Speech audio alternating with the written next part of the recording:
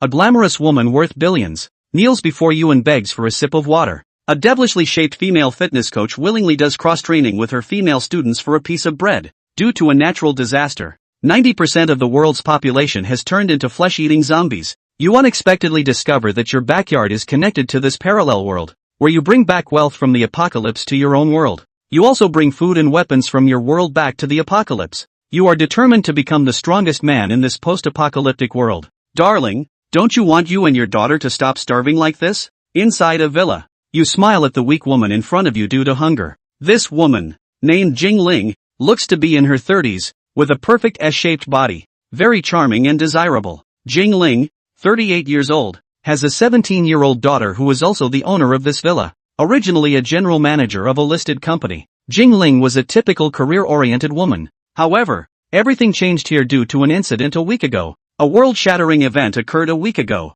turning 90% of the global population into zombies overnight. In just 1 week, the entire world order collapsed, and 2 days ago, you discovered that the gate in your backyard unexpectedly connected to this parallel world. After discovering that this world is actually a world where zombies roam, you didn't rush into the parallel world, but spent 2 days strategizing before pushing open the back door. You entered this world, and if you want to go back, just think in your heart, the back door of your own home will appear, and opening it will take you back to the other side of the blue star. After entering this parallel world, the first person you see is the woman in front of you. The once high and mighty Jingling now just begs you for a little food. After a week, the food stored in the villa has been eaten up by her and her daughter, and now they have been hungry for 2 days. Not even a grain of rice has entered their stomachs, and they are already dizzy from hunger. A few days ago, she was still wondering if her husband would bring them some food back, but now that so many days have passed, she is clear that her husband is probably dead. Jingling looked at the man in front of her,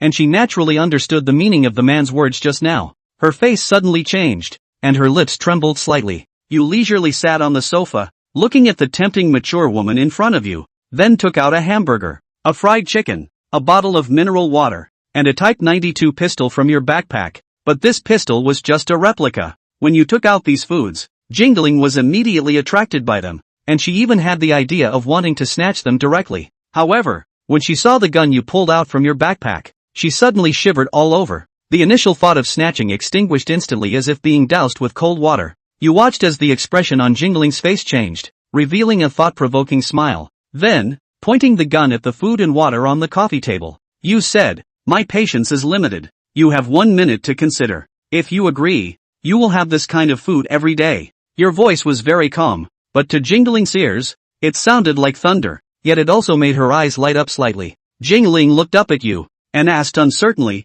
"Can I really have food every day if I follow you?" "Of course, but there are conditions. I like obedient women. If you choose to follow me but can't do it, I don't mind throwing you out to feed the zombies." At the mention of feeding zombies, Jingling shuddered. "I promise you, I can do it." Jingling was not stupid. She knew that the only capital she still had was herself. To survive in this post-apocalyptic world, she had to find a powerful backer. Although she was not sure if the man in front of her could really provide her with food all the time, the fact that he had a gun made him a powerful presence in this post-apocalyptic world, at least by following the man in front of her. She no longer needed to worry about the person occupying the villa area. If she fell into that person's hands, it would truly be worse than death. Upon hearing Jingling's response, you immediately smiled, then unzipped yourself and waved at her. Gesturing, Jingling quickly walked over, crouched down, and tremblingly reached into the zipper. "I will skip the rest of the content that people don't like." Half an hour later, the door of the toilet was opened, and you walked out of it refreshed, followed by Jingling. The difference is that Jingling's face is now flushed, her hair and clothes are a bit messy, and you can faintly see her legs trembling slightly. Compared to the previous look of a starving man, Jingling looked much more tantalizing now. Zhang Fan sat on the sofa and looked at Jingling in front of him with a faint smile on the corner of his mouth. On the contrary, it was Jingling who honestly stood in front of Zhang Fan, not daring to be the slightest bit reckless. Zhang Fan laughed. "Now that you're my woman, there's no need to be so restrained. Just relax. I'm not some tyrant. As long as you do as you're told, I don't really care what you do normally." Hearing these words, Jingling deliberately glanced at Zhang Fan again, and seeing that Zhang Fan did not look like he was casually talking, she was then able to count on a slight sigh of relief within her heart. That was more or less lucky for her. In the midst of these last days, it is better to be able to rely on someone who is not some tyrant than anything else. That way, at least it's still living like a human being. Seeing Jingling finally relax, Zhang Fan then said, I will go looking for food next. Saying that, Zhang Fan pointed to the backpack on the coffee table, which still had some food left inside. Said, there's some food and water left inside the backpack, so I'll leave it to you mother and daughter. Hearing Zhang Fan's words, Jingling did not push back and agreed with a nod. In the midst of the post-apocalyptic world, food is the most important thing. She was now Zhang Fan's person, so what was there to push back? Zhang Fan continued, but before I leave, you do one thing for me first. You say. As soon as she heard Zhang Fan's words, Jingling subconsciously tensed her body. Zhang Fan smiled and shook his head. It's not for you to risk anything. You have gold in this villa, don't you? If there is, bring me all of it. Ha! Jingling froze for a moment. She didn't think that what Zhang Fan wanted her to do was actually this. Just what can gold do in the middle of a post-apocalyptic world? But she wouldn't dare to think about it or ask more questions. Being a smart woman, she knew that if she wanted to live long in the midst of the end times, there were some things that it was best not to ask and just do them honestly. So he hastily nodded. Yes, in the past, my husband bought me quite a lot of gold jewelry and some gold bars. I'll bring them over to you. With that, Jingling turned around and went up the stairs. It did not take long for Jingling to come down holding a wooden box before placing it in front of Zhang Fan. Said, it's all here. It adds up to a little over 5 kilograms. Zhang Fan opened the wooden box and found that there wasn't much gold jewelry inside. Just a few pairs of bracelets and earrings, and all the rest were gold bars. They were all 500 grams a bar, 10 of them. Upon seeing these gold bars, Zhang Fan's eyes lit up. He roughly recalled the current price of recycled gold, which was almost around 500 a gram. And some of this added up to over $2 million. This wave is a bloodbath. For a moment Zhang Fan's heart was directly agitated. He didn't show this emotion, however, but silently closed the lid of the wooden box and smoothly carried it in his hand. Okay, I'll go first. Zhang Fan glanced outside and still reminded before leaving. After I leave, anyone who comes knocking on the door, don't open it. If the guy who's hogging this villa area comes by, don't open it either. Wait for me to come back. Jingling nodded as she sniffed. She did not need Zhang Fan to remind her of this. If it fell into that man's hands, it would be the end of her and her daughter. However, upon seeing that Zhang Fan had already arrived at the entrance position and was about to open the door to go out, Jingling finally couldn't help but remind, be careful on the road. She had now given herself over to Zhang Fan, who was her only support, and if something happened to Zhang Fan in his search for food, then she and her daughter would be living the same hungry life they had before. When Zhang Fan heard this, he gave her a somewhat surprised look, followed by a faint smile at the corner of his mouth. Nodded. I know, I'll be back as soon as I can. After saying that, Zhang Fan carefully pushed open the door, and only after seeing that the surrounding zombies were all far away from this location did he let out a sigh of relief before slowly walking out. Then, Zhang Fan came to the middle of an unoccupied warehouse and directly opened the teleportation portal, and after opening the door, he returned to the middle of the world that belonged to him. Chapter 3, Buying Weapons at Baba Goat. Returning to his world, Zhang Fan then hoofed a call to his friend who was in the gold recycling business. The gold totaled 5,093 grams, and this friend of his took it at $510 per gram, allowing Zhang Fan to make a one-time score of more than $2,597,000. Together with the balance inside his bank card, the total reached $2,622,000. Seeing this deposit balance, Zhang Fan's heart was immediately bursting with ecstasy. He didn't think that he would one day be able to have such a large fortune, but after the excitement, Zhang Fan quickly calmed down again, because he knew that this amount of money was nothing compared to a whole world of doom. If he brought back all the technology, entertainment, and so on commercially from the post-apocalyptic world, the value created could be far more than the $2 million. After getting the money, Zhang Fan immediately went back to his own home in the countryside. At the same time, Zhang Fan also began to make plans for himself. The last time he went over, he was fully prepared, but in the end, his gun was only an imitation. It just looked similar. It's a good thing Jingling didn't have the guts to try it at the time. If you want to get around on the post-apocalyptic side, simulated ones won't do much good. It's better to get the real thing. Zhang Fan sat at his desk, recording his plan in his notebook. It's hard to get a firearm with a total ban on this side of the Dragon Kingdom. Zhang Fan then wrote down the names of several countries consecutively in his notebook. The Ugly Kingdom. Zhang Fan thought for a while, and finally crossed out this name on his notebook. There's a gun buying store over there, but it's a bit of a pain in the ass, and you need to live there for more than 3 months if you're not a citizen of the Ugly Kingdom. This is too much trouble for me to waste so much time on. Zhang Fan then crossed out several names on several notebooks in succession. Finally, when his eyes caught sight of the Baba sheep written on the notebook,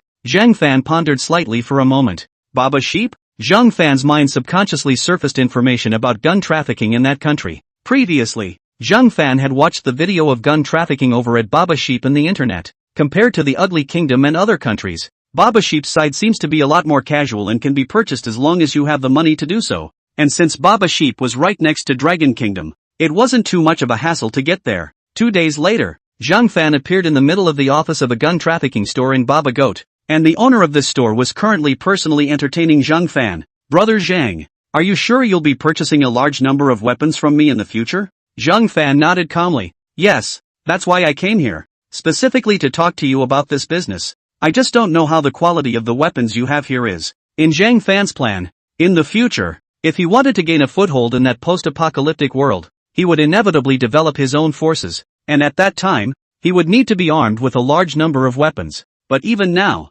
the amount Zhang Fan wanted to purchase was not a small amount. You can be completely confident in the quality. The smile on the owner of the weapon store's face intensified after he received the exact answer from Zhang Fan's mouth. Said the man, in this whole street of ours, I have the highest quality weapons in this store. Zhang Fan nodded. That's fine. The M1911A11. I just saw that you have this one inside your store. Get me 2 of those, and AK-47s. I need 100. Well, RPG-1 as well as M57 style grenades. Give me 10 of those as well. And the bullets for these guns, give me 10,000 of each. Hearing Zhang Fan's report of these weapons, this boss's eyes all lit up slightly. Just buy a small amount to bring back to try have such a large number, that the future really start cooperation. Then the number can be very considerable. A thicker smile immediately appeared on his random face. Brother Zhang, you definitely won't regret choosing my store. Then he hurriedly contacted his subordinates and brought over all these things that Zhang Fan needed. Upon seeing the brand new these firearms and smelling the odor of gun oil emanating from these firearms,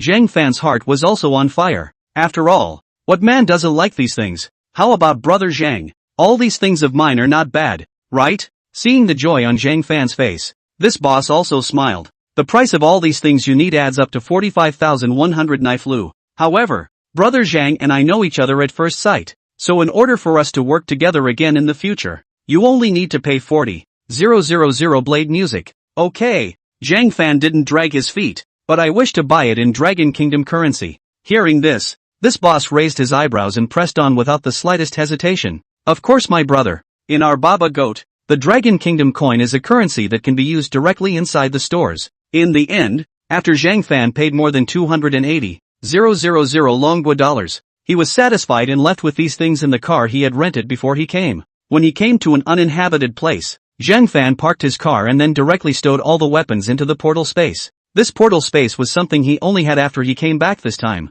After experiencing a back and forth teleportation, the portal was thoroughly bound to Zhang Fan, and it only required a thought to summon the portal out. And through the feedback from the portal, every time he teleported in the future, his physical qualities would be strengthened. One day, it was even possible for the physique to be strengthened to the point where it could ignore those zombie viruses in the post-apocalyptic world. And this extra portal space after completely binding Zhang Fan was a 10 cubic meter sized space that could store anything other than living things. With this storage space, it could be too convenient for Zhang Fan. Putting everything away in the storage space, leaving only a loaded M1911A1 style pistol in his pocket. After that, Zhang Fan directly started purchasing food in a big way inside the stores on Baba Sheep's side. Rice was purchased in 2 tons, directly emptying the grain stock inside a kiosk selling grain. Then a variety of meats, canned goods, etc. were purchased, along with quite a bit of wine. It was a good thing that this side could be purchased directly with Dragon Kingdom coins, or else Zhang Fan would still have a bit of a headache. After purchasing these things and putting them into the storage space, Zhang Fan went back to the hotel where he was staying in Baba Sheep's side. Closing the door, Zhang Fan then directly opened the teleportation portal before lifting his foot and walking in without hesitation. In the next second, after passing through the portal, Zhang Fan arrived in the middle of the post-apocalyptic world, and his current location was the very spot he had passed back through. His eyes looked around and didn't see any zombies, so he accelerated his pace towards Jing Ling's villa. 2 days had passed since he had traveled back. The food left behind in his own backpack was almost just enough to feed the mother and daughter for 2 days if he saved a little. Chapter 4, Traveling Through the Post-Apocalyptic World Again. Someone's here. At this time in the villa's room, Jingling was anxiously walking back and forth in the living room. The food that Zhang Fan had left behind 2 days ago that they, mother and daughter, had finished eating by this morning, and the next few days put Jingling in a difficult position again. It's been 2 days and she's not sure if Zhang Fan has died in the mouth of the zombies. Moreover, she was also worried that Zhang Fan's initial words about following him and such were all false,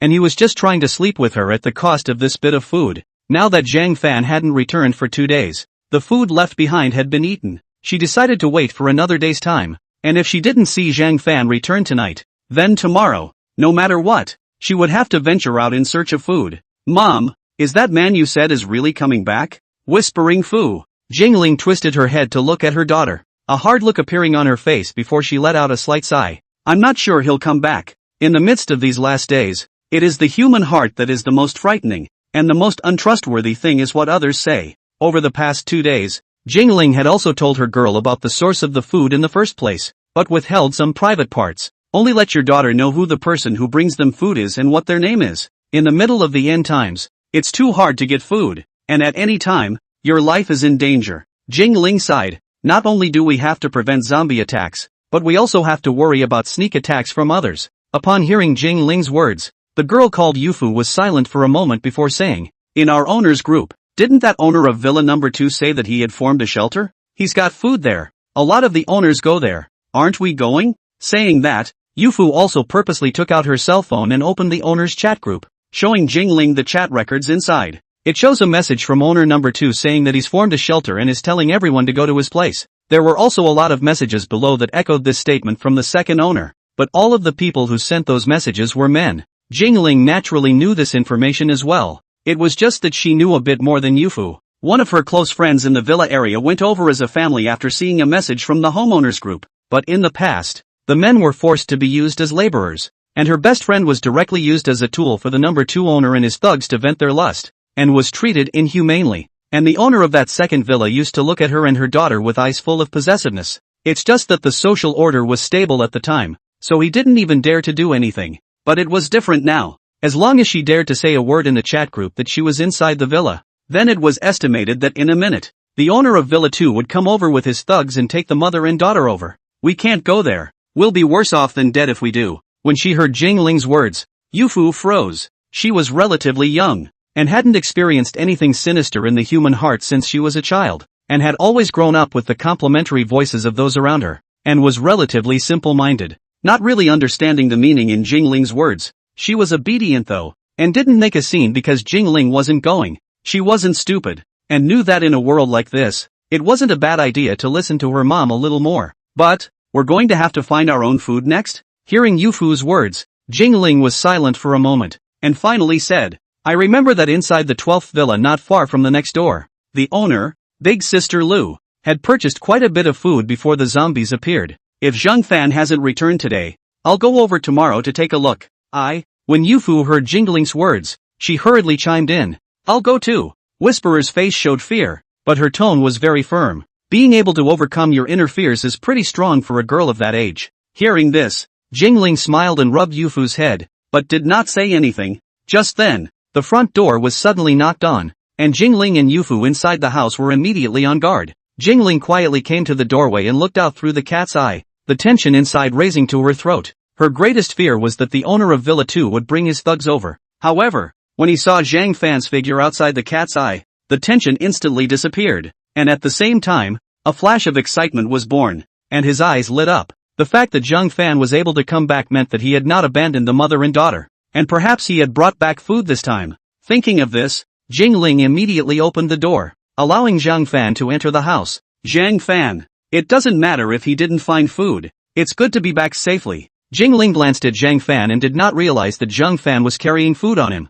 It was a bit of a loss, but still opened his mouth to reassure. On the side, Yufu also curiously sized up Zhang Fan in front of her, a pair of beautiful eyes flickering with a bit of light. At her age, she just happens to be at her most face-eating stage. As it happens, Zhang Fan is still a little bit handsome. Moreover, after these several Spacegate shuttles, the physical quality had been strengthened to no small extent, and the body proportion was perfect. The moment Yufu saw Zhang Fan, a pair of eyes immediately couldn't move away. Hearing Jingling's words, Zhang Fan smiled and shook his head. Then he came to the coffee table and with a big wave of his hand, he took out a small bag of rice from the food inside the storage space, and took out a large piece of fresh beef, and a few vegetables. When they saw all this food that suddenly appeared on the coffee table, mother and daughter Jingling and Yufu's eyes instantly rounded. Looking at the food on the coffee table and then at Zhang Fan in front of them, the two were directly shocked to the point of being unable to speak. Superpowers? Yufu's receptivity was still a bit stronger,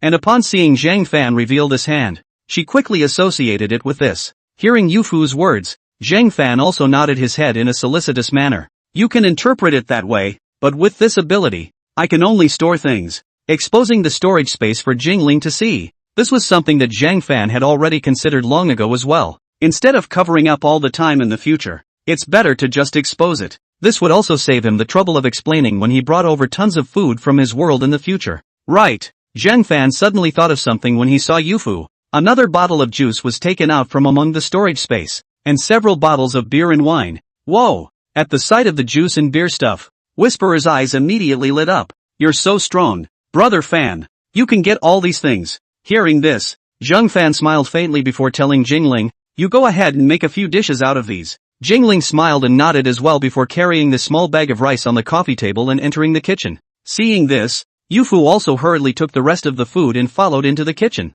going to give Jingling a hand. Seeing so much food, the mother and daughter's mood at the moment swept away the previous gloom and became very pleasant, just as they were about to get their hands on the dishes. However, there was suddenly another soft knock at the front door. When Zhang Fan heard the voice, a trace of surprise flashed across his face. Then he took out his pistol and had the pistol safety on. It was only then that he came to the front door, and through the cat's eye, he caught a glimpse of the doorway position, where two men were looking around, looking nervous. Chapter 5 News of Jingling's husband. Damn bad luck. Wu actually sent the two of us here. There are quite a few zombies over here. Okay, stop complaining. Watch out for the sound-attracting walkers. At the door of the villa, one of the men had an irritated look on his face. After taking another look outside where the zombies weren't leaning this way, he continued, do you think Jingling, this chick and her daughter, have they starved to death yet? The other man shook his head. How would I know? If his man hadn't said that she and her daughter were in the villa, I would have thought that she had been chewed up by the zombies a long time ago. Hearing this, the man who spoke before grinned a lewd smile. I heard that Jingling, this girl, is the most beautiful girl in this one villa area, and I don't know if Brother Wu will let us have a taste of it after we bring it back. At that comment, the other man instantly became interested, said, maybe it's really possible. You forget, those women before, after Wu finished playing, didn't they all give it to us? And yeah, ha. With that, both of them gave a lewd smile. Just then, however, the door was suddenly opened. The two of them subconsciously turned their heads toward the door when they saw this, thinking that Jingling had opened it. However, they saw that the person who opened the door was actually a man, and just when they wanted to put in a harsh word, the next second they were met with two guns pressed against their heads. Zhang Fan looked at the two with an expressionless face. Come in. However, the two remained indifferent to Zhang Fan's words, and even had a few moments of mockery on their faces. Dude, you want to scare me with an imitation gun? Do you think I'm scared? Bang! As soon as the words were out of his mouth, the man was shot through the head and his body fell to the ground with a plop. A pair of eyes stared blankly, not understanding until he died that he had actually died so directly, and the man beside him had been scared silly at the moment, his entire body frozen in place. At first, he also thought that the gun in Zhang Fan's hand was fake. After all, in the Dragon Kingdom, it was basically impossible to get a gun, even after the end of the world, which was why they were so nervous at first when a gun was held to their heads. But he never thought that the man in front of him not only had a gun, but two guns. After finishing off this mouth breather, Zhang Fan once again looked at the man in front of him. Come in. Same words, same tone, but to the man's ears, it felt no different than the devil's death wish. He immediately shivered. The arrogance and mockery from earlier had long disappeared, and what was revealed in his eyes was only endless fear. Don't kill me. I'm coming in. The man shivered. The fear of death had never been so strong within him even when he had faced the walkers when they were out looking for food. Zhang Fan glanced outside and frowned slightly, closing the door immediately after pulling the man inside. The gunshots just now drew all the zombies around, but the good news is that the gunfire, though loud, comes and goes quickly. The zombies in the villa area were attracted to the area, but yet they all just lingered around the villa. Inside the villa, Jingling and Yufu, who were originally cooking in the kitchen, immediately ran out of the kitchen when they heard the gunshot. When they saw the extra stranger in the middle of the living room and the gun in Zhang Fan's hand, the mother and daughter immediately understood. At the same time Jingling's face turned white. She knew that it was estimated that she should have been targeted by the owner of Villa 2 here. However, when he saw the gun in Zhang Fan's hand, he was slightly relieved inside. At the same time, he also felt very fortunate that he hadn't bothered to bet on whether the gun in Zhang Fan's hand was a real one or a fake one. After Jingling reacted, she glanced at the zombies outside the window, then hurriedly pulled the curtains shut. Zhang Fan sat on the sofa and looked at the men in front of him, coldly saying, "Tell me about that brother Wu that you guys are talking about, as well as Jingling's her husband." Just now at the doorway, Zhang Fan had heard the two of them talking clearly. Moreover, Zhang Fan felt that in the future, if he wanted to develop his own forces in the post-apocalyptic world, he would inevitably run into this brother Wu. It would be good to know the specifics of this Wu gang first now. As soon as she heard that there was information about her husband, Jingling immediately became nervous. Even Whisperer was very concerned. That was her father after all. Yes, I'll say anything as long as you don't kill me. Faced with the fear of death, the man very simply betrayed the man he called Wu. Wu is the security captain for the whole villa area, and has a number of throwing sticks and blast shields, as well as a couple of knives and fire axes, and me and the others used to be security guards for the neighborhood. Since he controls a warehouse with quite a bit of food, we all follow him. Villa 2 is our shelter. The owner of the villa was killed by Wu because he resisted him, and the people who talk in the owners group are the ones who sent the message from Wu. Those homeowners who attached themselves to Wu's message in the homeowners group were ordered by Wu to grab their cell phones and post it. Hearing this, Zhang Fan nodded slightly, having a rough understanding of this brother Wu's information, then continued, "Tell me about Jingling's husband. Earlier you guys said at the door that it was her husband who told you that Jingling and her daughter were at the villa?" As soon as she heard these words, Jingling immediately felt a bolt from the blue, and her body couldn't help but sway a bit. But fortunately, Yufu realized it early and held her up in time. Zhang Fan glanced at Jingling before continuing to look at the man in front of him. The man quickly said, Yes. We were out looking for supplies this morning and found him inside a hardware store. He sold his wife, Jingling, and his daughter, Li Yufu, to Wu in order to have a mouth to feed and be able to live. He's inside Villa 2 right now, in charge of serving Brother Wu tea and water. I'm done. Zhang Fan nodded and looked at the man with a hopeful expression in front of him, directly raised his hand and gave him a headshot with a bang. This sudden shot startled both Jingling and Yufu. Zhang Fan slowly got up, then pointed at the corpse and said, "Clean up the corpse later." Wait a minute? Jingling was a bit confused. Zhang Fan nodded. "Well, the gunshots have attracted all the zombies around. I'll take care of these zombies first." After saying that, Zhang Fan retook the pistol back into his storage space and then took out an AK from amongst his storage space. Then, under the shocked gazes of Jingling's mother and daughter, he pulled back the curtains and opened the window. At the same time, the owners group was all buzzing because of the shots fired by Zhang Fan. Chapter 6. Not only does he have a pistol, he has an AK. That was a gunshot just now, wasn't it? Someone has a gun in this villa area of ours? Listening to the sound, it seems like it's coming from the side of the 14th and 15th villas. Isn't that the direction of Li Tianhua's, Jingling's husband, house? I was worried about these walkers breaking into the house before, and now they're all being drawn away by the gunshots. Great! This person is finished. There are at least 500 or 600 zombies here. Attracting these zombies over there, even with a gun, they won't be able to hold it. It's still safe in our shelter at Villa 2. There's no shortage of food here. No need to go hungry or worry about being bitten by a zombie. Indeed, all owners hurry to the shelter on this side of Villa 2. In the owners group, with all the discussion, the people among the shelters belonging to Villa 2 advertised once again. At the same time, in the living room amongst the second villa, a man in his 40s, all stout and with a banditish air frowned. His eyes looked at a man in front of him who was covered in color, blue and purple, kneeling and trembling, and said, "Li Tianhua, you still have a gun at home?" Just now, he had done the math, and the only ones currently in that direction in the villa area were Jingling and her daughter, who were still in the middle of the villa. Now that gunshots were coming from over there, then there was no doubt that Jingling had made them. The gun was something that was a great threat to him, nothing less than a sword of Damocles hanging over his head. Earlier, when he had learned from Li Tianhua that Jingling was at home, he had sent over 2 people to try to bring both Jingling and her daughter over. But now 2 gunshots were heard coming from over there, and it didn't take much to realize that the 2 men sent over there had been taken out. Because Li Tianhua didn't give exact information, it caused him to lose 2 important hitmen, which made Wu very upset. He directly called for someone to pull Li Tianhua over and beat him violently for more than 10 minutes. "Wu, I don't know," Li Tianhua cried and said, "Before the zombie outbreak, the gun, this kind of thing, my family where to get?" Hearing this answer, Wu's frown deepened, clearly not satisfied with this answer. However, when he turned his head and thought about it, Jingling used to be just the general manager of a company, and in her position, Li Tianhua was just her personal assistant, and with the industry they're in, it might actually be a little difficult to get a gun. Wu. Just then, a man beside Brother Wu came over and said, if you can get your hands on this gun, then not to mention this villa area, it is estimated that the surrounding shelters in those neighborhoods can be deterred. Brother Wu nodded at his words and was also very greedy for the gun in Zhang Fan's hand. Wu, how do I get this gun over here? This little brother thought for a moment and said, have two brothers follow Li Tianhua over to bring Jingling and her daughter over. Jingling reckoned that he was taken out by Jingling because he was defensive in his mind when he saw two strangers. Plus the two brothers from before might have spoken out of turn. Li Tianhua is her husband. As long as Jingling sees Li Tianhua, she should drop her defenses. When the time comes, this gun won't be a handful. Hearing this, Wu's eyes instantly lit up and a few smiles began to form on his face. Then his eyes once again looked at Li Tianhua in front of him and walked over to pat his shoulder. Said, as you know,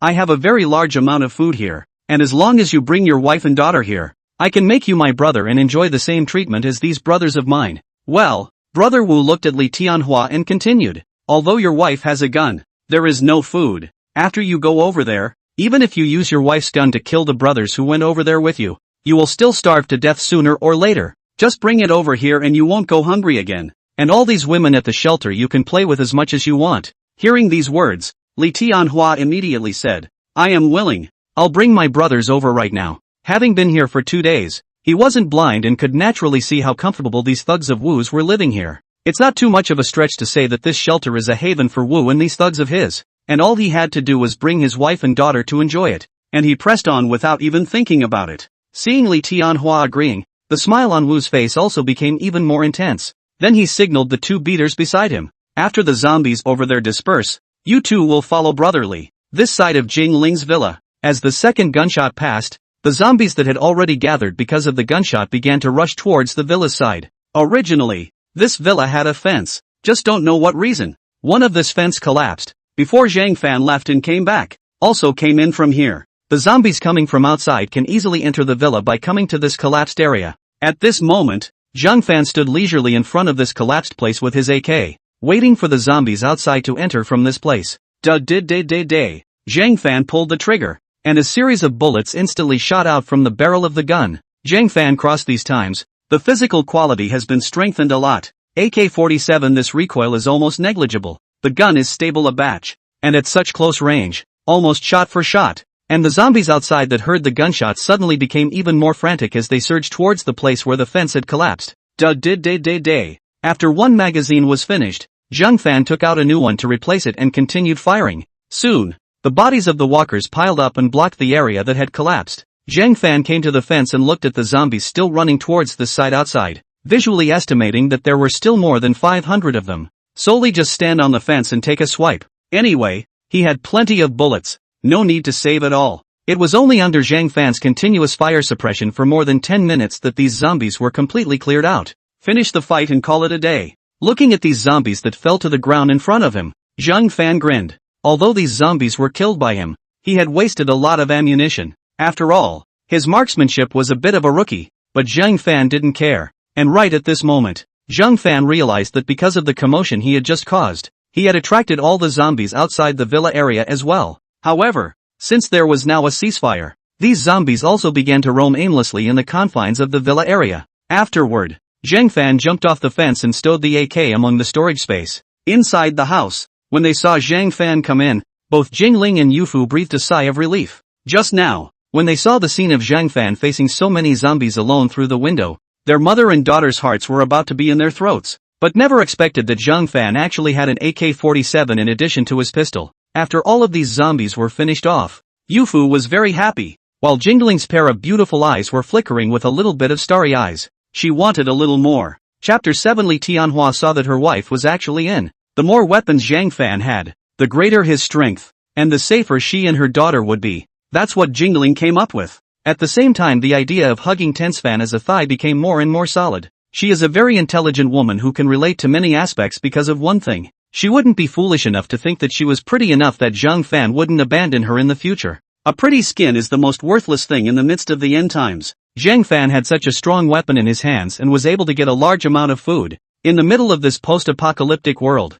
All he had to do was to say that he wanted to get sleepy, and there would definitely be a large number of goddess-ranked girls who would come over of their own accord to warm his bed. At that time, the only way to make Zhang Fan not abandon her was to manifest her rollout. Never be a vase that can't do anything. It was a good thing that she considered herself to be quite good at management. Perhaps in the future, after Zhang Fan had formed his own shelter, perhaps this ability of hers could be of some use. Especially, after learning that she and her daughter were actually betrayed by her own husband for a bite to eat. The idea of wanting to hug tense Fan's thigh also became more intense. Also incredibly disappointed in, if not hating, her husband. He himself had actually pushed the mother and daughter into the abyss with his own hands for the sake of being able to survive with a mouthful of food. If Li Tianhua could appear in front of her, she would definitely pull out his heart to see if it was black or not. Throw both two bodies out. Jingling sniffed and a faint smile appeared on her face. Then after whispering an explanation in Yufu's ear, she went to move this corpse inside the living room alone, while Yufu came to Zhang Fan's side in a mischievous manner. Fan, brother Fan, let me pinch your shoulder. Saying that, Yufu sat down on the sofa, then gently moved Zhang Fan's head to rest on her lap. Reaching out and placing his hands on Zhang Fan's shoulders, he began to press and knead Zhang Fan's shoulders. Under Yufu's pressing and kneading, Zhang Fan's entire body relaxed, comfortable. In no time at all, Jingling moved the two corpses out. After re-entering the house, he saw that Zhang Fan was very much enjoying Yufu's massage service and secretly gave his own daughter a thumbs up. Then he said softly, Zhang Fan, you take a good rest first. I'll go to the kitchen and get the meal ready right away. Go on. Just in time to taste your handiwork. Okay, just hold on a second. After Jingling finished speaking, she entered the kitchen and started to get busy. And soon there was an aroma of rice coming from the middle of the kitchen. Zhang Fan twisted his head to look at the busy and beautiful figure in the kitchen. Feeling the massage of the soft little hand on his shoulder, the corner of his mouth slightly surfaced a trace of arc. This is ing heavenly. Sales brother. Just as Zhang Fan was still lamenting, Yufu's slight voice suddenly came from his ears. Zhang Fan raised his eyes and realized that Yufu's face was flushed at the moment and seemed to be very shy. What is it? Yufu, I know that in such a post-apocalyptic world, Fan is still willing to take care of my mom and I. Thank you very much indeed. It's just that we have nothing to give back to you. So, Zhang Fan looked at Yufu, whose face was already about to redden to her ears, and laughed. So what? So Yufu took a deep breath, then said in a very fast tone, so please also let me repay brother Fan properly. Tonight, when mom is asleep, you come to my room and I'll leave the door unlocked. After saying that, Yufu was already so shy that she didn't have the face to continue to press Zhang Fan's shoulders again. Getting up from the couch, Miso ran upstairs. However, Zhang Fan, who heard these words from Yufu, froze for a moment. By the time he reacted, Whisperer had already left.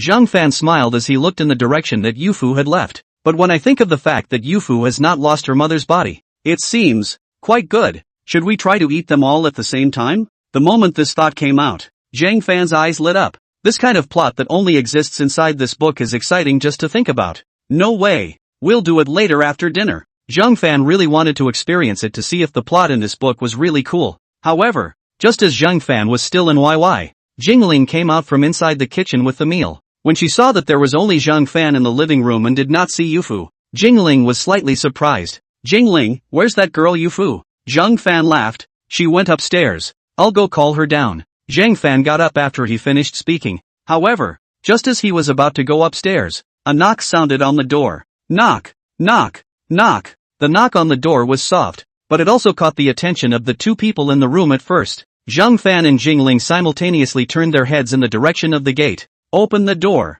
A soft voice came from outside the door. Jingling, it's me, Tianhua. As soon as she heard this familiar voice coming from outside the door, Jingling's face, who was still in a good mood, immediately sank. Seeing this, Zhang Fan slightly patted her shoulder, signaling that she did not need to care. Then he took out his pistol, cocked it and turned on the safety, then walked to the front door and looked out through the cat's eye. 3 people. The man in the center with a swollen nose should be Li Tianhua. The 2 men beside him were the same as the 2 who had come before, and should have been Wu's thugs as well. At this time, Zhang Fan purposely pulled open the curtains to look outside. The zombies outside the villa that had been attracted by the gunshots earlier were currently hanging out over at Villa 1 and 2. Still a long way from here. Solely, Zhang Fan directly opened the door, and outside the door, Li Tianhua, who was still waiting anxiously, did not see the door open for a long time, and became more and more anxious inside. Just as he was about to continue knocking, That's when the door actually opened from the inside,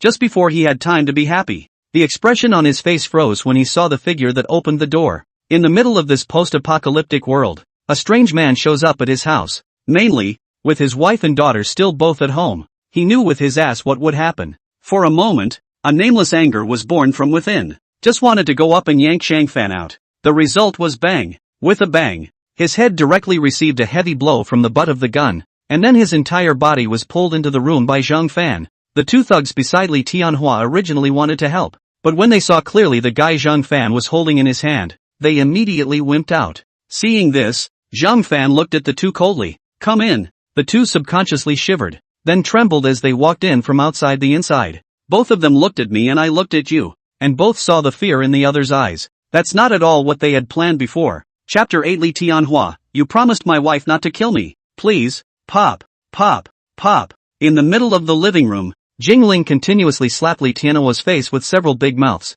These times she didn't hold back at all. Hitting her own hands hurt, and the results are very noticeable. After being slapped these few times, Li Tianhua's face, which was already hanging in color, became red and swollen at a speed visible to the naked eye. Li Tianhua, your conscience has been eaten by a dog. Jingling's entire body was shaking with anger at the moment. You Fu and I are your wife and daughter, and you actually agreed to give us to that bastard surnamed Wu for a bite of food. Are you still a human being? It wasn't that Jingling didn't know how to curse. It was just that she was angry to a certain extent and it affected her thinking. Wife. I'm sorry, wife. I was wrong. Forgive me this time. I really know I'm wrong. Li Tianhua wanted to go up and hug Jingling's legs, wanting to try and get Jingling to forgive him. However, Jingling directly took a step back to distance himself from him, while Zhang Fan kicked him to the ground. Just then, there was a sound of footsteps coming out of the direction of the stairs. When Jingling heard this, she hurriedly said to Zhang Fan, "Zhang Fan, can you leave him alive for now?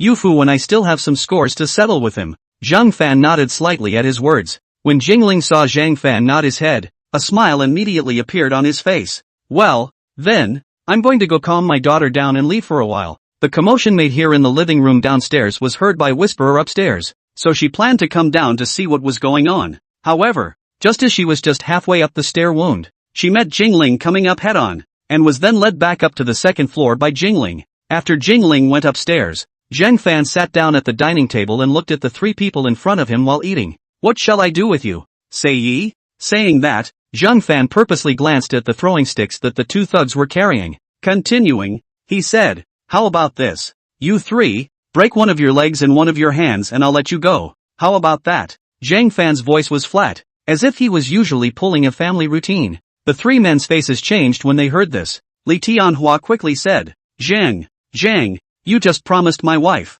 You can't kill me." Zhang Fan glanced at him lightly. "You two only need to break one of your hands, while each of you breaks one of Li Tianhua's legs, and I will let you go." Hearing Zhang Fan's words, the eyes of the two thugs immediately lit up. Zhang Fan continued flatly, "After I finish my meal, if I haven't carried it out, I'll throw all three of you out to feed the zombies at that time." Really let us go?" One of the beaters gulped and inquired with some trembling. Zhang Fan, "Of course, I'll keep my word." Yes, the words fell, and the fighter was very dry. Pulling out his own throwing stick, he took a hard swing towards his left hand. Only heard a pop. The left hand directly cracked the bone, all deformed. At once, a heartbreaking pain came to him, and he was sweating profusely from the pain, but he did not dare to utter a single word, forcibly enduring it, fearing that because he screamed out, he would cause Zhang Fan to be displeased. This was so decisive that even Zhang Fan felt a little surprised. After waiting for a few moments and being slightly able to get used to the pain of the broken hand,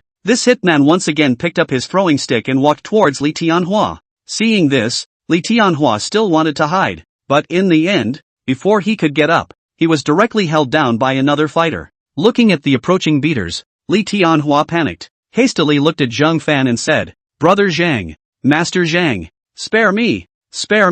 By the way, I can give you my wife to enjoy. My wife is so beautiful. You will definitely like it. Please, don't let them break my legs. Please." However, Zhang Fan waved his hand impatiently. When the two beaters saw this, the one of them who held down Li Tianhua directly tore off a piece of cloth from his own clothes in order to prevent him from screaming out later, and forcefully stuffed it into Li Tianhua's mouth. Woo. Looking at the opposite side of the beaters who had already raised their throwing sticks, the fear within Li Tianhua had been infinitely amplified, and his eyes were about to glaze over. Bang! With the tibia of one leg given a break, Li Tianhua's wide-eyed eyes directly filled with blood, and veins came out on his forehead. Mr. Zhang. After doing this hitman looked at Zhang Fan with a hopeful face. Zhang Fan waved his hand. You can go now. Hearing Zhang Fan's words, it was as if this hitman had heard the most wonderful language in the world, and a look of ecstasy gradually began to appear on his face. The other hitman got excited at the sight. Taking a deep breath to give himself courage, he then did the same. Both of them covered their broken hands, and even if they were in pain, they didn't say a word at the moment. On the contrary, Li Tianhua, who had already broken both of his legs, had completely fainted from the pain at this moment. Zhang Fan wiped the grease stains on his mouth and said, "Go back and give that brother Wu a message. 3 times I've come to give me a hard time, and I have to return the favor. I'll go kill him in 2 days. Let him take precautions in these 2 days and see if he can block it." After saying that, Zhang Fan impatiently waved his hand, signaling that they could leave. After receiving Zhang Fan's instructions, the 2 thugs did not hesitate at all, and after thanking Zhang Fan profusely, they ran away. Upstairs, the 2 of them, Jingling and Yufu, heard that there was no more movement inside the living room downstairs, and only then did they walk down from upstairs. Upon seeing Li Tianhua, who had already fainted to death, lying on the ground, and looking at Li Tianhua's 2 completely deformed legs, Jingling's face was only slightly surprised for a moment, and then there was no then. On the contrary, it was Yufu, who was really startled when she saw Li Tianhua in this appearance. But when she was upstairs before, Jingling had analyzed all the details of the cause and effect with her, and she had been completely clear about what her father had actually done. Although his heart could not bear it, he knew that he deserved it and would not open his mouth to plead with Zhang Fan. Back in the old days, she just didn't remember much about Li Tianhua, more when she was with Jingling, compared to Li Tianhua, who never paid any attention to her and always knew only to discipline and reprimand her without asking the reason. Jingling was really much better. Plus with the end times coming, Li Tianhua actually sold her and her mom together to a devil just so he could survive. With all of this, Li Tianhua had already lost the qualification of being a father in Yufu's heart. Zhang Fan naturally saw both of their reactions and was quite satisfied with them. Zhang Fan said indifferently, "Jingling, go find a rope and come over here to tie up his hands." Hearing Zhang Fan's command, Jingling nodded before turning around and heading to the storage room. After taking out a bundle of rope, he neatly tied it to Li Tianhua. Chapter 9, intends to start forming his own force. Yummy, just delicious. Yufu was on the verge of tears as she tasted the deliciousness in her mouth. For the past few days, the family has eaten everything they could. As for these latter days, not to mention any delicacies, it was a luxury to be able to fill one's stomach. The food that Zhang Fan had left behind before were all dried goods, like compressed cookies and the like, and the flavor was really not considered to be that good. Now after so many days, how could Whisperer not be excited to taste fresh and delicious again? Even Jingling, who had been very restrained in her diet before the end of the world, was somewhat unable to stop herself from speeding up the speed of her food. It wasn't until the 2 of them had cleared the table of all the delicacies that the 2 of them burped comfortably, satisfied. Seeing the 2 of them, a slight arc appeared at the corner of Zhang Fan's mouth. After Jingling and Yufu both took the initiative to clean up the dishes, Jingling came to Zhang Fan's side. "Zhang Fan, don't you guys still have some scores to settle with him? Now he's all yours. When you're done with your reckoning, just throw them out and feed them to the zombies. I'm going to go upstairs and rest for a while, so if anything happens downstairs, come upstairs and let me know." Jingling nodded, then glanced at Yufu. After a few moments of silence, she still said, "Yufu, why don't you go upstairs as well, and go give Zhang Fan a massage to relax?" She felt that what she was going to do next, it would be better if she didn't let Yufu see it, so as not to cause unnecessary damage inside her little mind. After all, this one, anyhow, was Whispering Fu's father. Hearing Jingling's words, Yufu nodded very obediently. Afterward, Yufu followed Zhang Fan to the upstairs. Yufu pulled Zhang Fan into the middle of a guest room. "Brother Fan, this is the room that Mom prepared for you. The bedding and these are all newly laid. Mom's room is to your left and my room is right across from yours here." Zhang Fan nodded at his words and slightly surveyed the room's arrangement. It had to be said that it was worthy of being a detached villa. This guest room alone, the decoration and arrangement inside was not even comparable to the master bedroom he himself slept in. And then, "Let me continue to press your shoulders." Whisperer said this and her face began to turn red. Seeing the change on her face, Zhang Fan smiled. "Alright, come on then." After saying that, Zhang Fan then directly laid down on the big bed, while also taking off his own top to facilitate Yufu's massage. However, when Yufu saw Zhang Fan's upper body filled with muscular lines, she suddenly froze her entire body. Six-pack abs with a male dog waist and perfect musculature gave her a great visual impact. How could Yufu not expect that Zhang Fan? This upper body actually hid such a perfect body under his clothes. Aha! Drool came out, and the returning whisperer hastily reached up to wipe it off. When she saw that Zhang Fan did not notice her embarrassment, she inwardly breathed a sigh of relief. At the same time, though, her cheeks reddened even more. In response to Yufu's reaction, Zhang Fan merely smiled. Regarding his current figure, Zhang Fan himself was very satisfied. Originally, before he traveled through the portal, he wasn't in great shape, but he didn't have any abs or anything like that. Now after just a few crossings, the body is in tip-top shape. Come on, give me a squeeze, Zhang Fan said, then flopped down on the bed and greeted Yufu to come over. For her part, Yufu took a deep breath. Her face had a flushed look, and her heartbeat sped up quite a bit at this moment. Walking towards Zhang Fan, he felt that his footsteps were a little wobbly. A little bit of time passed, and in the process of Yufu massaging Zhang Fan, a miserable scream of Li Tianhua came from downstairs from time to time. But to this, Zhang Fan and Yufu turned a deaf ear. It's time to keep enjoying and massaging. Until after more than an hour has passed, Yufu's body was already aching all over, completely devoid of any strength, and only then did Zhang Fan get up contentedly, and then came downstairs. However, when arriving in the middle of the living room, it was discovered that there were zombie figures walking past outside the fence outside the window from time to time, all of which should have been attracted by Li Tianhua's screams. Seeing this scene, Zhang Fan frowned slightly, but did not say anything. Seeing Zhang Fan coming downstairs, Jingling immediately changed her face and said with a smile on her face, "Zhang Fan, you came down?" Zhang Fan nodded slightly and looked at Li Tianhua, who was lying on the ground. "Are you done with it?" Jingling nodded, her gaze looking towards Li Tianhua without the slightest bit of pity in her expression. Ever since the moment Li Tianhua said he would sell her and her daughter as goods to that security guard surnamed Wu, Li Tianhua had died in her heart. Zhang Fan, in that case, throw it out and feed it to the zombies. Hearing Zhang Fan's words, Li Tianhua, who was lying on the ground originally still wailing, immediately panicked, hurriedly said, Don't kill me, please, don't throw me out to the walkers." However, Zhang Fan was not the least bit moved as he single-handedly carried Li Tianhua, opened the door and walked out. After coming to the fence, he directly threw Li Tianhua out. Pop! Li Tianhua smashed heavily on the ground outside the fence, and the surrounding zombies that were roaming around were immediately attracted by the sound. The broken-legged Li Tianhua couldn't escape at all, and could only watch as the zombies surrounded him and then gnawed on him. Ah! Li Tianhua's mournful screams spread throughout the entire villa area,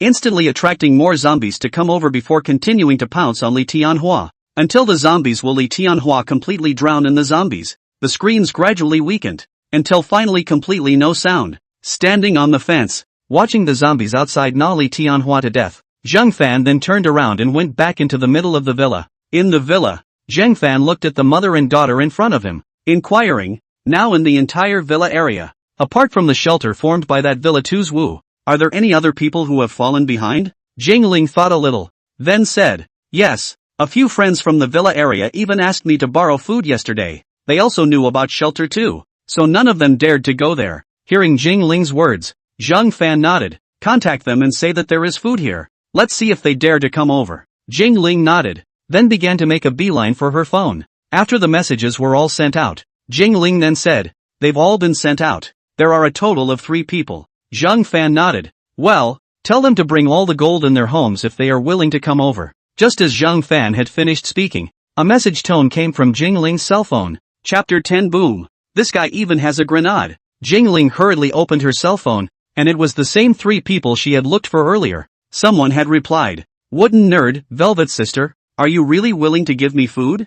Jingling immediately replied, yes, I have more than enough food here for you if you come over. After sending the message, Jingling took another picture of the food Zhang Fan brought back. The photo shows a bag of rice, along with meat and various vegetables. After taking the photos, Jingling gave herself another selfie and then directly sent the 2 photos over to prove that she wasn't lying or being coerced. Now in this post-apocalyptic world, there were just too many scams, and everyone was very careful and cautious for fear of encountering someone like Brother Wu from the Villa 2 shelter. Jingling continued to edit the message. I can tell you very clearly that the people on my side have guns. You should have heard the gunshots before, right? It was coming from my place. Here, you can be completely free from worrying about that Wu guy coming after you. And this place won't use you as a cathartic tool like they're at Villa 2. Wooden Nerd, huh? So, what do I need to do if I go over to your side? Jingling, just bring the gold from your house. Jingling, right. I seem to remember that you still have an emerald jade bracelet at home, right? Bring it here too. Jingling, as for other things, when you come here, you'll be in charge of helping with the cleaning for now. At this time, in the middle of Villa 1, a short-haired woman of about 5 feet 1 with a compact figure was hiding inside her room, her hands clasped around her cell phone. But image-wise, although she would look like a beauty, she was in a really bad state of mind at the moment. Compared to Jingling, it was a complete heaven and earth. She's the wooden nerd Jingling is chatting with right now, and her real name is Zhang Yaya. At this moment, looking at the message sent by Jingling in her cell phone, her beautiful eyes flashed with a little starlight. To be honest, in fact, at first, when she saw the message Jingling had sent over, she had worries. Worried that Jingling might have been kidnapped by the guy named Wu, then used Jingling's cell phone to send her a message. After all, these days, once the surrounding zombies left, the security guard surnamed Wu would bring people over to harass them. It was a good thing they didn't dare make too much noise for fear of attracting walkers, so she was able to continue to hide in her home safe and sound. But the moment he saw the selfie Jingling sent over, the moment he saw Jingling's spirit, she knew that Jingling was having a really good time over there, and had definitely not suffered any abuse. Coupled with seeing those pictures of food sent over by Jingling, this little guy's stomach made a well-timed gurgling sound. Want to go? Zhang Yaya was very torn inside. After experiencing that security guard surnamed Wu who often brought people over to harass her, she was more than a little scared. It's just that the photos Jingling sent over, the food was just too tempting. There's also a selfie of Jingling that's in such great shape. It really makes her a little envious. She was basically only eating a little bit every day these days, but so far the food had run out. Every day I was starving and weak in both eyes. Why don't you go? Zhang Yaya tried to convince herself. Sister Ling is so nice. She shouldn't lie to me. At that moment, there was another gurgle from his stomach. You suggest I go too? Alright then. Zhang Yaya rubbed her little tummy, looking at it and muttering to herself. After saying that, he began to rummage through the boxes and found all the gold jewelry and stored gold bars and such things in the house. At the same time, he also found the emerald bracelet and put it all together, as Jingling had instructed in the message. These things might have been worth a lot of money before the end of the world, especially this emerald bracelet, which was bought by her brother for over $4 million and given to her in the first place. But in the midst of the present apocalyptic world, these things don't even add up to as much as a loaf of bread. She didn't know what Jingling was asking her to bring these things for, but bring them she did. Once all of these things were ready, Zhang Yaya immediately sent a message to Jingling. Zhang Yaya, Sister Ling, I've prepared the gold and jade. I'll come over now. Zhang Yaya, if I get chased by a zombie later, you have to save me. After the message was sent, it took a while for Jingling's message to reply. Jingling, no problem. Jingling, if a walker comes after you, this one on my side will step in and save you. Only after receiving Jingling's affirmative reply did Zhang Yaya let out a sigh of relief. Then take what you have prepared and open the gate quietly. After looking around and realizing that the zombies were all hovering in the distance, he carefully went out and walked towards Jingling's villa. Upon realizing that there were zombies nearby, Zhang Yaya immediately cats up and waits until the zombies have left before continuing her journey. Obviously, the walking distance between the two villas was only about 10 minutes, but it was hard for Zhang Yaya to walk for more than an hour before she finally came to the vicinity of Jingling's villa. It was just that because of what happened to Li Tianhua earlier, the zombies near the villa were just too many, and Zhang Yaya was completely unable to get close for a while. Had to send a message to Jingling on his cell phone. Inside the villa, Jingling saw the message sent by Zhang Yaya and immediately told Zhang Fan, Zhang Fan, that Zhang Yaya from Villa number 1 has already arrived nearby, but there are too many zombies around for her to dare approach. Zhang Fan nodded at his words. Which side is she on? Jingling gave another operation on her cell phone, and after a few moments, Jingling said, she's inside that cottage on our left. Zhang Fan nodded, then got up and walked towards the top floor. You send her a message. I'll create a commotion later to attract the zombies. Tell her to wait until she hears the commotion and comes over as soon as she sees that the walkers have all left. Jingling hurriedly nodded her head, then continued to reply to Zhang Yaya's message, telling Zhang Yaya all that Zhang Fan had said. Soon, Zhang Fan arrived at the 3rd floor, then came inside a room in the opposite direction from Zhang Yaya and casually opened the window, looking down at the 2 or 3 zombies roaming outside the walls of the villa below. Zhang Fan directly took out a grenade from his storage space, and after pulling off the pull ring, he threw it out towards the position of the zombies. The grenade landed on the ground, causing a commotion that immediately attracted the 3 zombies, all of which quickly approached towards the grenade. Boom! The violent explosion directly tore apart the lower half of these 3 zombies and then lifted them off the ground. At the same time, The loud noise also attracted all the surrounding zombies, and all the zombies ran towards the location of the explosion as if they were crazy. Chapter 11, Zhang Yeye. When the zombies all ran towards the location where the sound of the explosion came from, Zhang Yeye immediately crossed over the collapsed fence of Jingling's villa with her short legs in a mischievous manner. Jingling had already opened the gate at this time. Zhang Yu saw this. Her face immediately showed joy, and then drilled headlong into the house. Jingling also closed the gate smoothly. It was only after entering the house that Zhang Yeye finally breathed a sigh of relief. When she saw Jingling, who walked in style after closing the door, Zhang Yeye immediately went forward to give a hug. Zhang Yeye, Sister Ling, thank you for taking me in, otherwise I would have starved to death. Jingling smiled. Well, don't thank me, it wasn't me who agreed to take you in, it was him. After Jingling finished speaking, she pointed at Zhang Fan who just happened to come down from upstairs. The moment she saw Zhang Fan, Zhang Yeye's eyes instantly lit up. This little brother is so handsome, but after reacting, he quickly thanked. Thank you for being willing to take me in, I will work very hard. Zhang Fan smiled and nodded, saying lightly,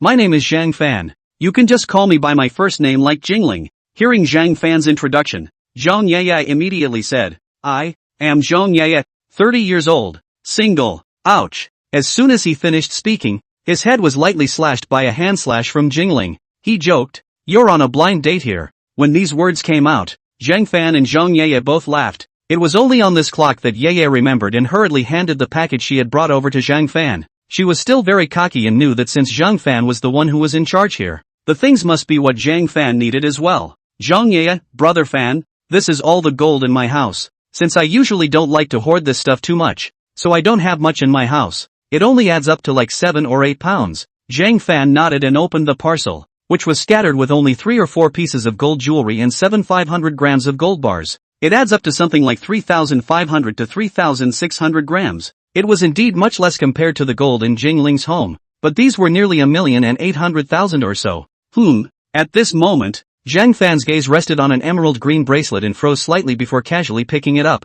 Jingling, who was on the side, saw this and said, I know that you're collecting gold, Zhang Fan, and thought that Zhang Yeye seemed to have a bracelet of great value from before the end of the world at her home, so I had her bring it along with her. This bracelet is a gift from Zhang Yeye's brother for her 30th year. It's worth over $4 million. I don't know if it will help you. Zhang Fan nodded in understanding as he smiled lightly. Yes, this thing is very useful to me. Upon hearing Zhang Fan's words, Jingling's eyes immediately lit up and she took the initiative to say, then I still have some at home, only the quality might be a bit worse. Before the end of the world, the price was tens of thousands or hundreds of thousands of bracelets. I'll go get them for you. After saying that, Jingling turned around and headed upstairs. Zhang Fan also did not stop. Jade, this thing is really a good thing to change money. Wait until Jingling brought over all those jade bracelets of hers. Zhang Fan even took the rest of the gold, all together into the storage space. This scene directly saw Zhang Yeye, a pair of big beautiful eyes staring. What is this? This? A blindfold? Superpowers? Zhang Fan thought about it and laughed. Think of it as my superpower. I need to use these things to enhance and maintain this ability of mine. So it is. Jingling couldn't help but nod at his words. Zhang Yan didn't continue with this topic. His gaze went to Jingling and said, take a look at the other 2 people you contacted in your cell phone. What are they planning to do now? And, Zhang Fan said, looking at Zhang Yeye on the side, and smiled, go to the kitchen and make some food yourself. The ingredients are all in the kitchen. As soon as she heard about food, Zhang Yeye was immediately energized. Hurriedly, he nodded his head like a chicken pecking at rice. Okay, I'll go cook rice now. She was so hungry. Now that she was finally able to have food, how could she not be excited? In fact, as she entered Jingling's villa, she was still a little nervous inside, but it was only after seeing the atmosphere inside the house that she finally breathed a sigh of relief. Now that the tightness relaxes, it instantly feels like I'm hungrier. Not a moment later, Jingling put down her cell phone, then said to Zhang Fan, the other 2 have promised to come over, but there's a bit too many of them.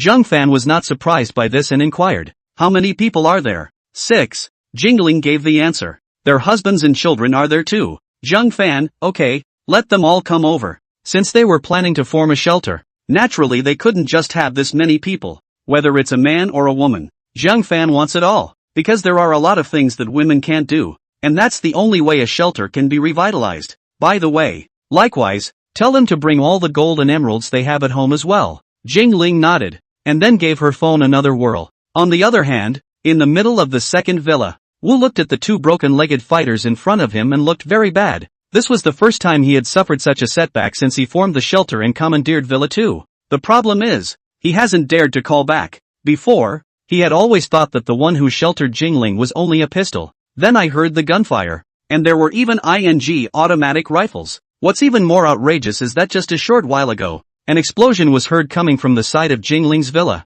It's either an explosive packet or a grenade. How the else is he supposed to play? Even the current brother Wu. Don't look at him with such a gloomy face, but he was actually panicking inside. You know, he's kind of already crossed paths with the man who sheltered Jingling now. So much firepower in his opponent's hands. And him? What does he have? Dozens of throwing sticks, and 7 or 8 fire axes. With this weapon, if the other side hits him, he'll take it with his head. He could also imagine that when the matter of the man sheltering Jingling was taken care of, he would probably come to clean him up next. After all, one mountain cannot accommodate 2 tigers. No one would agree that there is another force coiled under their noses. He thought about running away, running inside the next neighborhood, but then they can't let go of who and what they are now. Over the past week or so, he had experienced what it meant to enjoy himself like an emperor. If you want to play with a woman, you can do so anytime you want, and if you don't like whoever you see, you can just have someone drag him out and feed him to the zombies. He couldn't give up such enjoyment as he had now.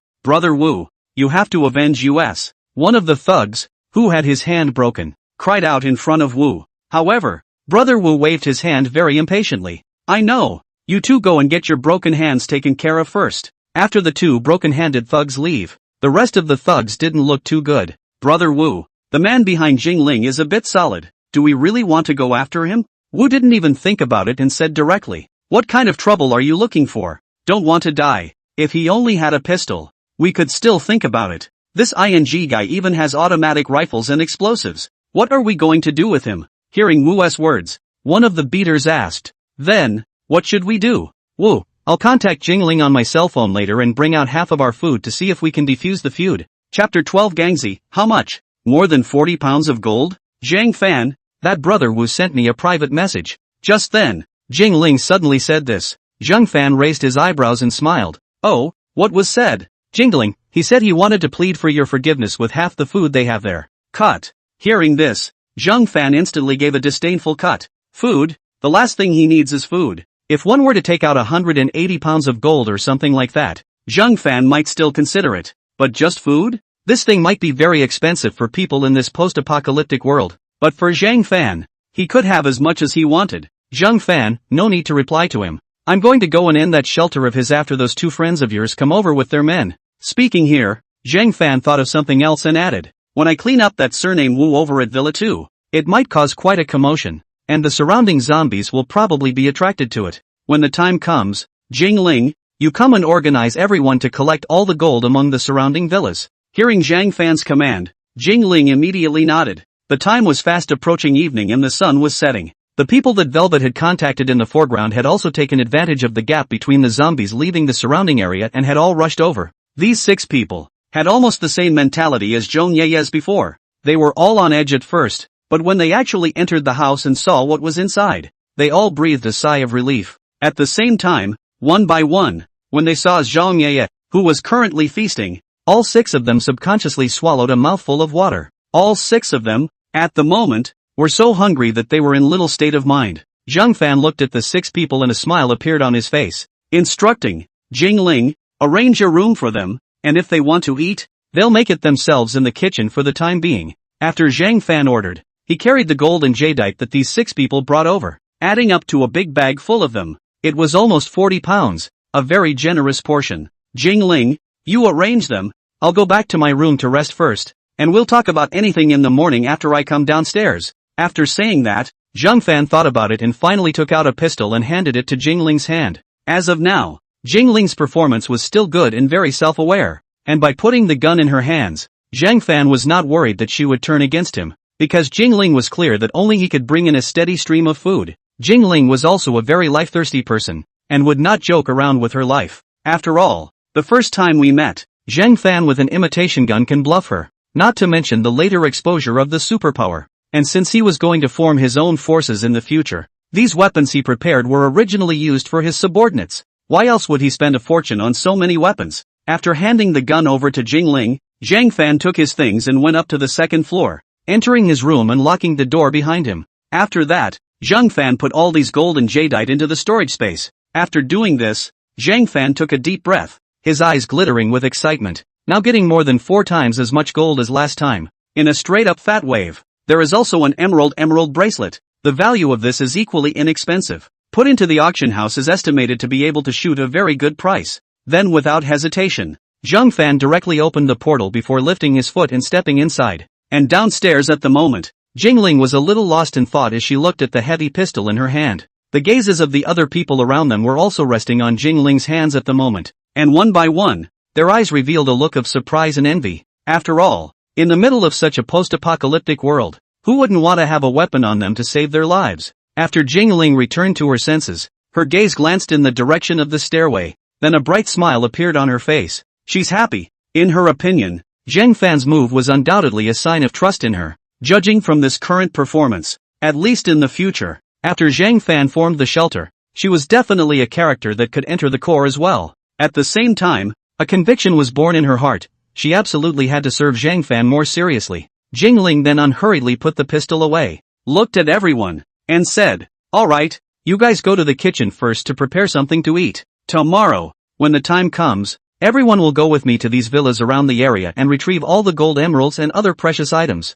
When the crowd heard this, the faces of the 6 new arrivals immediately showed a difficult expression. Seeing this, Jingling naturally knew what they were worried about. So he explained, "Tomorrow, Zhang Fan will lure away the surrounding zombies. When we move, there will be no zombies around, so everyone can rest assured." Hearing this explanation from Jingling, the crowd breathed a sigh of relief before they all nodded their heads. On the other hand, Zhang Fan, who had walked out of the portal, looked around, still in the middle of the same hotel suite that Baba Sheep had been in when he crossed over earlier. After checking out of the room, Zhang Fan did not hesitate for a second and directly took a plane back to the Dragon Kingdom. The moment he had just gotten off the airplane, Zhang Fan directly called his buddy who recycled gold to go for a phone call. "Gongzi, can you eat a large amount?" A voice with a slightly flirtatious flavor came out on the phone. "What is there that I can't eat? Even if you come back with 10 pounds, I'll eat it just the same." Zhang Fan, about 40 pounds. Raider Shao. A sharp voice came out of the phone all of a sudden. "Did you say seize the young?" Zhang Fan said again. "About 40 pounds. The exact number of pounds has not been weighed for the time being." "Well, can you eat it?" As Zhang Fan's voice fell, a sharp breathing sound came from the phone. Wait, that's a bit much for you. I can't eat it alone. I'll make some calls first." The voice on the phone hung up right after that. Zhang Fan wasn't in a hurry. He put away his cell phone and walked towards the airport exit. He wasn't worried about this person on the phone hacking him or anything like that. This Gangzi is his college dormitory buddy. The kind of relationship is very iron. He knew very well about this Gangzi's character as a person. He is an open-minded person who values righteousness and is willing to spend money, and he is known as Kai Z behind his back. Of course, the guy is still very well liked at school. When Zhang Fan had just walked out of the airport, Gangzi's call came again. "Son, I contacted a couple of friends that can eat that amount. Where are you now?" Hearing Gangzi's voice on the phone, a slight curve appeared at the corner of Zhang Fan's mouth. "Wait, what did you just say? I didn't quite hear you. Who's the son?" "Dad. Stop it, come on. Say where it is and I'll come get you." Hearing this, Zhang Fan was instantly happy. "Don't come. I just got off the plane now. I'm still in Tanzhou. Wait for me to come back." "Okay." On the phone Gonzo continued. "Say, I was curious the last time. How did you get so much gold?" Zhang Fan organized his long-prepared lines and said, "In foreign countries, hitching a ride to get gold. Bullfrog. That's fine. When you get back." Chapter 13, $10 million. After Zhang Fan returned to Yanchang, came to the booked hotel to meet up with Gangzi and those of them, and offered all the gold. He was busy for quite some time before and after. By the time I was done it was after 1 a.m. A total of 320 grams of gold, at 500 bids per gram, totaled $10,066,000. When this sum of money was credited, together with the money that was still left in the card before, it totaled a huge sum of nearly $13 million. When he saw this series of data in his bank card, Zhang Fan's heart felt on fire. After those people brought by Gangzi had left, Gangzi came over to Zhang Fan's side. "Zhang Fan, foreign countries are not compared to domestic, especially or gold such business. You can be a little more relaxed. Do not be too wave careful play off. I'm still waiting for you to come and be my best man later." Zhang Fan nodded and gave an okay gesture. "Don't worry, It's not a big problem. I know it in my heart. That'll do. When Gundam heard this, he didn't continue. Zhang Fan continued. Gongzi, I have some valuable emerald bracelets in my hand. Do you have a doorway on your side? You even managed to get your hands on an emerald? Hearing this, Gundam's eyes lit up. Hurriedly, he said, it just so happens that I'm still struggling with my fiancé's birthday present. Why don't you take it out and I'll take a look? Zhang Fan did not make any pretense, and reached into her pocket, actually taking out the bracelet Jingling had given her from among the storage space. The value of the bracelet Jingling had given him was considered to be the lowest among his batch of bracelets. The two bracelets, while nice to look at, were priced at only 60,000 for one and a little over 110,000 for the other. This was the price Jingling had purchased at the beginning, and if he actually sold it, he probably wouldn't be able to sell it for this price. Upon seeing these two bracelets that Zhang Fan took out and looking at the style and purity of these two bracelets, he fell in love with them with just a single glance. Although Gongzi was not clear about the market of emerald, but this quality of good and bad is still distinguishable. Zhang Fan, this one is cheaper. The price should be around 40,000 to 60,000. This one is more expensive. Around 90,000 to 120,000. Zhang Fan, I have some more emeralds here. Worth a bit more than either of these two, and one of each of the emeralds. When he heard Zhang Fan's words, Gangzi's entire body froze. What the hell? You can even get an emerald jade bracelet? What's the quality? Zhang Fan, good quality. Almost $3 to $4 million. I'll go. Gangzi's eyes widened.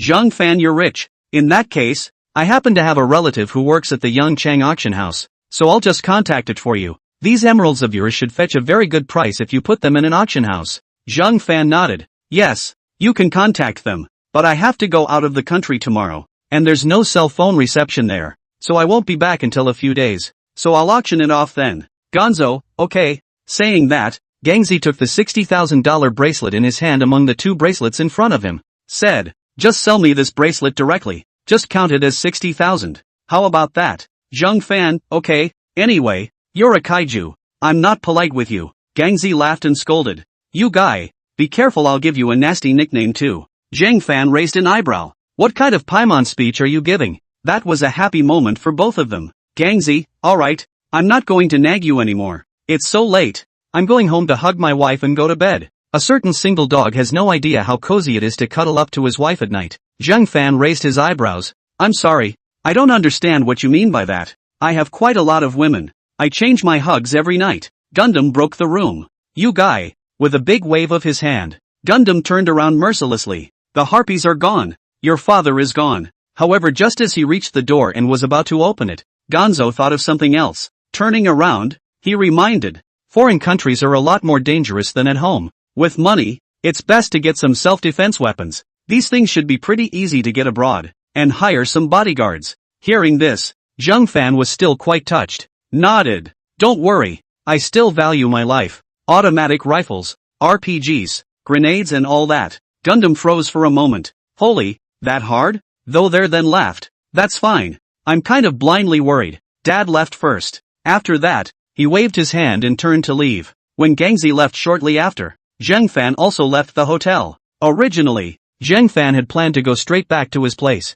However, while passing by a 24 vanishing convenience store, Zhang Fan stopped in his tracks. After a moment's thought, he turned and entered the middle of the convenience store. After purchasing a bit of wine and drinks and some snacks and such in the convenience store, he took a taxi back to his place. The next day, Zhang Fan woke up from his sleep only after the sky had dawned. Then it opened a portal directly to the end time side. When Zhang Fan arrived downstairs in the living room, there were quite a few people gathered inside the living room at the moment, all doing their own things under Jingling's arrangement. When they saw Zhang Fan coming downstairs, all of them greeted Zhang Fan politely. There was only Yufu, looking at Zhang Fan with a grimace. She'd worked up the courage to get ready yesterday, and had even gone to bed at night without unlocking her door all night. But after waiting all night, Zhang Fan's room next door had been quiet. It made whispering a little suspicious of herself. Could it be that she was not at all attractive? Although they have not reached the level of their own mom, but it is not bad in the school when the high and low is also counted as a school floweret.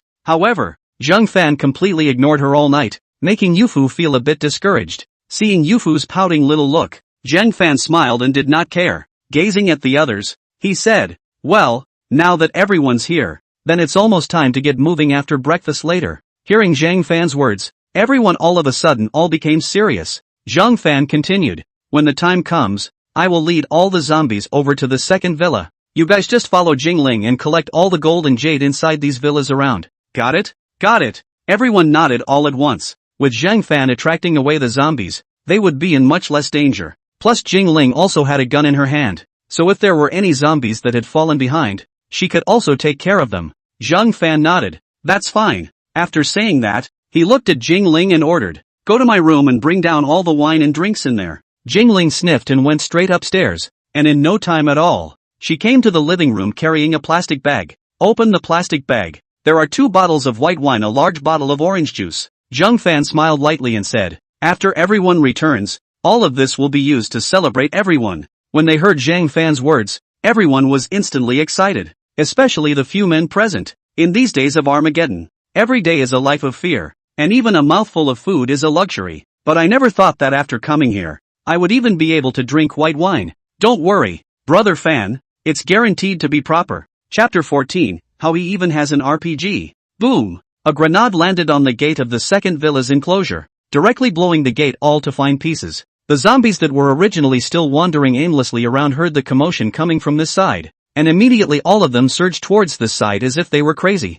And at this moment, inside Villa 2, Brother Wu's entire face changed when he saw this scene happening outside. He had been worried about Zhang Fan attacking, but he never expected that Zhang Fan would actually fight over the next day. At the moment, Wu was truly panicked, and he wanted to escape. But when he saw the dense zombies outside the window, he felt a tingle in his head. It's nifty. How can he run when the walkers are surrounding him? At the moment the grenade exploded, everyone else in Villa 2 also panicked, and one by one, all of them shrank into the corner shivering in fear. In a room on the top floor of Villa number 3, Zhang Fan, who was by the window, looked down at the zombies on the road below that were surging towards Villa number 2 on the opposite side. The sound of the grenade explosion was so loud that the zombies in the entire villa area were attracted, and there were still zombies in the distance that were constantly running towards this side of Villa 2. On Jingling's side, after hearing the sound of the grenade explosion, he saw that the zombies outside the villa that were still roaming around were rapidly rushing towards the direction of Villa 2. Then he immediately commanded, the walkers are gone. Everyone follow me. After Jingling finished speaking, she took out the pistol that Zhang Fan had given her and turned on the safety as Zhang Fan had taught her, just in case. Then the group rushed towards the villa next door. In the middle of the second villa, Brother Wu looked at the increasing number of zombies outside, and took a look at the gate of the fence that had been blown to pieces at the moment, and his face became more and more unsightly. He hurriedly ordered his thugs, quickly go, get something to block the gate for me, or we'll all die here. Boom! Just then, another violent explosion came from amongst the zombie horde, and the ground was shaken. There was even a zombie that had its lower half blown up that was lifted off the ground and over the fence, landing in the middle of Villa 2's compound. When they saw a zombie come in, a shrill scream came from the villa and everyone got scared. Upon hearing the scream, the zombie, which only had the upper half of its body left, immediately looked in the direction of the house before crawling towards the front door of the villa. Behind this zombie, there were also several zombies that passed through the broken gate into the courtyard of the villa. Woo! What should we do? More and more zombies are coming in now. We're all going to die if we don't do something. The crowd of fighters were all shaken up at the moment, and the noise from you and me was so loud that Wu's brain was about to explode. Just then, one of the fighters suddenly rushed over and kicked Wu in the chest when he wasn't paying attention, sending him flying straight away. With this blow, Wu broke at least 2 ribs, leaving Wu with some serious injuries. This hitman glared at Wu, who had fallen to the ground and wailed, with spite, it's all your ing fault. If you hadn't been thinking about Jingling, we'd have ing gotten into this. As soon as these words came out, all the beaters reacted as well, and their eyes began to emit a dangerous aura as they looked at Brother Wu. One by one, they took out their throwing sticks and gave Wu a direct beating. Right, if it wasn't for you, we'd be targeted by the man behind Jingling? Why don't we give this Wu to the other side and see if they can help us get rid of all these zombies? When these words came out, the minds of the fighters present immediately came alive. At this time, someone saw Zhang Fan inside the opposite Villa number 3 and immediately said, it should be that person. The fighters hurriedly looked over, and when they saw Zhang Fan at the 3rd floor window of Villa 3, all of them revealed expressions of delight. One of the beaters even took out a loudspeaker and shouted in Zhang Fan's direction, Big brother, the one surnamed Wu is subdued by us. Save us. We'll hand over the one surnamed Wu to you. Hearing this voice, Zhang Fan looked towards the window of the second villa and realized that quite a number of people had gathered over there. but because of the distance, it was difficult to see their appearance. However, Zhang Fan could also guess that these people were presumably Wu's thugs. Then he took out another grenade, and after pulling off the pull ring, he aimed at the position of the first floor window of the second villa and threw it. Boom! The grenade exploded. The ground blew a big crater directly, and the glass of the window was instantly shattered. The commotion brought about by the guard explosion immediately draws all the zombies in the direction of the villa. Seeing this scene, all the fighters' eyes immediately glazed over. These thugs of that brother Wu. Zhang Fan doesn't need such people. After all, if they could turn against that Wu now, then they would turn against him one day. Looking at the zombies below who had fallen into a frenzy, Zhang Fan said, "It would be nice to have a sniper rifle at this moment. It would also save a lot of work to order all these hitters." Zhang Fan shook his head. "Forget it, when we go back next time, we'll just go to Baba Sheep and get some over here."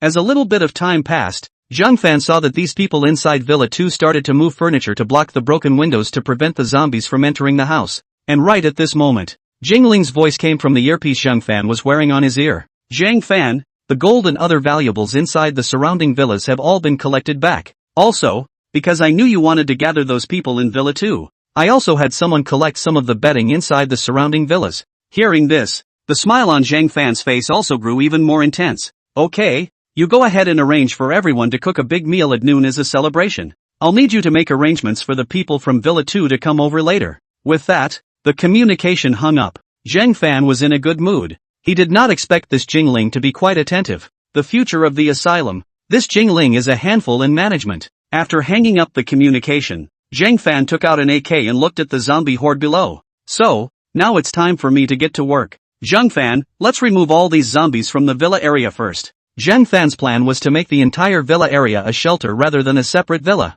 The barrel of the AK-47 kept spewing out tongues of fire, and a large number of bullets were fired at the zombies below. Although Zhang Fan's marksmanship wasn't too good, it couldn't stop the number of bullets, and he didn't need to aim at all. The zombies below that were originally storming Villa 2 began to fall to the ground with their heads blown off sporadically. When one magazine was finished, Zhang Fan immediately replaced it with a new one. 3 magazines. 4 magazines. More and more walkers fell to the ground with their heads blown off. At the same time, the gunshots from Zhang Fan's side attracted all those zombies. Looking at the zombies that started to gather towards Villa 3, Zhang Fan simply put the AK-47 into the storage space. Then he took out his RPG, aimed at the zombies gathered below, and directly blasted them with a single shot. Boom! The violent explosions made Zhang Fan feel like his brain was buzzing, and Zhang Fan's operation made those people among the second villa look directly dumbfounded. What kind of character is this big guy? Even weapons like RPGs. Chapter 15, A Bumper Harvest. Another blood moneymaker. The gunfire went on for the better part of an hour before it finally stopped. The entire road below the villa was now littered with corpses, and not a single zombie could stand anymore. There were only a few scattered zombies whose bodies were broken, and they were currently lying on the ground with a low growl. Zhang Fan put away the AK-47, whose barrel was already hot, and then this led him towards the stairs. Previously, Zhang Fan was worried about the barrel overheating and had changed a dozen AKs in the past half hour. Coming downstairs, Zhang Fan took the pistol out and after loading it, he walked in the direction of the second villa. Bang! Bang! As Zhang Fan passed by the zombies that were still alive on the ground, he directly added a shot. By the time Zhang Fan arrived at the gate of Villa number 2, all the zombies in the entire villa area had also been completely emptied. It was just that what puzzled Zhang Fan was that he had made such a big commotion within the villa area, but there were actually no zombies attracted outside until now. The last time, he had only fired a burst of gunfire and attracted a lot of zombies from outside into the villa area. Zhang Fan looked at the gate of the second villa in front of him and did not think about this for the time being. After the villa area is taken care of, it's just a matter of going out and checking on the situation. Clang! Zhang Fan kicked the heavy security door open, and a deep footprint was dented into the surface of the door. At this moment, the people in the house had long been birds of prey, and when they saw Zhang Fan come in, a look of horror appeared on each of their faces. Zhang Fan swept a glance at them and said indifferently, "The zombies in the villa area have all been cleared by me, so you guys go over to Jingling's villa now." After saying that, Zhang Fan waved his hand. Upon hearing Zhang Fan's words, the crowd immediately ran out towards the door in a swarm. Wu's thugs were still trying to join the crowd and leave along with them. However, it was directly brought up by Zhang Fan. Previously, when he came in, through the standing position of these people in the room, Zhang Fan already pretty much knew which ones were the hitmen and which ones were innocent. As Zhang Fan raised the man and threw him to the ground, the fighter still wanted to argue for himself. Bang! After a gunshot, the hitman fell straight to the ground, his body twitching a few times before he was silent. This scene startled all of these innocent people, and one by one, all of them were mortared in place, not daring to move. Seeing this, Zhang Fan said indifferently, "You guys can rest assured that going to Jingling's villa is the way to go. As for this Wu guy, and his thugs, I don't need people like that in the shelter I'm forming next." After Zhang Fan finished speaking, his eyes looked at the few fighters, as well as that brother Wu. As Zhang Fan's gaze looked over, one of the beaters directly peed in fear. Both legs softly kneeled in front of Zhang Fan. "Big brother, don't kill me. I can." Bang! Another shot rang out and the hitman fell straight down before he could even finish his sentence. There was a hole drilled by a bullet in his square eyebrow. Brother Wu was also scared at the sight of the situation. His lips were shivering. Although he was ruthless, but he had not seen such a ruthless person who could not move and directly kill. Shivering, he pleaded, "Big brother, you let me go. I swear that I will never come back to the villa area in the future." Said, seems to think of something, hastily added, "I have a lot of food inside the warehouse. All can be given to you. Let me go." Zhang Fan was happy. "If I kill you, won't all your things be mine?" Bang! Bang! Bang! After saying that, Zhang Fan then fired several shots in succession until a magazine was all finished. And this surname Wu's and these few beaters, at this moment also all fell to the ground. Cool. As for letting these people go, Zhang Fan didn't feel like his brain had been kicked by a donkey yet. How is it possible to let go of this potential danger? It's hard not to wait for them to come back in the future to retaliate. When Zhang Fan re-entered Jingling's villa, he found that the people who had come from Villa 2 earlier were all very peaceful and did not appear to be in a state of confusion at the moment under Jingling's arrangement. Seeing Zhang Fan return, Jingling's face immediately blossomed into a soft smile. Jingling came to Zhang Fan's side. "Back?" Zhang Fan nodded, then came to Jingling's ear. "I didn't expect you to be quite capable, so I'll reward you properly tonight." Hearing this, Jingling's face immediately turned red. Zhang Fan slapped Jingling's arse and said, "All right. These people have probably been hungry for a long time, so let's arrange for them to eat first. After you finish eating, arrange for someone to go to the neighborhood's warehouse and bring over all the food in the warehouse, and then arrange for them to thicken and raise the fence of the villa area." Jingling nodded at his words. Then he took out his pistol and handed it to Zhang Fan. Zhang Fan glanced at it and said indifferently, "Take it. As the shelter becomes more and more staffed, it will become more and more difficult to manage at that time, so this gun can be used for emergencies." Jingling sniffed, and only then did she put the pistol away again. After all these days, she had long been in the shape of Zhang Fan. Naturally, he was obedient to Zhang Fan's words. After that, Jingling started to go and arrange for someone to go and cook. Today, the entire villa, including the inside of the compound, added up to more than 50 people. The food currently stored inside the villa, if so many people were to eat it, it was estimated that it would be almost gone in 2 or 3 days. However, there were still quite a few among his storage space. So many people, even if they ate for a month, they wouldn't be able to finish it. After Jingling had made the arrangements, he once again came to Zhang Fan's side to report their harvest this time. "Jingling, this time we also searched just these few villas around, and the gold we received added up to almost nearly 20 pounds. There are some emeralds, but they're all pretty average quality." Hearing Jingling's report, Zhang Fan nodded, something he had long anticipated. Not everyone was like Jingling and Zhang Ye and their family, who would store so much gold at home. At this time Jingling continued, "But in one of them, a can of tea was searched. The price of this tea is very high. This can cost almost $2 million.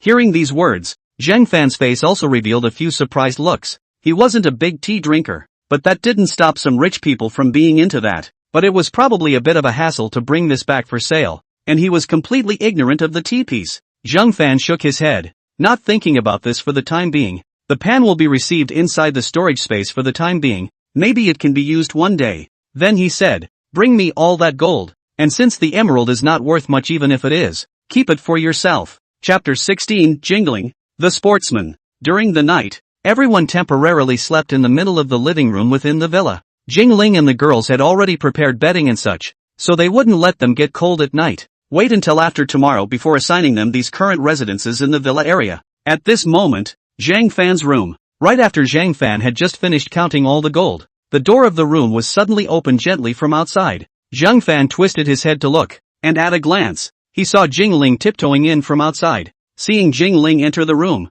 Zhang Fan also began to have a knowing smile on his face. "Zhang Fan, whispering Fu is asleep?" Jingling nodded and came to Zhang Fan with a red face. At this moment, Jingling had just finished her bath and had a simple bathrobe over her body. The body seems to be unlimitedly enlarged at this moment. The fullness in front of the body. The bathrobe seems to be unable to completely cover, presenting a hidden state, giving people unlimited reverie. Looking at this molded Jingling, Zhang Fan's eyes lit up. Reaching out, he wrapped his hand around Jingling's waist. I said I'd reward you tonight, but I didn't expect it to be you who came over on your own accord. After saying that, he didn't even wait for Jingling to speak and directly kissed him. As a little bit of time passes, Yu Fu, who was sleeping next door, woke up thirsty, opened her eyes in a daze, and looked outside at the dark sky. It's already so late nah. Finishing her drink of water, Whisperer glanced at the door of the room again. It was silent and still showed no sign of opening. She glanced down at her career line and bristled. It's not that small. Why is Brother Fan just indifferent? Just as she was feeling a bit demoralized. However, she suddenly froze,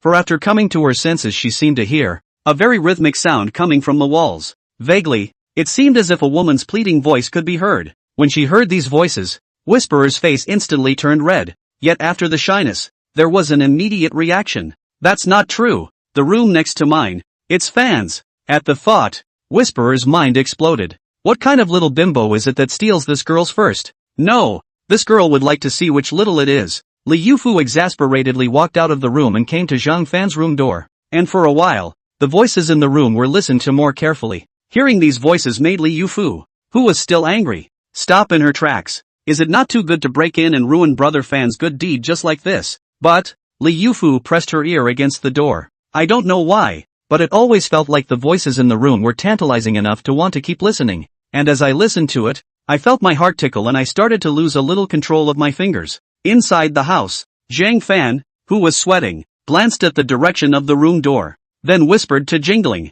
Yufu seems to be eavesdropping right at the door. What? Hearing Zhang Fan's words, Jingling, who was still working hard, instantly woke up, and this resulted in Zhang Fan sucking in a breath of cool air. Completely unexpected. Jingling subconsciously tensed her muscles under the panic. Jingling's sudden move was not at all unexpected by Zhang Fan, who immediately sucked in a mouthful of cool air. Where did this make Zhang Fan crumble? So he retaliated with a belly laugh. This guy, what's he doing eavesdropping at the door? I'll go and call her in. Don't! Jingling hastily stopped it. It feels a bit awkward to do aerobics with my daughter. I'm not ready. Oh well. The evening passed quickly. With a pair of panda eyes, Yufu came downstairs to the living room, and at a glance, she saw Zhang Fan who was sitting on the sofa and smoking. When Zhang Fan saw Yufu come out, a meaningful smile appeared on his face. Yo, sheesh, get up? Yufu glared at Zhang Fan with a glance full of grudges. This guy, he waited for him for 2 nights without waiting, and then someone else came along and got there first.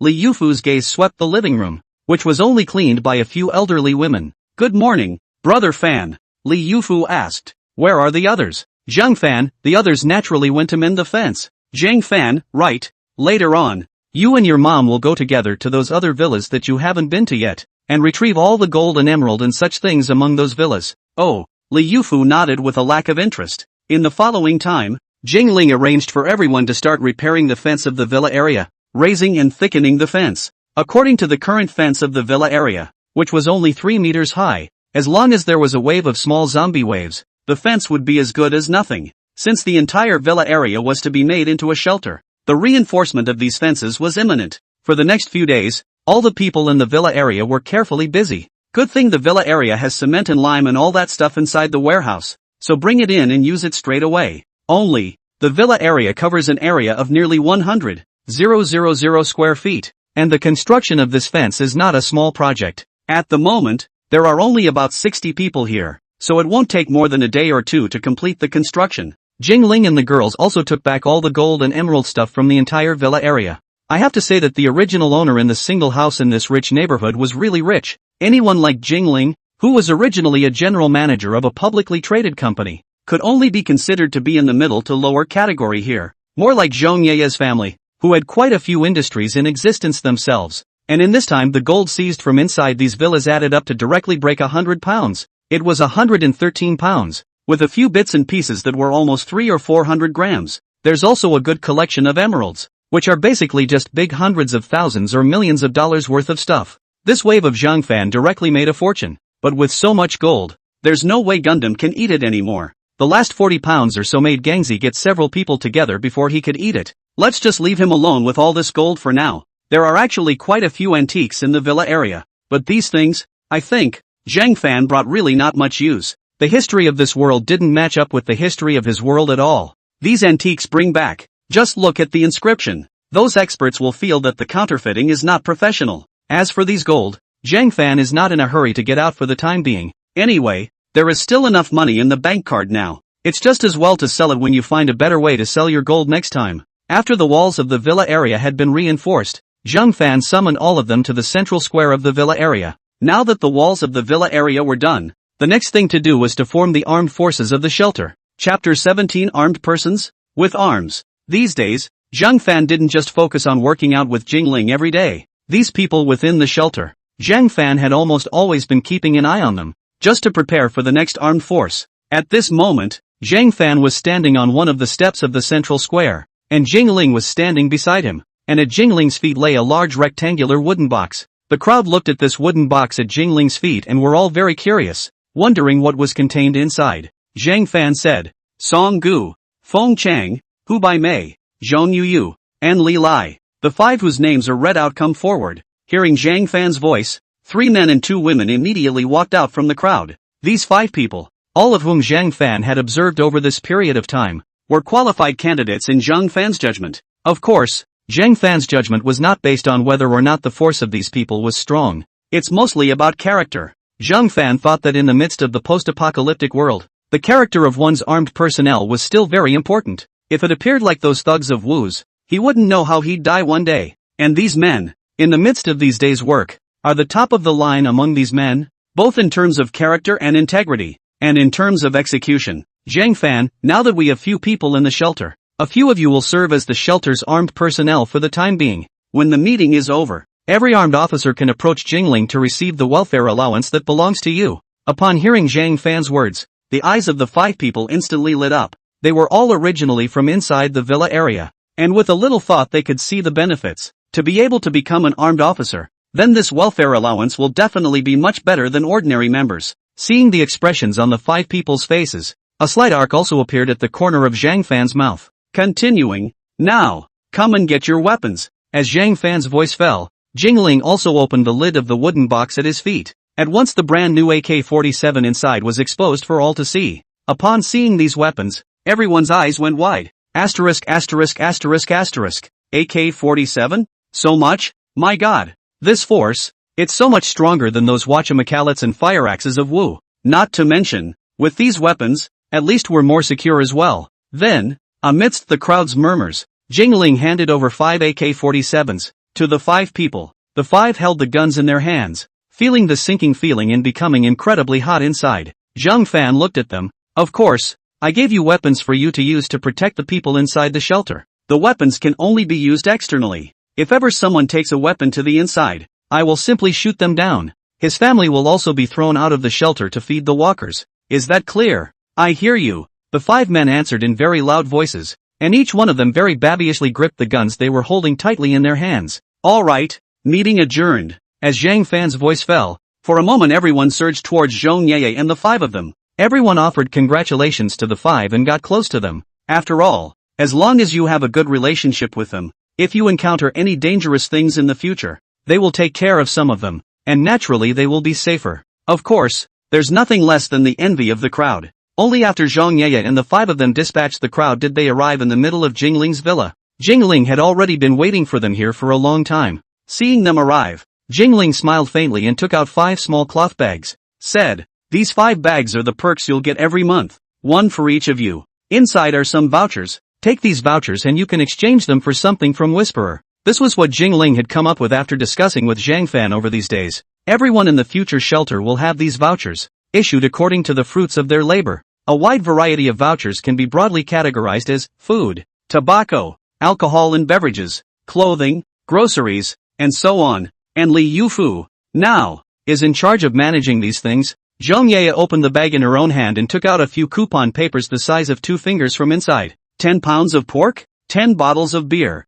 candy by the pound. Zhong Yeye looked at the handwriting on it and her eyes lit up slightly, almost instantly thinking of the benefits of these vouchers. Zhong Yeye looked at her pouch and realized that there were still 7 or 8 coupons inside. Just as quickly, Zhong Yeye thought of a problem. These things, can they really be exchanged? Jingling seemed to have seen their doubts as well, and said lightly, you don't have to worry about things not having this thing. Zhang Fan said that as long as you guys take the vouchers and go to Yufu to exchange them, you'll definitely get what you deserve, anytime you go to exchange them. Next, Jingling rearranged the homes for the people in the shelter. With this villa of hers as the center, the places where the others lived were arranged around it. Originally, the number of people in the villa area was still quite large, but now most of them had become zombies and had been killed by Zhang Fan. Now even after arranging for these people from the shelter to re-enter these villas to rest, there is still a large area of single-family houses left empty, but the number of people in the shelter, though small at the moment, is starting to come into its own. Jingling's management ability is really very good. Zhang Fan does not need to worry about anything more, just need to hold the general direction on the line. As the night gradually fell, Zhang Fan was planning to show off his poker skills and was planning to drag Jingling along to play poker. Li Lai grabbed a long-haired woman with a hot body and walked into the villa, because Li Lai had a gun on him. This woman who was caught had been trembling with fear, and had not dared to have the slightest toss. He was afraid that if he made Li Lai unhappy, he would be directly shot by Li Lai. The moment he arrived at the villa's living room and saw Zhang Fan and Jingling, Li Lai threw the woman in front of him, said, "Boss, this woman I found while patrolling just now, sneaking around, seems to be trying to enter our shelter to steal something." As soon as those words came out, this woman on the ground hurriedly apologized. I'm sorry, I didn't want to, but I was too hungry." Hungry? Zhang Fan raised an eyebrow, then beckoned. Soon Jingling brought over the leftovers from the previous meal and set them on the coffee table. The woman's eyes were about to glaze over as she looked at the fragrant dishes on the coffee table. There was a quirk in his throat, and he looked at the dish in front of him with a great deal of eagerness. It was just a very unusual dish, and before the end of the world, maybe she would have picked at it, but put into the present, it was, in her mind, a great temptation, the most delicious food in the world. Zhang Fan, food I have, as much as you want. Hearing Zhang Fan's words, the woman instantly became even more eager. Zhang Fan continued, I can also give you food. But, what can you give me? Hearing Zhang Fan's words, the woman froze for a moment. I can be your woman, can I? Chapter 18, the zombies are all converging together. However, Zhang Fan still looked at her with a cold face. Obviously, this one didn't impress Zhang Fan, although the woman in front of her was indeed very good looking, and her body did not have the slightest bit of flab, and was even vaguely half a point better than Jingling's body. But in the end times, the least valuable thing is the wall price. If she was willing to trade a night for a meal, then Zhang Fan was happy to do so. After all, it's just for fun. It's all about taste. Even if it was Jingling, it was because it reflected her value that Zhang Fan was willing to keep her around all the time. Seeing that Zhang Fan was unimpressed, the woman obviously knew that the price would not impress him at all. For a moment the heart sank to the bottom. Eyes on the delicacy in front of her was a huge temptation for the hungry woman, but she didn't dare to rush forward to eat it. After all, the gun on Li Lai wasn't for show. After a series of mental struggles, the woman finally gritted her teeth and said, I was in the gym next door to the villa area earlier. There are several other women in there who look and have a body similar to mine, and I can bring them all here to offer to you. Hearing this, Zhang Fan froze for a moment, asked, how many people are currently in the gym you were in before? The woman sniffed and hurriedly said, there were a dozen people, all trapped in the gym during the zombie outbreak. Zhang Fan nodded, then gestured to Li Lai before saying, take him over with you and pick up those people from the gym, and I'll allow you to join my shelter. As soon as she heard this, the woman's face improved and her eyes brightened slightly. Zhang Fan then pushed the dishes on the coffee table in her direction, said, eat, and go over there afterward. With Zhang Fan's permission, the woman no longer had the slightest hesitation and directly jumped over and took a big bite. As the delicacy goes into your mouth, feel the dish on your tongue. At this moment, the woman almost cried. Zhang Fan wasn't paying any attention to her, but instead looked at Li Lai and instructed, you call Song Gu and Feng Cheng first, and when the time comes, the three of you will go with him. With three people going together, it's a bit safer if there's any danger. Li Lai nodded, then turned around and left to look for Feng Cheng and Song Gu who were patrolling the fence. It didn't take long for the woman in front of her to finish the food on her plate. Even licking it clean, still looked like he couldn't get enough of it after eating it. But after consuming this food, it was obvious that he was much more refreshed than before. Soon Li Lai also returned with Song Gu and Feng Cheng. Zhang Fan took out 3 more magazines. Each of you 3 take one as a spare, just in case. The 3 nodded and took the magazines before slipping them into their pockets. They also knew that they might be in danger if they went out, and that an extra magazine would be an added safeguard. As they were about to leave, Zhang Fan barked out another instruction. I've noticed that things aren't quite right outside the shelter lately, so you three can keep an eye out when you're out there to see what's going on. The three men nodded at that before leaving the shelter with the women. As for the reason why Zhang Fan had instructed them, this was something that Zhang Fan had already discovered even earlier. At that time, Zhang Fan took out all the zombies in the villa area, even using grenades and RPGs, but the zombies outside froze without being attracted. At first, Zhang Fan thought if all the zombies had wandered to other places. However, now that so many days had passed, Zhang Fan realized that the shadows of the zombies were nowhere to be seen outside the shelter. Guess that's why this woman dared to come out and steal food. This part of the villa area, once, although it cannot be said to be prosperous, but it is definitely not cold. After the zombie outbreak, it's unlikely that there won't be a single zombie on the streets outside, except for the ones attracted by the gunshots in the beginning. This is very wrong. The zombie world can't see the zombies, so maybe these zombies are expected to hold back something big. It was just as well that Li Lai and the others could check out the situation in passing this time they went out. If Li Lai and the others didn't find out the reason,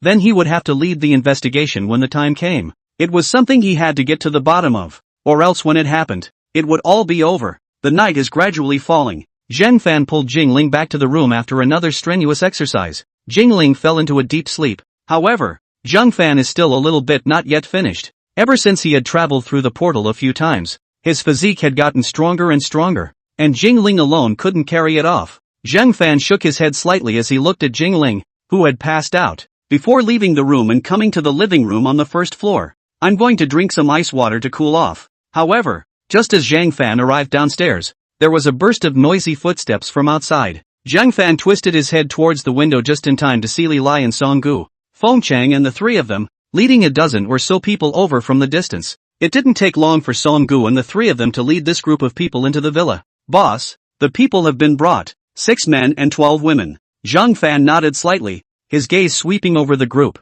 realizing that they were all quite good-looking. The men had decent features and well-defined muscles, and the women were all very good, although they were uneven in appearance. Their bodies were no match, and vaguely they seemed to be able to see their waistlines. Not bad for a bodybuilder, and really top-notch figure-wise. Songgu said at this time, earlier, we were going to take them away. A man was not happy about it, and clashed with us, trying to grab our guns, which I killed. Hearing this, Zhang Fan said indifferently, dead is dead, as long as you guys are fine. After speaking, Zhang Fan continued to ask, have you found out anything about the situation of the zombies outside? Songgu's face began to turn grave even as he sniffed. We saw it. At a large shopping mall about 5 kilometers or so from our shelter. There are walkers converging inside the mall from all sides. The mall seems to be full of walkers inside, and there are tons of walkers lingering around the mall. It's just that there are too many zombies there. We don't dare to go in deep to check it out. Just the zombies outside the mall alone are estimated to be 50,000 to 60,000 by visual estimation.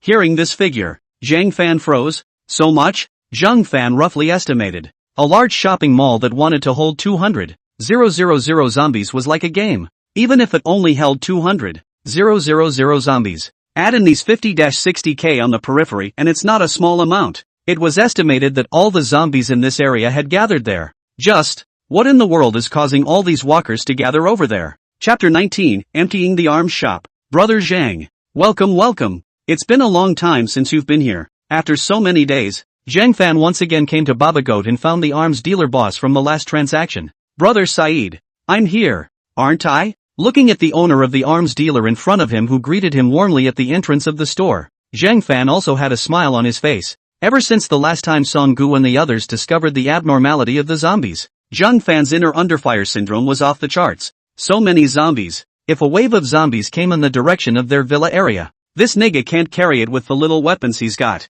After thinking about it, Zhang Fan still planned to come back to said to purchase some, just in case. Zhang Fan was then enthusiastically led by said to the middle of his office. Even said very politely handed over a cigar to Zhang Fan. Brother Zhang, what are you planning to purchase some this time? Said, but I always remember what you said last time. Brother Zhang, that you would purchase large quantities of my weapons if you thought they were of good quality. Zhang Fan smiled and nodded. That's natural. With that, Zhang Fan took out a list and handed it to said. Said hastily reached out and took the list, and when it was read, a look of surprise appeared on his face as well. Then he joked, my goodness, Brother Zhang is purchasing so many weapons, are you going to take them to war? Zhang Fan, that's right, I'm going to attack the ugly kingdom. Hearing this, Said burst out laughing. Ha ha ha ha ha. Well, good luck with that. After the two briefly joked, said, Brother Zhang is honest enough. Please wait a moment. I'll immediately have someone prepare the weapons on the list for you.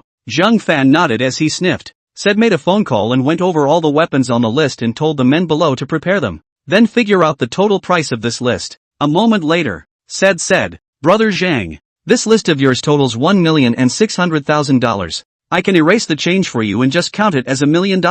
How about that? Zhang Fan nodded, then asked, this time, I'll trade directly with gold. Is that okay? Sure thing my brother, said laughed. I don't think anyone would turn down gold. When converted to gold, you only need to pay 14,000 grams of gold. Zhang Fan nodded, then set the backpack he was carrying on the table in front of said. Then from the backpack, he took out 500 grams of gold bars, which were actually taken out from the storage space, just under the cover of the backpack. Saeed's eyes lit up at the sight of the gold bars. Brother Zhang, I've made you my friend. From now on, you are my life and death brother. The excitement in Saeed's heart pressed on. He was the owner of an arms store, but there were many stores like his in Babagoat. It was the first time he had encountered such a large order as this one. Zhang Fan's wave had almost directly emptied his store of arms. How could he not be excited about such a large income? Hastily and excitedly, he shook Zhang Fan's hand. Happy cooperation. Zhang Fan smiled back. Happy cooperation. This time, Zhang Fan purchased a wider variety of ordnance. Like a relatively small number of purchases, there were bulletproof undershirts, only 10 of which were purchased. There were also 2 M24 sniper rifles. This one Zhang Fan was planning to use for his own addiction. In addition to these 2 items, Zhang Fan also purchased 2 Gatling M134 machine guns, each of which cost more than $40,000. The other things that are purchased in abundance are grenades, RPG shells, and bullets. Because of the Gatling, this thing was a big consumer of bullets, and over 1 million rounds of 7.62 caliber bullets alone had been purchased. It's really milking this arms store of Saeed's for all it's worth. Figured said might have to transfer some more bullets from inside the surrounding stores to fill such a large amount. The good thing, though, is that whether it's an M24, or an AK-47, or a Gatling, it uses a 7.62 round. As for the bullets of the 2 pistols on Zhang Fan's body, there were still a lot of them inside the storage space at the moment. This one was not purchased. That statistic alone was why at first said it joked about whether Zhang Fan was going to war or something like that when he saw the list. After all, these weapons alone could be considered strong arms in those small countries in the African land.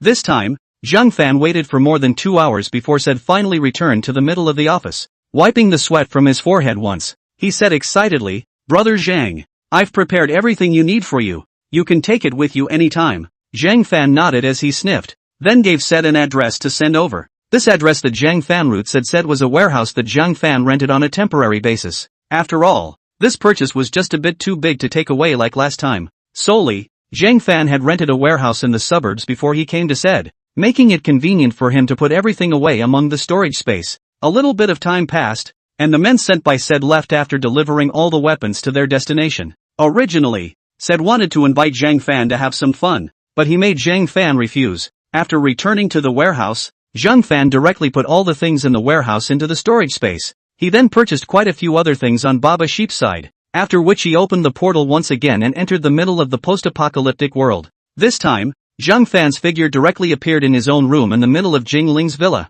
and at that moment, Jing Ling had already been waiting in the room for a long time. At first Jing Ling was taken aback when she saw a portal that suddenly appeared. However, when he saw Zhang Fan who walked out from among the portal, the expression on his face was immediately replaced by excitement again. Jing Ling was not surprised by this scene of Zhang Fan's appearance. Early on, Prospect Ling knew that Zhang Fan possessed spatial superpowers, and the portal in front of him was not exactly spatial. Jing Ling said in surprise, Zhang Fan, your ability has gotten stronger? Zhang Fan froze for a moment. Why do you say that? Jing Ling returned, after all, I haven't even seen you use this ability just now before. Is this a spatial door that can ignore distance? Zhang Fan nodded and simply followed her words. Well, but currently, I'm still the only one who can use it, and no one else can enter among the portal. So it is. Jing Ling's eyes instantly brightened. In that case, when you go out to look for food in the future, if you encounter any emergencies, you'll be able to come straight back. It seems that the gold and emerald ones, it's better to collect them faster and make your ability a bit stronger before you'll be safer. Hearing this, a faint smile also appeared on Zhang Fan's face. Chapter 20, Li Yufu puts up the wall and comes out. Zhang Fan realized that this time when he crossed the portal to the post-apocalyptic world, the effect of the portal in strengthening his physique was particularly obvious. At the very beginning when he crossed over, Zhang Fan had already discovered this situation. After sending Jing Ling away, Zhang Fan couldn't wait to take out a small knife, wanting to try to see if this small knife could break through his defense with the strength of his physique nowadays.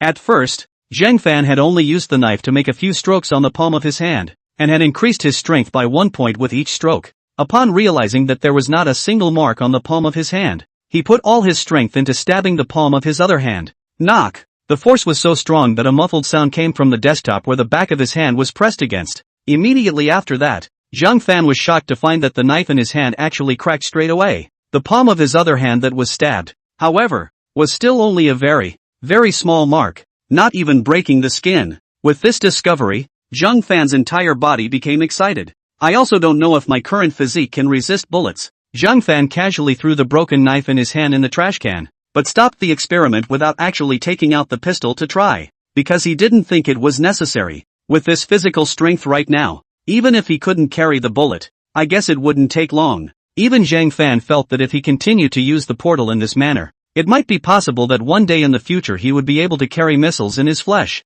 Thinking of this, an image suddenly came to Zhang Fan's mind. The man who walked away from a nuclear blast. Thinking about this, Zhang Fan couldn't help but smile and shake his head. There's no telling when it's going to get to that point really. However, this did not prevent Zhang Fan from being in a happy mood at the moment is all. After simply tidying up a bit, Zhang Fan got up and left his room, coming downstairs to the living room. Just as she arrived at the living room, she saw Zhong Yeye looking for Yufu, using the various vouchers she was holding to replace things. The moment she saw Zhang Fan, Zhong Yeye immediately greeted her with a smile. Jailer, how are you? Zhong Yeye had a rather big personality and was quite chic compared to the way a few others greeted her. Zhang Fan smiled and nodded, casually asking, what are you? Zhong Yeye, I'm looking for Yufu for some snacks. I haven't eaten for a long time and I'm a bit craving. Zhang Fan, don't you have to patrol today? Zhong Yeye nodded. Well, it's my turn to rest today. He. Just then, Yufu took stock of the snacks Zhong Yeye needed and then walked out from one of the rooms. This room was filled with the supplies that Zhang Fan had brought over from his side of the world, watched over by Yufu. Seeing the snacks, Zhong Yeye's eyes instantly squinted with happiness. After taking his replacement, he happily said, thanks, Jinda, I'll go first. Zhang Fan. Listening to these words of hers, Zhang Fan was a bit teary-eyed, not understanding why Zhong Yeye would so heartily address him as jailbait. As far as he could remember, the word jailbait was not a good one. It's subconsciously reminiscent of some white-haired guy who can't let his opponents have all the fun. After Zhong Yeye left, Zhang Fan entered this room where the supplies were stored, and took out all the remaining supplies inside his storage space, except for the firearms and those things, and put them into the room. On the side, Yufu's big beautiful eyes widened as she looked at so many extra things that suddenly appeared. Of course, her heart was very happy, because Zhang Fan was able to find so much food. It indicated that their lives would get better. Brother Fan, you found so much food this time, wow. Zhang Fan smiled and nodded. Well, some of these should be enough for the people in the shelter to eat for a long time. After saying that, Zhang Fan turned around and headed in the direction of the doorway. I'll go check out the fence around the shelter first, so you continue to stay here, and next time I'll bring you back a game console. However, Zhang Fan had only just taken a step out when he realized that the corner of his coat was being tugged by Yufu. Zhang Fan turned back to Yufu, a hint of incomprehension flashing in his eyes. Whisperer kept her head down, the tips of her ears red, whispering, Brother Fan, I saw you in your room at night. The voice became smaller and smaller, and Zhang Fan couldn't hear the words behind it. Zhang Fan was happy, looked at Yufu, and said, so, Yvonne, it just feels like you don't seem to have fun every time. So, I can help you with that. Oh, Zhang Fan snickered. How can I help? As Zhang Fan's voice fell, it turned out that Li Yufu's next move froze Zhang Fan, only to see Li Yufu directly in front of Zhang Fan squatted down, and then pulled open the small zipper in front of him, white tender little hand deep among the zipper mouth. Immediately afterward, everything was left unsaid. The ambiguous atmosphere in the room is also getting thicker and thicker. After 10 minutes had passed, Li Yufu, who had been eating the whole time, had sore mouth muscles. Seeing this look on Yufu's face, Zhang Fan laughed. Let's leave it at that for today.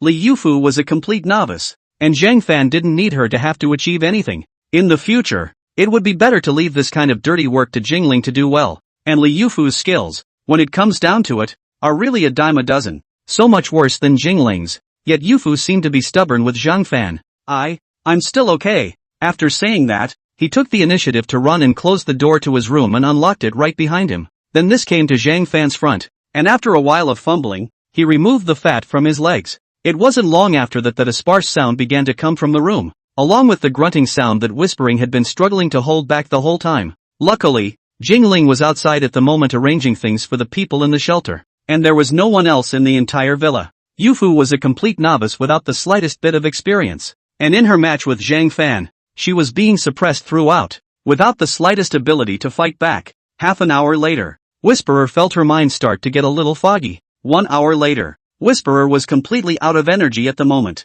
It just felt like flying up into the sky again and again. Having become completely disoriented and having some difficulty controlling the movement of his arms and legs. Until the battle in the room is over, Zhang Fan opened the door of the room and walked out from inside. Li Yufu, on the other hand, was sweating profusely with a flushed face, holding the wall with both hands, her legs wobbling and trembling as she walked out from inside, and then just go limp on the couch. This time, she was completely drained. At the same time, she was also deeply cognizant of the point that having a very good physique was really very important. She was just too weak. In the future, we must exercise more, and it is best to ask Zhang Fan for advice on how to exercise for the best results. Chapter 21, A Great Harvest. Put it all into the storage space. Zhang Fan once again gathered the armed members. He planned to take advantage of the gap where the zombies were all still gathering to search all these surrounding buildings. Search all the gold and some other valuable things inside. Jingling came to Zhang Fan's ear and whispered, "It's less than 2 kilometers south of the villa area.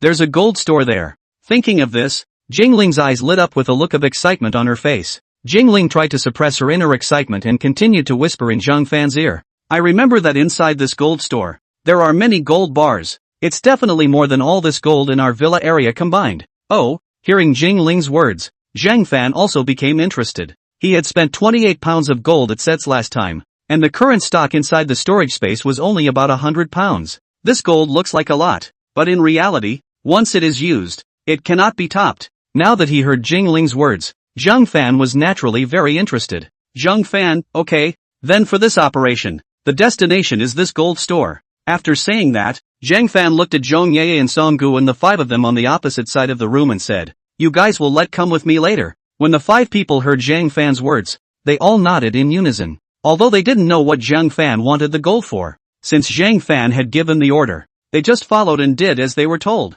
Then, Zhang Fan took out 5 sets of bulletproof undershirts and gave them to the 5 people. Once they were all dressed, Zhang Fan led them to start off. Originally, Jingling also wanted to follow along, but was stopped by Zhang Fan. The shelter was currently staffed with a small number of people, but it still needed a trustworthy person to guard it to avoid any accidents. Moreover, Jingling also had a pistol on her that Zhang Fan had given her, so once she found out that someone in the shelter was causing trouble, she would be able to just shoot them down as well. Soon, Zhang Fan walked in the direction of the gold store under the leadership of the 5 men, Zhong Ye and Song Gu. After all, they were the aborigines of the villa area. They were still very familiar with the routes on this side, and with them leading the way, they could take a lot fewer detours. 2 kilometers wasn't far, but it would take quite a bit of time just to catch up with his legs. 20 minutes later, the 6 of them arrived at their destination, and because the zombies were all converging towards the center of this area, it resulted in there currently being not a single zombie here,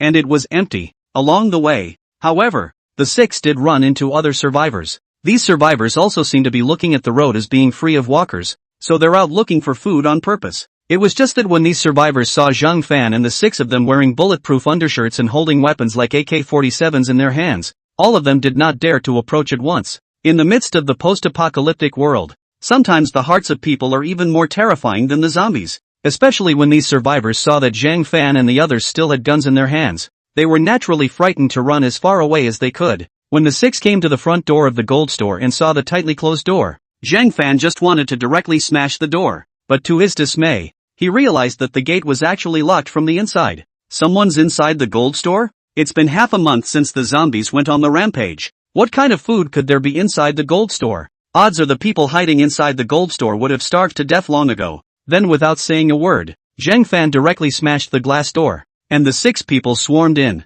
There were no zombies around anyway, so even if they made some noise, it was nothing. Zhang Fan, gold jewelry all collected. The box even if take up space. The 5 of them received the order and immediately began to unzip their backpacks, and after entering the counter they began to quickly pour the gold jewelry in the counter into their backpacks. Zhang Fan, on the other hand, entered a room door, intending to look for the safe inside. Those gold bars Jingling was talking about naturally couldn't be placed directly on the counter. Presumably they should be inside the safe. However, just as Zhang Fan had entered the house, he caught a glimpse of a body lying on the ground, dry and thin. It was just that the corpse, which had not yet moved, actually began to stiffen and twist its head to look at him the moment Zhang Fan pushed open the door and walked in, and a low cackle came out of his mouth, then slowly stood up and began to walk stiffly in Zhang Fan's direction. Zhang Fan swept a glance at the zombie in front of him, and at the tiger's mouth of his palm. There was a clear tooth mark. Apparently, this unlucky guy was bitten by a walker before he could enter the gold store to hide.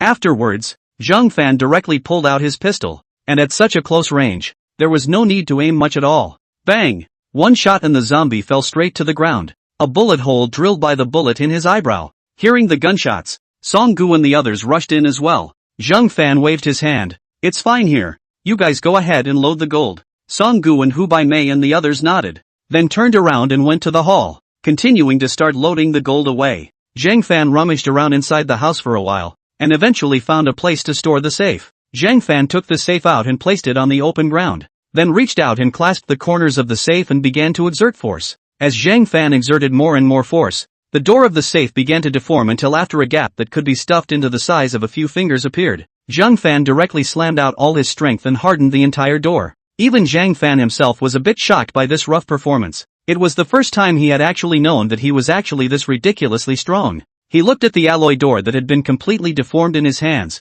and then casually threw it aside, while his eyes looked into the middle of the safe. Into the eyes is a piece of golden gold bars, very bright. The visual estimate is almost more than 100 of them, and there are 4 other places that store safes like this one. After arriving at this figure, Zhang Fan himself was a bit surprised. What's the point of storing so many gold bars inside a gold store? With so much gold bullion, shouldn't it be stored inside a bank? However, although Zhang Fan kind of wanted to spit, he didn't bother to look deeper. After all, it's a good thing he's not. Then casually put all these gold bars into the storage space. For the next few safes, Zhang Fan also began to repeat his previous actions, one by one tearing off the alloy doors of the safes and then storing all the gold into the storage space. This step down was upwards of 400 gold bars alone, and they're all 500 grams apiece. This wave is straight up blood money. Chapter 22, The Survivors Who Followed. Jean Dai, we've collected all the gold from the counter outside. Just as Zhang Fan had just collected the gold bars inside the 4 safes into the storage space,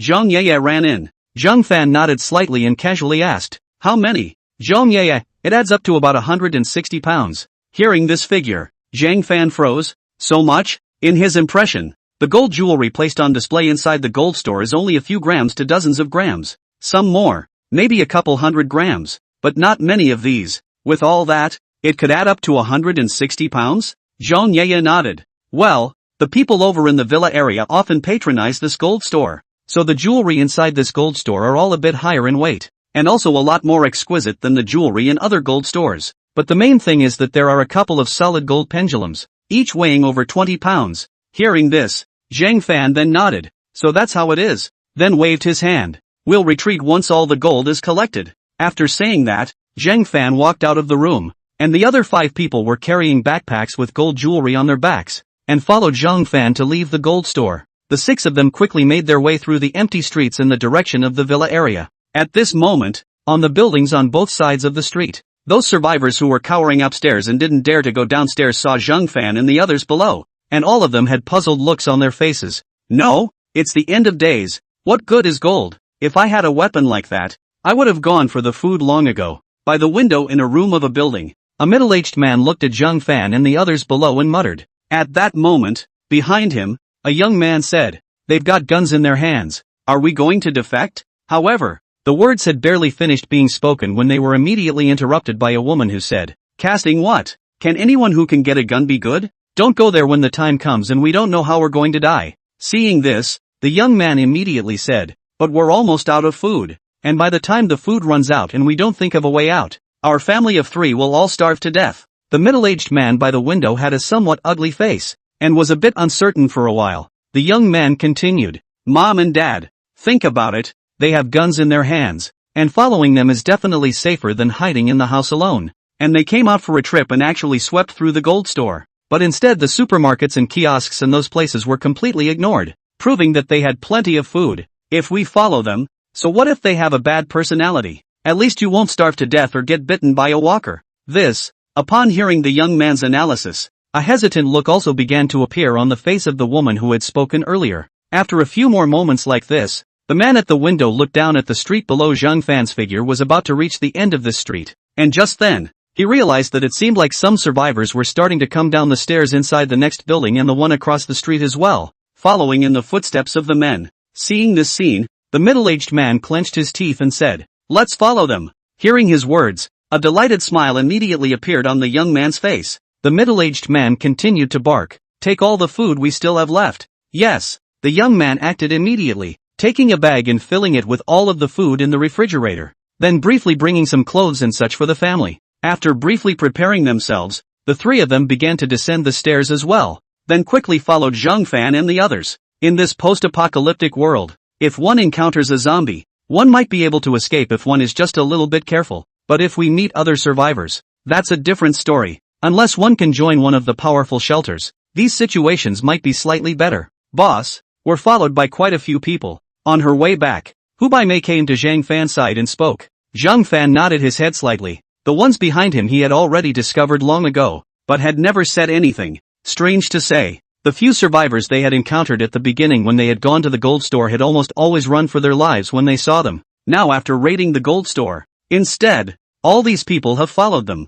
Zhang Fan was also very clear about their intentions of following them here. After all, it's not that complicated. Just think about it a little. Zhang Fan, if they aren't causing us any trouble, just leave them alone for now. If they follow us back to the shelter, then make our offer. And if they agree, take them all. The other few people nodded silently upon hearing this, then followed Zhang Fan and continued to rush along. The last time they checked, the zombies that had gathered inside the mall were like a big stone weighing on their hearts, and their entire shelter was still only their 6 armed men. And even with Jingling, there were only 7 of them. As for why there are so few, they actually know. Although Zhang Fan's selection of armed personnel had no small amount of requirements, it was mainly because the base of personnel inside the shelter was too small. If there were a large number of people, there was absolutely no way that they were the only armed men. Behind them now, the number of people following added up to 50 by visual estimation. If all of them join the shelter in the future, even if only 2 or 3 armed men are selected from it, it would be a lot less stressful for them too. A little bit of time passed when they came to the shelter gate. Jingling, who was watching from the watchtower at the entrance, saw Zhang Fan and the others return and came out to greet them at the first opportunity. Jingling, you guys are back. Did you encounter any danger on this trip? Zhang Fan smiled and shook his head. That's not true, but in the middle of the gold store, I did come across a zombie that was locked inside, which I resolved. Hearing this, Jingling let out a sigh of relief. That's good. Zhang Fan also laughed. After all, almost all of the zombies in this area have gathered inside that shopping mall, so what danger can there be outside here now? Jingling smiled and nodded. Also, come on, let's go into the shelter first. However, it was rejected by Zhang Fan. Wait first. After saying that, Zhang Fan turned to look, and at a location 100 meters away from them, those who had followed them were gathered there, one by one. You look at me and I look at you. Just no one dares to gather the courage to go forward. A few moments passed before a young man finally emerged from the crowd, summoning up the courage to inquire. I would like to ask, can we join you in this shelter? Hearing these words, Zhang Fan looked towards him and a slight curve appeared at the corner of his mouth. When Song Gu and the 5 of them heard this, a faint smile appeared on each of their faces as well. Zhang Fan, of course. Chapter 23 Jingling, which little sneaked up on Zhang Fan while I wasn't looking. Hearing these words, all the faces of the crowd immediately showed delight. At first, they left the place where they were originally hiding because they wanted to take a shot at trying, not realizing that the other party would actually be willing to accept it. They're all desperate now, and the food is all gone. If they could join a shelter, they would be willing to do anything as long as they had food, even if it's dirty and tiring. Zhang Fan, but if you want to join among my shelter, you have to follow the shelter's arrangements. Anyone who doesn't listen to the arrangements, disrupts the order of the shelter, or maliciously stirs up conflict, I'll arrest them all and feed them to the zombies. Upon hearing Zhang Fan's words, the crowd all nodded their heads in unison, and an excited look appeared on each of their faces. For that, they couldn't agree more. Zhang Fan continued, those who agree, can enter the middle of the shelter, and those who don't, get the hell out of my way. As Zhang Fan finished speaking, these people on the opposite side of the room began to move in a flurry of actions, heading in their direction. Seeing this group of people coming over, Zhang Fan said to Jingling beside him, "Jingling, arrange for these people." Jingling nodded and smiled. "It just so happens that I recently had an idea that was a bit understaffed, and they came over just in time." Zhang Fan raised his eyebrows. "What's the idea?" "Jingling, our villa area is not a large garden. I think this in this world now is not much use, and the garden is quite large. So I plan to remodel it and plant some fruit trees or vegetables or something. Or make it a farm." Zhang Fan nodded slightly. "Alright, you go get it and tell me if you need anything." "Good." When these people came, Jingling led them away. Only when Zhang Fan and the others entered into the middle of the shelter did the door of the shelter slowly close. As soon as Zhang Fan returned to the villa, he took a comfortable shower and then planned to go back to his room to count the gold he received this time. However, when returning to the second floor and passing by Li Yufu's room, he found that the door to Li Yufu's room was actually left open, and there was also a cryptic sound coming from inside. Zhang Fan was a bit surprised, then casually pushed the door open. Li Yufu was found lying on her bed at the moment, watching a video with colors in her tablet. Li Yufu seemed to be watching very carefully, not even realizing that Zhang Fan had pushed the door in. Moreover, at this moment, Li Yufu's face was flushed, and her eyes were glittering. She wanted to learn some lessons from inside the video, so that she could get back a little bit of ground the next time she interacted with Zhang Fan. Pop! Just then, Zhang Fan, who had come to her side, then gave her arse a slap. Li Yufu woke up with a start, and almost reflexively hid the tablet in her hand among the comforter. Zhang Fan smiled and joked, "Why are you still looking at these contraptions? If you want it, just get it on yourself." Zhang Fan's words immediately made Li Yufu's cheeks redden even more, and the little brain began to run wild, trying to find some point of defense for himself. However, before she could expect it, Zhang Fan snapped, "Just in time, after working for most of the day, you help me relax and unwind." "Eh?" Li Yufu froze, not yet reacting to what Zhang Fan meant by this. The next second saw Zhang Fan directly pounced over. Boing boing. A battle was finally over after more than an hour, and Li Yufu was so tired at the moment that she had fallen into a deep sleep. Looking at the sleeping woman in front of him, Zhang Fan slightly shook his head. It was found that as more and more portals were traversed, it didn't seem like it was all good after the physical enhancements were made. Like right now, this not being on and off makes it a little hard for him. Zhang Fan then walked out from inside Li Yufu's room, intending to take another cold shower to bring down the fire. However, just as he had opened the door to his room, he heard a sound of footsteps coming up the stairs from the position of the stairway. Zhang Fan turned his head to look at the sound, and it wasn't long before he saw Jingling walking up from downstairs. At this moment, Jingling had only just finished dealing with the new group of people, arranging for them to stay, as well as arranging for what they were going to do next. After working for so long, Jingling was also a bit tired at this moment and planned to go back to her room to get some rest. However, at this time, she happened to run into Zhang Fan, who was opening the door, and immediately piled up a smile on her face before coming to Zhang Fan's side in style. "I was just about to say hello when I suddenly smelled a strange odor." Jingling came close to Zhang Fan's side and sniffed carefully, and she, who had often interacted with Zhang Fan during this period of time, knew what the odor was almost instantly. At once his face went red. She did not expect that Zhang Fan had actually just completed a deep interaction with someone at this moment. Jingling subconsciously glanced at Zhang Fan in front of her, and when she saw a certain propped-up bulge, she was instantly enlightened, and the smile on her face intensified. Although I don't know which little is occupying Zhang Fan behind her back, but obviously, this guy's combat power was really a bit poor, and he was not Zhang Fan's opponent at all. "Jingling, it seems like you haven't had your fun yet." "Zhang Fan? It just so happens that I've just finished. Would you like to come inside and share your driving experience with me?" Zhang Fan raised an eyebrow. He happened to have this intention coming up. Walk. Reaching over Jingling's waist, he opened the door and stepped inside. Jingling's experience was obviously much more experienced than Li Yufu's, and when she exchanged her driving experience with Zhang Fan, she was even able to tell how to use various positions to race the car freely. It really gave Zhang Fan a lot of insight. Perhaps because he knew that Zhang Fan had just exchanged car skills with someone. This time Jingling almost took out his underpinnings. A little bit of time passed and soon it was evening. Unsurprisingly, Jingling, who was already a bit tired, fell into a deep sleep just like Li Yufu, and Zhang Fan left satisfied, intending to go downstairs for some water. However, just as Zhang Fan had just arrived at the living room, since the light was now a bit dim, he casually pressed the switch on the wall, but the lights didn't come on. Looking at the lights that did not respond in the slightest, Zhang Fan froze for a moment, then took out an electric pan and tested the outlet. No power. Is the power outage starting? Zhang Fan shook his head slightly, having expected this. After all, the world had a zombie outbreak, and those places at the power station were unmaintained. The fact that the power grid could still last for half a month before being disconnected was already beyond Zhang Fan's expectations. But it was a good thing he had purchased things like generators and solar panels long before in response to the power outage. Only before, because the power grid has not yet been a problem, so have been stored in the warehouse to eat dust. Now those would come in handy. Chapter 24, The Glasses Lady in the Little Black Suit. Zhang Fan then called for someone to install the solar power panels. Only it was installed, but it was specified that it wouldn't be used today, after all. It was all starting to step into the darkness now. The generator was something that Zhang Fan didn't intend to use right now. None of the surrounding walkers were here, so there was no need to worry about the sound of the generator attracting walkers. But the noise from this thing is just too loud.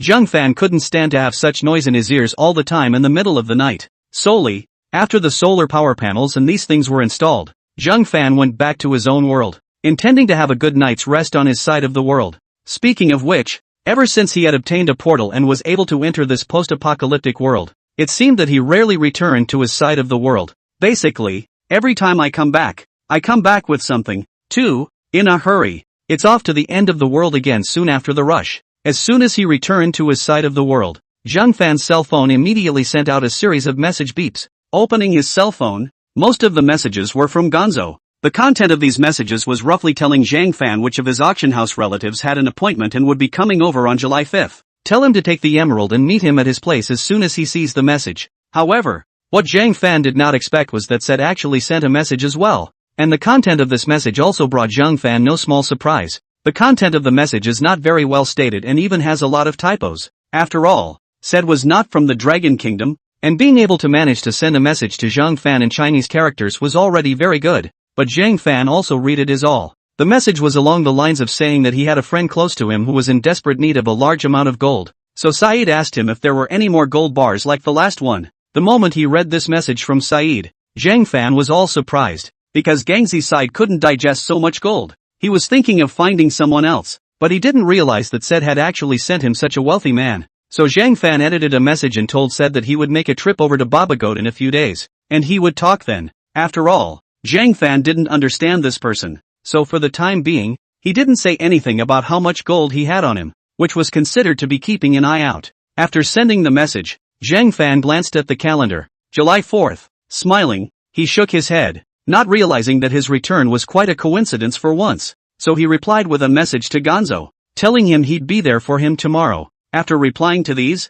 Zhang Fan lay down on his large soft bed. However, as time passed a little bit, Zhang Fan actually began to feel more and more inappropriate. Always feel that there is a little something missing around. There was no Li Yufu, and no Jingling, TSK. Zhang Fan bitterly smiled and shook his head. This gentle land is really endgame world. The next morning, Jingling woke up early from her sleep and realized that there was no Zhang Fan in the room. So he got up, and after a brief wash, he went downstairs. Just as she arrived downstairs, Li Yufu said, "Mom, Brother Songgu and the others said that the power was cut off at the shelter." Power outage? Jingling's eyes flashed with a hint of surprise. Then she pressed the light switch on the wall. The lights in the living room came on immediately. Jingling, isn't this a power outage? Li Yufu, it's because Brother Fan had someone install solar power panels on our villa last night. It's just that there are only so many solar panels. None of the other villas have these installed yet. So it is. Jingling nodded slightly, quickly associating it with Zhang Fan's absence from the room.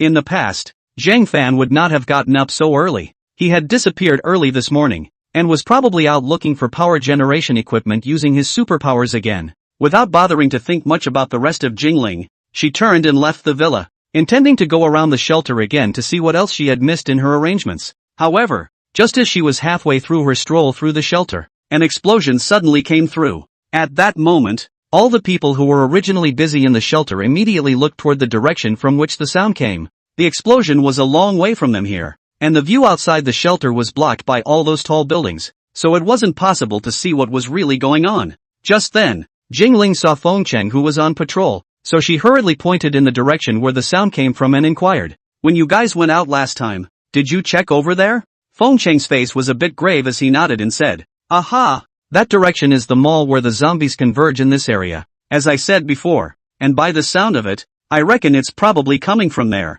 Hearing Feng Cheng's words, A trace of surprise clearly flashed through Jingling's eyes, and her gaze subconsciously looked in the direction of the explosion just now. Could it be that there were other survivors inside the shelter who had also discovered the abnormality of this place? So they were planning to wipe out the zombies? Just then, 3 or 4 more explosions came in quick succession. Now Jingling was even more certain that this was definitely a survivor who had gotten into a fight with these zombies.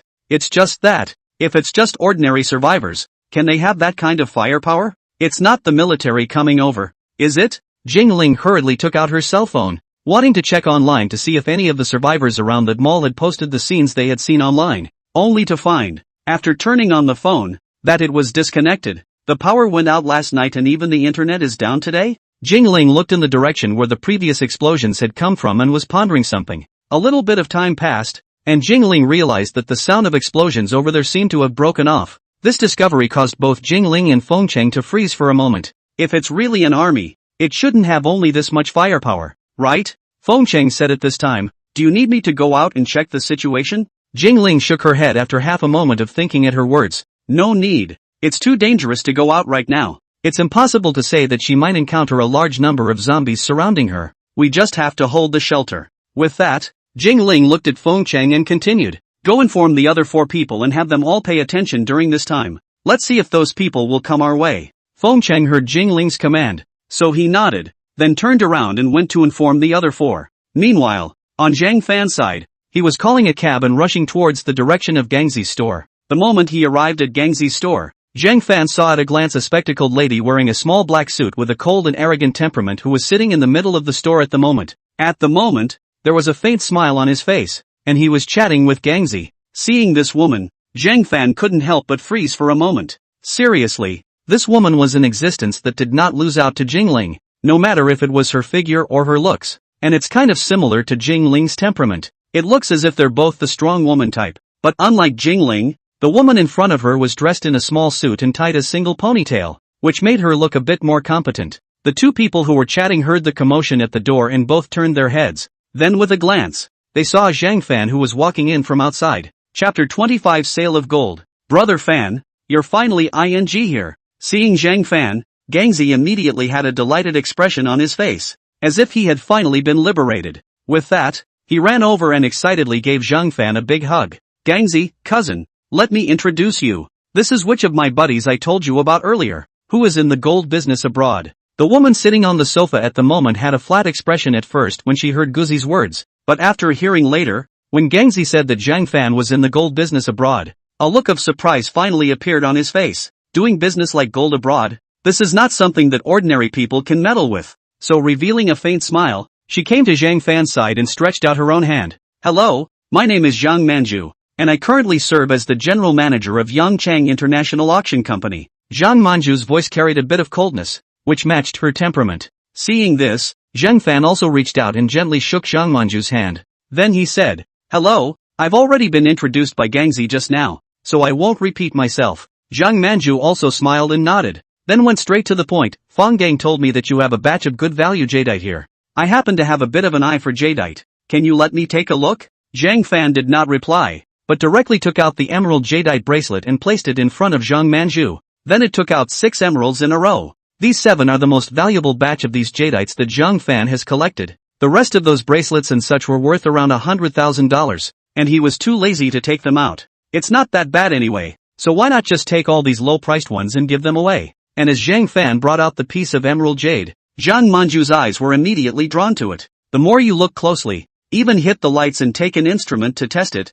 the brighter your eyes get. It was only after several minutes had passed that Maggie Chung finished observing all the bracelets. The quality of this emerald bracelet is really good. It's considered to be among the finest emeralds. Zhang Fan froze. Emerald? Zhang Manju nodded. Aha. Many people categorize emeralds as emeralds, and some people think of emeralds as imperial green emeralds, when in fact they are very different from emeralds and belong to one of the 4 major gemstones. This emerald bracelet is estimated to be worth no less than $4 million.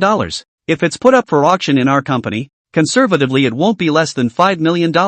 After saying that, Zhang Manju looked at the other several jadeite bracelets and said, the value of some of these is going to be much lower. The value should only be a few $100,000, but these are very fine styles, and I expect they will fetch a very good price. If you really want to give it to our company for auction, I can make the call and only charge 3% of the sale price as commission. Hearing these words, Zhang Fan nodded. Anyway, at the rate he was acquiring funds now, he didn't really care much about the millions. Okay, I'll leave it to you then. Just send me a message after you shoot it off. Zhang Manju nodded and smiled. Okay, I'll call you directly to report the good news when the time comes. Call even. Zhang Fan shook his head. There's no signal where I'm doing business, and the phone can't be reached. Just send a direct message and I'll get back to you when I see it. That works. Next, after Zhang Manju put all these jadeites and emeralds away, the two exchanged contact numbers. Zhang Manju's company still had a lot of things to deal with, so she didn't stay any longer. When she left, Gonzo let out a long breath.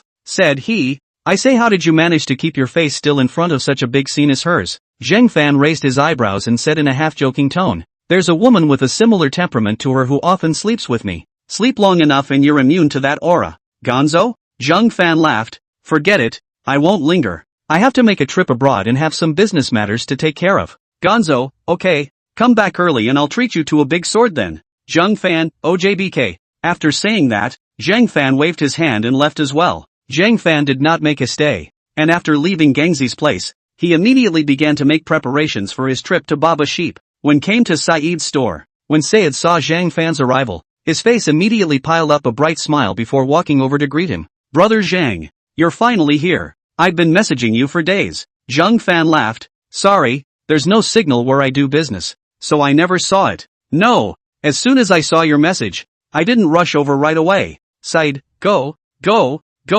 come with me into the office for tea. After learning that you were coming over, I specially bought premium tea leaves from your dragon tea trader. More than $5,000 a caddy. It's just for entertaining you. I heard that you people in the Dragon Kingdom like to drink it. Upon hearing this, Zhang Fan felt a moment of dumbfounded laughter. This misunderstanding that all people in the Dragon Kingdom like to drink tea is not the same as the misunderstanding that all people in the Dragon Kingdom know martial arts. Saeed continued. That friend of mine came over immediately when he found out you were coming and is now waiting in my office. As the two men spoke, Said pushed open the door to his office and stepped inside along with Root. As soon as he entered the middle of the office, Zhang Fan saw a white face, about 1.6 meters, 200 pounds of fat. At this time is sitting on the sofa with a cell phone is seriously operating. Should be in contact with someone, but by the look on his face, it must have looked like things weren't handled too well. When he heard the commotion at the door, he turned his head and looked over. The moment he saw Zhang Fan beside Said, this fat man's eyes lit up.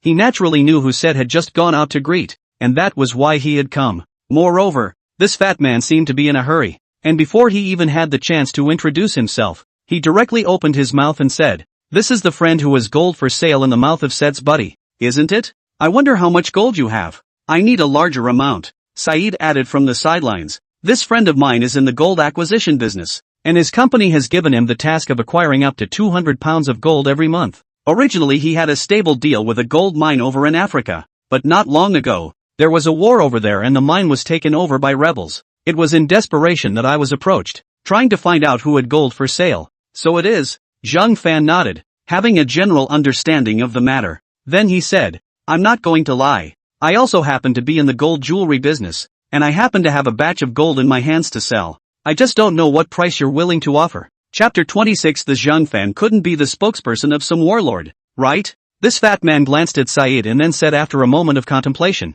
"The current gold price is $72.30 per gram. If you sell a large quantity, I can offer you $73 per gram. How about that?" Hearing this price, Zhang Fan was slightly surprised in his eyes. $73 is almost 510 or so Longwa dollars, which is quite a bit higher than it was a while ago. Don't look at the fact that he's only up 70 cents per gram, but in large quantities, that's a lot of money. Zhang Fan nodded slightly, then reached out his hand and smiled. Happy cooperation. Seeing Zhang Fan's action, this fat man also smiled and hurriedly shook Zhang Fan's hand. Happy cooperation. After drawing out his hand, Zhang Fan asked, "I wonder how much more you need to acquire this month." This fat man hesitated slightly when he heard Zhang Fan's words, then inquired, "How much can you provide?" "As much as I can provide." Zhang Fan was full of confidence. "Even if you need a ton or 10 tons, give me a little time and I can get it for you." The moment Zhang Fan's words came out, not only Fatty, but even Sayed, who was at the side, had a look of surprise on his face.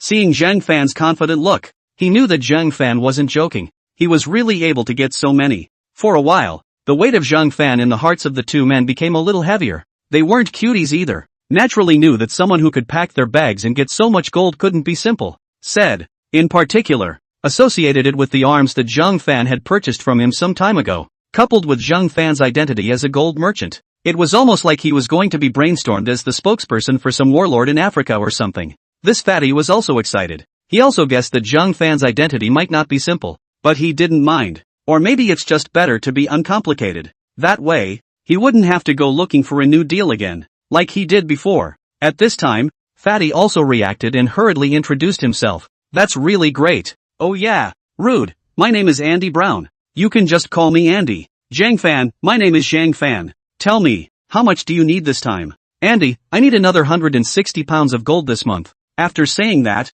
Andy added, at the same time, I hope to sign a contract with Mr. Zhang to provide me with a portion of 200 pounds of gold every month. Zhang Fan, no problem. I'll have the gold you need ready tomorrow. Upon hearing Zhang Fan's words, Andy's face instantly revealed ecstasy, and at the same time, he heaved a sigh of relief. Excitedly, he said, thank you so much, Mr. Zhang. I've been so overwhelmed by this mission that I couldn't sleep well during this period of time. I'm not going to lie. If I don't finish the job, I'm going to lose my bonus this year. Be sure to let me thank you later for letting Saeed Buddy take us to the most comfortable venue here and make sure you have a good time. Zhang Fan shook his head. I appreciate the thought. Let's forget about playing. I have more things to do. Get the contract ready. I've got other things to work on after I sign it. By tomorrow's time, I'll tell you where to trade. Andy sniffed, a hard look on his face. This, said, who was on the side, also shrugged and said, Brother Zhang is a busy man. I have invited him before. He is too busy. Andy nodded at this. Andy then prepared the contract, and after both of them signed the contract, Zhang Fan left. After that, Zhang Fan found the boss who rented out the warehouse, and simply bought the warehouse that he had temporarily rented before. It's a good thing that on Baba Sheep's side this stuff isn't worth as much as it is on the Dragon Country side. Zhang Fan purchased this warehouse, but also spent only 100,000 US dollars. Converted into the dragon currency is only 700,000 at the beginning of the look. On the second day, Zhang Fan made an appointment to meet Andy here at the warehouse, and at the same time, he took all the gold Andy needed from the storage space in advance. Mr. Zhang, this place has taken me a while to find. Andy surveyed his surroundings. This was a suburb after all, and in a place like Baba Goat, it was not easy to find. However, Zhang Fan didn't explain and said, wait for me here for a moment. After saying this, Zhang Fan turned around and went back to the middle of the warehouse, then carried out a large wooden box containing gold and put it in front of Andy. Upon seeing this box in front of Zhang Fan, at first Andy thought that this wooden box contained only a very small amount of gold and was very light in weight, because it was easy to look at Zhang Fan holding it. But when he saw the dull sensation that the wooden box made when it hit the ground, Andy's whole body froze at once. Andy, Mr. Zhang is really strong. With the moment Zhang Fan opened the lid of the wooden box and saw the gold inside, this big stone inside Andy's heart finally fell to the ground. The next step is the boring process of weighing and testing for purity. After all this was done, Andy was full of excitement. Fantastic, Mr. Zhang. The purity of this batch of gold is very high. My task for this month is finally complete. Looking forward to our collaboration next month. With that, Andy took out a check and handed it to Zhang Fan after writing a string of numbers on it. Mr. Zhang, this is the cost of this transaction. The deal between the two ended and Andy left in a hurry. Zhang Fan also did not linger any longer, and purchased quite a few more solar power generators on the streets of Baba Sheep, and then purchased quite a few other miscellaneous things. At the same time, he also purchased quite a few seeds, as it occurred to Zhang Fan that Jingling wanted to plant them in the shelter to come, then followed it up with a lot of fertilizer and stuff like that. After buying all of them clearly, Zhang Fan again deposited all of the money from the check inside the bank into his bank card. So far, the deposits inside Zhang Fan's card exceeded $50 million.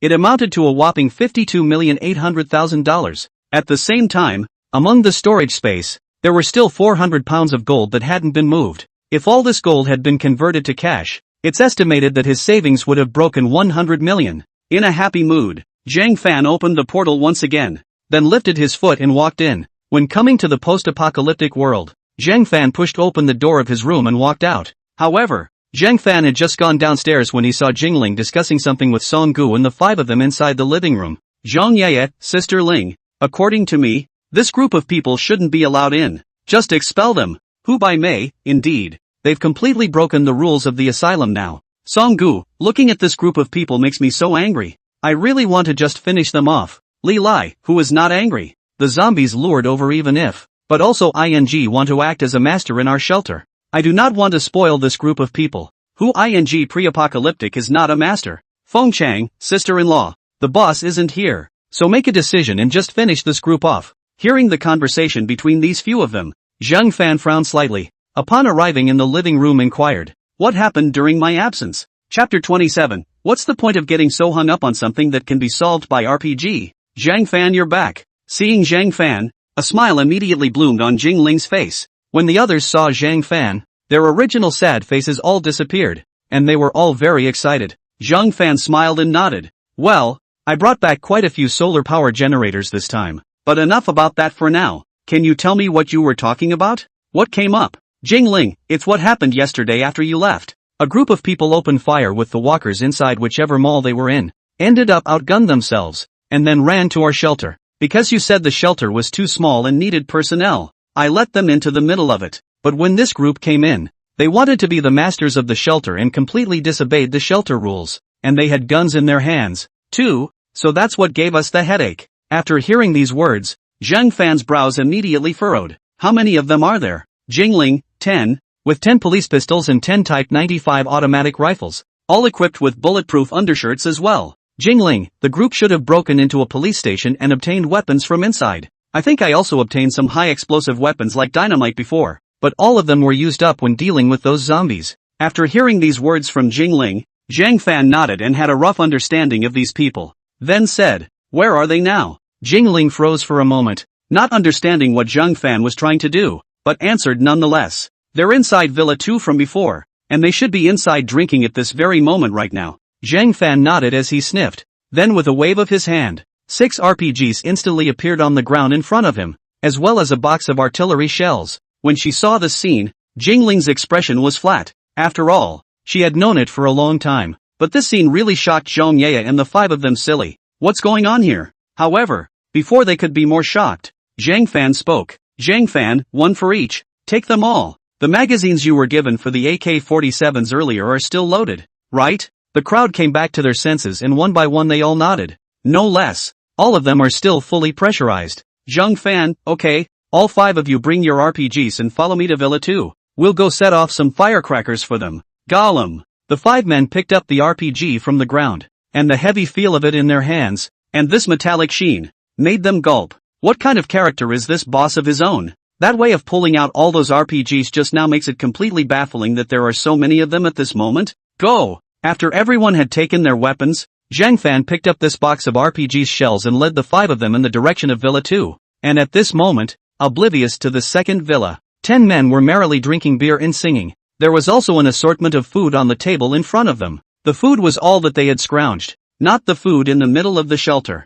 After all, there was still the presence of Song Gu and the 5 of them among the shelter. Although they also had weapons in their hands, they still valued their lives, and for the time being, they didn't clash much with Song Gu and Jingling. Naturally, he hadn't yet meddled with the warehouse managed by Li Yufu either. These chicks inside this shelter are so damn hot. Brother Cohen, when are we going to take over this place? I can't wait. I have to say, it's still these rich guys who know how to have fun. Damn, the women around them are so beautiful, especially that woman in charge. Seems to be called Jingling. This woman is really like a chimera. Every time I see her I can't hold it a bit. Damn you, how dare you have thoughts about that woman? That's Quinn's. But that Jingling's daughter, and those few girls who look like they work out a lot, are also good and positive. They feel full of temptation all over. Damn, they still want to arrange things for us. Especially that one called Feng Chang, always glaring at us with cold eyes. I really want to just kill him. Hearing these words, Kuan, who was the leader of their group most of all,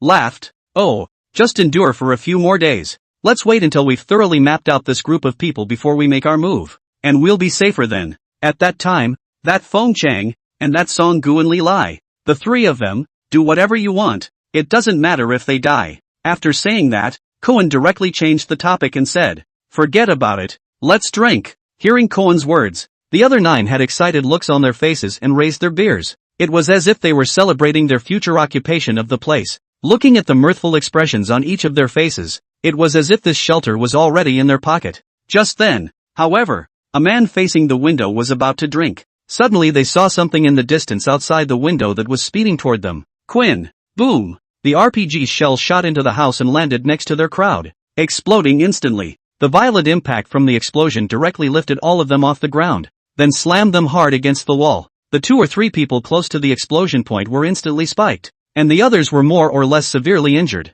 What happened? How it suddenly exploded? It's an RPG. The people at this shelter are trying to take us all out. Cohen was on the ground at the moment, and was spitting out blood in large gulps. The violent impact just now, coupled with hitting the wall, his internal organs were now severely damaged. The whole face was a mask of pain. The original steady as a mountain was also instantly wrapped in endless fear. The same is true for others, especially the moment they saw their companions beside them, who had been blown up. The fear in their hearts suddenly increased. I don't want to die. Whoosh. Boom boom boom. Again. Several consecutive rounds of RPGs broke through the window and then exploded inside the house. Throughout Villa 2, the ceiling was blown to pieces. The heavy walls were similarly shattered, and the ground was broken. As Zhang Fan and the others ceased fire, the entire half of the building of Villa 2 collapsed all the way down, burying Kuhn's group of people underneath all these steel and concrete debris. Zhang Fan looked at the results of the battle in front of him and laughed. Finish the fight and call it a day. After saying that, he handed the RPG barrel in his hand to Jingling's arms. Next time if you meet someone like that, just them up without any hesitation. The Jingling people on the side were dumbfounded, staring blankly at the ruins in front of them. For a while they hadn't come back to their senses from the explosion just now. The other 5 had their eyes glowing one by one. It's the first time they've used an RPG, and I have to say, it feels it's so cool. Zhang Fan, alright, we're done here. Now deal with the zombies outside. Those zombies that followed this group here. I guess they might riot after hearing the explosion just now. Taking care of them early will also allow us to wrap up early. Chapter 28 Zhong Ye's Night Attack. Da-did-day-day-day. Da-did-day-day-day. Da-did-day-day-day. On the fence, Zhang Fan led Songgu and the 5 of them were frantically firing towards the bottom. Because the commotion caused by taking out Kuhn's group with the RPG earlier was too great, it caused these surrounding zombies who had followed Kuhn's group over to riot en masse. All of them lunged frantically towards the walls of the shelter. They went forward and backward, stepping on the bodies of other zombies, piling up a little bit higher, trying to cross the high wall and enter into the shelter. These zombies were actually not many, only 2,000 or so, but when all of them rioted, the scene was still very scary. It was good that Zhang Fan had enough firepower on his side. After distributing 10 magazines to all 5 of them and Songgu, and 10 grenades each, Zhang Fan then took out the Gatling from his storage space. As Zhang Fan pressed the switch, the 6 barrels of the Gatling began to rotate at an accelerated rate, and countless bullets began to spew out like no money. Although the Gatling in his hand was only using 7.62 bullets, it could not withstand its awesome rate of fire. Almost everywhere the bullets passed, all the bodies of all the zombies were shattered. This scene made Songgu and Fengchun, they both looked dumbfounded. Li Lai, I'll go. Boss is so fierce. He even has this kind of weapon. My god. Hu Bai Mei, this gun is so powerful. Is this Gatling? Songgu, Gatling M134 machine gun. This rate of fire is really fierce. Zhong Ye, I also want a gun like this. Wow.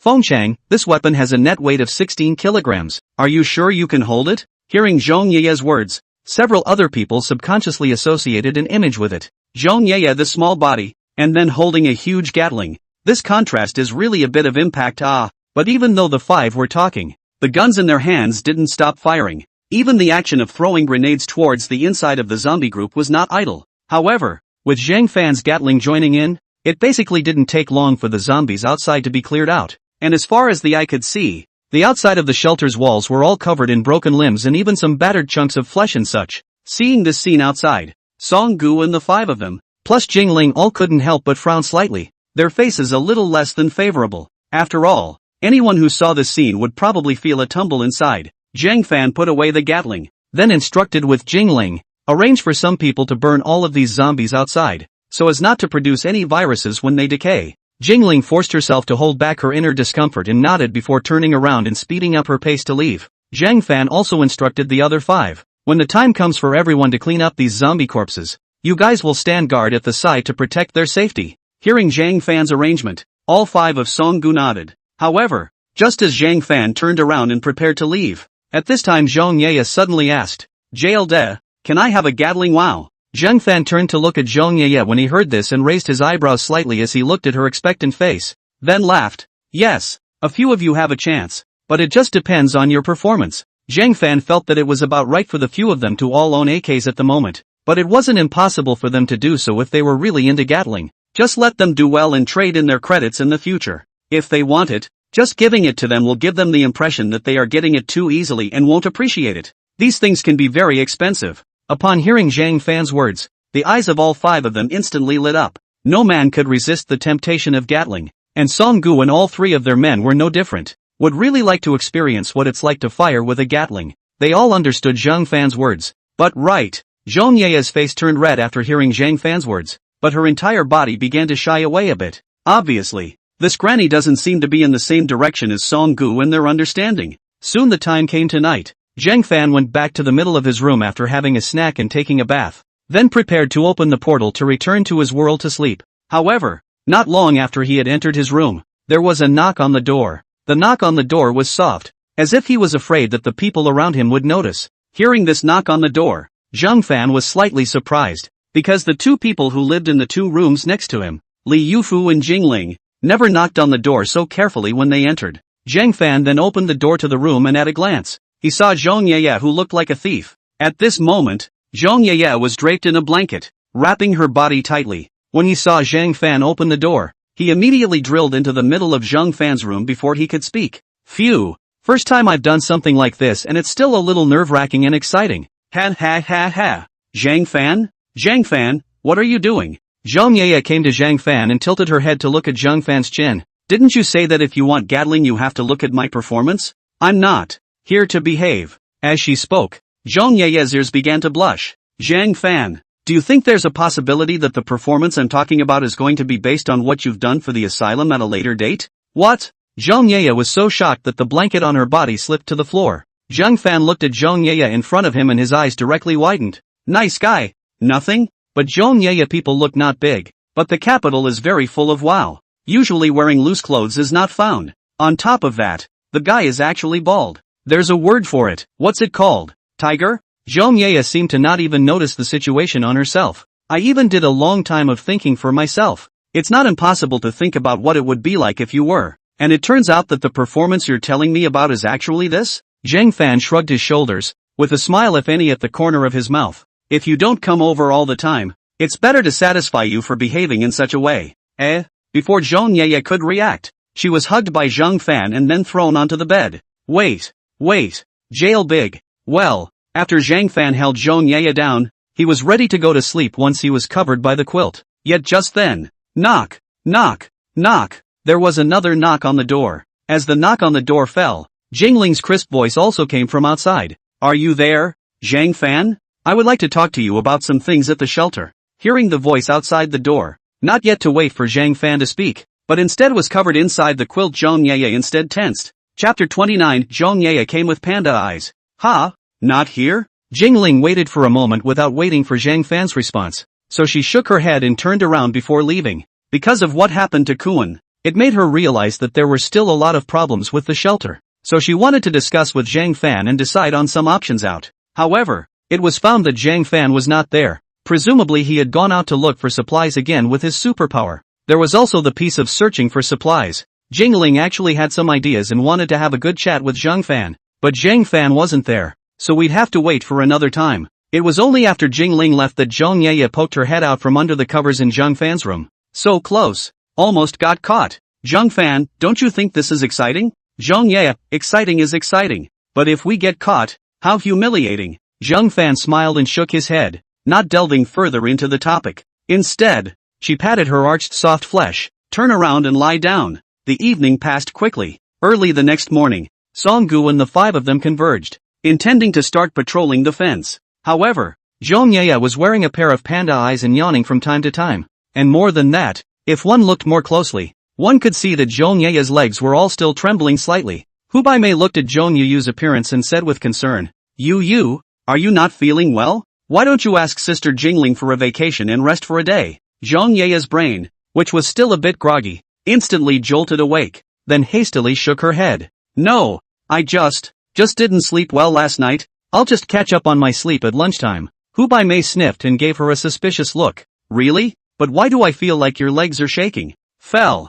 Yeye felt like her mind had never spun so fast before. Yes, that's right. My foot slipped when I got up this morning. I'll be fine in a little while. So, although Hubaimei felt as if Zhong Yuyu was trying her best to hide something, she saw that Zhong Yuyu seemed to have really no major problems other than these phenomena, and so it was no longer deep. Zhang Yaya, so what? I'm in charge of guarding the lookout today, so I'll go first. After saying that, Zhang Yaya didn't wait for them to reply, and scampered off in the direction of the shelter's watchtower. Compared to the current shelter, the lookout is considered to be the cleanest job. It wasn't like there were any walkers out there, so she was perfectly capable of squinting up there for a little while to recover her mental state. Zhang Yaya, is Zhang Fan a donkey?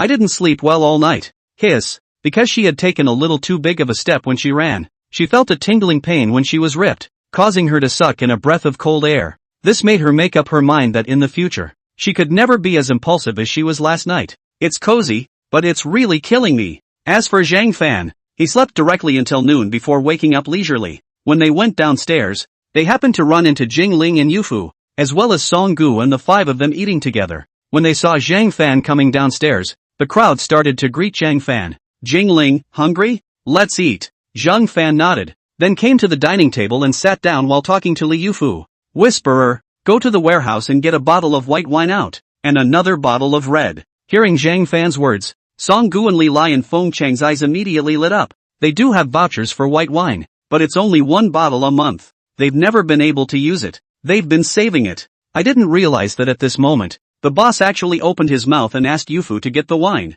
So wouldn't they be able to dabble in a meal as well? Zhang Yaya and Hubaimei. Both of them were also very happy because they both hadn't had red wine for a long time as well. Although the quality of the wine in the warehouse is a bit poor, but it is better than nothing. Even Jingling's face showed a faint smile. She often dined with Zhang Fan, so there was basically no shortage of these alcoholic beverages and such. But the mood had also been driven by Zhang Yaya's happiness with them. Zhang Fan naturally saw all five of their reactions and laughed. It's not easy to get together for a meal today, so let's all have a drink and sort of celebrate the shelter's peace and quiet, alright. It didn't take long for Whisperer to walk over with a bottle of white wine and a bottle of red wine. Seeing this, Song Gu quickly took the initiative to volunteer. Boss, let me pour the wine. With everyone's glasses filled with wine. Cheers! Yay! The atmosphere was instantly baked. A meal that was very enjoyable for all. Song Gu looked at the smiles on everyone's faces and the rich dishes on the table with some emotion on his face. When the zombie outbreak first started, at that point I couldn't even see where the future lay.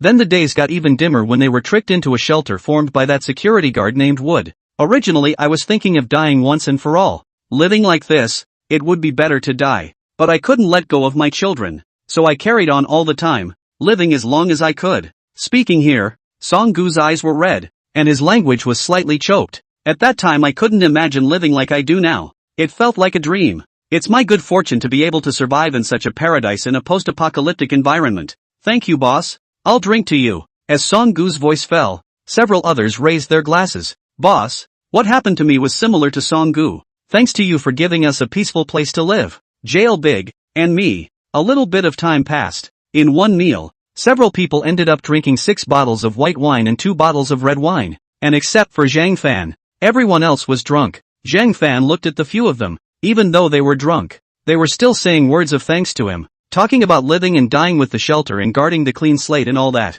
Seriously, at one time Zhang Fan was a little less accustomed to such words because they were too meaty. Originally, Zhang Fan's purpose of forming the shelter in the beginning was only to form his own force in this post-apocalyptic world. Then bring more wealth to yourself. But the hope he gives these people is real. For a while, Zhang Fan's heart also began to change slightly. Of course, the messing with money bit still remains intact. However, perhaps he could expand his sanctuary a little bit and expand this purgatory a little bit bigger in these end times. Or just create a fantasy land in the middle of this wasteland. Chapter 30, Li Yufu. I think I'm very technical in hiding. The next evening, the people from the shelter were currently clearing the ruins of Villa 2 under Jingling's arrangement. Now that Villa 2 has been destroyed, it's the perfect time to clear out this open space. When the time comes to clear these open spaces, they can be used for planting as well. However, just when everything was in order within the shelter, Song Gu hurriedly ran to Zhang Fan. Boss, there's something going on outside. Hearing Song Gu's words,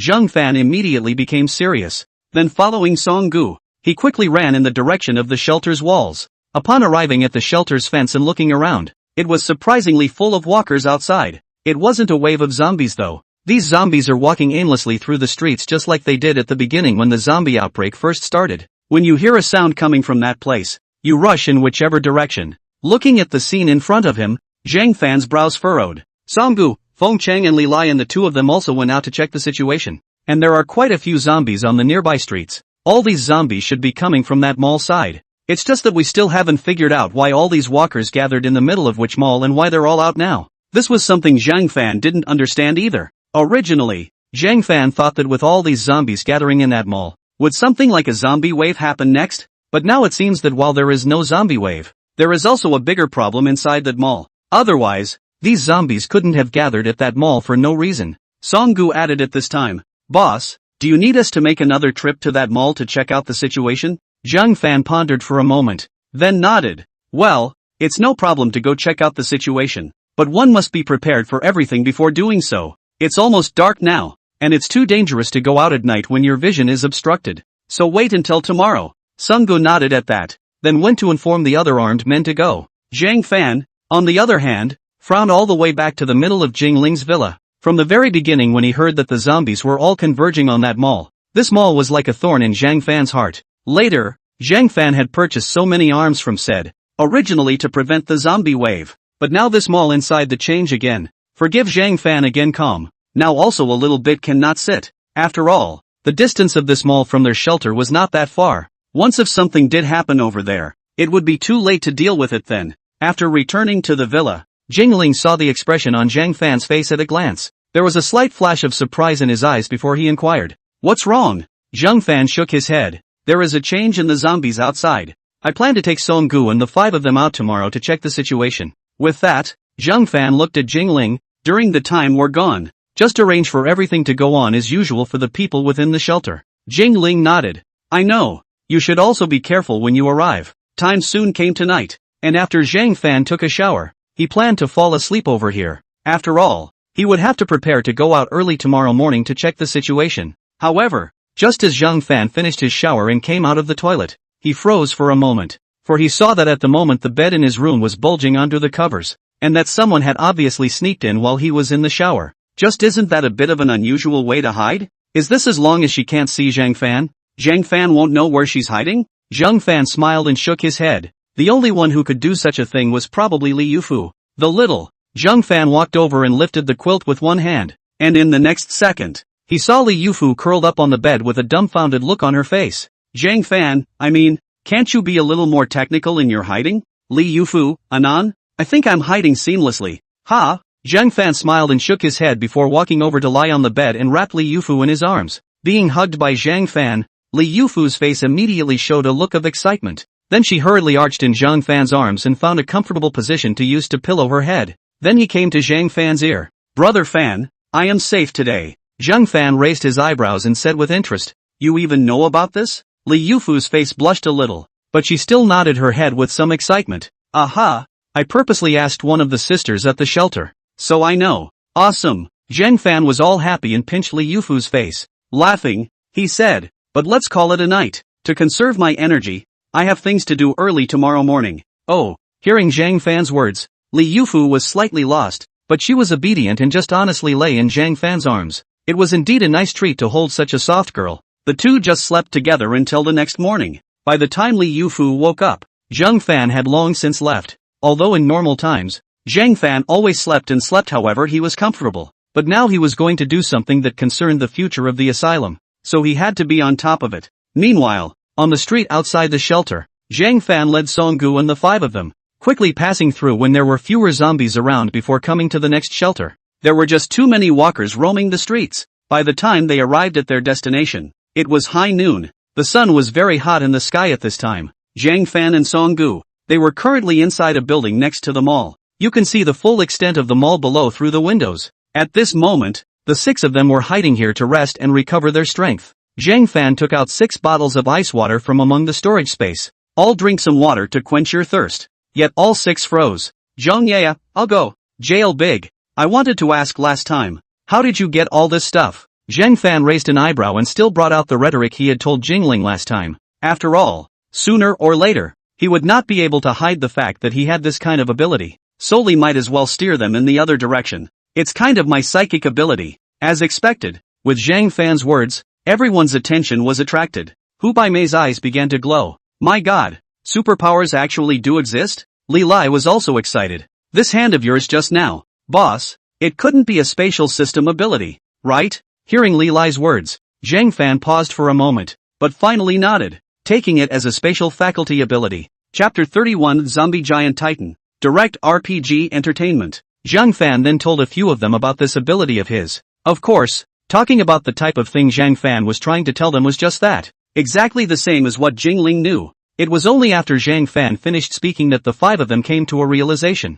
Fengchang, so that's how it is. Before I was puzzled as to why you would take us to sweep the gold store. Boss, so it's because of this. Songgu, doesn't that mean that as long as we keep collecting gold emeralds and all that, then wouldn't your ability keep growing? Boss? Songgu and the five of them were very excited, and their thoughts were the same as Jingling's. Although they did not understand why Zhang Fan possessed supernatural abilities, they all understood that as long as Zhang Fan's abilities were stronger, then the security of their shelter would be higher. For a while, all five of the Song Valley people began to recall in their minds just where else there was the most gold. Right at this moment, Zhang Fan's gaze inadvertently glanced at that shopping mall below outside, and his face instantly became serious. Brace yourselves. There's a situation on this side of the mall. Hearing Zhang Fan's words, all five of Songgu instantly returned to their senses. Then they all came to the window and looked towards the location of the mall below. When they saw the scene in the square in front of the mall's main entrance, all five of them suddenly changed their faces drastically. At the entrance in front of the mall,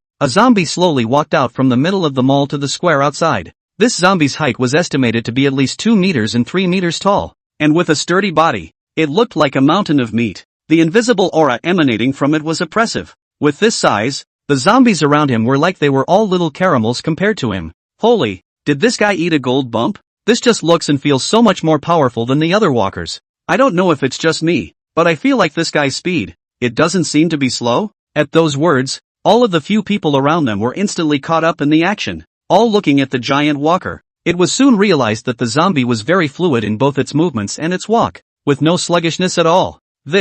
All five people were shocked for a moment. If they hadn't seen the giant zombie's blood-red skin, coupled with the festering body, they would have wondered if this guy could be a human. Zhang Fan thought for a moment. It's possible that it's a xenobiotic species born amongst the zombies, and I reckon that the zombies that gathered here before were probably because of it. Seeing this zombie below, Zhang Fan frowned slightly. There was also a guess in his mind. Perhaps all those walkers gathered here before were summoned by this giant walker. The purpose was to protect him from completing his metamorphosis into what he is now. Of course, this was only Zhang Fan's speculation, and he was not quite sure if this was the case. Songgu asked at this time, Boss, what should we do now? Zhang Fan glanced at this giant zombie in the square. With the appearance of the giant zombie, the zombies that were originally wandering aimlessly in the surroundings seemed to have gotten a call to arms, and began to close in on this giant zombie. After Zhang Fan pondered for a moment, he then took out the RPGs and distributed them to the crowd. Said, try and see if you can finish it off. After we fire,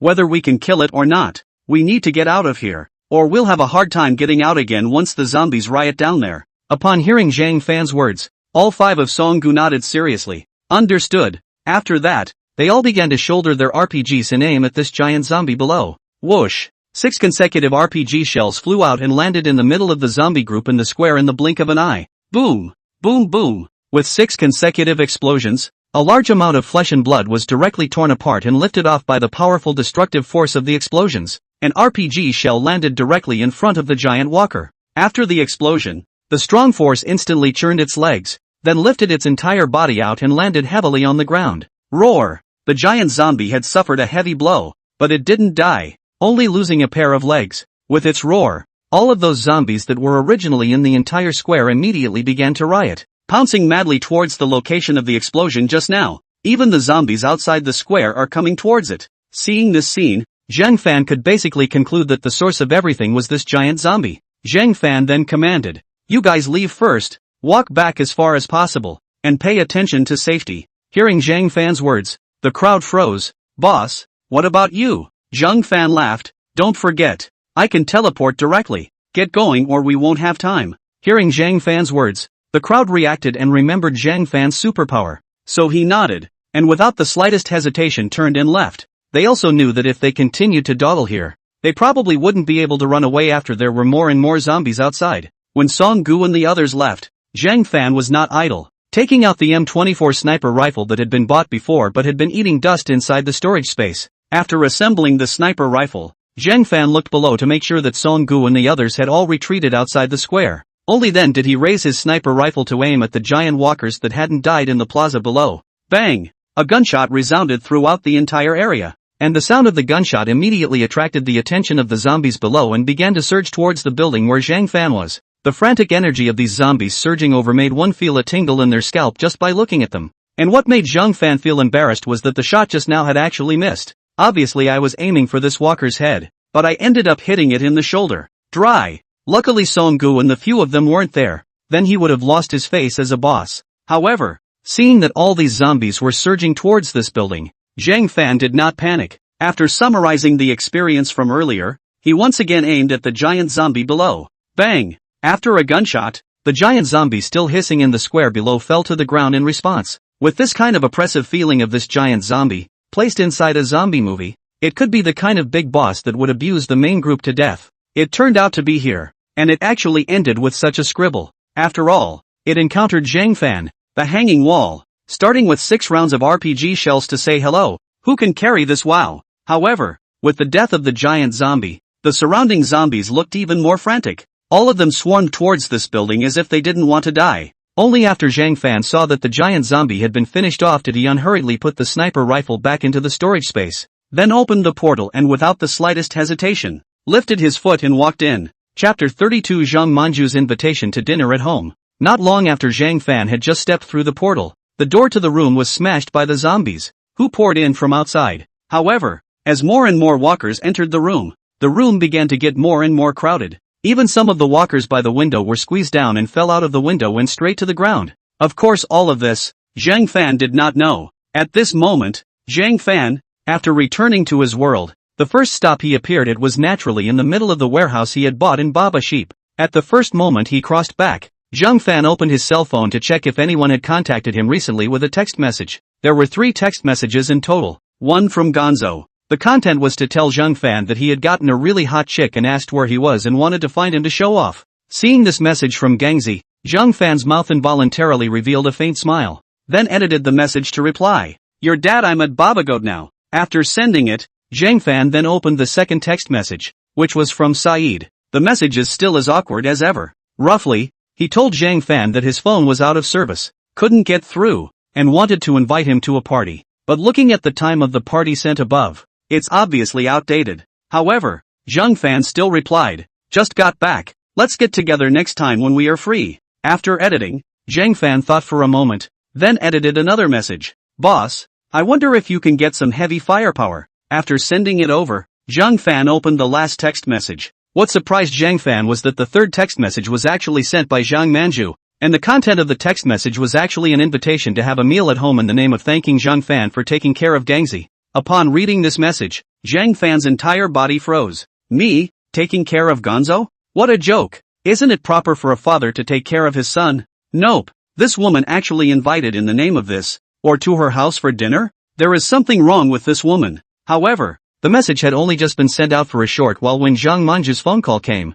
Zhang Fan froze for a moment as he looked at the caller ID, but he still chose to connect. "Hello, Ms. Zhang Manju. Mr. Zhang. Your phone finally works. Are you back in the country?" Zhang Manju's voice on the phone was a bit cold, but it didn't give people a feeling of alienation. Zhang Fan, currently still in Baba Sheep, now preparing to go back to Longwei. "So it is," Zhang Manju on the phone teased. "Mr. Zhang is really a busy man. I just don't know if I can have the honor of inviting you for a casual dinner after you return to China?" "No problem." The corner of Zhang Fan's mouth appeared in a slight arc. "Yes? That's wonderful. Thank you very much. By the way, Mr. Zhang, those bracelets you entrusted to me have all been set for auction. It's at that one auction in 4 days. Will you come to attend then?" Zhang Fan thought about it and then refused. "Forget it. I may not necessarily be in the Dragon Kingdom in 4 days." "Okay, Zhang Fan, alright, don't call me Mr. Zhang, just call me by my name. Let's leave it at that for now. We'll talk when I get back home." After saying that, Zhang Fan hung up the phone, and at the same time rented a car and rushed in the direction of the airport. Along the way, Zhang Fan also began to ponder what kind of medicine Zhang Manju was selling in this gourd. In his opinion, even if Zhang Manju invited him to dinner in the name of thanking him for entrusting the emerald to her for auction, It was much more reliable than this one he saw inside the text message. In the name of caring for Gonzo, Che, what can he have? Suddenly, just as Zhang Fan still wanted to flirt with Gangzi inwardly, he suddenly thought of the scene when he first met Zhang Manju. He remembered that at that time, Zhang Manju was learning that he was doing gold business abroad. It seemed like there was some subtle change in attitude at that point. Is that what this is about? Just what does this gold business have to do with Kongzi? Because of that gold recycling in Kongzi? It's not so bad. He's only traded with Gonzo twice. Is there something wrong with this identity I've made up? Zhang Fan frowned slightly, thinking back and forth. Saeed and Andy even come to mind. Fiercely, Zhang Fan suddenly sat upright. I'll go. No way? Zhang Fan thought of a possibility. It's not possible that all these people think he's some big shot in Africa, is it? However, this was something that Zhang Fan planned to wait until he returned to the Dragon Kingdom to make sure to see if this was really what he had guessed. After returning to the Dragon Kingdom, Zhang Fan called and contacted Zhang Manju. Not long afterward, Zhang Manju sent a locator to Zhang Fan. Swan Lake neighborhood? Zhang Fan raised his eyebrows. The price of this neighborhood is not cheap. A flat is almost 70,000 to 80,000. It is a top property in Yangchang. But thinking about Zhang Manju's identity was a relief. A little bit of time passed. When Zhang Fan arrived at the gate of the Swan Lake community, he saw Zhang Manju standing at the gate waiting at a glance. The moment she saw Zhang Fan, Zhang Manju immediately greeted her with a professional smile on her face. Mr. Zhang has good timing. My meal is just about ready. Zhang Fan shook his head with a faint smile. As I said on the phone before, don't call Mr. Zhang, just call me directly by my name. Zhang Manju hesitated for a moment after hearing this, but in the end, she nodded slightly. That's fine. Zhang Fan, please come in. Then, Zhang Manju brought Zhang Fan into the middle of the neighborhood. After entering Zhang Manju's home, Zhang Manju poured Zhang Fan a cup of water first, and then went to the kitchen to get busy, bringing out all the hot meals inside. Zhang Fan then surveyed the layout of the house. I have to say, it's really exquisite and luxurious. It didn't take long for Zhang Manju to serve all the meals on the table. Zhang Fan, it's time to eat. Try my handiwork, said. Zhang Manju also deliberately took out a bottle of collector's edition Maozi from the wine cabinet, pouring a glass for Zhang Fan. Seeing Zhang Manju's series of maneuvers, Zhang Fan was slightly surprised in his eyes. Zhang Manju's attentive demeanor could be completely different from how he looked when they first met. Zhang Fan understood that it was estimated that Zhang Manju should be asking for something. Just Zhang Manju did not say. He did not take the initiative to mention. There will always be Zhang Manju cannot boil time. While the two of them were eating, Zhang Manju and Zhang Fan were both chatting about one thing or another. When Zhang Manju talked about herself, she basically chatted about trivial things at work. However, when talking about Zhang Fan, the language was always tentative, wanting to know information about Zhang Fan. Yet Zhang Fan is always perfunctory. It wasn't until the meal was all finished that Zhang Manju was finally able to sit down. Directly pointing out the opening, he asked, Zhang Fan, I don't know where exactly you are in the gold business? After saying that, he immediately added, of course, I don't mean to want to know about you. It's just that I have a friend who wants to open a gold jewelry store in China. So I'm asking. Typical of the I have a friends series. The corner of Zhang Fan's mouth floated slightly, and he did not point her out. Straight out of the gate. Got a few gold mines under your belt in Africa, don't you? Zhang Manju. Zhang Manju, that place in Africa is very chaotic. Aren't you afraid of unrest in those local armies? Zhang Fan shook his head with a meaningful smile on his face. What's there to be afraid of? I'm a well-liked person. Everyone is willing to give me a few points of face. So it's been peaceful. Zhang Manju, I'll believe the hell out of you. Now, Zhang Manju was basically certain that Zhang Fan's identity was definitely not simple. At the same time, he scoffed at himself. That's right. Whoever is in the gold business in that kind of place, can his identity be simple? Chapter 33, Who in their right mind gives a grenade as a gift? Nice people? In a chaotic place like Africa, with a few gold mines in your grasp, if you didn't have an armed force in your hands, you'd have been eaten up by the local army long ago. Zhang Manju was silent again. Looking at Zhang Fan in front of him, he wanted to open his mouth several times, but he held back. Seeing this, Zhang Fan directly said, just say what you have to say. There's no need to hold back. Hearing those words, Zhang Manju was instantly embarrassed.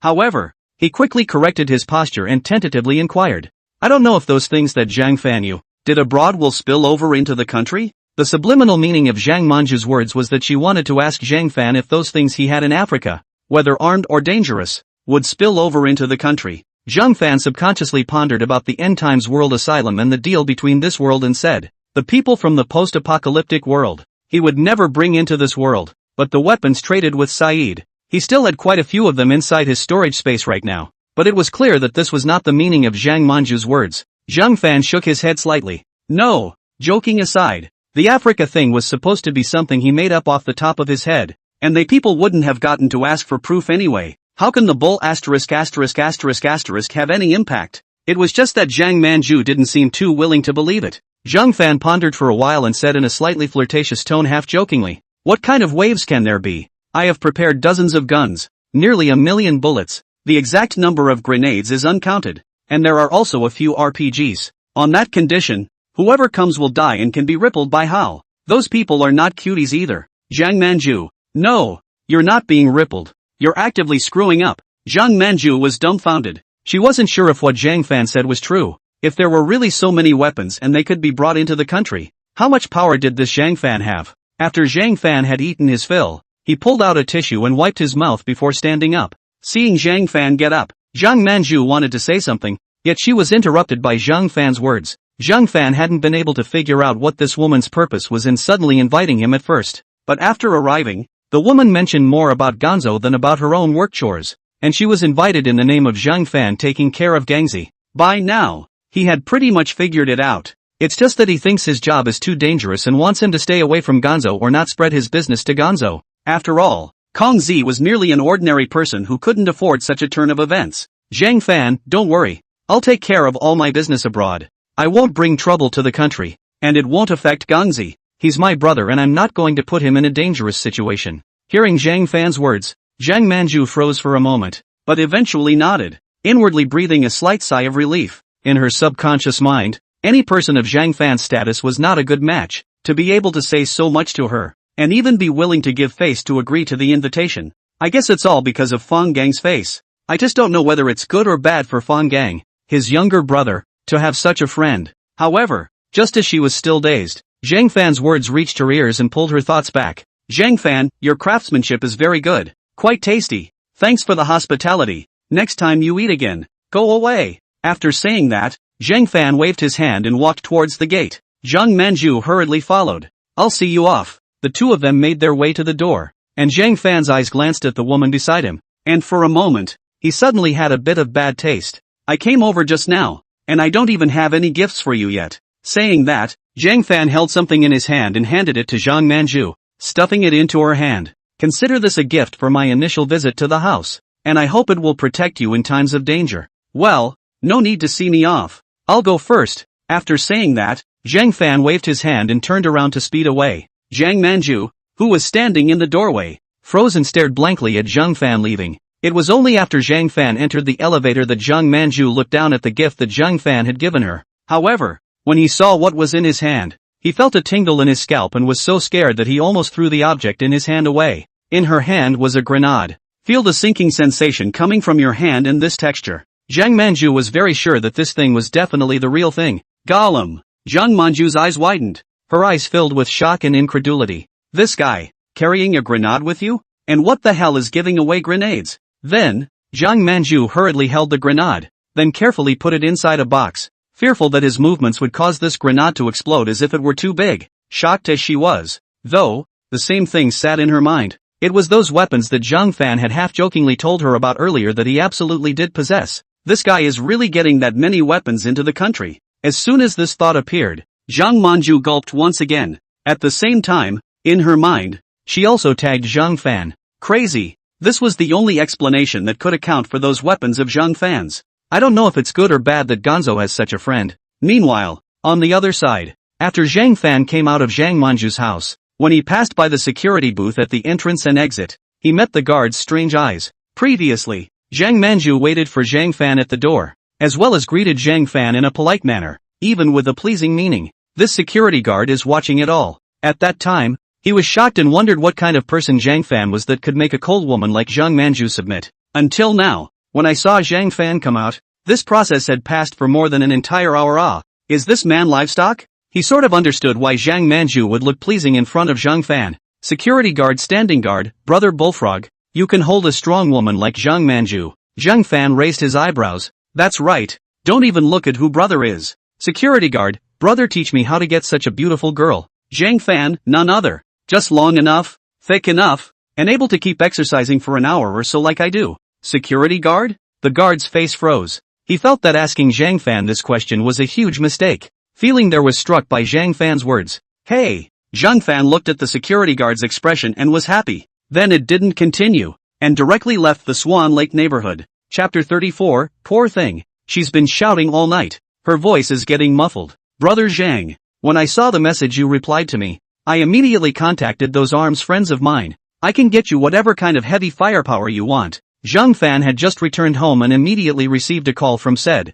Saeed sounded confident on the phone. Zhang Fan sniffed and joked. Tank armor. Can you get it? Saeed? Saeed, this might be a little difficult. Zhang Fan laughed and hurriedly said. I was just joking with you. I'll send you what I need later. I'll come over with the bills when you get everything I need. How's that sound? Saeed, no problem my brother. I trust your character. Wait for my good news. After hanging up the phone, Zhang Fan made a list of KPV heavy machine guns and the bullets needed, then sent it to said. Just after doing some of this, Zhang Fan also arrived at his home. Standing at the entrance of his compound, looking at the cab that turned around and left, Zhang Fan frowned slightly. Looks like it's time to buy a car after all. This compound of his was still a considerable distance from the city, and it was a bit inconvenient to take a taxi every time. And then again, he's got so much money now that it just doesn't make sense that he doesn't have a car. In the next few days, Zhang Fan purchased a mobility scooter and waved it around every day. During these few days, Zhang Fan had also visited the end world once midway to check the situation. However, where he had traveled before, there were still a large number of zombies currently present. Solely Zhang Fan simply planned to have a good time relaxing and unwinding in his side of the world first, treating it as a vacation for himself. A few days down the line, just as Zhang Fan was about to drift into disconnection, Saeed's call finally came. Tell Zhang Fan that everything he needs has been prepared and is now in the middle of his store. When he heard this news, Zhang Fan was instantly energized, and his entire body stood up in a mischievous manner. Then hurry up and pack your things and start heading to Baba Sheep. Upon arriving at Baba Sheep Sayed's store, Zhang Fan had just entered Sayed's office and immediately inquired. Older brother, where's what I need? Here it is. Ha! Said looked at Zhang Fan's expectant face, so he smiled and pointed to a few wooden boxes in the corner. Here's the KPV heavy machine gun you need. It took me a lot of effort to get this one. As said opened two of the long wooden crates, two brand new KPV heavy machine guns lay inside. At the same time, the smell of gun oil hit his nose as the lid of the wooden case opened. When he saw this heavy machine gun, Zhang Fan's eyes lit up. Originally he just made a list and didn't hold out hope that KPV would get it. But never in a million years did Saeed actually get it. It seems that he has quite a wide range of contacts in this area of arms. No wonder he dares to make a bold statement that there is no weapon he can't get. It's not easy to get this weapon. The reason why Zhang Fan thought of this heavy machine gun was mainly because he had unintentionally seen it on the internet. The most common look of the KPV as it appears in the public eye is that of two jerks assembled together and mounted on a car. Of course, there are also individually mounted on armored vehicles. The net weight of the gun is 45 kilograms, and that's not including a kickstand or anything else. Using a 14.5mm bullet that could easily penetrate an armored car. Even that kind of anvil could be shattered by a single shot of a horrible weapon. What's more, the big guy can actually fire in bursts. If this was brought to the post-apocalyptic world and mounted on the walls of the shelter, any zombie lord that had evolved to any degree would be dry-humped with a single shot. Under the excitement, Zhang Fan directly ran over and picked up one of the KPV heavy machine guns with one hand. The weight of 45 kilograms seemed like nothing in Zhang Fan's hands, and was easily lifted up. The scene looked in Set's eyes, and his eyes almost glazed over. Brother Zhang, why are you so strong? Zhang Fan also reacted at this time, laughed and said, born with it. Then immediately changed the topic and said, open a few other wooden boxes for me as well. I'll see how it goes. Okay, said looked deeply at Zhang Fan, and was really a bit envious of Zhang Fan's strength. This was followed by opening all the other boxes. Several other crates were similarly lined with clear KPV heavy machine guns, adding up to a total of 5. Saeed said somewhat smugly, also I got the bullets you needed. 50,000 in total. Zhang Fan nodded. Still just send it to that warehouse of mine. Said immediately piled a smile on his face upon hearing this, but he still reminded, Brother Zhang, although it's very pleasant to do business with you, I still have to remind you, that's a bit high. Zhang Fan looked at him and asked, how much is needed? Said smiled with him and said, as you know, I got all of these from other people,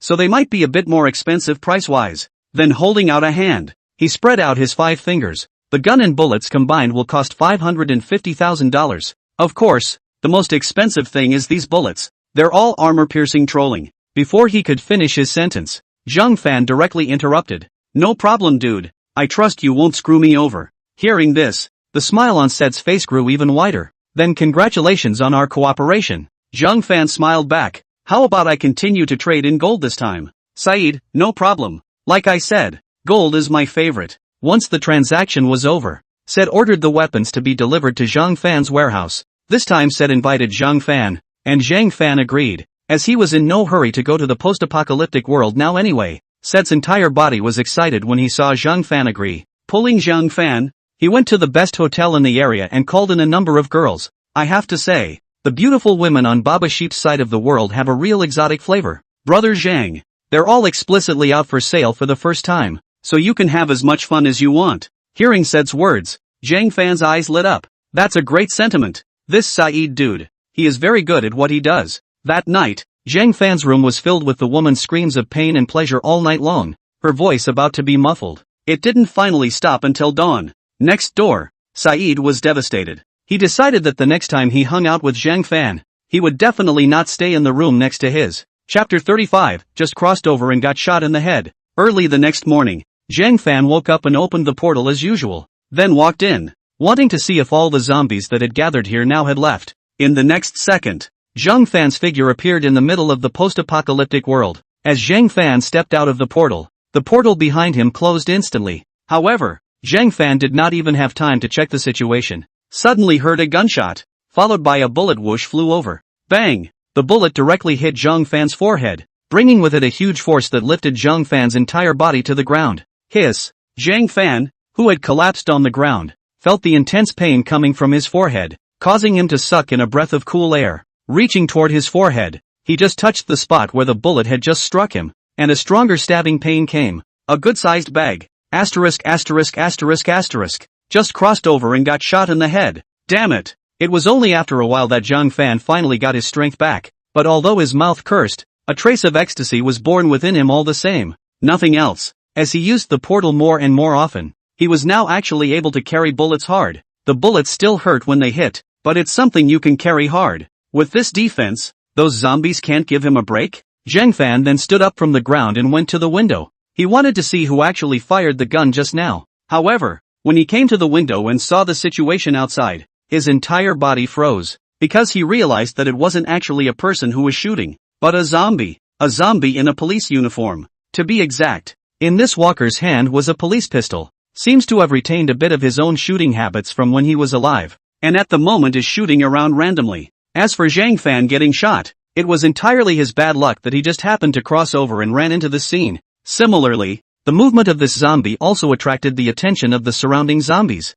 and they all rushed towards it, drowning it inside the pile of zombies. As more and more zombies flocked here, this likewise gave Zhang Fan an opportunity. Taking advantage of the fact that there were not many zombies around, Zhang Fan quickly rushed in the direction of the shelter. He hadn't been back to the shelter for nearly a week and wondered if anything had happened amongst the shelter. With Zhang Fan's current speed, the distance of 5 kilometers did not take much time when he was in full hurry, and he soon arrived outside the walls of the shelter. At this moment, Song Gu, who was guarding the situation outside on the watchtower, saw Zhang Fan, who was running towards the shelter's side, at a glance, and his face instantly revealed an excited look. Hurriedly, he shouted, "Open the door, boss is back." Zhang Ye and Feng Chang, who were patrolling below, immediately became excited when they heard Song Gu's words and hurriedly opened the gate. It didn't take long for Zhang Fan to run in. Of course, because of the commotion brought about by the opening of the door, it also attracted the attention of several zombies around, only to be easily solved by Song Gu on the watchtower.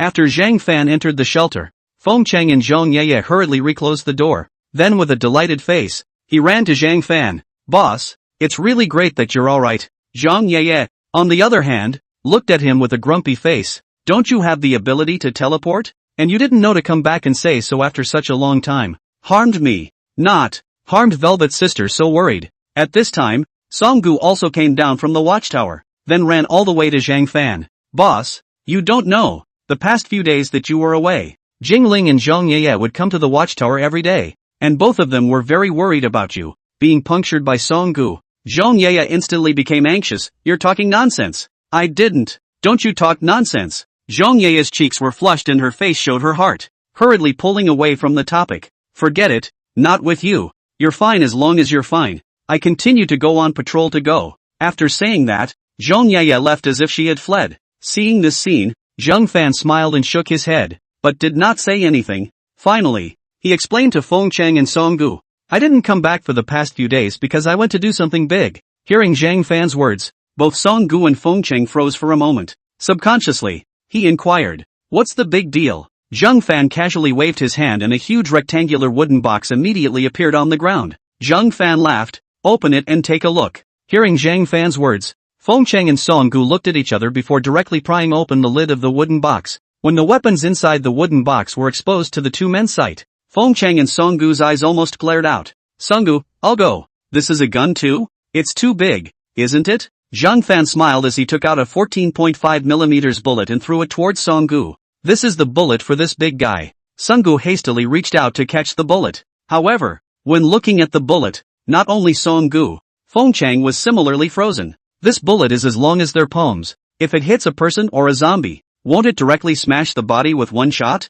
Feng Cheng, huh? I remember. I think I've seen this gun in a video. Is it one of those anti-aircraft machine guns? The kind that can just blow up an airplane with one shot? Zhang Fan nodded. Well, there are countries that have applied this kind of gun to air defense indeed. This is the KPV heavy machine gun, using this number of rounds which are 14.5mm rounds, and is currently considered the most destructive heavy machine gun. This weapon is either loaded on a pickup truck or an armored vehicle. And, of course, for air defense, as you said, Gollum. Hearing Zhang Fan's introduction, both of them subconsciously gulped. This is too strong. Boss actually even got such a fierce weapon. He couldn't have found an armory, could he? Seeing this shocked look on the two, Zhang Fan was happy. This was followed by another 4 KPV heavy machine guns in all 50,000 bullets. Commanding, he said, there are brackets and retainers in the wooden crate. You will call Lai Lai over here later, and the 3 of you will mount this gun on all 4 fences, and 1 can be placed on the watchtower. There are instructions in there on how to install it. Just follow the step-by-step diagrams on there. Upon hearing Zhang Fan's words, the 2 of them came back to their senses, and when they heard Zhang Fan say that he had asked them to come and install it, all of a sudden, the eyes of each of them blossomed with an excited essence. Then one nodded vigorously. Don't worry boss, leave it to us to install. It's proper. Zhang Fan nodded as he sniffed, then beckoned. Alright, Song Gu you go and call Li Lai over. Feng Cheng you watch here first, I'm going back to the villa. After saying that, Zhang Fan turned around and rushed towards Jingling's villa. Chapter 36, Li Yufu, tonight I'll wear black silk, the kind with letters. Zhang Fan you're back. Jingling, who was originally dealing with things in the middle of the living room, suddenly heard voices coming from the front door. Jingling subconsciously twisted her head to look, and at a glance, she saw Zhang Fan who opened the door and walked in from outside. The moment she saw Zhang Fan, a smile immediately bloomed on Jingling's face. The matter at hand was no longer done,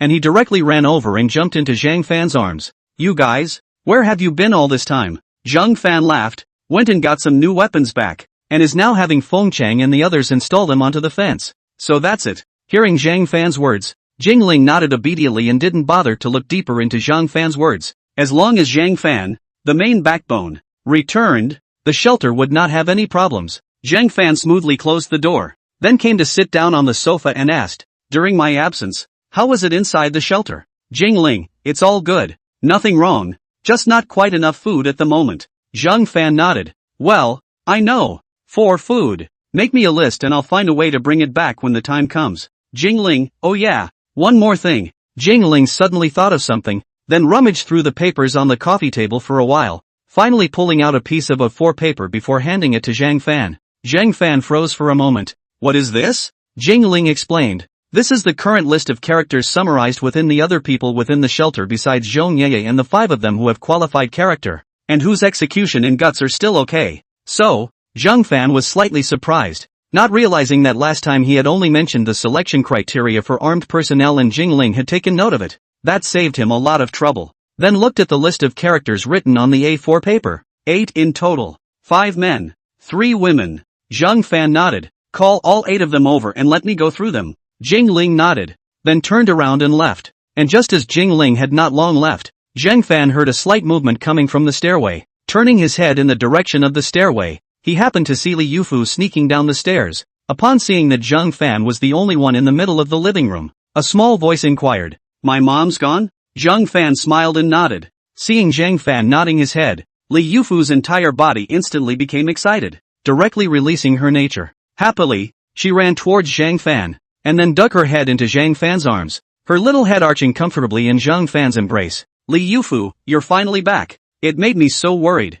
Zhang Fan smiled and shook his head. Harm? What's there to worry about? Have you forgotten my abilities? I haven't forgotten. I'm just worried. After saying that, Li Yufu stole another glance outside the window and found that no one was there before she whispered in Zhang Fan's ear with a red face. I'm leaving the door unlocked tonight, and I've got black silk with letters on it. Zhang Fan raised his eyebrows. I'm excited if you're going to say this. You still have this? Li Yufu nodded with a red face. Well, just consider it a welcome back. Surprise. After saying that, Li Yufu two cats scattered and ran away. This little is just a little shy. A little too shy to carry the scene. Zhang Fan looked at Li Yufu's departing figure, smiled, shook his head, and did not say anything. He reckoned that it should be out of the question for Li Yufu here tonight. Guess Jingling shouldn't let him go. Or maybe there was another Zhang Yayet, who probably wouldn't let him leave so easily after seeing him take so long to come back. Anyway, Zhang Fan feels that it will probably be very busy tonight. A little bit of time passed, and Jingling soon brought someone in from outside. On this trip, besides Jingling bringing those 8 people in, Song Gu and the others followed after they got the news. After all, some of these people could be their teammates in the future, so it was better to come over and take a look. When the crowd arrived at the living room, the 8 newcomers stood so neatly in front of Zhang Fan. Before they came, Jingling had told them the reason why they had come over, and at the moment, they were all nervous inside with a few moments of anticipation. It's safe to say that so far, almost everyone wants to be an armed member of the shelter. Not for anything else, but mainly because armed personnel are treated so well. The other survivors in the shelter have just enough work points from their daily work to feed themselves. Maybe a month down the road. Save up your work credits for a few candies or something. But it's a complete contrast to armed men. As long as you become an armed officer, not only do you have good benefits every month, but every time you go out on a mission, as long as you come back safe and sound, you will get a lot of rewards. Like the last time Zhang Fan took Song Gu and the others out. When they came back, Song Gu and the 3 men were each given a bottle of white wine along with a strip of huazi, as well as a 1-pound piece of bacon and 10 pounds of rice. And those are just the rewards for one outing. Although going on a mission came with risks, in this post-apocalyptic world where supplies were in short supply and it was extremely dangerous out there, it was possible to obtain such a generous reward in one go. That's who doesn't crave it, and that's exactly why. When Jingling informs them of the 8 newcomers that they have been selected as candidates for armed personnel, they were so excited at that moment that they didn't sleep all night. All the friends around them who were doing things together looked at them with envy, making their vanity greatly satisfied as well. Now they were standing in front of Zhang Fan, the owner of the shelter. How could they not be nervous and excited? After all, as long as Zhang Fan opened his mouth, he could determine whether or not they could become armed officers yet. Zhang Fan swept a glance at these people, then nodded in satisfaction. Although there wasn't much contact, at least by the first look at their faces, these people were not gloomy or vicious. While it's a bit of an understatement to say so, the truth is that a person's face does give a general indication of what kind of personality that person has. Zhang Fan, alright, since you were all chosen by Jingling, I also trust Jingling's vision and judgment. Hearing Zhang Fan's words, the faces of the 8 people in front of them immediately revealed uncontrollable delight. One by one, their eyes seemed to radiate a glow called excitement. Zhang Fan thought for a moment, then waved to Song Gu and Zhang Ye. You two come over here. Hearing Zhang Fan's words, the 2 of them, Song Gu and Zhang Ye, came to the front with doubts. Zhang Fan, Song Gu, your ability is good. Compared to the other 4 people you've been spending time with, you should know it well. Hearing this, Zhang Ye and Feng Chang and the 4 of them all subconsciously nodded their heads. Zhang Fan continued, with the increase in armed personnel, it's better to split into a few squads so that it's more manageable. Together with these 8 newcomers, the total number of armed personnel is currently 13. Song Gu, you are responsible for taking 6, and Zhong Yaya is responsible for taking 5.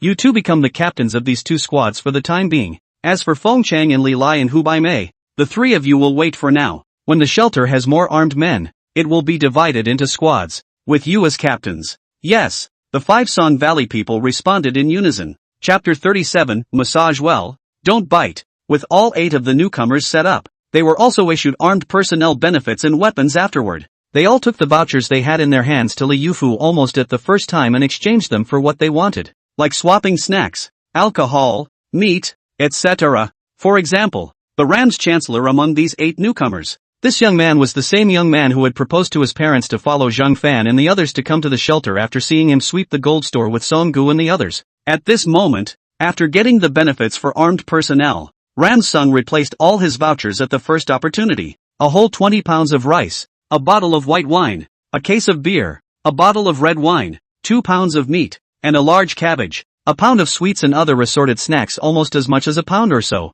and a good outfit and shoes and stuff like that, etc. These things were almost all rotten before the end of the world, and no one would treasure them. But now that the zombie outbreak has been going on for so long, everyone appreciates the importance of these things. At this moment, when Gong Yang Cheng looked at these supplies that he had replaced, his entire body was going crazy with joy. When they didn't come to the shelter before, their family of 3 hid in their own home sweetly and fearfully, afraid that one day their home would be broken through by walkers, and then all 3 of their family members were killed by the zombies. As for the food, not to mention, I can't wait to break a grain of rice into 3 pieces and eat it. Every time you go out to look for food, not only do you have to worry about the danger of zombies, but you also have to keep an eye out for other survivors to avoid being killed off. Every time I find a tiny bit of food, I'm happy for half a day. Now that he had switched to so much food in one go, Ram Sung was surprisingly a bit overwhelmed in addition to being happy and excited. The other 7 did likewise, and even the woman among them cried with excitement when she saw that she had actually replaced so many supplies. They were really starved before they joined the shelter. Now suddenly seeing so many supplies laid out in front of them, and all of them, and every month going forward, how could they not be excited? In the middle of the villa's courtyard, quite a few people had gathered to watch at this moment. Everyone looked at this pile of supplies placed in front of the 8 people, and the envy in their eyes couldn't be concealed. At that moment, a commotion came from amongst the crowd, and soon a few people pushed their way through the crowd from the back of the crowd and walked in. An equally excited smile immediately piled up on his face when he saw the target he was looking for among the 8 newcomers, especially when he saw so many supplies in front of them. When Gong Yang Cheng saw his parents arrive and saw the happy look on their faces, remembering the kind of days he once lived when the end times broke out, for a moment Gong Yang Cheng felt a little like crying. Son, you made the right decision in the first place. Ram Sung's dad patted him on the shoulder, his eyes filled with pride and satisfaction. Only the woman who didn't make a sound on the side looked at Gong Yang Cheng with a hint of worry in her eyes. She was also happy for her son, but she was also aware that her son was now an armed member of the shelter, and then the dangers he would face in the future would be much greater. But worried as she wasn't going to limit her son. After coming to the shelter she realized how nice it was. It would be irresponsible of everyone at the shelter if she let Ram Sung give up his position as an armed officer because of her own selfishness, so I can only pray silently in my heart, hoping that Ram Sung will be safe and sound all the time during his mission. The other 7, at the moment, were similar to Gong Yang Cheng, with their families gathered around them, all of them looking happy at the moment. In the villa, Zhang Fan listened to the clamor outside, and the curve of his mouth couldn't be suppressed a bit. Jingling, who was on the side, saw this and laughed. Aren't you going out to take a look? It's good to inspire the others in the shelter. Zhang Fan smiled and shook his head. No need. These supplies that the 8 of them exchanged for are actually the best publicity and encouragement. It works better than any pretty words. Hearing Zhang Fan's words, Jingling also nodded, agreeing very much with them. Then he said, well, now things are basically considered to be over for the time being. There's not much food left, but it'll hold you for a while longer, so just rest up in the meantime. Zhang Fan nodded obediently before getting up and walking towards Jingling. Jingling, huh? Jingling froze, a little confused as to what Zhang Fan was trying to do here. However, in the next second, Jingling realized that her entire body was in a princess hug from Zhang Fan. Zhang Fan, let's go. It just so happens that I'm a bit tired these days. Why don't you help me relax with a full body massage? After saying that, just in Jingling's state of blushing shyly and not daring to look at him, he hugged Jingling and went up to the 2nd floor. At this time, after delivering the supplies needed by the 8 people, Li Yufu, who had just finished counting how much of the various types of supplies were still left, walked out from the warehouse. However, when he came to the living room, his expression was slightly surprised when he realized that the living room was empty. Huh? Where did Brother Fan and Mommy go? Didn't I just hear them talking in the living room? Out. Li Yufu glanced out the window. At this moment, the people gathered in the middle of the villa's compound and the 8 armed men had also left, and the outside was empty. Li Yufu shook her head and simply didn't think about it. He wiped a bead of sweat from his forehead and then headed upstairs.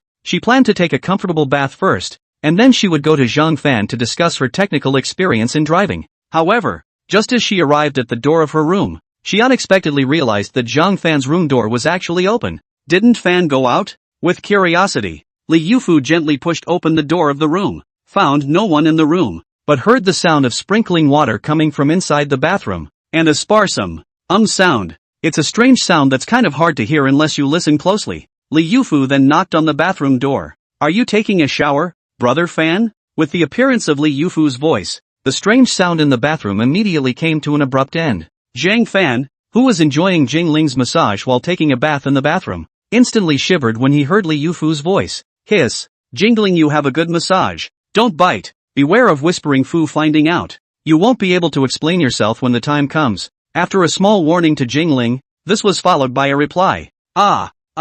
I'm taking a shower. Hearing Zhang Fan's reply, a glint flashed in Li Yufu's eyes. A bath? Bathroom? Li Yufu's mind subconsciously associated it with the action movie she had watched on her tablet before, and it seemed to have this subject matter. But Li Yufu's face turned red. It's a subject she hasn't tried yet. Li Yufu, brother Fan, do you want me to come in and rub your back? No, you go to your room first. Well, Li Yufu was a bit lost, but she turned around and left. Chapter 38 Survivors who want to join the shelter. In the following days, Zhang Fan took the list and traveled back to his world one more time, purchasing all the things needed on the list and bringing them to the middle of the post-apocalyptic world. At the same time, Zhang Manju's emerald and other jadeite bracelets that their company had auctioned off were finally auctioned off. The money gained from the auction of those things came to $6,114,000 after deducting the handling fee. After purchasing these things, and with the money left on the card, there is currently about $58 million left. But Zhang Fan was not idle during this time.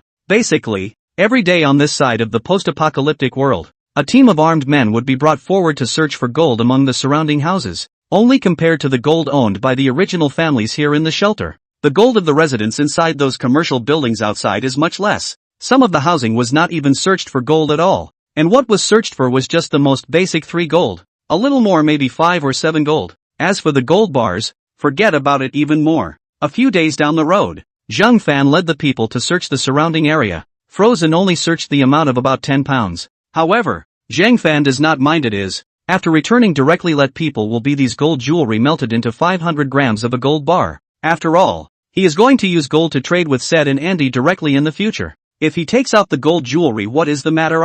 For only searching these gold, Zhang Fan was still quite satisfied. But these armed men at the shelter were all a bit disinterested. Every time they came back from gathering gold from outside, they would be rewarded with a substantial amount of supplies. But every time I go out now, I collect too little gold. This led to them coming back each time and reaping a small reward. Now they just want to be able to get an address that has a lot of gold, and then just kill it and empty out all the gold there and bring it back. Some of the armed men even dreamed of this and woke up with joy. Early in the morning of this day, Zhang Fan arrived at the end world, and the squad led by Zhang Yeye was already waiting outside the villa at this moment. Seeing this, Zhang Fan waved his hand. The surrounding buildings have all been searched, so we will not go out today for the time being, so you guys can take a rest first. Zhang Yeye and the others sniffed before they turned around and left. However, not long after Zhang Yeye and the others left, Jingling came from behind. After coming to Zhang Fan's side, he said, Zhang Fan, should we expand the shelter a bit? Zhang Fan looked at her,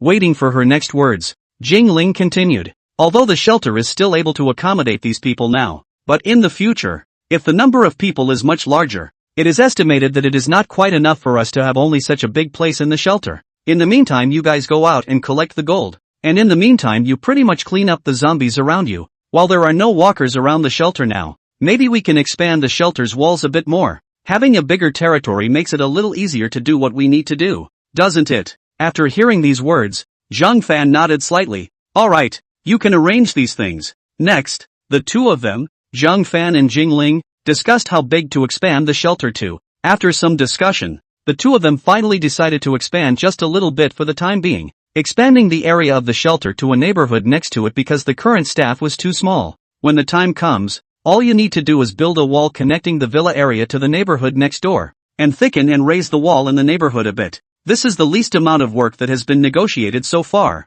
and it will also expand the area by a considerable amount. Next door, although it was only a commercial housing neighborhood, the area was not at all smaller than this side of the villa area. This if the two neighborhoods were connected, the shelter would be much larger and would be able to accommodate more survivors then. There are brick factories on this side of the post-apocalyptic world, as well as cement and lime and all that, but arranging for people from the shelter to move it is just time-consuming and laborious. and there's not always much to move. Solely Zhang Fan simply went to buy from his own world again. Anyway, he had a storage space that contained enough at once. It's just a few more trips around. Once Zhang Fan had bought all of these things back, the shelter began its drastic expansion. What Zhang Fan didn't know was that because they had been out collecting gold for a while, the other survivors in this one district of the entire city had also learned of the existence of such a shelter. While the shelter was beginning to undergo an expansion, these survivors also began to sneak outside the shelter and pry into the shelter. As each day passed, more and more people arrived outside the shelter,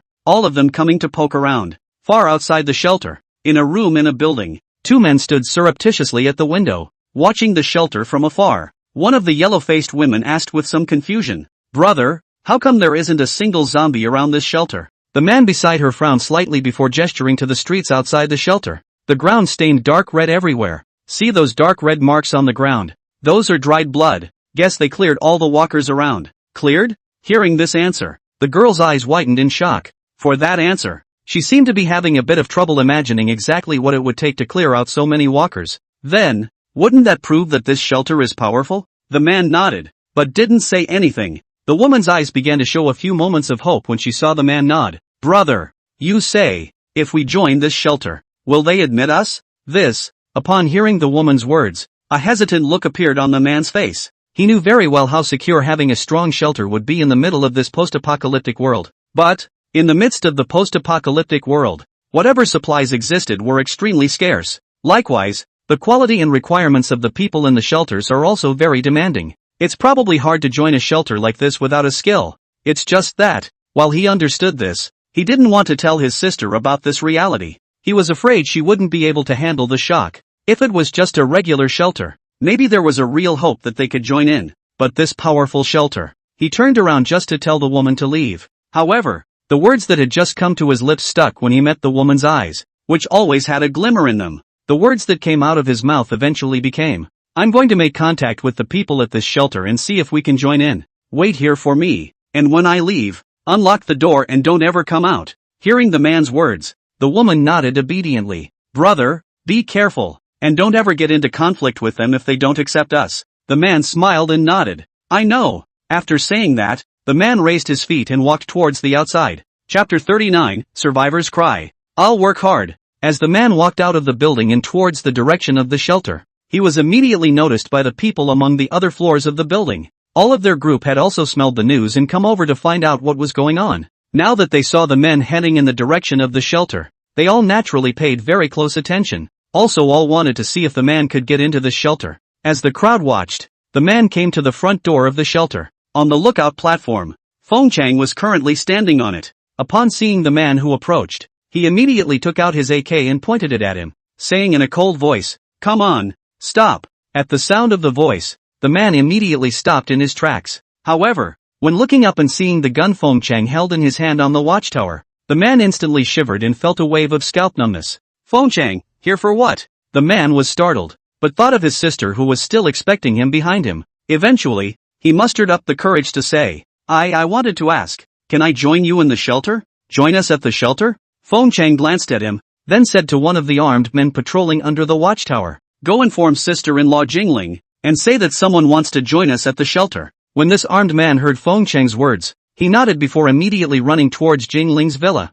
He soon arrived inside the villa and gave the news to Jingling and Zhang Fan, who was currently lying on the sofa. Zhang Fan raised his eyebrows slightly after hearing these words. Laughing, he said, "Someone is joining us at the shelter? This is a good thing. It just so happens that our shelter isn't quite staffed right now. Let him come in. In the future, as many survivors like this who want to join us at the shelter, come as many as you want and just bring them straight here." Yes. This armed man received the order and immediately ran off to convey Zhang Fan's instructions. However, after he left, Jingling, who was rubbing Zhang Fan's temples beside him, laughed. "Wouldn't it be good if everyone joined the shelter if anything? What's wrong with that?" Zhang Fan laughed. Who could be clear about what kind of people they are in the beginning? This is the time when the shelter needs people. Whatever they are, I want them all. If you join and then show up wanting to make a mess and break the rules of the shelter, just throw them out and feed them to the walkers. Hearing Zhang Fan's words, Jingling then nodded. Several more moments passed before the armed man who had left earlier came forward with the man who had come to join him. The men didn't even speak along the way, but when they saw the smiles on the faces of the people throughout the shelter, each one was filled with hope for life. There was indeed a hard touch in his heart at this moment. He had been to observe another shelter almost 20 kilometers from here before, but the boss of that shelter is the king of the earth, and the whole thing does whatever he wants. The survivors among the shelters have almost all lost hope in life and go through their days in a muddled manner. It was so much worse compared to what was going on inside this shelter in front of me. At this moment, infinite hope was also born within him. He hoped to join his sister inside the shelter. This way, they don't need to be in fear or worry about a little bit of food every day. When he arrived in the middle of the villa, the moment he saw Zhang Fan and Jingling, his heart immediately tensed up, because he knew that he reckoned that the man and woman in front of him should be the people in charge of this shelter. Zhang Fan took a slight look at him. Dirty and waxy skin. Except for a little spirit in those eyes, his entire body was revealing a feeling of hunger plus exhaustion. Zhang Fan, what's your name? Tell me about your previous situation.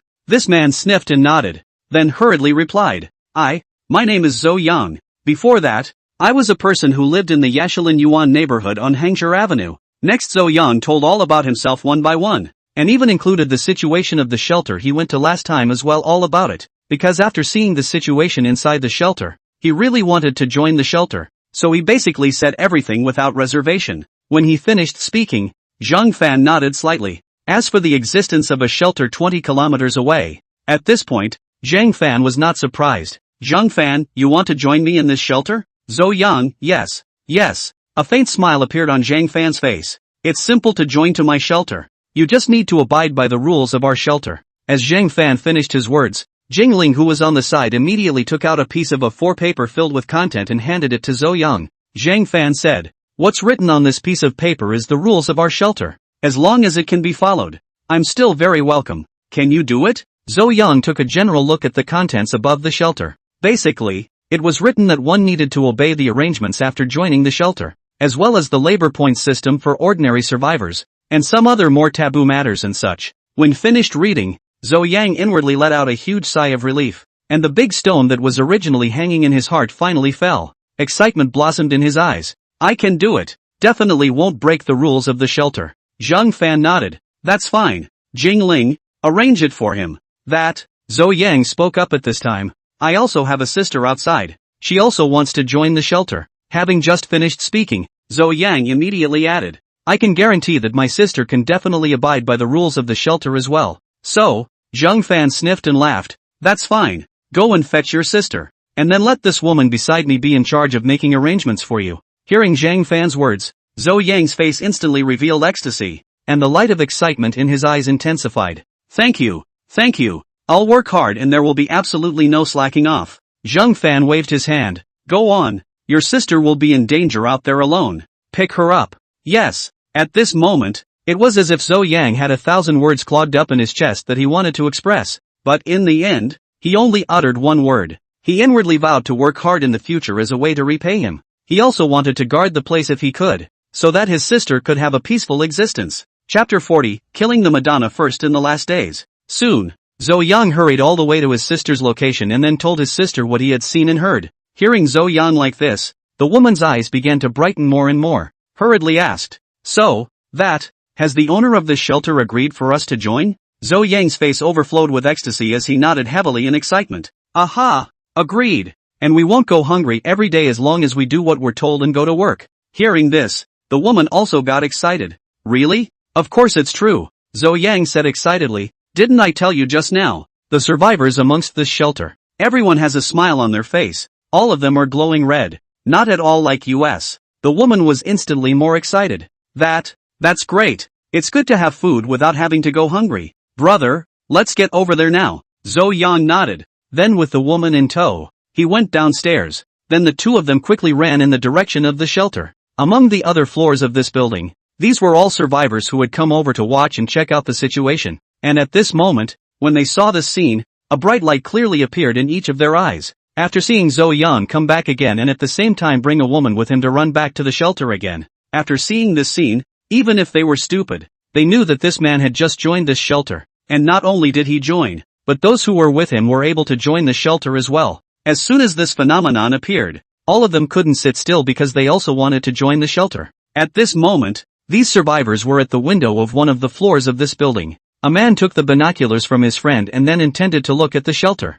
And just as he was looking through his binoculars, his friend behind him said, This person came over to check out the situation before, just like we did, and now they're joining inside this shelter. Should we join in? As soon as these words fell, another person in the room spoke up. I saw them earlier when they were collecting something downstairs in my house, and they all had guns in their hands. I think the strength of this shelter of theirs is still very high. If we join this shelter, we won't have to worry about the danger of zombies anymore. Seeing how this man and woman can't wait to get there, it's not possible that the owner of this shelter treats survivors well, is it? Good my ass. Which asylum is not all the same piss. There's only the contrast between bad and worse. Even so, it's better than starving to death. Just as the few people in the room were discussing, the man who had just been observing the shelter through binoculars suddenly became agitated. I'm going. Is this ing real? Hearing his groundless words, all the attention of everyone in the room was drawn to him for a moment. A woman asked, "What's wrong? What did you see?"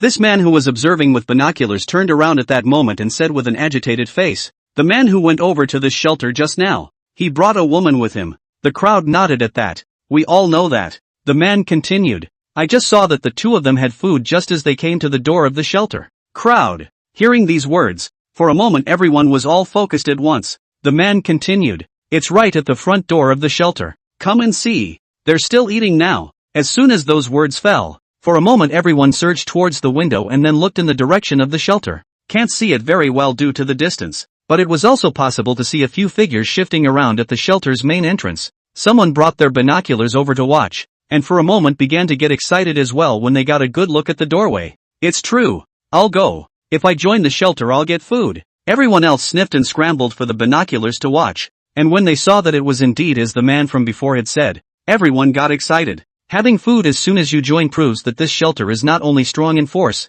but also very well fed. Seeing this so far, it seems like they're treating the newest survivors very kindly as well. Want to join? Join. I'm going to ask now to see if I can join. I really don't want to keep starving. Ditto. I don't want to go hungry again either. For a moment, all of these men and women in the room suddenly couldn't sit still, and left the room one after another, then quickly descended the stairs and ran in the direction of the shelter. It wasn't just them. Those who were originally still watching inside the entire building. When they saw this scene, almost 90% of them ran down. All ran in the direction of the shelter. The lure of food in the middle of the end times is nothing less than $10 million in the middle of a smooth society before the end times. As for the rest of those who didn't come downstairs, they were basically people sent from other shelters to check out the situation. Only at this moment, among them, the moment they saw the food, some of them also began to hesitate, inwardly very torn, whether to join in this shelter of Zhang Fan. At this moment in the shelter, among Jing Ling's villa, the smile on Zhang Fan's face intensified after he heard the armed personnel come to report on the doorway. Only after this armed man left did Zhang Fan look at Jing Ling and gave her a thumbs up. Laughing, he said, "Awesome Jing Ling, the piece of human heart is taken to death by you." Earlier, after Zhou Yang left, Jing Ling suddenly thought of this method. She felt that Zhang Fan had caused so much commotion around the area 2 days ago that he was bound to attract the attention of some survivors. Now that Zhou Yang is here, then there are bound to be others who are watching. That's why they came up with such a way to put the food directly on the doorstep. After Zhou Yang brought his sister over, he told them to eat directly at the entrance location. In this way, the publicity effect caused by the two of them would be an absolute jinx to these people who are watching. The results are also very impressive. After seeing the scene of Zhou Yang and his two siblings eating at the door, it really attracted all these people who were watching. Now the shelter is very short of people. If there is such a group of people to join the expansion work of the shelter, the speed can be accelerated a lot. Zhang Fan, next these newcomers,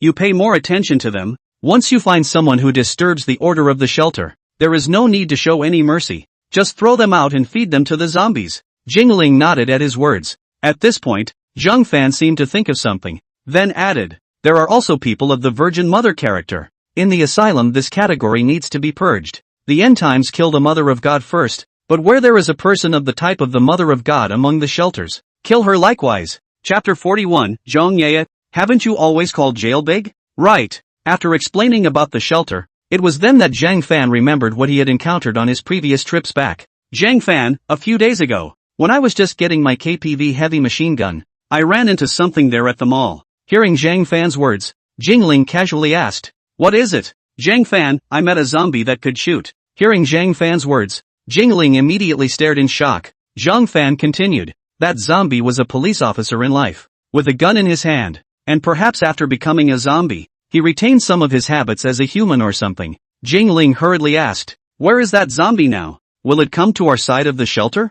Zhang Fan shook his head and laughed. "Don't worry. This zombie was munched on by other zombies after the shot was fired and the sound of the gun attracted zombies in the surrounding area." "That's good." Hearing Zhang Fan's words, Jingling then let out a sigh of relief. However, Zhang Fan continued, "But through the behavior of this one zombie, it's not hard to associate it with the fact that there are probably many more of these zombies in other places." Jingling wasn't stupid. Her mind immediately thought of it when Zhang Fan had just uttered this sentence. Soldier, police, both of these kinds of beings are capable of having a gun in their hands. After becoming a zombie, one might really become the kind of zombie that Zhang Fan had just mentioned. If this kind of zombie appears a lot at once, it can't be said that it will really cause a lot of trouble to the shelter. There was also the giant zombie that Zhang Fan and the others had encountered over at the mall earlier. That kind of mutated zombie, but it can gather ordinary zombies around it. If this kind of zombie launched an attack on the shelter, it would definitely be a very terrifying zombie wave. If you want to make sure that the shelter is safe, you have to make sure that there can't be any more of those giant zombies in this area where the shelter is located. Jingling, this kind of zombie does need some attention. None of the other armed men know this yet, so you'll have to remind them when the time comes. Zhang Fan nodded, then simply got up. Alright, I'll also go over to the lookout to take a look. Now that I think about it, it's the right time to talk to them about this. Jingling nodded at his words, then similarly got up and said, "It just so happens that I don't have anything to do right now, so I'll go with you." Zhang Fan raised an eyebrow and smoothly wrapped Jingling's waist, so he walked toward the outside. However, the two of them had only just gotten halfway there when they suddenly heard an intense burst of gunfire coming from the direction of the shelter's entrance. Hearing the sound of gunfire, Zhang Fan and Jingling's two faces immediately changed, and they no longer dragged forward so much, directly accelerating their pace, running in the direction of the watchtower. When the two arrived at the fence, they saw at a glance that Song Gu and a few other armed men, as well as Feng Chang on the watchtower, were frantically firing towards the perimeter of the fence. On the other hand, on this side of the interior of the entrance of the shelter, there were 24 people who had just joined, and at this moment, they were wearing terrified expressions, obviously having received quite a shock. Seeing this scene, Zhang Fan no longer hesitated and ran directly to the lookout. Upon seeing the situation outside, Zhang Fan's eyes clearly revealed a few unexpected looks. Outside the fence, 3 zombie dogs were frantically tearing and gnawing at a corpse, and the ground was covered in blood. Apparently this unlucky guy, who was supposed to be one of this group of people who wanted to join the shelter, was just unfortunate enough to run slowly and was pounced upon by this group of zombie dogs. Meanwhile another 7 or 8 zombie dogs were weaving in and out, dodging bullets at a rapid pace. However, under such an intensive attack from Feng Chang and the others, there were still zombie dogs that didn't dodge and were hit by the bullets. Some were hit in the body and legs, while others were just shot in the head. The zombie dogs that had their heads blown off lay directly on the ground to cool off, while the ones that had hit other places were still lunging in the direction of the shelter's entrance. At that moment, the other armed men heard the gunshots and ran from all around, then joined the team attacking the zombie dogs. Zhang Fan, on the other hand, took out his M24 sniper rifle and aimed at the 3 zombie dogs that were still gnawing on the corpses in the distance and fired directly. Bang! Gunshots rang out, and one of the zombie dogs that was munching on the corpse was directly shot in the head. This sudden turn of events, instead of instilling fear in the other 2 zombie dogs, even made them more frantic. All craned their heads in the direction of the lookout. Although their eyes were invisible after they became zombies, their sense of hearing was unusually sensitive. Bang! Another gunshot rang out. But Zhang Fan didn't pause for a second. With the sound of gunfire, another zombie dog was shot in the head. Now the only walker left next to the corpse also began to run quickly in the direction of the shelter. As it was too fast, Zhang Fan, a novice, could not aim well, so he simply put away the M24 and took out the Gatling. Fire! The 6 barrels began to rotate and at an increasing rate. Immediately after that, a series of sparks erupted from the barrel of the gun, and a large number of bullets were fired towards these zombie dogs. With such a fast rate of fire and such a dense number of bullets, Zhang Fan did not need to aim at all, nor did he need to hit their heads. A large number of bullets were sprayed out, and once a zombie dog was hit, its body was directly smashed by the countless bullets and turned into a puddle of broken meat. Jingling joined the fight at this time, taking the pistol that Zhang Fan had given her and shooting in the direction of the zombie dogs. I don't know if she was lucky or what, but the first shot went straight to a zombie dog's head. Zhang Fan, awesome. Jingling, deeply hidden. Jingling smiled when she heard Zhang Fan's compliment. Just lucky. Zhong Ye also came to Zhang Fan's side at this time. Fan, Gatling, let me play with it. Zhang Fan smiled and casually handed Gatling to Zhong Ye. Just as the Gatling entered her hand, Zhang Yaya instantly felt a sinking sensation, and the Gatling in her hand almost fell out of her hand. So heavy. Zhang Fan was happy. This thing is 16 kilograms.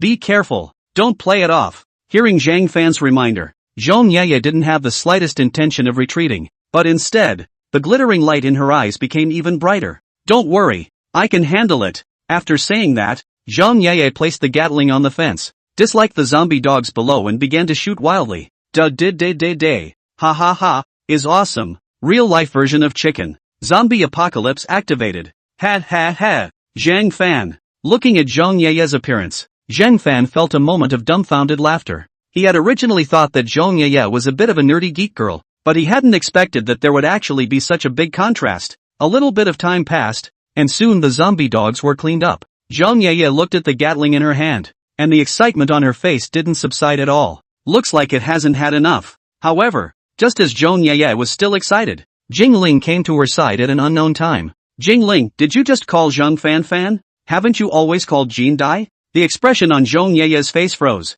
Chapter 42 Bathtubs are used to add attack speed buffs. Next, Jingling began to arrange for people to clean up these zombie dogs outside, while at the same time arranging accommodation for these newcomers. Don't look at the current shelter as if people were joining one after another, but up until now, the number of people in the entire shelter added up to only 200 or so. These houses throughout the villa area are currently perfectly adequate to accommodate them, and there are even quite a few room vacancies. Time quickly came to evening, and Jingling, who had been busy all day, rubbed her temples and returned to the middle of her room in a spirit of exhaustion. He took off his jacket and threw it on the bed, and after rummaging through the check room to find a pair of pajamas, he turned around and headed for the bathroom. However, just as he arrived at the door to the bathroom, he heard a clattering of water coming from inside. This caused Jingling to freeze for a moment, then opened the door directly. However, as the bathroom door opened, Jingling caught a glimpse of Zhang Fan, who was currently soaking comfortably inside the bathtub. Upon seeing this scene, after a brief moment of stupefaction, a slight arc appeared at the corner of Jingling's mouth, and yet there was not the slightest intention of turning away. The movement of opening the door was naturally heard by Zhang Fan, and when he saw Jingling at the door, he smiled, beckoning toward Jingling. Come give me a massage. My shoulders are a bit sore. You're just in time. When Jingling heard this, a slight arc appeared at the corner of her mouth and she nodded. Then she lifted her foot and walked in, while smoothly bringing the door with her. As for the reason why Zhang Fan took a bath inside the bathroom of Jingling's room, the reason was also very simple, because there was no bathtub inside his room, and he'd been in deep communication with Jingling for I don't know how many times, so there was no need to hide it. Jingling came to Zhang Fan's side and similarly lifted her white feet into the bathtub. This tub is so big that even with 2 people in it, it doesn't look crowded. Zhang Fan turned his back to lie on the edge of the bathtub and pointed to his shoulders. Press me first. I'm getting a little sleepy. I'm going to bed after the press. Just after he finished speaking,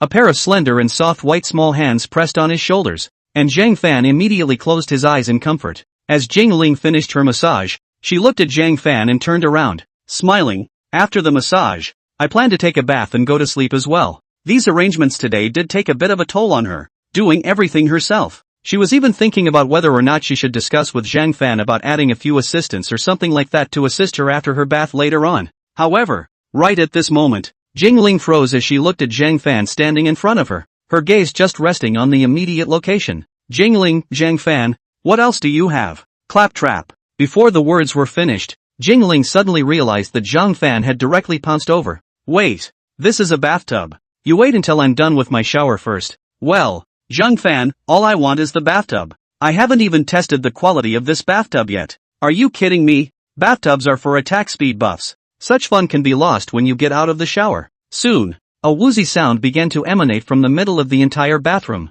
Since the door to the room was not closed, the slightest movement could be transmitted to the outside, so Jingling had been trying her best to hold back, listening to endurance as if it's a mixture of pain and pleasure. Downstairs, Zhang Yaya went upstairs in a hurry, wanting to go to Zhang Fan's room to look for Zhang Fan. Just as he reached the door, however, he heard a subtle noise coming from the next room. Ha!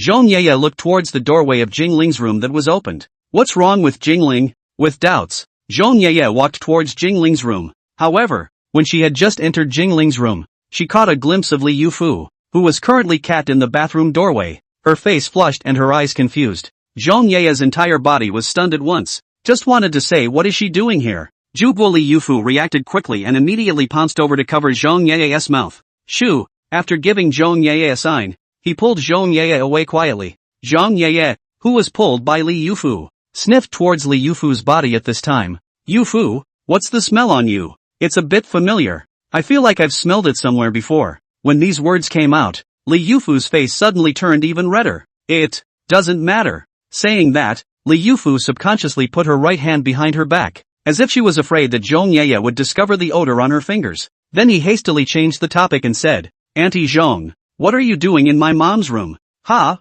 Oh, this clock. Yeye reacted. I'm not here to look for Sister Ling. I'm here to look for Zhang Fan. Have you seen where Zhang Fan is? Fan. Li Yufu's mind subconsciously floated to the 18 forbidden images that automatically came to her mind when she heard those voices in the bathroom earlier. It was a moment when the heartbeat sped up quite a bit. After realizing his situation, he hurriedly shook his head frantically. I don't know. He doesn't seem to have returned yet. So, Zhang Yeye scratched her head, then looked at Li Yufu in front of her.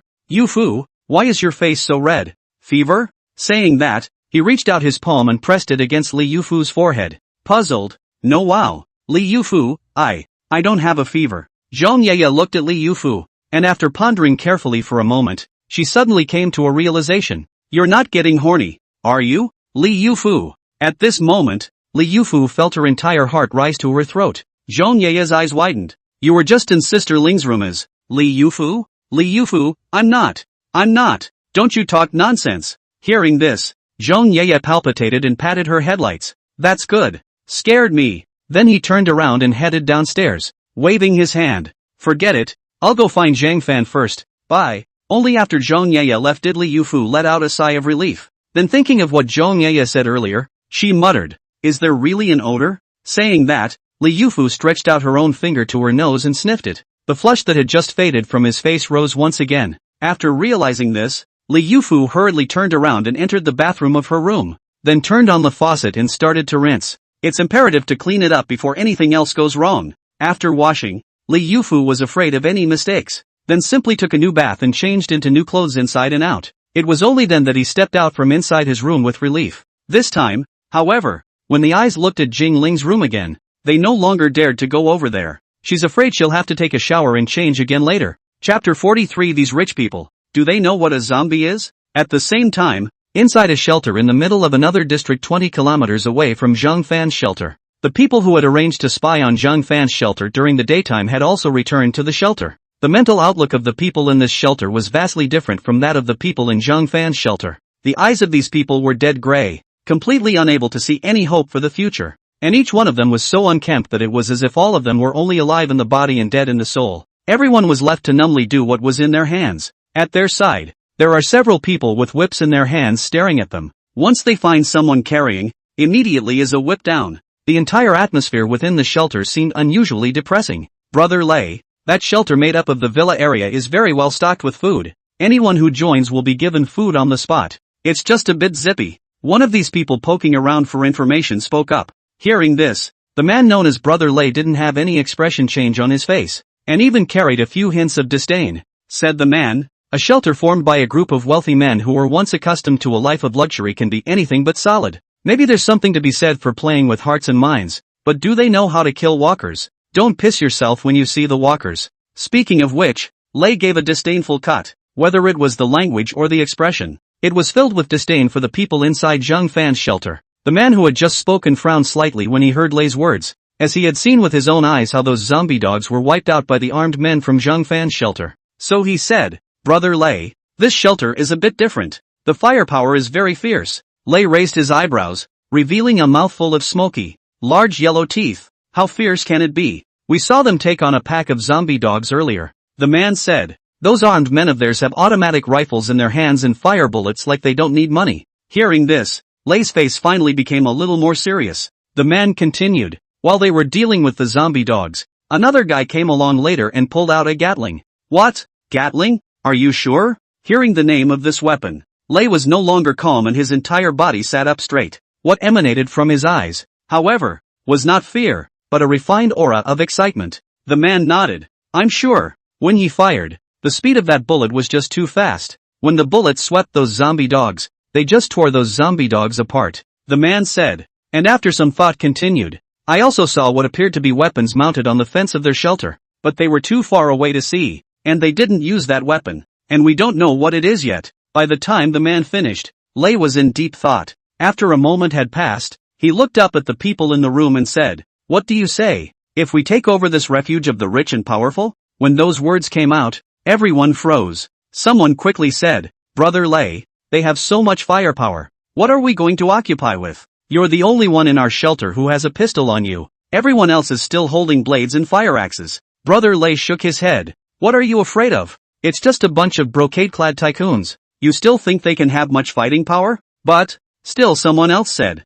"Anymore, it's indisputable that they have guns in their hands, and the slightest touch will kill them. Lei, while they're not looking, I'll take out the patrols in their shelters. When the time comes to grab their guns, with them in hand, there's no threat to them." Upon hearing this, everyone in the room fell silent and began to think. They had been following Lei since the beginning, so they knew Lei very well as a person. Although they were subordinate to Lei, there were reasons because Lei had a gun. But more importantly, Lei's marksmanship was really good. He was originally a gangster himself with quite a few hits under his belt, and had been playing with guns for I don't know how long. If Lei had taken out the patrols of that shelter first in the beginning, and then they grabbed the guns of those patrols, it doesn't seem to be impossible to take down that shelter. And that shelter, with plenty of food and firepower and Gatling. If they really took this shelter down, they didn't even dare to think about how nourishing their lives would be at that time. And they also remembered that there were quite a few beautiful women over in the villa area, and a number of them who were famous throughout the city were there. Wouldn't this be sexually pleasurable if they took this shelter over?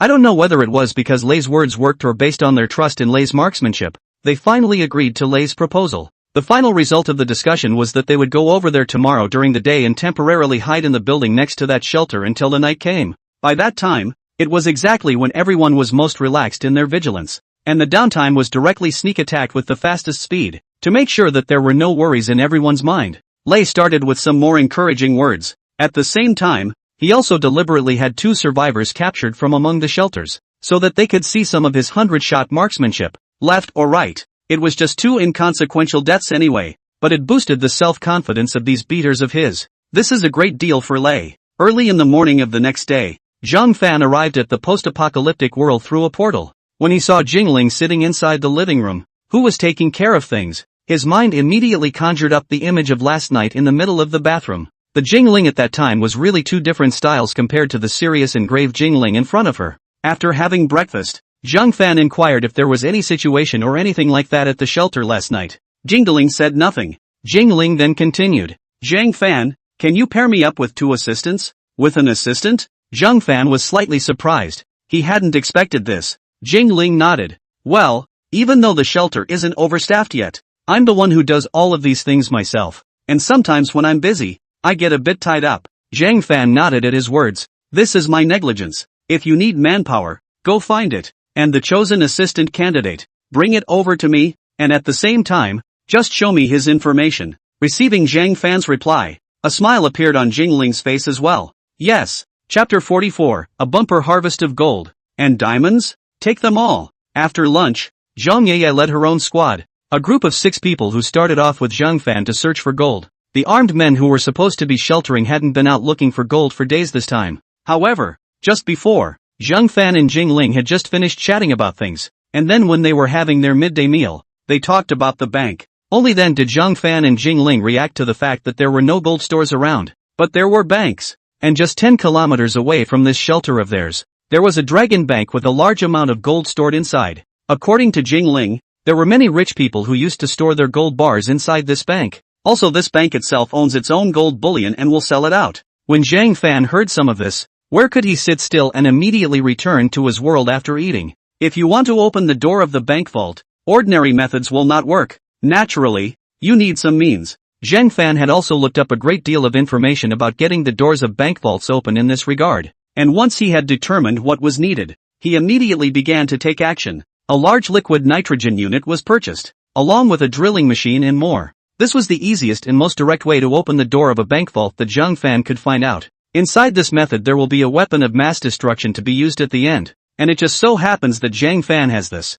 RPG shells should pretty much take care of it. After buying the stuff, Zhang Fan then hoofed it back to the middle of the post-apocalyptic world. before the current scene of Zhang Fan setting off with Zhang Ye's squad. Originally, Zhang Fan had intended for both of their squads to go. After all, the gold stored inside a bank vault was not something that could be compared to a small gold store. But Jingling was fairly calm and wasn't overwhelmed by this joy. Remind Zhang Fan that he needs to leave a squad behind to protect the shelter from accidents. It was also because of this that Songgu actively chose to stay and protect the shelter. Although he was also very greedy for the rich reward after bringing back the gold, he preferred the safety of the shelter though. What's the point of having these rewards if the shelters are gone? Zhang Fan led Zhang Ye's squad quickly through the streets and ran quickly towards the bank at their destination. After dodging those zombies on the streets and finally arriving at the bank, all of them except Zhang Fan were all out of breath. And one by one, all of them were sweating profusely. Both sat on the floor of the bank breathing heavily. Zhang Ye and Hu Baimei and a few other girls were even worse.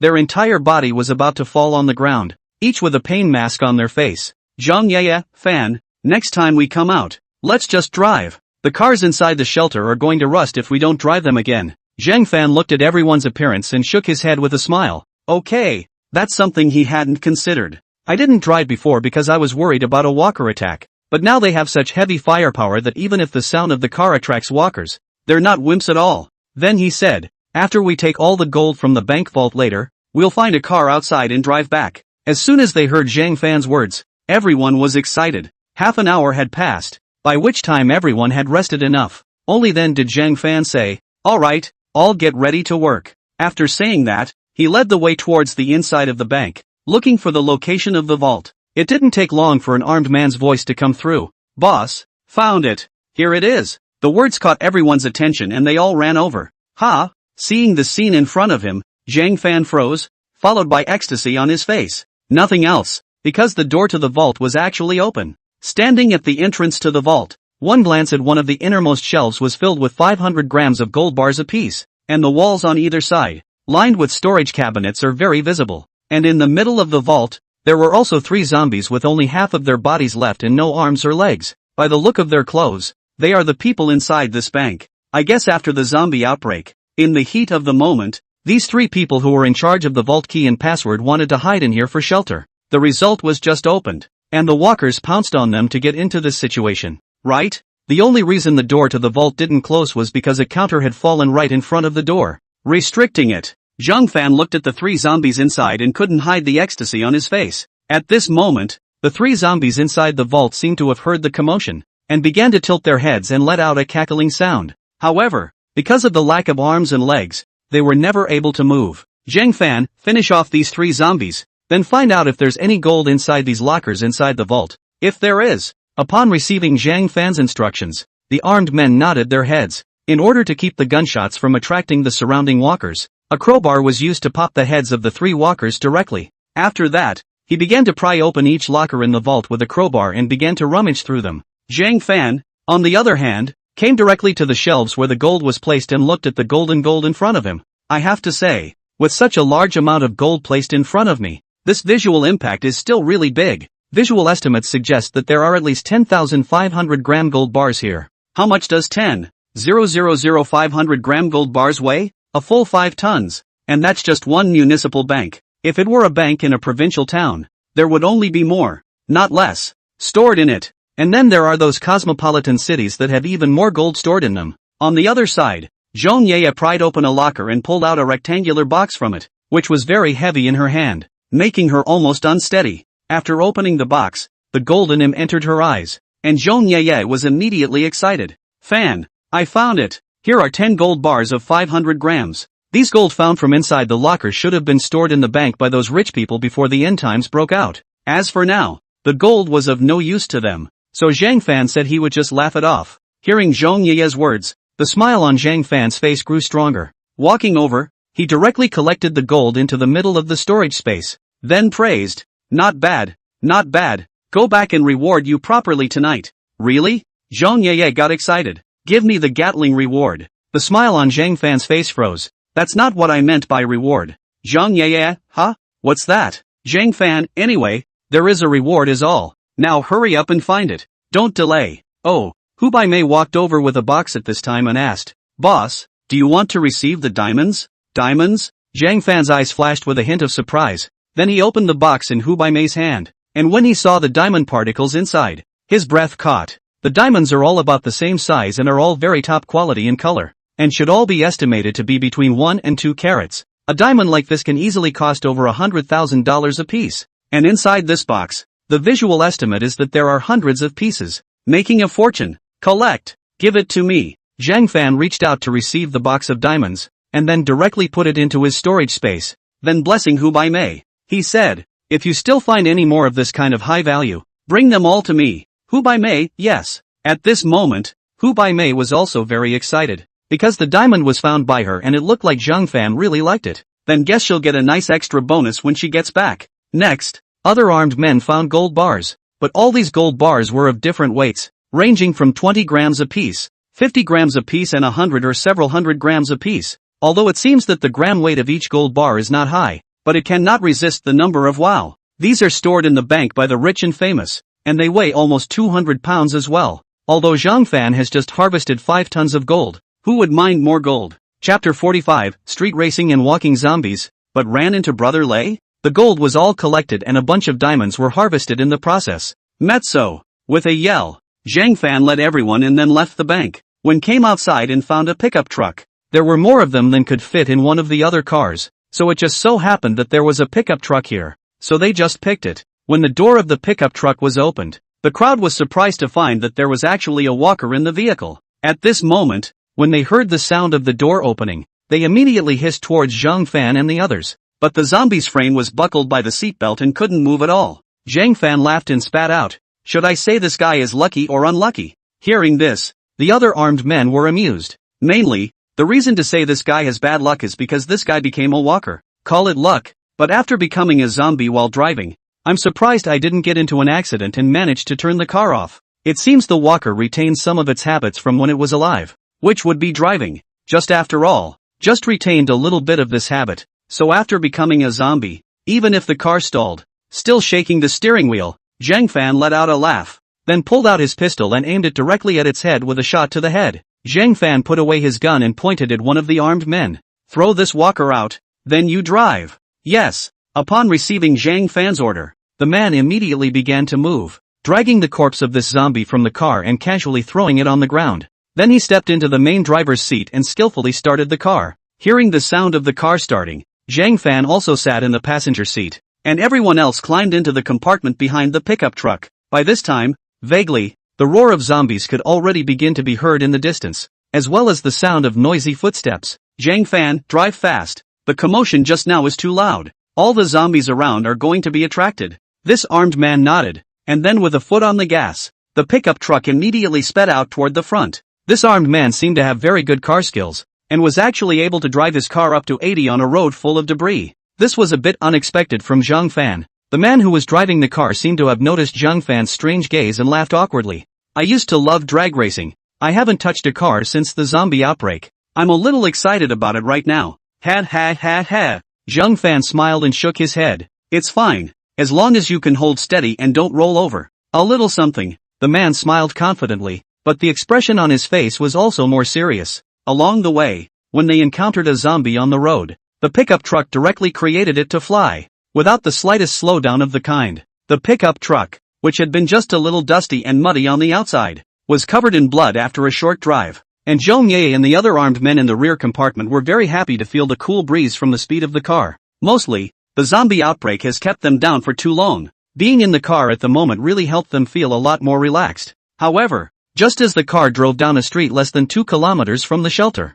Zhang Fan suddenly saw that on the sidewalk under the building next to the front, a dozen people were standing there. Each one of them stared at them with wide eyes and a hellish expression. Asterisk asterisk asterisk asterisk. How dare these people drive a pickup truck down the street? They don't want to die. We seem to have been discovered by them. What should we do, Lei? If we keep letting them drive like this, sooner or later the sound of the car will attract all the zombies around us. These guys want to pit us to death. Brother Lei heard the words of these subordinates around him and looked at the approaching pickup truck, so a direct order was given. Stop this car for me. They were now planning to go and occupy Zhang Fan and their shelter, and it was not known if the people in this pickup truck were from that shelter. Just in case, Lei finally decided to take out all the people in this car. Otherwise, once they let these people go, causing their plan to leak out, then tonight's night attack would be in vain. Upon receiving Lei's order, These subordinates of his immediately ran to the center of the road and directly blocked the road. The armed man froze as he looked at the man who suddenly sprang out in front of him to block the road.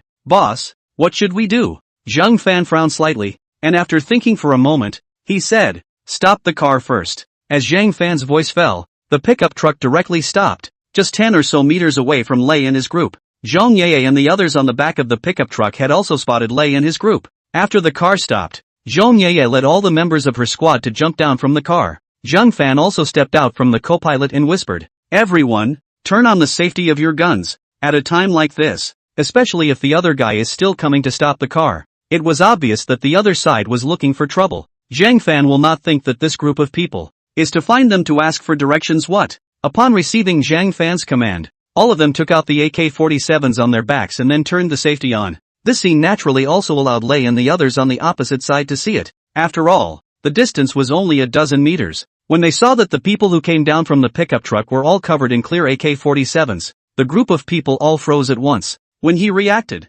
he looked at the AK in the hands of Zhang Fan and the rest of you, and felt his legs start to wobble a bit. This nigga, did they just stop a bunch of lords? But Lei, who was originally from a bandit background, was much stronger mentally. After a brief moment of stunned silence, they quickly reacted, associating it with the shelter they were aiming for this time. Already associated, presumably the group of people in front of him. Is that rich man's shelter among the armed personnel? But at this moment, Lei didn't look too good. Originally, his plan was to take advantage of the nighttime hours to kill a few armed men first with a sneak attack with his own pistol, and then seize their guns. But now, himself, he hadn't even gotten to that shelter yet, and he'd been confronted by armed men on the other side with a surprise face. How is this going to break? With this situation and this close proximity, if there was a conflict between the two sides, even if his hands were good, he would inevitably have a few more bloody holes in his body. Zhang Fan slightly raised his hand, and the armed men behind him immediately all raised their AKs and aimed at Lei's group. Seeing this scene, Lei also clammed up. Hurriedly, he said, "Brother, misunderstanding. Just now it was only because you were driving too loudly and were afraid of attracting walkers that I had no choice but to have someone stop you." Chapter 46, My gun is on your boss's head. How dare you shoot him? This brother Lei said with a smile on his face and walked towards Zhang Fan. At the same time, he took out the cigarettes he had on him and pulled one out and passed it towards Zhang Fan. "Brother, I'm really sorry. I really didn't mean to offend just now. Please don't be angry. Here, smoke one." By this time, Lei had already come to a distance of less than a meter in front of Zhang Fan. Zhang Fan waved his hand and said faintly, "No smoking. If it's a misunderstanding, get out of the way and don't delay me from doing." Before he could finish his words, Zhang Fan saw the Lei in front of him suddenly storm up and pounce towards him. Lei's physical fitness was very good, and this sudden move was so fast that the armed men around him were a bit unable to react. But this bit of speed, in Zhang Fan's eyes, could be a bit of a crotch pull. Only Zhang Fan still didn't move, allowing himself to be grabbed by Lei. From the beginning when this group of people blocked the road, he knew that this group of people should have been eyeing them. He also wanted to see what the group was trying to pull. Anyway, now that he had a defense that couldn't even be broken by a pistol bullet, there was nothing to worry about. In the next second, Zhang Fan was grabbed by brother Lei, and the pistol in his hand was directly pressed against Zhang Fan's head. This sudden turn of events caused all the armed men to instantly tense up, and all of them almost reflexively raised their guns and aimed them directly at this group of people. Lei grinned, not the slightest bit afraid of being pointed at by so many guns. There was even a bit of excitement, not realizing how well things were actually going. Looking at Zhang Fan, who had been caught by himself, he said, "Kid, you must be the leader of this group of people. That look in your eyes just now made me uncomfortable." With that, he directly smashed the handle of the pistol in his hand hard on Zhang Fan's head, wanting to use this to teach Zhang Fan a lesson. As a result, Zhang Fan's head didn't matter, but his palms were about to be numbed. Zhang Fan looked at him with a smile. Was it fun? After such a moment just now, Lei was still in shock, but upon hearing Zhang Fan's slightly flirtatious tone, he instantly became enraged. "You." After saying that, he directly opened the pistol's safety. "Believe it or not, I will collapse you now." When this was said, all the armed men were in a hurry. Zhong Ye's face even turned pale, and the AK in her hand was aimed dead on Lei. "If you dare to shoot, I'll kill all of you, and the bodies will hang in our shelter for rioting." Zhang Fan waved his hand towards Zhong Ye. "There's no need to be nervous. Forget about my ability." After Zhang Fan reminded them of this, the crowd then remembered. When they saw Zhang Fan tied up earlier, they were in a momentary rush to get on top of the situation and overlooked this point. One must know that their boss was a character with space-based psychic abilities. How could a mere pistol be a threat to him? After Zhang Fan's reminder made them react, the crowd breathed a sigh of relief. Immediately after that, one by one, all of them looked at Lei with a teasing look. Seeing the reaction of Zhong Yeye and the others, Lei's brows immediately furrowed as he couldn't understand what was going on. How is it that a single word from someone who has been tied up by himself, or even had a gun held to his head, can put these people at ease? It was as if he had already judged that with the weapon in his hand, he was completely unable to pose a threat to this man. This is a joke. That's a gun in my hand. Zhang Fan glanced behind him and seemed to have noticed Lei's strange behavior. Laughing, he said, "Look at me now with a gun pointed at my head. Life and death are at your mercy. All that being said, can you tell me the truth before I die? You should have been targeting us with a purpose from the very beginning of the roadblock, right? Why should I tell you?" At this moment, Lei has not been clear about this group of people just now. This in the end, what is the situation?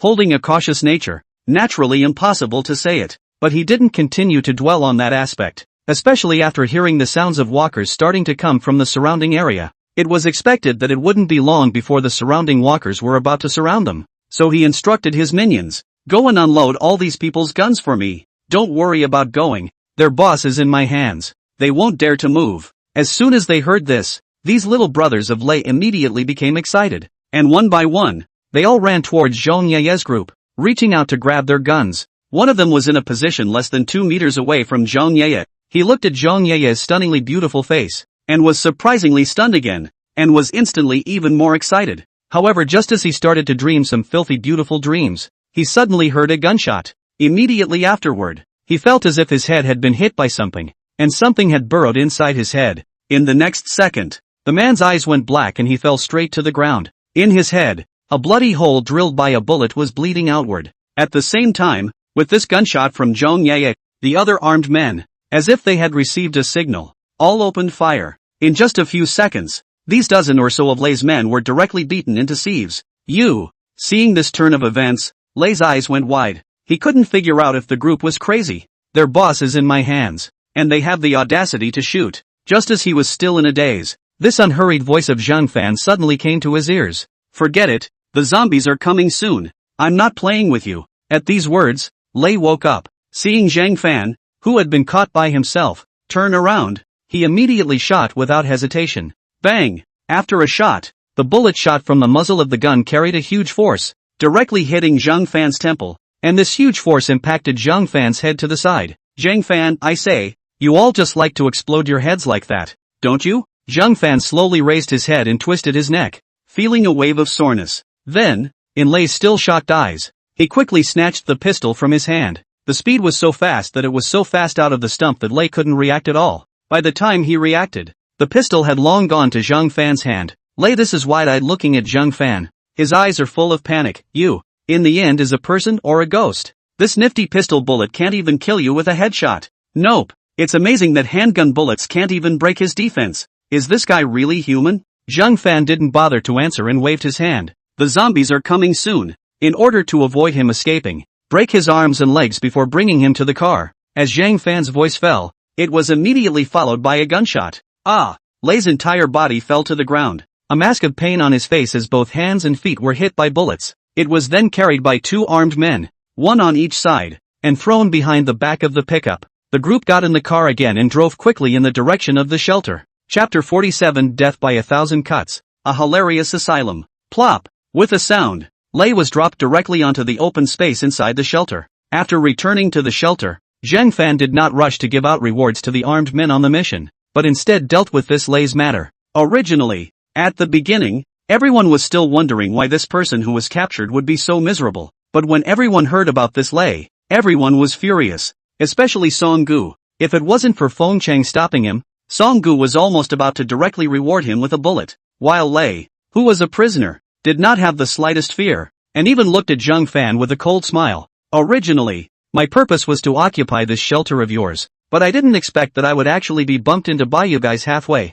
Count me unlucky." The moment his arms and legs were broken, he knew that he would never survive. Instead of pleading with them to live, it would be better to just die. Hearing this, Zhang Fan smiled faintly and squatted down, looking at him and teasing him half-jokingly. "You are indeed quite unlucky." Brother Lei stared at him with eyes as if he wanted to eat Zhang Fan. What did you use to keep that bullet of mine from hitting you? What he said made Zhang Fan laugh. Why would you think that bullet didn't hit me? Stupid. Lei scoffed disdainfully. How can a person stop a bullet? Zhang Fan shrugged his shoulders, not wanting to do much explaining. Asked, if I'm guessing correctly, you're supposed to be from another asylum, right? How about giving me the address of that shelter of yours and I'll let you go? Lei, you think I'd tell you? If you want to kill, just kill. Where's all the nonsense? Zhang Fan shook his head. He was a person, right, whose biggest flaw was that he had little patience. Then recruited Song Gu. This guy to now look at the Lei lying on the ground. Still looks like he can't wait to tear him apart.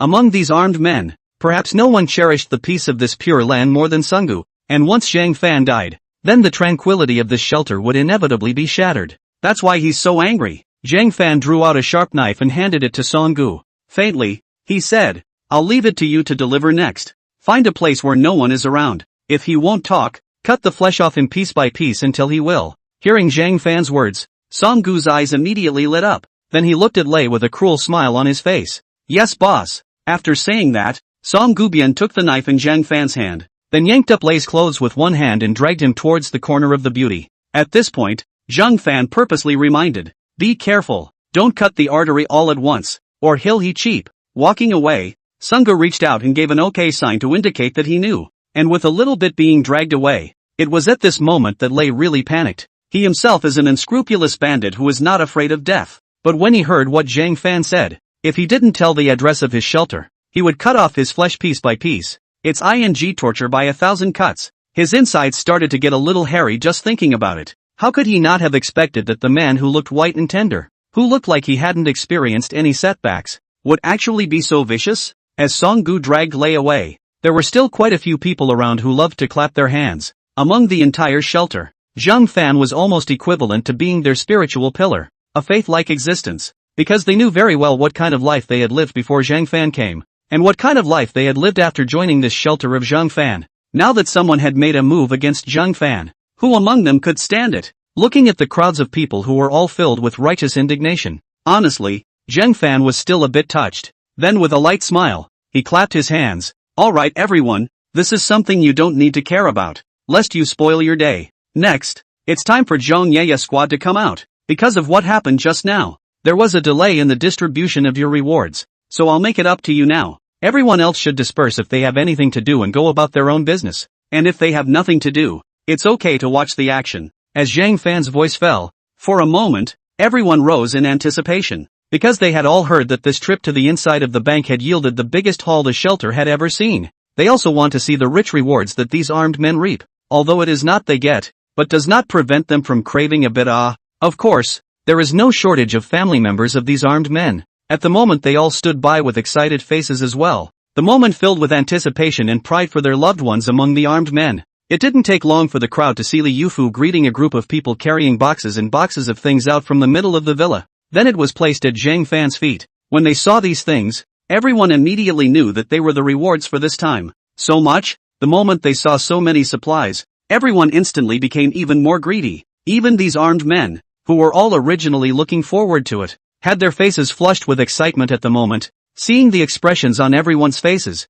Zhang Fan laughed. Open all the boxes. Clunk, clunk, clunk. As each box was opened, the contents were immediately exposed to everyone's eyes. Boxes and boxes of liquor, rice, all kinds of meat, vegetables, seasonings, etc., etc. Even inside one of the boxes, there was medicine, but it's all just the usual home remedies for colds, fevers and anti-inflammatories. These medicines may be insignificant before the end of the world, but now, these medicines can be life-saving medicines. Originally, people were already very excited when they saw the boxes of supplies, but upon seeing the appearance of these drugs, it's safe to say that the moment went straight to madness. The reward? It's too generous. At this moment, these spectators who were present on the sidelines reached a direct peak at this idea of wanting to join the ranks of the armed members. Zhang Fan left after distributing the rewards to them all. He still had some things to talk about when he looked for Jingling, and with Zhang Fan's departure, everyone let loose even more at this moment, and for a while the place became even more lively.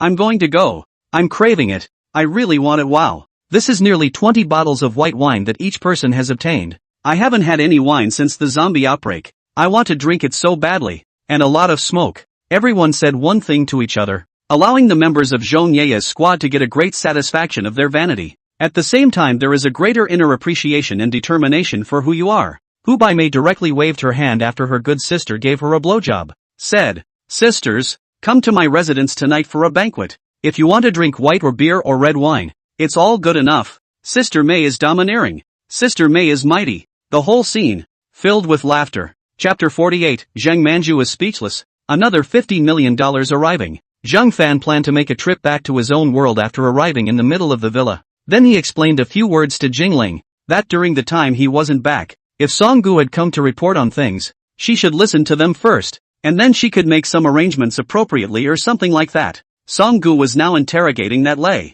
and Zhang Fan was still quite interested in that shelter of Lei's. After all, a shelter means someone, and this shelter of Zhang Fan's is currently most lacking in people. There are so few people that sometimes it feels a little too restrictive to do anything. After explaining these things, Zhang Fan went back to the middle of his world. As the teleportation door opened, Zhang Fan walked out of it and came inside his house. When the portal behind him disappeared, Zhang Fan swept a glance at his house and realized that nothing had come in. Then he nodded. He slept on his side of the world most nights, so there was no accumulation of dust or anything like that in his room. Zhang Fan then picked up his cell phone and dialed a number. A few moments later, the phone was answered. "Oh God, finally your call. I thought you forgot about our partnership." Hearing the voice on the phone, a slight arc appeared at the corner of Zhang Fan's mouth. "Mr. Andy, how could I forget the cooperation between us? After all, this is a big deal. Ha ha ha." Andy's laughter came out on the phone. "Alright then, I wonder where you are now, Mr. Zhang?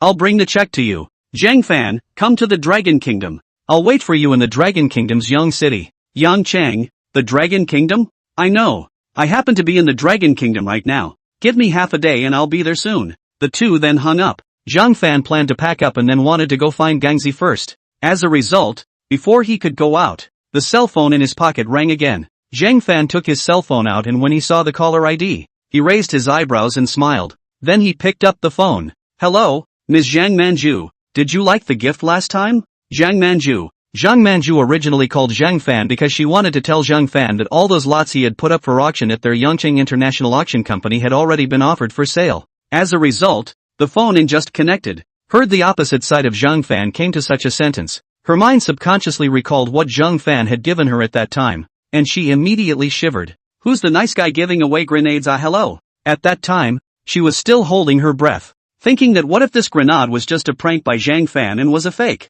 As a result, when she drove to the mountains, she pulled the safety off the grenade and dropped it inside the ravine. The deafening explosion was heard, along with a slight tremor coming from the ground. At that time, Zhang Manju's whole body was stupid. Seeing that Zhang Manju did not say anything, Zhang Fan continued to ask, "I wonder what Miss Zhang Manju is calling me about." Zhang Manju took a deep breath. "Those lots of yours have been auctioned off. The total is 6,420,000. After deducting the handling fee, there is still 620. Before the words were finished, they were directly interrupted by Zhang Fan. "Okay, I know. I don't have much time lately. If you are free, just put the money into Gangzi's place first. Or you can take it yourself for now. I'll get it when I can." Zhang Fan still has a deal with Andy later, and is now genuinely a little less interested in the millions. What's a few million compared to the 200 pounds of gold that was traded with Andy? He wasn't afraid that the money would be hacked by Zhang Manju. From the last time she received a gift from Zhang Fan, I believe she wouldn't have such a bold idea. The time came quickly to the afternoon. In the private room of a hotel in Yangchang, Zhang Fan was currently sitting in the main seat looking over the menu. Just then, the door to the box was opened. A sweaty Andy was coming in hot from outside. Behind him, there were 10 or so men in black suits, and in each of their hands, they were carrying a safe. Upon seeing Andy, a big fat man, Zhang Fan immediately piled a smile on his face. "You're finally here. Have a seat. Just in time for the food to be served soon." Hearing Zhang Fan's words, Andy also hastened to smile with him, while wiping the sweat from his face with a handkerchief. He laughed along and said, "Yes, yes." With that, he sat down in the opposite position of Zhang Fan. "Andy, Mr. Zhang, I don't know if I have all those quantities I need for this month." Zhang Fan smiled lightly. "Of course, it's only 200 pounds. Like I said, even if you need a ton or two, I can get it for you." Saying that, Zhang Fan pointed to a paper box in the corner of the box. "It's all in there, so count it." When he heard Zhang Fan's words, Andy immediately asked his junior who had followed him over to count the gold. "Boss, 500 grams of gold bar apiece." 200 in total. No problem with the weight. Very high purity. Hearing this from his little brother, Andy was relieved. Mr. Zhang, it's been a real pleasure working with you. Come on, I'll drink to Mr. Zhang. With that, Andy poured himself a glass of white wine to toast Zhang Fan. However, the moment he drank the glass of white wine, his five senses immediately wrinkled together. The white wine of the Dragon Kingdom was just a bit too much for him to drink. Zhang Fan smiled and waved his hand. Don't force yourself if you can't drink. Give me the money for this batch of gold, and then just eat and drink well. No problem. Hearing that he didn't need to drink, Andy was immediately energized, then took out the check he had prepared long ago and handed it to Zhang Fan. Zhang Fan picked up the check and looked at it. $7,300,000. When converted into Dragon Kingdom currency, it was almost $51 million or so. When seeing this figure, Zhang Fan raised his eyebrows. It seems that the price of gold has risen a lot recently. The check was then put away. Looking forward to our next collaboration. Hearing this, Andy was even happier and hurriedly returned. Looking forward to our next collaboration. Next, in the process of Zhang Fan and Andy both eating, these minions of Andy opened their respective safes, and then all those gold bars were put into their safe. When the two of them finished eating, Zhang Fan directly left on the pretext that he had something else to do. As for the cost of the meal, of course it was Andy's. Andy was more than happy to pay for the meal as well. After all, he could make friends with a character like Zhang Fan and also receive a large bonus for completing his tasks every month. What's a meal compared to that? After Zhang Fan left the hotel, he took the check and went to the bank to cash it. So far, with the addition of this sum of money in his bank card, the balance had also exceeded $100 million, reaching a huge sum of $109 million. Looking at this series of zeros inside his bank card, Zhang Fan's mood was extraordinarily beautiful, then drove his new car, beautifully left the bank, and drove towards the direction of the gold recycling store in Guangxi. Chapter 49 Purchase of Drones. When arriving at Guangxi's gold recycling store, a glance showed that Guangxi was currently sitting in front of the store, holding a remote control in his hand that he was manipulating. Zhang Fan, yo, what's going on here? Hearing Zhang Fan's words, Guangxi looked up at him before pointing to the sky. Laughing, he said, I just bought back a drone, so I took it out to experience it. Zhang Fan looked up in the air along with where Guangxi was pointing, and at a glance, he saw a drone hovering more than 20 meters above the ground. Upon seeing this drone, Zhang Fan's eyes immediately lit up, because it suddenly occurred to him that if drones were applied to shelters in the post-apocalyptic world, wouldn't outside reconnaissance and the like be directly replaced by drones? Even mounting a weapon on top of the drone would allow you to find the zombie lord right in the middle of a zombie horde and take him out. Nima. Thinking about this, Zhang Fan was instantly excited. He himself was only thinking of getting gold and getting shelters and weapons to strengthen the armed forces of the shelters before. Didn't even think about the drone aspect at the time. I feel a little depressed now just thinking about all the things I did back then. Things like sending someone to that mall to check out the situation in the first place. If there had been drones, their own armed men wouldn't have needed to take such a risk. Or even just get a couple drones over there and just give that giant zombie lord a blast. In that case, where's all the crap behind it? When Guangxi on the side saw Zhang Fan's expression, he thought that Zhang Fan also liked drones. Laughing, you like drones too? Zhang Fan smiled and nodded. Guangxi, buy it if you like it. It's not expensive. Gonzo, I have a friend who works as a store manager inside a brick and mortar store not far from here. I'll give you my phone number if you want to buy it. Zhang Fan, okay, give me your phone number and I'll go buy some to try. Guangxi didn't care and directly told Zhang Fan the cell phone number of that store manager's friend. After getting the cell phone number, Zhang Fan turned around and left in a flurry of wind. When he got back into the car, he immediately dialed the man's number, and it didn't take long for the call to connect. Hello? The voice on the phone had a soft flavor that was crunchy to listen to. Zhang Fan, hi. I'm looking to buy some drones and Fong just recommended you to me. Ha, it's him, come on then, I happen to be at the store at the moment. The voice on the phone then went on to tell Zhang Fan the address of the store. After getting the address, Zhang Fan directly started the car and rushed towards his destination. After more than 10 minutes, Zhang Fan arrived at his destination. In the middle of the store, a woman wearing a white casual shirt was currently sitting on a sofa in the hospitality area of the store. Cell phone in hand was talking to someone. WeChat message, Fonggang, Nan. My brother went to buy a drone from you. Give him a discount. WeChat message, Blossom, it's okay. I wonder what's the name of that friend of yours. WeChat message, Fonggang, Zhang Fan. His name is Zhang Fan. A man as handsome as the reader's Grand Master. If he comes to the store, you'll recognize him at a glance. Seeing this message, the woman was happy and pulled her hair back at the base of her ears out of habit, then continued typing. Is this friend of yours so handsome? Got a girlfriend yet? WeChat message, Fong Gang, sis, don't hit on my brother. Your kids are in elementary school and my brother is still a yellow boy. At this, the woman was instantly more amused. Then replied, and what if this friend of yours couldn't hold it together and chased me first? WeChat message, Gangsy, don't you wow. I still want to introduce my cousin Zhang Manju to him. WeChat message, Blossom, Cranberry? Your friend likes her one? WeChat message, Gangsy, I don't know. Just try it. Maybe they'll make it. WeChat message, no more. Look at the time. My brother should be here soon. Nan. Must give a discount wow. Seeing this, the woman also knew that there would be no more conversation. So replied, okay, I'll give him the internal price. Just as she had finished sending this message, there was a slight movement of a door opening from her position at the front of the store.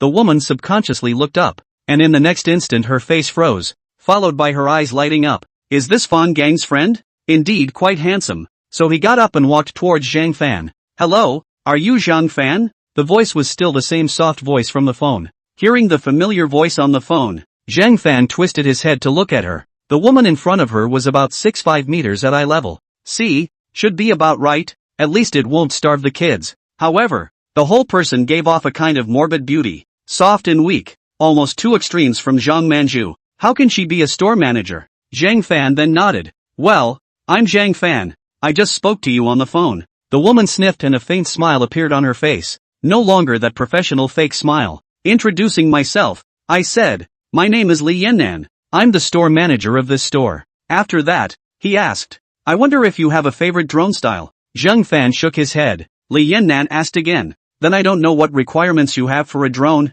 so that I can recommend the right style for you. Zhang Fan thought for a moment, then said, it's not too much to ask for, just that I hope to be able to mount a larger weight. Ryatong nodded her head in understanding before leading Zhang Fan to a large drone. Introducing, DJI T-20 drone, capable of carrying something weighing 20 kilograms, flying at an altitude of 2,000 meters and at a speed of 10 meters per second. These are usually used for jobs like spraying pesticides on farms. There are also some that carry more weight, like T-60s and things like that carry more weight. But for your own regular use, this T-20 which is loaded with 20 kilograms should be perfectly adequate. Upon hearing this introduction from Li Yannan, Zhang Fan directly shook his head to dismiss this drone after pondering for a moment. Rather, the load of the attack is really good, more than enough even to hang a few mortar rounds on it. But, what if we loaded a Gatling on it? The net weight of the Gatling is 16 kilograms, and the other equipment like the electric drive adds up to more than 20 kilograms, along with the bullets and such that the Gatling needs.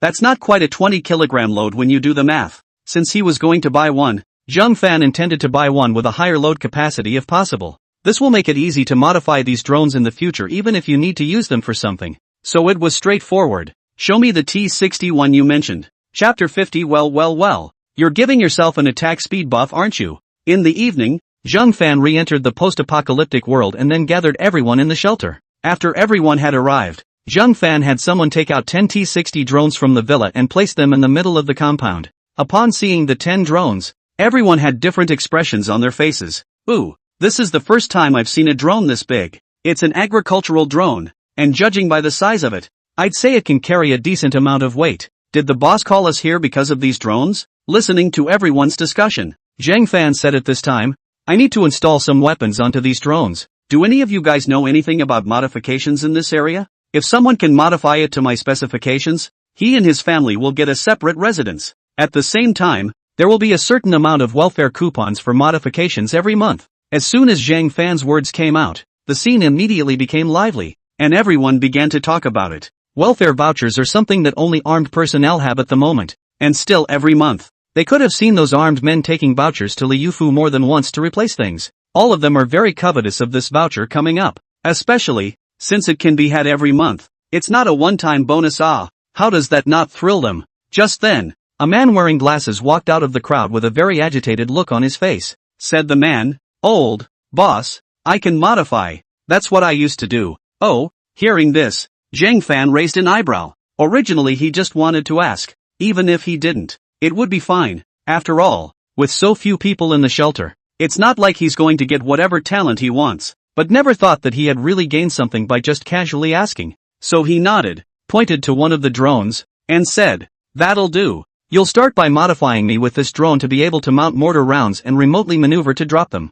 Mention anything you need in terms of materials and parts to me and I'll try to help you. How long will it take? The man forced down his inner excitement and said after a moment's thought, a week. Just give me a week. Zhang Fan, good. I will come to see the finished product in a week. If it passes, then you can have all those treatments I mentioned before. Hearing Zhang Fan's words, the man instantly became even more agitated. Along with him were a middle-aged couple and a young woman in the middle of the crowd. They seem to have great faith in men's abilities in this area and don't doubt that men will fail. When Zhang Fan saw this scene, a slight arc appeared at the corner of his mouth. It's better if that's the case. Next, the man left with this drone, while also telling Zhang Fan what he needed. It's all parts and some equipment, none of which are hard to come by. Zhang Fan returned to his world again and bought all these things back and gave them to the man. Nothing much happened next. Jingling looked at Zhang Fan, who was currently lying on the sofa in a kazoo position, and placed a cup of water on the coffee table in front of Zhang Fan. Laughing, he said, "Get some rest after a busy day."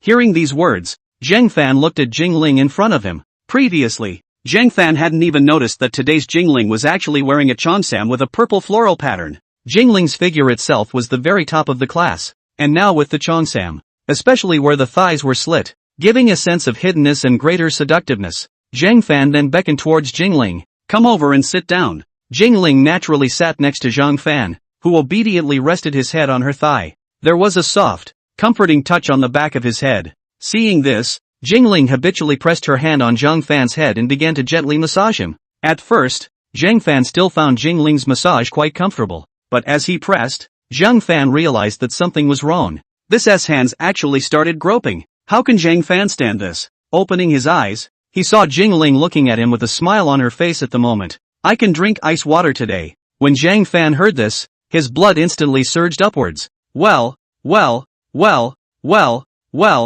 well, well, well, well, well, well, well, well, well, well, well, well, well, well, well. With that, she rolled right over and tackled Jingling onto the couch. Her cheongsam violently ripped open. The two engaged in a touch-and-go battle that lasted until late at night, ending with Jingling's physical exhaustion and declaration of surrender. Yet Zhang Fan still had not yet enjoyed himself. Looking at Jingling, who had completely fallen into a deep sleep at the moment, Zhang Fan shook his head with a faintly bitter smile. It seemed like it couldn't all be considered a good thing after this physique of his was getting stronger and stronger. Other men were agonizing about being a little longer. In his case, it was the opposite. "It's too long to have fun." Simply went to the bathroom and took a cool shower to bring down the fire in his body. Just after taking a shower, Zhang Fan didn't have much sleep, and simply walked out of the villa, intending to stroll around the villa area. Speaking of which, the villa area had become his shelter, but he had yet to take a serious stroll through this villa area once. It was late at night, but the lights were still on in these buildings within the shelter. There were no power cuts in the shelter because of all the solar power installed. Zhang Fan just walked aimlessly, the original hot summer, to the late night after also finally feel a trace of cool wind. Just as Zhang Fan was passing by a villa, his gaze inadvertently glanced at the villa's courtyard gate. The door to the villa was actually found to be open, and, through the gate, Zhang Fan actually saw a white flowery beauty. At first Zhang Fan thought if he had misread it and twisted his head over to take another look. Nice guy. It's still true. In the middle of the villa's courtyard, a couple of sultry women were wearing a single pair of hip-hugging shorts, with only a simple 2 pieces of cloth hanging from them as well. At the moment, he was lying on a chaise longue in the middle of the compound, chatting away. Upon seeing these people, Zhang Fan recognized them. The same woman from the gym who was mistakenly stolen in the first place was also a superb woman in terms of body and looks. After all, often fitness, body this piece, when the truth is not to say. Then this girl brought the rest of the gym with her, and there were a lot of banging beauties in there too. One of them even had a body that far surpassed Jingling's, even though her appearance was a bit worse than Jingling. What impressed Zhang Fan the most is her abundant capital. 3 or 5 children can directly support into fat. There is no such thing as starvation. It was just that Zhang Fan was busy before, and in his spare time, he was basically circling Jingling, Li Yufu, and Zhang Ye, so he didn't care about them. I didn't realize that they were actually assigned to live inside this villa. Wouldn't it be a waste to put such a quality girl here? However, just as Zhang Fan was thinking about whether he should find a time to bring them to his room, a pleasant voice suddenly came to his ears. Boss, is that you? Chapter 51, These goblins wanted juice. The sound came from within the villa, and it was obvious that these few people within the house had also discovered Zhang Fan's figure. The moment they saw Zhang Fan, These few women inside the compound immediately ran out with excited faces. The happy face was very happy. It was the capital in front of him that wobbled when he ran over, making Zhang Fan worry if the bandage that was dragging them down would be overwhelmed and break. "Boss, are you here with us for something?" A woman who simply had a few pieces of cloth hanging from her body was currently looking at Zhang Fan with an expectant face. Zhang Fan looked at them, then shook his head with a depressed smile. "Nothing much, I was just looking around." "So, a couple of women look at me and I look at you?" Zhang Fan asked at this time. "By the way, what kind of work are you guys currently being arranged to do by Jingling?" "I'm in charge of helping cook during the day for those who are expanding their shelters." "Me too, helping out there with odd jobs and such." These women all talked through what they were currently doing. Zhang Fan nodded as he sniffed. These women worked out a lot, but in the end, they had never done the hard work on a construction site. Instead of getting them involved in helping out, they should be in charge of mopping up and cooking and such on the sidelines. Finally, Zhang Fan's gaze went to the woman at the very front. This woman was the one that was picked up as a thief in the first place, and Zhang Fan remembered that she seemed to be called Yuan. Asked, "What about you?" Yuan was a bit embarrassed. "I am currently serving as Jingling's sister's assistant, helping him with some of the shelter's work." Hearing this, Zhang Fan froze for a moment, as Ling Ling had indeed mentioned this matter to him in the foreground. Later on, Jingling even showed him the list of people who had been chosen. Only at that time, he just scanned it and didn't pay much attention to it. Zhang Fan thought for a moment, then said, "You inform the other several assistants to come to my villa tomorrow morning." Yuan sniffed and nodded. "Okay." After speaking, Yuan looked at Zhang Fan in front of him and tentatively asked, "Boss, do you want to come in and sit down? The villa is currently occupied by just us,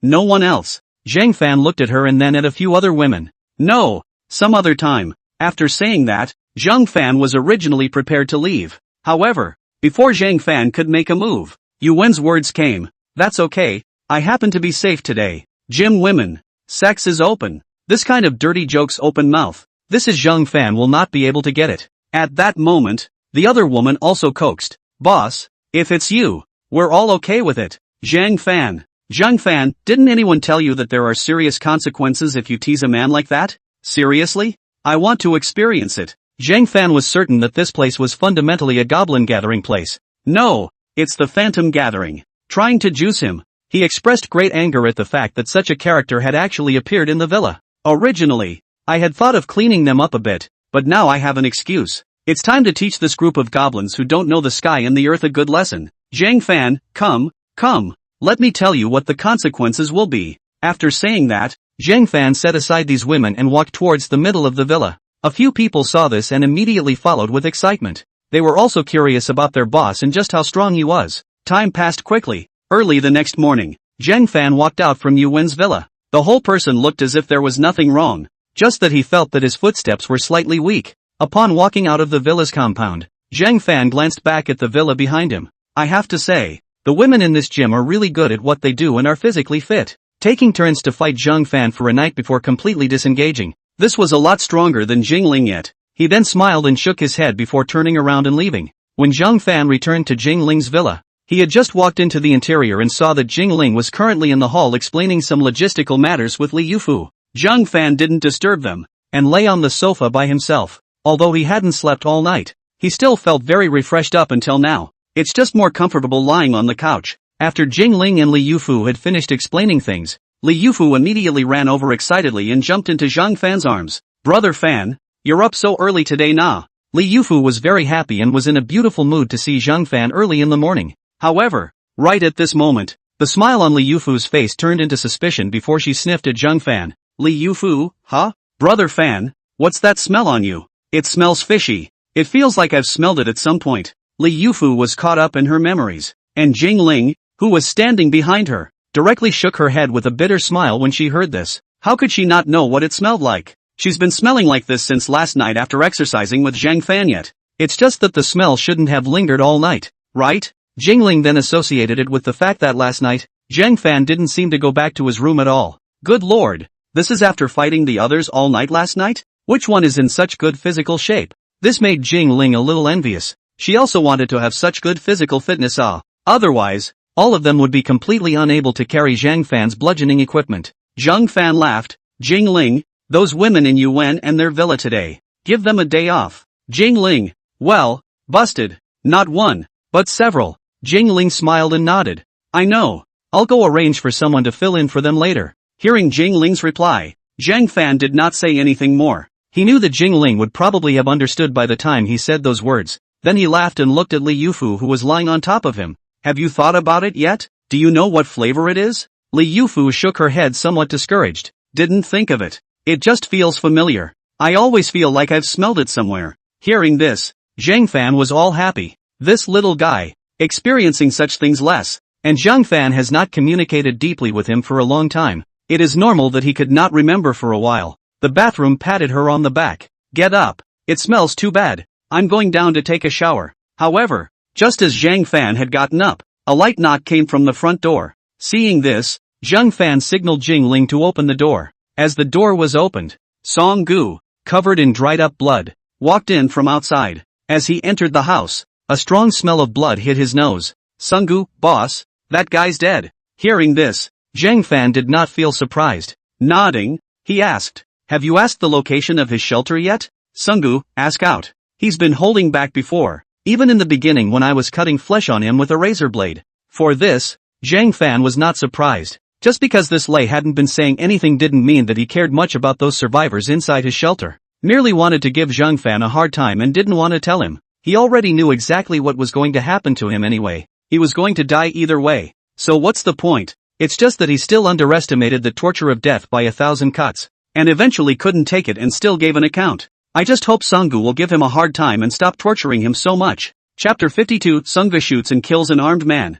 After listening to what Songgu said, Zhang Fan pondered slightly for a moment before asking, can you be sure that he is not lying? Songgu nodded. Judging from his behavior at the time, lying is unlikely. Hearing this, Zhang Fan then nodded in satisfaction. How many people are inside this shelter? Sunggu, 62. Zhang Fan nodded, then commanded, since that's the case, then I'll leave this mission to your squad. Bring all the people from this shelter here. As Zhang Fan's words came out, Songgu's eyes immediately lit up. The last time Zhang Fan took Zhong Yeye her squad out on a mission, the rewards he received after returning was a generous one. He was going to make it look good this time anyhow. Zhang Fan waved his hand. Go clean up the blood on your body and then get going. Yes. Songgu hurriedly nodded his head, then turned around and left. Only after Songgu left did Zhang Fan look at Jingling at the side and inquired. Jingling, at the moment, can the empty houses in our shelter still accommodate these people? Jingling shook her head. There aren't many houses left in the shelter, and with so many people coming in,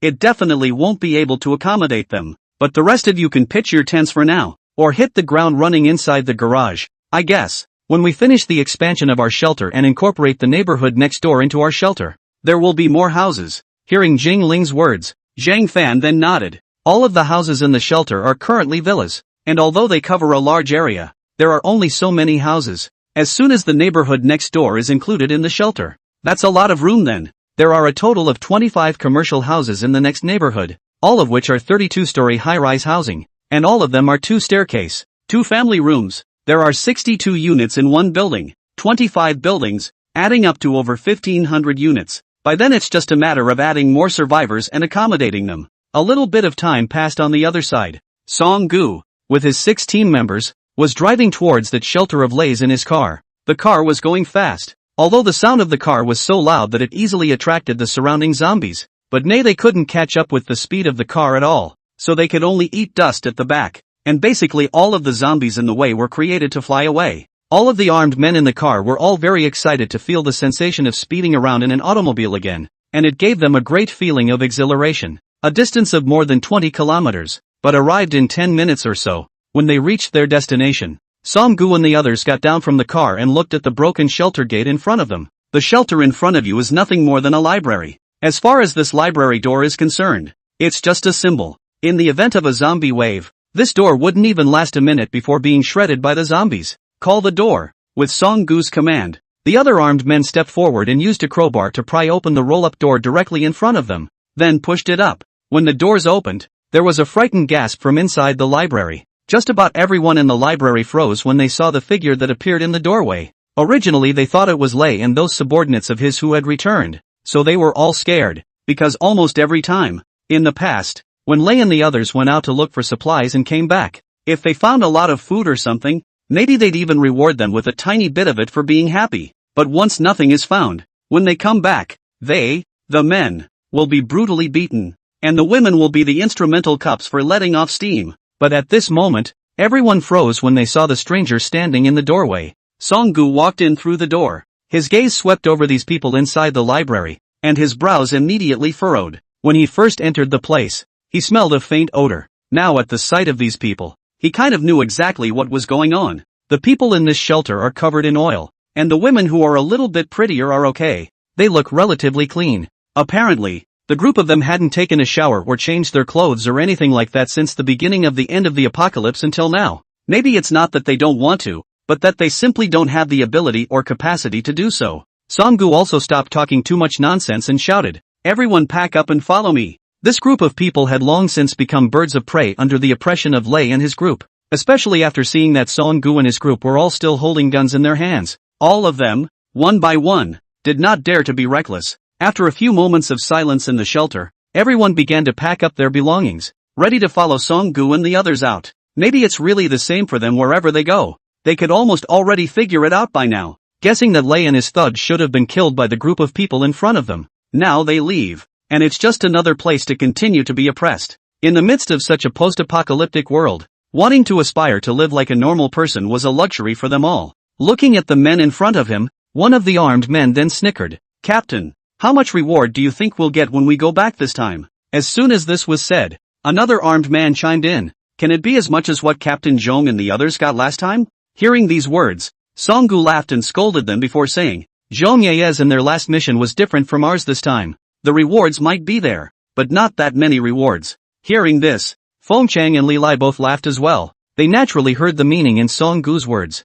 The so-called first batch of armed men, but they know the boss Zhang Fan's secret. So also all know the importance of gold for Zhang Fan. How could it be comparable to these people within this shelter? At that moment, another armed man said in a joking tone, "Captain, this is at least a shelter. Do you think we wouldn't be able to live more comfortably if we didn't go back and just hijack this place? Although life may not be up to the quality of our shelter, but here you can do whatever you want now. We have guns in our hands and they'll just have to do what we say, right?" As soon as the arrest was made, the squad of armed men, which was still buzzing with excitement, instantly went cold. Especially Song-gu. The expression on his face directly turned icy cold as his gaze coldly swept him. "You do?" The armed man nodded as if he hadn't realized what was going on. "Yeah, look, Captain." Saying that, this armed man also deliberately raised the AK-47 in his hand. "We have guns in our hands.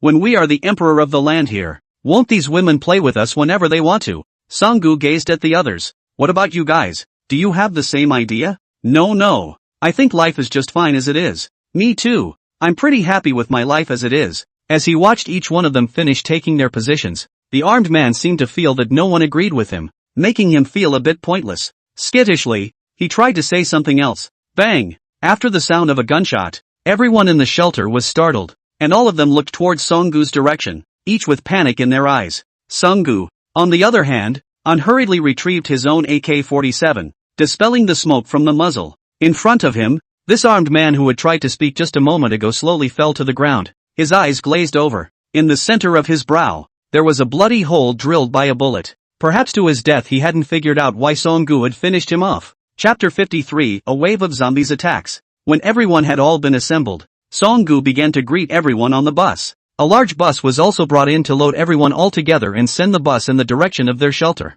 However, due to the previous shooting, quite a number of zombies had already gathered around the area at the moment, and they were all circling towards this side. And when the zombies heard the sound of the car, they suddenly became even more frantic and lunged in the direction of the two cars. The armed men driving the two vehicles didn't slow down even the slightest bit in the face of the large number of zombies in front of them, and even directly stepped on the gas with one foot, driven by a large bus and followed closely by another vehicle. Any walker that came head-on basically had no suspense, either being crushed into the undercarriage of the car, or simply being knocked off the road. But the number of zombies is just too great, and there are always surprises. The zombies around them, for example, jumped right up and lunged at the two cars. The unlucky ones were lifted right off the ground, while those walkers that were lucky enough to be there hung on to the sides of the vehicle and then began frantically striking the barrier in front of themselves, trying to break the barrier in front of him and get into the car. A little bit of time passed, and more zombies hung on the sides of the car along the way. The window glass of the car was also shattered by these zombies,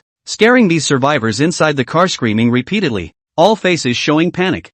Seeing this, the armed men inside the car all took out their own weapons and started shooting towards these zombies. Because of the close proximity, it hardly even requires much aiming, and the headshot rate soars. It didn't take long for the sides to be cleared of walkers. However, the result is, the walkers running after them behind the two cars were getting more and more numerous. As far as the eye could see, there was a huge horde of hooters and hollers, with a visual estimate of 2,000 to 3,000 zombies, and there's still a steady stream of zombies joining the chase. Song-gu glanced at these zombies behind him, then said, "We only have 2 magazines each. Save your bullets. These walkers don't need to be shot if they haven't climbed aboard, and we'll be safe when we glare to the shelter." Hearing Song-gu's words, the other armed men nodded their heads, then checked the number of bullets they currently had left. At this moment among the shelter, Zhang Ye's armed squad was patrolling the fence. Just then, the armed men on duty on the lookout noticed the situation and rushed to sound the alarm. At one point, all of the other armed men came running from other places.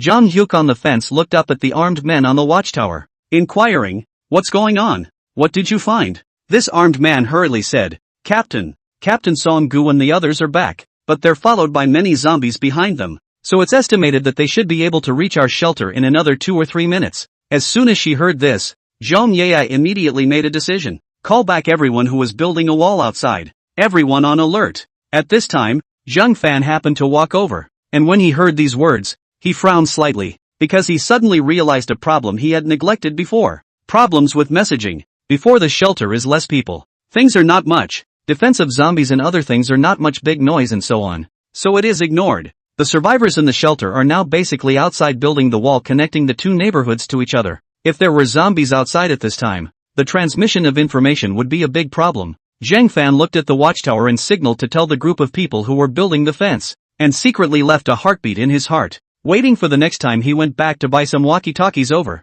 With walkie-talkies, passing on information wouldn't be such a hassle. Amidst the crowd outside building the wall, another of Jingling's assistants was in charge of helping to sort and organize everyone here. That's when the face immediately changed upon seeing the signals made from the lookout. Everyone, immediately drop what you're doing and all hurry back to the shelter. With those words, everyone immediately understood what had happened, and all at once, one by one, they all began to scatter in the direction of the shelter. It was a good thing that the place where they were currently working wasn't far from the shelter, and it would only take them 3 or 4 minutes if they ran at full speed. Soon, Song-gu and their squad drove up to the entrance of the shelter, and Jingling Chang immediately set about arranging for someone to meet them, bring all the survivors on the bus into the shelter. Song-gu and his squad, on the other hand, came to the fence and joined Zhang Ye's squad to fight against the upcoming zombies. Although Song-gu and the others had returned to the shelter, they were driving a car, and the zombies chasing behind them were naturally not as fast. Another 10 minutes or so had passed when all those people who had been building the fence outside earlier had returned to the middle of the shelter. That's when the crowd on the fence saw the figure of a walker running from a distance. Immediately after these lead walkers, a large horde of them all appeared, running in the direction of the shelter. The visual estimate was at least 5,000 walkers in number. Zhang Fan's entire body froze for a moment when he saw so many zombies. Holy, so many. Song-gu, have you guys stabbed a zombie nest? Song-gu scratched his head awkwardly. The commotion of driving was too great, and more zombies gathered on the road. Zhang Fan smiled and shook his head. He was just teasing. However, when the gaze swept over these members of Song-gu's team, he was puzzled. Where is another member of your team? Song-gu, dead. After seeing that shelter, this guy tried to encourage us to overrun that shelter together to become the emperor of the land, and I took him out. Saying that, Song-gu took out another AK and a bulletproof undershirt with a magazine. Song-gu, this is the equipment assigned to that person. Seeing this, Zhang Fan nodded slightly, then reached out and gently brushed his hand over the equipment. In the next second, he directly put all of these equipment into the storage space. Zhang Fan was not surprised that something like this thought would occur to the armed men. After all, it was impossible for him to fully predict what was going on inside everyone's mind. However, Zhang Fan didn't care, as the number of armed personnel would still expand in the future when the number of people in the shelter increased. He just needs these people to help him bring back the things that are worth something back. As to whether these people will have any dissenting views, Zhang Fan was certain that this might happen again in the future. But now that Zhang Fan was able to physically carry bullets, he still had a load to worry about. These people will just be taken out when the time comes, and then re-recruiting armed men among these survivors will be done. Chapter 54. Another mutant zombie. Jingling's 3 assistants. With the arrival of the walkers, the walls of the shelter are turned on in frantic strafing mode. However, These zombies didn't know the meaning of fear. The zombies in front of them were shot in the head and fell to the ground. Soon the zombies behind them immediately rushed towards the shelter. It took only a few minutes of work to get under the walls of the shelter. This makes it much easier to strafe with the high ground. These zombies, the ones in front of them, were blocked by the fence, and the ones behind them rushed over and stomped the ones in front of them directly under their feet. A little bit of it actually started to pile up. If the armed men turn a blind eye to this, it won't take long for the walkers to pile up to the height of the shelter. The zombies are bound to break into the shelter by then. The good thing, though, was that the walkers were stacking up nowhere near as fast as everyone could shoot and strafe them. Even Zhong Yeye took the Gatling and hitched it to the fence, and towards the bottom it was an indiscriminate strafing, and those zombies that were piling up were instantly smashed into pieces. Seeing her results, Zhong Yeye's entire body was excited. It was not in vain that she was able to obtain this Gatling by sleeping over Zhang Fan with her strength.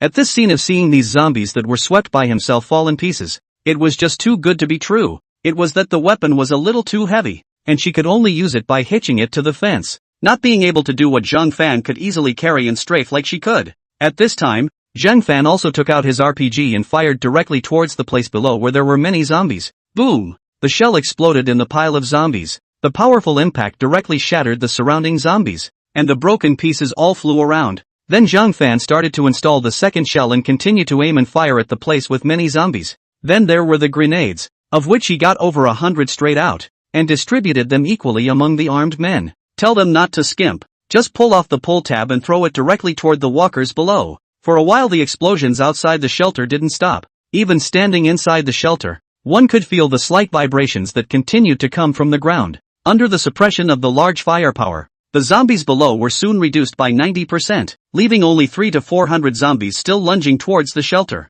Looking down at these zombies below, just as everyone was thinking of finishing them off early and ending the fight, suddenly a 2-finger thick, 10-centimeter long conical spike cut through the air and shot over. The speed of the spike was so fast that by the time everyone saw the shooting spike and reacted to it, it had already cut through an armed man's clothes and then nailed itself to the wall behind him. Upon realizing this scene, the armed man felt a sudden explosion in his scalp. Hastily, he examined the place where he had just been scratched. Luckily, it was only his clothes that were torn, not his skin, which was a relief. This unidentified thing, if it was tainted with the zombie virus and stabbed a wound in his body, he would be finished. After everyone had reacted, they all looked in the direction where the spikes had shot over. Then at a glance, he saw that in the back of these walkers, in the green belt of a road at least 100 meters away from the wall of the shelter, a skinless, muscle-exposed zombie with arms and legs completely twisted into walking on all fours was opening its mouth in the direction of their shelter. Inside its mouth, a second spike had also begun to slowly poke out of its mouth.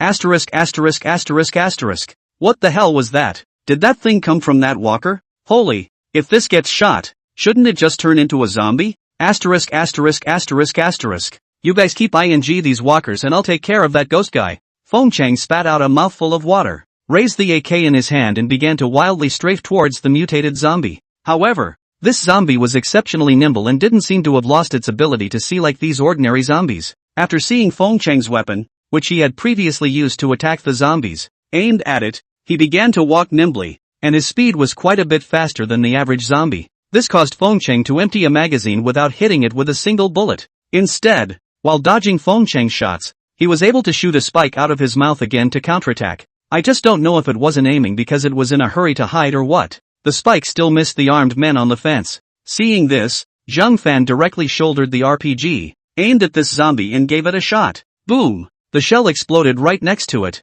the fragments instantly tearing through its body and the impact lifting it right off the ground. Upon seeing this scene, Zhang Fan was a bit surprised. This mutated zombie was far from the level of the zombie giant titan that he encountered last time in terms of physical strength. Not much different from these ordinary zombies. It's easily solved. It's that flexibility in being able to shoot spikes that's a bit of a pain in the ass. It seems that all these mutated zombies will have some special abilities, like the last zombie giant titan. In addition to being physically strong, he could also summon the zombies around him. And this one walker, presumably, was able to shoot spikes, and agile speed. The menace posed by the two mutant walkers is pretty much a no-brainer. Whether it's a giant titan unleashing a wave of zombies, or a zombie face surge like the one we're in now, the likelihood of being taken out is really high. However, Zhang Fan realized that it seemed that every mutated zombie had a very obvious flaw. The zombie giant titan wasn't fast, his movements were sluggish, and this zombie was a complete brittle skin. It's not hard to take them out if you catch these flaws.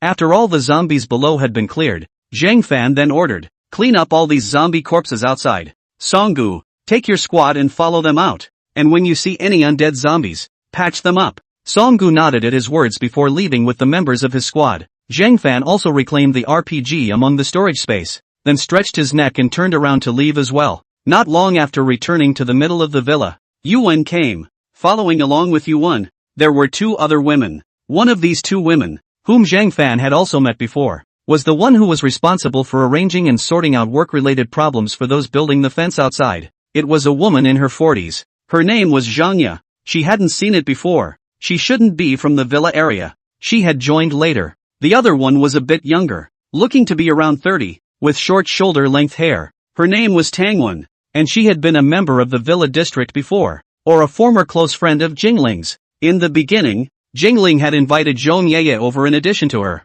wearing a tighter outfit with a denim wraparound skirt. Her skin was white and bouncy, and Zhang's people exuded a kind of charm from the inside out. Zhang Fan remembers that Tangwen's husband hasn't been back since the zombie outbreak, and at first the phone couldn't be reached, so he doesn't know if he's dead or not. This caused Zhang Fan to secretly shake his head and say it was a pity. 55. Purchase of grenade launchers. It didn't take long for Jingling to return. Upon opening the door and seeing the inside of the house, Jingling froze for a moment, but quickly reacted. So he came to Zhang Fan's side and explained to him what things Yuan and the three of them were responsible for her. There was also a bit of explanation of the abilities that each of them specializes in. After Jingling had finished speaking, Zhang Fan nodded before leaving the three of them to go about their own business. Originally, Zhang Fan didn't have anything to do with summoning the three of them. He just wanted to meet and see these few assistants that Jingling had chosen to deepen his impression. After the three had all left, Zhang Fan then said to Jingling, "This Yuan, we'll arrange for her to follow you around later to help you with things. Now that she's helping you with your share of the work, arrange for another assistant to go over." Hearing these words, Jingling's eyes lit up slightly, immediately understanding the reason for this, before smiling and nodding. She had smelled the odor on Zhang Fan's body when he returned earlier, plus now that he heard Zhang Fan's arrangement, it was no surprise that this Yuan became Zhang Fan's woman last night. She didn't mind how many women Zhang Fan had. After all, it was the end of the world now, and she was still obsessed with her previous concepts and was destined to not survive in the end of the world. Moreover, Zhang Fan had treated them well enough. If they had survived in other shelters, they women would have been used as tools for pleasure. There's nothing else to keep dwelling on now that you can live so comfortably. Even in order to be able to make Zhang Fan happy, Jingling even thought about whether or not to specially find some pretty girls to serve Zhang Fan, because Zhang Fan's ability was simply too strong for her to carry alone. It was best to have a few sisters who could help share the load. It was just that at the moment, she hadn't been able to bring it up, and Zhang Fan didn't know about it. When he saw Jingling nod, Zhang Fan stood up. "Alright, I'm going to leave again to look for something. If anything happens to the villa area, you can handle it for now. Jingling, be safe." Zhang Fan nodded without saying anything more and directly opened the portal. The moment the portal appeared, looking at the darkened landscape inside, even though he had already seen the magical jingling of the portal, he still felt a bit incredulous, then reached out, trying to touch to see if he could touch these shadowy views inside the door. However, the moment the finger just touched, a stabbing pain immediately came from the fingertip, frightening Jingling to hastily retract her finger. At first glance, the fingertip that had just touched the portal had broken a layer of skin. Seeing this, Zhang Fan smiled and explained, "As I told you before, only I can pass through this portal. Anyone else who enters this door will be cut to pieces directly by the spatial turbulence." Hearing Zhang Fan's words, Jingling immediately felt a bit embarrassed. "I naturally know. It's just that the sight of this portal is really a bit magical. So out of curiosity I wanted to touch it to see if I could, and I couldn't even touch it." Zhang Fan shook his head and didn't say anything more. "Let's go." After saying that, Zhang Fan lifted his foot and walked into the middle of the portal. The next moment, the portal disappeared directly in front of Jingling. When Zhang stepped out of the portal, he had returned to his home and his world. Just after returning, Zhang Fan went out without stopping, but he was not in a hurry to buy a walkie-talkie, but to run preparations for traveling to Baba Sheep. The shelter had gone through the small wave of zombies, and the grenades were half depleted, so he was going to go find said to replenish them, also planning to approach said for some new weapons. Through the small zombie wave, Zhang Fan still felt that the shelter's current force was a bit less than adequate. It's not that the shelter is poorly armed. Armed men have AKs and grenades when facing a wave of zombies, but their firepower is ultimately small. The KPV firepower was too big, and it was specifically used by Zhang Fan to deal with the zombie giant titan. Using it against these ordinary zombies is really a bit of a cannon blast on a mosquito. It's too wasteful.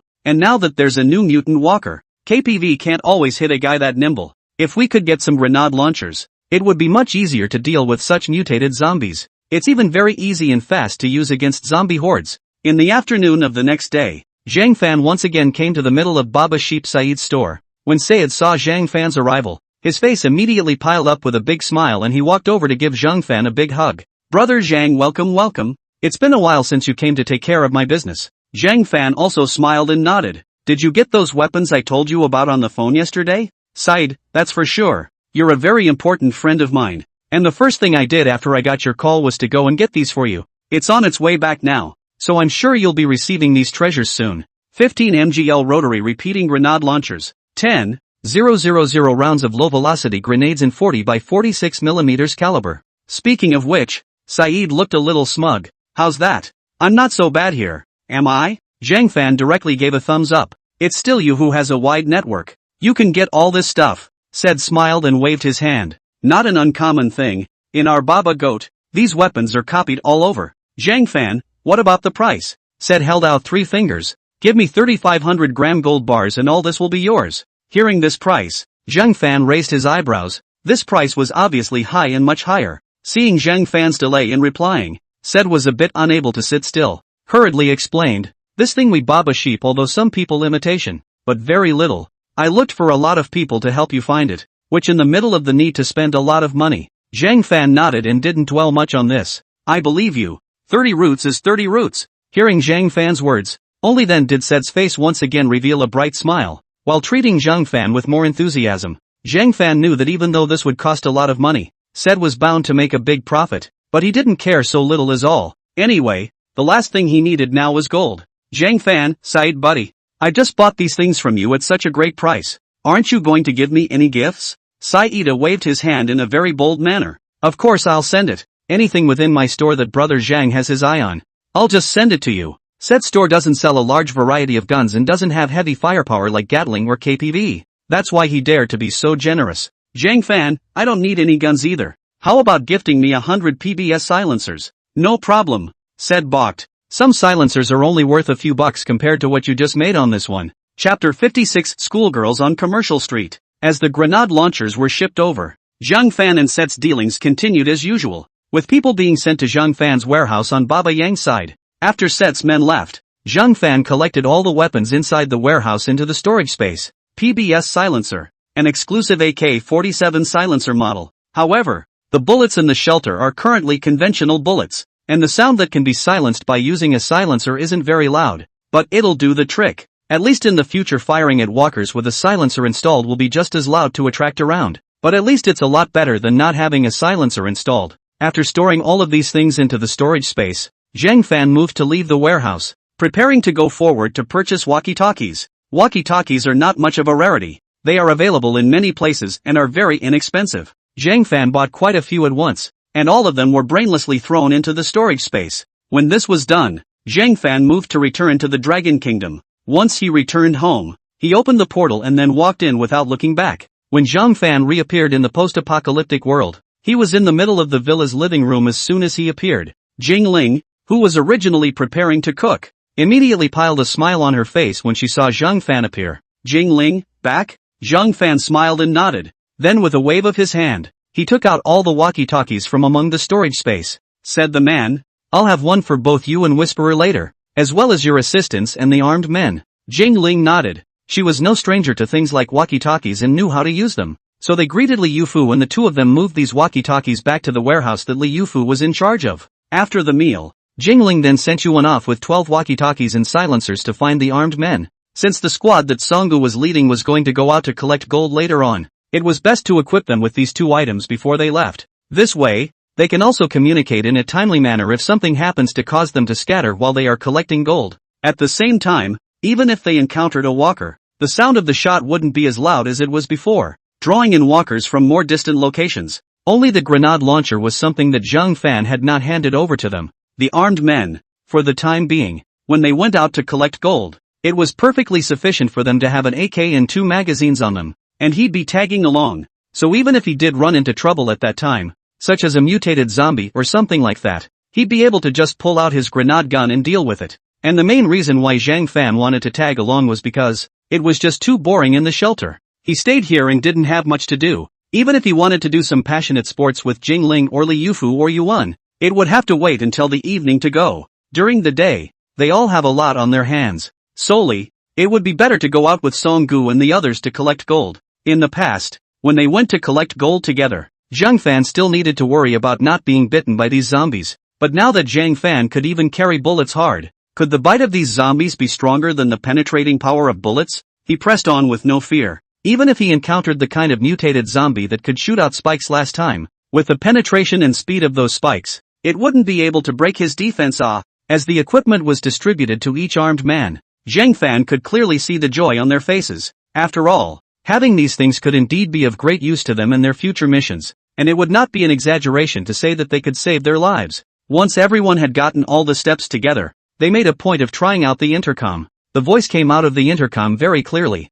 Zhang Fan purchased this batch of handheld walkie-talkies, are very high-quality civilian walkie-talkies, can distance within 3 kilometers clear conversation. Originally, Zhang Fan also considered purchasing a professional conventional walkie-talkie, or a walkie-talkie with more power. For now, though, it's not very useful, and having these radios is enough. Depart. With Zhang Fan's order, the Song Valley squad followed Zhang Fan and drove out of the shelter, heading in one direction quickly. In the car, the armed men were all still fiddling with their own walkie-talkies, each with a smile on their face. This stuff was kinda unusual before the end times and no one took it seriously. But now in the midst of the end times, being able to have this can be so much more useful. At this time, Song Gu reminded, don't play blindly. If there is no power at the critical moment leading to an accident, you can't afford the responsibility. Hearing Song Gu's words, everyone then finally stopped fiddling with the walkie-talkies in their hands. Then he laughed. Boss, how do you get everything? It's amazing. In response to this, Zhang Fan just smiled and did not reply. Another armed man snickered at this point. With the boss's ability, I wouldn't be surprised if he took out an armed forces direct in the future. Ha ha ha ha ha. The interior of the car has a very nice ambience, but the outside of the car can be quite different compared to the inside. As the car drove out on a longer route and farther from the shelter, some walkers slowly began to follow behind it. It didn't take long for the car to enter a commercial street. This place was still a very prosperous street before the end of the world, and there were all kinds of stores on both sides of the street, belonging to a very densely populated area, but now it's become very dilapidated. There was blood-stained blood and broken glass windows and doors everywhere, and the whole street was cold. After Zhang Fan got off the car, he directly said, there are several gold stores in this street. Set off in groups of 2. Speed up. The other armed men got their orders and immediately nodded seriously. All of them prepared their respective backpacks and started running in the direction of the gold store. Zhang Fan and Song Gu both also selected the nearest gold store,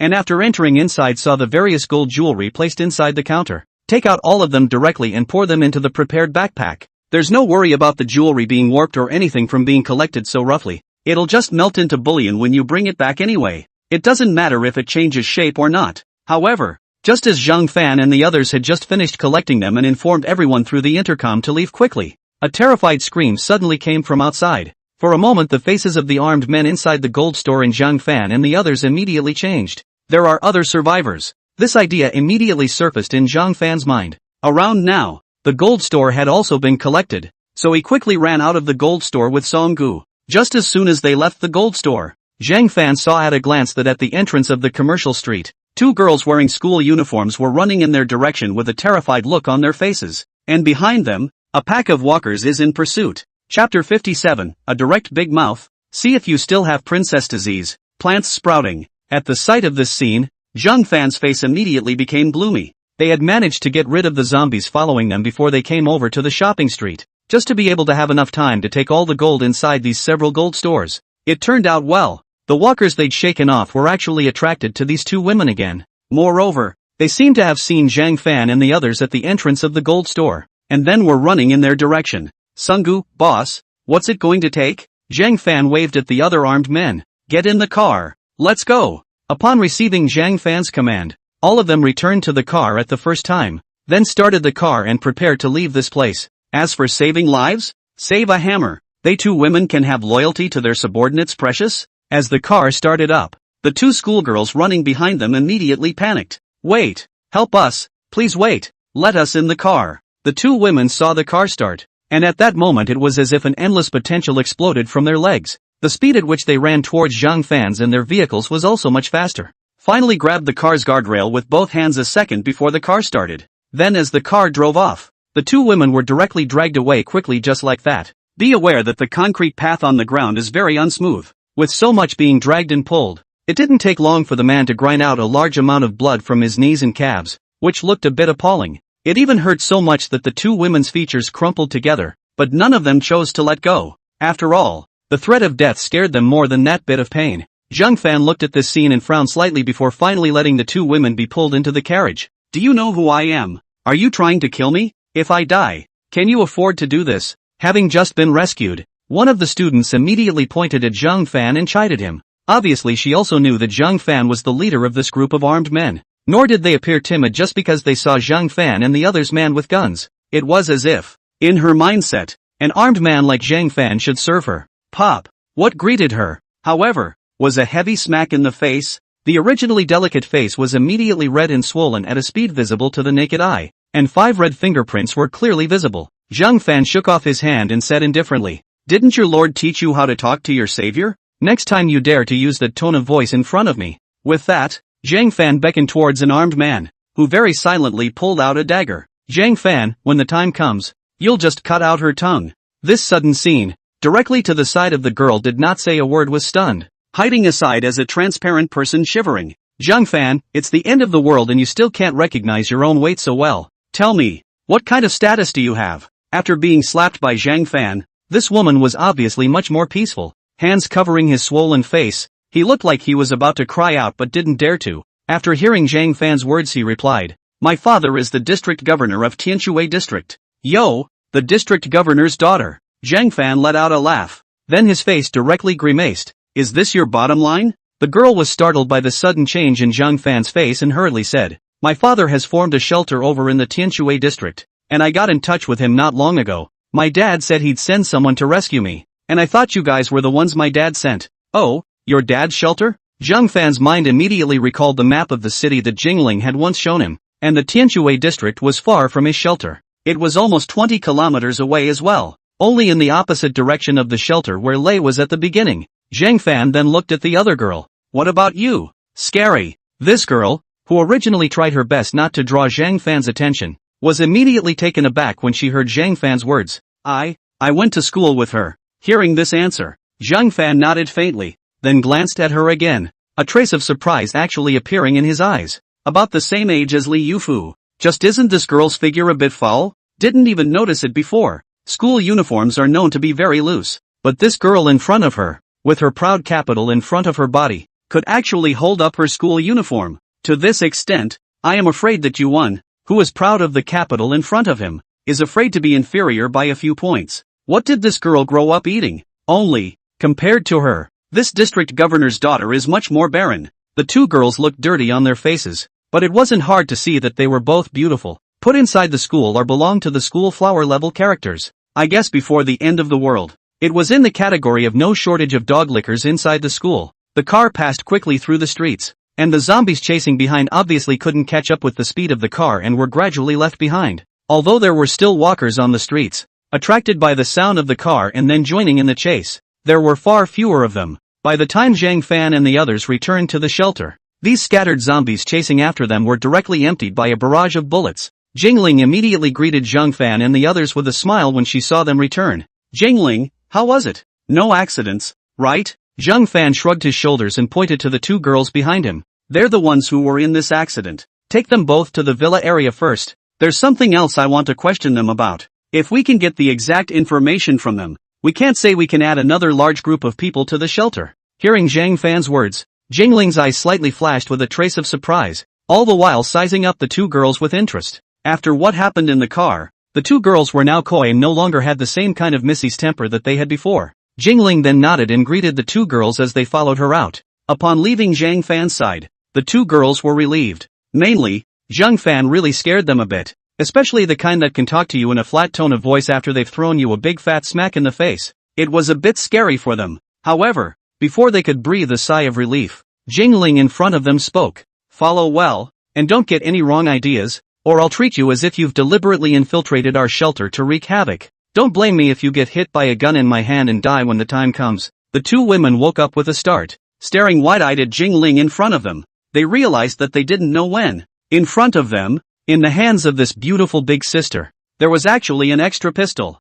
Terrible. The people at this shelter are horrible. Chapter 58. You don't want to go on starving, do you? When they arrived at the villa, Jingling had someone put a little medicine on their skin legs and simply bandaged them. After that, he did not wait long before Zhang Fan returned to the middle of the villa. As soon as they entered the villa, the moment both of them saw Zhang Fan, their bodies instantly tightened up. Zhang Fan sat alone on the sofa and looked at the two people in front of him. Sit down. Isn't there a stool here? You guys are standing here, making it seem like I'm interrogating you. Hearing Zhang Fan's words, the two did not dare to resist and obediently sat down. It was then that Zhang Fan asked, "Tell me about that shelter of your father's." The girl hesitated for a moment, but finally said, "I'm not really sure. I just talked to my dad on the phone while the signal was still out." In the next few moments, the girls told all they knew, holding back very little. By the time the girl had finished speaking, Zhang Fan had almost gained some understanding of the situation at that shelter of her father's. Things seemed to be a little complicated at that shelter of her dad's.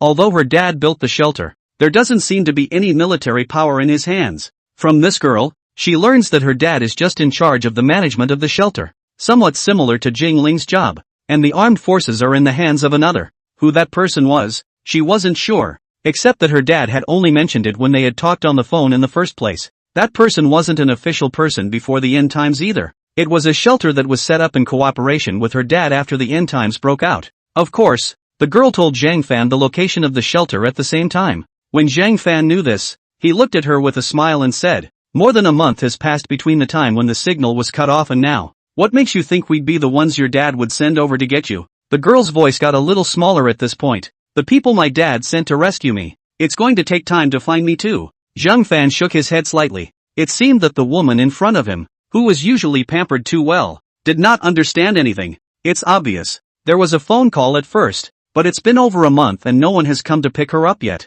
I know with my ass that something is definitely wrong with this process. Either that, or, while her dad ran the shelter, he couldn't sway the armed men at his one to deploy those of them. Either that, or her dad was just a tool person for that shelter and everything was still dominated by that other person. If that shelter was really under her dad's control, she would have been picked up by her dad long ago after all this time." Just then, the two girls' stomachs rumbled. Hearing the voice, a smile appeared on Zhang Fan's face. Then he greeted one of the people serving at the villa and ordered, "Go prepare 2 portions of food and bring it here." "Yes." Upon receiving Zhang Fan's command, this person immediately turned around and entered the middle of the kitchen. On weekdays when Zhang Fan ate, it was Jingling who cooked by herself. But like now, just ask a random person to get it. A little bit of time passed, when 2 plates of fragrant dishes and white rice were brought out from the middle of the kitchen and placed on the coffee table in front of Zhang Fan. Seeing this scene, the two girls' eyes immediately couldn't move. They had only eaten a little bit of food every day for the past few days, and by now they had long been starving to the point where their eyes were dim. Now that they saw such fragrant dishes, how could they move their eyes away? In fact, the two of them were lucky enough to take refuge in a restaurant during the zombie outbreak. But there wasn't much food inside the small restaurant at that time, and they had been saving their money all these times. "Almost every day I was hungry without the slightest strength. Being chased by walkers today, and Silk's grip on the car's fence behind them, had taken almost all of their strength." Zhang Fan looked at the expressions on both of their faces and laughed. "Want to eat?" The two girls immediately nodded their heads frantically, and in their eyes, they were filled with the desire to eat. Zhang signaled the girl who had just spoken. "You told me the information I wanted to know. As a reward, you can have one." When she heard Zhang Fan's words, an ecstatic look immediately appeared on this girl's face. "Thanks. Thank you so much." After saying that, she ran over and picked up the white rice and started to take big gulps of dry rice. She had been starved these days. It was all a treat for her to have such a normal meal now. The heart is full of fulfillment. The other girl with the big capital had a much bigger longing in her eyes as she watched her best friend take it all. But she was too timid, plus a bit afraid of Zhang Fan, to open her mouth. Zhang Fan looked at her. "Want to eat?" This girl froze for a moment, then glanced at Zhang Fan and hurriedly buried her head into her strong capital again. Then came the weak voice. "Think." Hearing this, Zhang Fan couldn't suppress the curve of his mouth anymore. "What's your name?" My name is Easy September." Zhang Fan nodded. "It's not impossible to eat if you want to. and it's even fine for you to eat until you're full. Hearing this, September's eyes immediately lit up. However, Zhang Fan's next words caused her brain to go straight down. Zhang Fan, but you should also be clear about how precious food really is in this post-apocalyptic world today. If you want me to give you such precious food, you have to give something, right? September was a little afraid and weakly asked, what do I have to pay for something? Hearing this, Zhang Fan then directly stood up from the sofa. Follow me. After saying that, he headed towards where the stairway was. Seeing this, September hesitated for a moment, then followed. To get a full meal. When Zhang Fan came to the stairway, he suddenly thought of something and turned to the girl who was drying her rice. This one left on the coffee table is yours too. After saying that, Zhang Fan led September towards the upstairs. The girls who were eating at the moment became even more excited when they heard Zhang Fan's words. She was worried about a portion not being enough to eat, but she didn't think it would be such a good thing. As for Zhang Fan taking her best friend away, her mind was full of dry rice right now, but she didn't have time to think about anything else. On the second floor, amongst Zhang Fan's room, Zhang Fan pointed to the bed. Sit. September honestly sat on the bed and asked somewhat weakly, what do you want me to do? She had realized what was going to happen next at this moment, and at this moment her heart was beating much faster than usual. She was a little scared and wanted to run away, but didn't dare. The dictionary she had learned to use opened the page to a single large word. Goon. Zhang Fan looked at the slightly nervous September. September, you don't want to continue to starve, do you? Chapter 59, why hasn't my best friend come downstairs yet? This September is simply a superb one. The top half of the school uniform can't hold down the capital, and the same goes for the bottom half. The moment she sat on the bed, the ratio of peach to waist was immediately apparent. Who could stand in front of any man with that kind of body? September said the word I several times in a row, but she just didn't know how to take Zhang Fan's words. Zhang Fan was not in a hurry. He did not want to just let go of such a superb girl. He was not a willow lover or preaching about love. Love a hammer. It's post-apocalyptic here. Zhang Fan, think about your friend downstairs. She's eating right now. You could have eaten better than she did, and you wouldn't have had to continue to live in fear. Think about it. Zhang Fan looked at September, who was sitting on the bed, and finished the sentence indifferently. Of course, Zhang Fan wouldn't think that he was any kind of good person, and as long as September insisted that she didn't want to, he would really let her go. Still the same words. With such an extreme beauty, there was no way Zhang Fan would let her slip out from under his hands just like that. It's just a matter of hard and soft tactics and subsequent treatment of how she's handled. I do. After a lot of thought struggle, September's heart eventually ate its fill and overcame its reserve. She was already hungry and scared. At the same time, she knew that having food was far more important in the middle of a post-apocalyptic world like this. Hearing this, Zhang Fan immediately had a bright smile on his face. That's why he said that this is the end times for others, but for him it's paradise.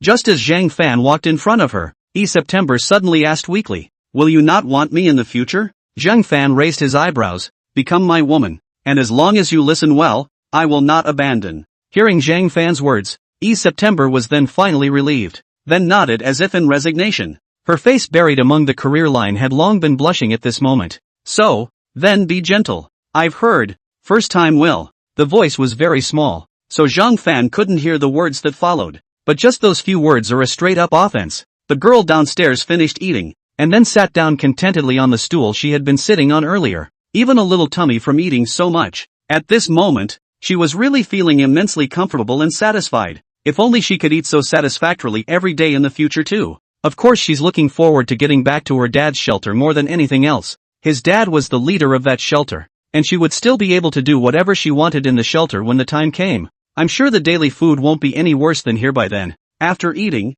she sat on a stool and fantasized a lot about the future after she got back to her own dad. Waiting, however, she felt something was not quite right. How come September has been following that bad guy upstairs for more than an hour? Why hasn't he come down yet? Just as she was still puzzled, the door to the villa was opened again and Jingling walked in from outside. Upon seeing Jingling, the girl almost reflexively sat upright subconsciously. Although Jingling didn't speak, the invisible aura on her body was still sufficient. When Jingling saw that she was the only one in the middle of the living room, she asked, "Where's the other one?" The girl hurriedly pointed to the stairway. "My friend was taken upstairs to talk about things by the man from before." Jingling glanced at the stairway and September's figure immediately appeared in her mind. About the same age as Li Yufu. Her face and features were also very delicate. Even amongst the beautiful women amongst them, they were considered medium. And, Jingling remembered that the girl seemed to have a very good body, so loose school uniform could not hide that strong capital. It's no wonder that he was taken in by Zhang Fan. Jingling naturally knew what would happen next when that September was brought upstairs by Zhang Fan, so he nodded. I know. Wait here. I'll go up and check it out. After saying that, Jingling raised her feet and walked towards the upper floors. When Jingling arrived at the door of Zhang Fan's room, sure enough, subtle sounds could be faintly heard coming from the room. After hesitating for a moment, she finally knocked on the door of the room, as she still had some rather important matters she wanted to discuss with Zhang Fan. Who is it? Inside the room, came Zhang Fan's flat voice. Jingling, it's me. As Jingling's voice fell, the sounds in the room stopped. It didn't take long for the door to the room to open. Jingling saw Zhang Fan, who opened the door and was about to say something. As a result, the whole person was directly pulled in by Zhang Fan, and the door of the room was heavily closed. Another hour later, it wasn't until the girls downstairs were about to get tired of waiting that a footstep came from the stairway. The girl hastily looked toward the stairway. An hour ago, Jingling, who was originally still a bit mentally exhausted, came down from upstairs at this moment. A glowing look, although he looked a little wobbly on his feet, except that the exhaustion revealed in his eyes seemed to be thicker. Immediately after that, the girl saw Zhang Fan also walking down from the upper floors, but did not see September. When after going downstairs, Zhang Fan glanced at the girls who were wondering inside, then said indifferently, September is thinking about something upstairs right now. No need to disturb her until she figures it out. Upon hearing Zhang Fan's words, the girl then nodded and at the same time let out a sigh of relief. As long as September is fine. In reality, September had long since passed out from physical exhaustion by now. It was also because September was carrying the load in front of her that Jingling was able to finally pull through this time. Zhang Fan, Jingling, arrange a place for her to stay for now. As for September, Zhang Fan thought for a moment, then said, let's arrange for it to be inside that villa of Yuan's and theirs. There are still a few empty rooms in there. Jingling nodded at his words, then looked at the girls. Follow me. After saying that, he took the girl away and went to arrange for her accommodation. When the two left, Zhang Fan called a man and ordered, stand guard at the stairway, and when the girl upstairs comes down, cook her a meal. Yes, this person immediately led the order. Then he respectfully came to the stairway and stood, waiting for September to come downstairs. She was able to work inside this villa, so her mind naturally spun, knowing that the girl upstairs, after being brought up by Zhang Fan, it was estimated that she might be able to be considered half a hostess in the future. If you can make friends now, you may be able to gain a lot in the future. Chapter 60, Li Yufu, September. You're really lame. The next period of time was a smooth one for the shelter. Zhang Fan also didn't let the armed squad go out to look for gold during this time, allowing them to start helping build the fence connecting to the next neighborhood as well. As for that shelter on the Tianquay district governor's side, Zhang Fan hadn't done anything about it at the moment, because from the information from the mouth of this girl they saved, that shelter of theirs was estimated to have quite a few weapons. If we rush there with an armed squad, not that he would be in any danger with his current physique, but the armed men around him were not so sure. Unless it was to come up with a way to make the people in that shelter expend all the bullets in their hands, like finding a way to attract large groups of walkers over there first or something like that. That's how you can take all the people in that shelter with minimal loss. However, right now Zhang Fan had not thought of a good way, so this matter had been put aside without action. But that didn't mean that Zhang Fan did nothing. These days, Zhang Fan had instead spent less time in the world on this side of the end times, and basically spent most of his time in the middle of his own world. And in these days, Zhang Fan had done a great thing, acquired this weapon workshop of Said. The reason for this was that Said was planning to work with his friend to get a heavy weapon workshop, and he mentioned this when he was chatting with Zhang Fan at the time. Says he's currently short over $4 million in knifeal. Originally, he had hoped that Zhang Fan would buy some more weapons from him, hoping to make a profit and make his hole of lack of money a little smaller. As a result, Zhang Fan, after learning about this matter, directly opened his mouth to buy this workshop of his at a price of 4 million knives and music. At 4 million daggers, Said definitely made a killing. Although this workshop of his was producing weapons, it wasn't big and the instruments were relatively backward, so the production efficiency wasn't high. This is a problem that all the stores on this entire street on the Baba Sheep side of the street will have. $4 million for all this stuff, Said's blood money, so he didn't even think twice about it and agreed straight away. And in the end the two of them traded in gold bars as a deal. And these days, Zhang Fan basically spent most of his time in the middle of this weapon workshop. And let's just abandon the production of AK-47. I'll switch to the production of M4A1 mainly, an M4A1 matching silencer, then a small amount to make other weapons like pistols. bulletproof undershirts, grenades, etc. There has also been an increase in the production of bullets, especially the various types of 7.62mm. Zhang Fan did not consider selling these weapons anyway, and completely only needed to be able to supply his own shelter over in the end times. Don't look at the fact that there aren't many armed men over at the shelter right now, but if there is a wave of zombies, the consumption of this bullets will still be quite large, especially with a Gatling. That bullet can be expended much faster. Now with this crafting workshop, it will be more convenient when you need bullets in the future. Brother Zhang, look what I've brought you. On this day, just as Zhang Fan was still arranging things for his employees inside the weapons workshop, Said pushed his way into the room with a wide smile on his face as well. In Said's mind, he was truly thankful for Zhang Fan's assistance a few days ago in purchasing this weapons workshop of his. It was precisely because of this that he had the money to work with a friend to establish a heavy weapons workshop. In the middle of the office, Zhang Fan raised his head and caught a glimpse of Said, who was walking in with a smiling face. Laughing, he said, "Oh, what is it?" Said beckoned from behind him, and then a dozen or so men came in from outside carrying 6 wooden boxes. "Said, open it up." Zhang Fan raised his eyebrows, looking at Said's look of offering a treasure. He immediately knew inwardly that it was estimated that the contents of this wooden box was not something cheap. Then he took the crowbar directly from Said's subordinate and pried the lid off one of the wooden crates. What came into view was a brand new Gatling, the same model as the one he had. As the box was opened, the smell of grabbing oil hit me. Said, "The other 5 boxes are this big guy, all made inside my current workshop. I just made it, so I brought it to you at the first opportunity to give it to you, Brother Zhang." Hearing this, Zhang Fan was slightly surprised. "The heavy weapons workshop that you and your friend set up has been completed so quickly?" No, Said shook his head. "You have misunderstood. The workshop was completed a long time ago. I just spent money on shares. Currently, I am the manager of this heavy weapon workshop. Brother Zhang can still look for me if he has any needs in the future." Zhang Fan smiled and nodded. "Okay, thanks man for these gifts, and I'll still look to you for my heavy weapons needs in the future." Receiving Zhang Fan's reply, the smile on Said's face smiled, like a chrysanthemum. In his mind, Zhang Fan was a big client, the kind that had to be befriended,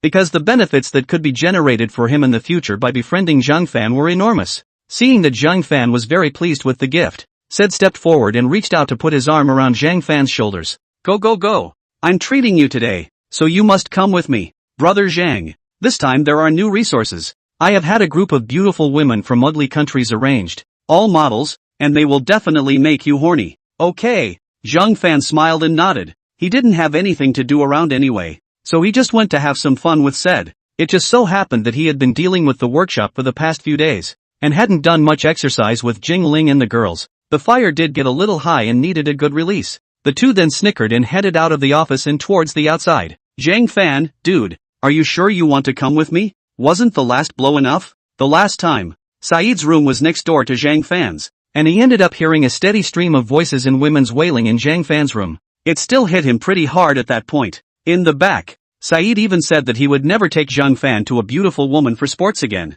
Said laughed, "Don't worry, this time the room I get at the hotel will definitely not be next to yours. As long as I don't hear it, I won't get hit." 6. Zhang Fan gave him a thumbs up. On the other hand, in the midst of the post-apocalyptic world shelter, September was currently catting inside the warehouse with Li Yufu, chatting about some private topics. After all, they were of comparable ages and easily chatted and became good friends. Jingling also simply placed September in the position of warehouse manager as well, and together with Li Yufu, they were in charge of the shelter's warehouse. It's just as well to have a chatty companion for your own daughter who isn't so bored. Li Yufu, September, did you really do it with Fan?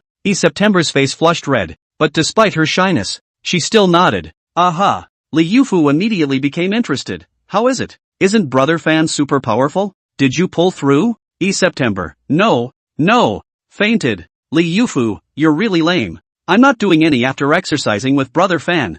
September. Chapter 61 Zhang Manju, what heartbeat? The next day, Zhang Fan woke up in his hotel room, and his entire body felt refreshed. After putting on his clothes, Zhang Fan glanced at the 2 women lying on the bed. Even though they were asleep, the 2 big Yangma still had a pained expression on their faces. It could be imagined just how crazy Zhang Fan and the 2 of them had played with each other during last night. After glancing at them, Zhang Fan smiled and shook his head before turning around and leaving. "I have to say, this Said is really coming into his own and getting very high-quality new girls. It's just that new cars are new, but those technologies are really going to be Guess it was practiced specifically for this moment, used to serve to please them all. But Zhang Fan didn't care at all. It was just for fun anyway. After leaving the hotel, Zhang Fan went to make a call to Sed and return to the middle of his weapon workshop. Speaking of which, it was thanks to Sed's help from the inside that he was able to continue operating this weapons workshop smoothly after buying it. Syed helped with all the paperwork alone. Otherwise, he can't manage all this stuff alone.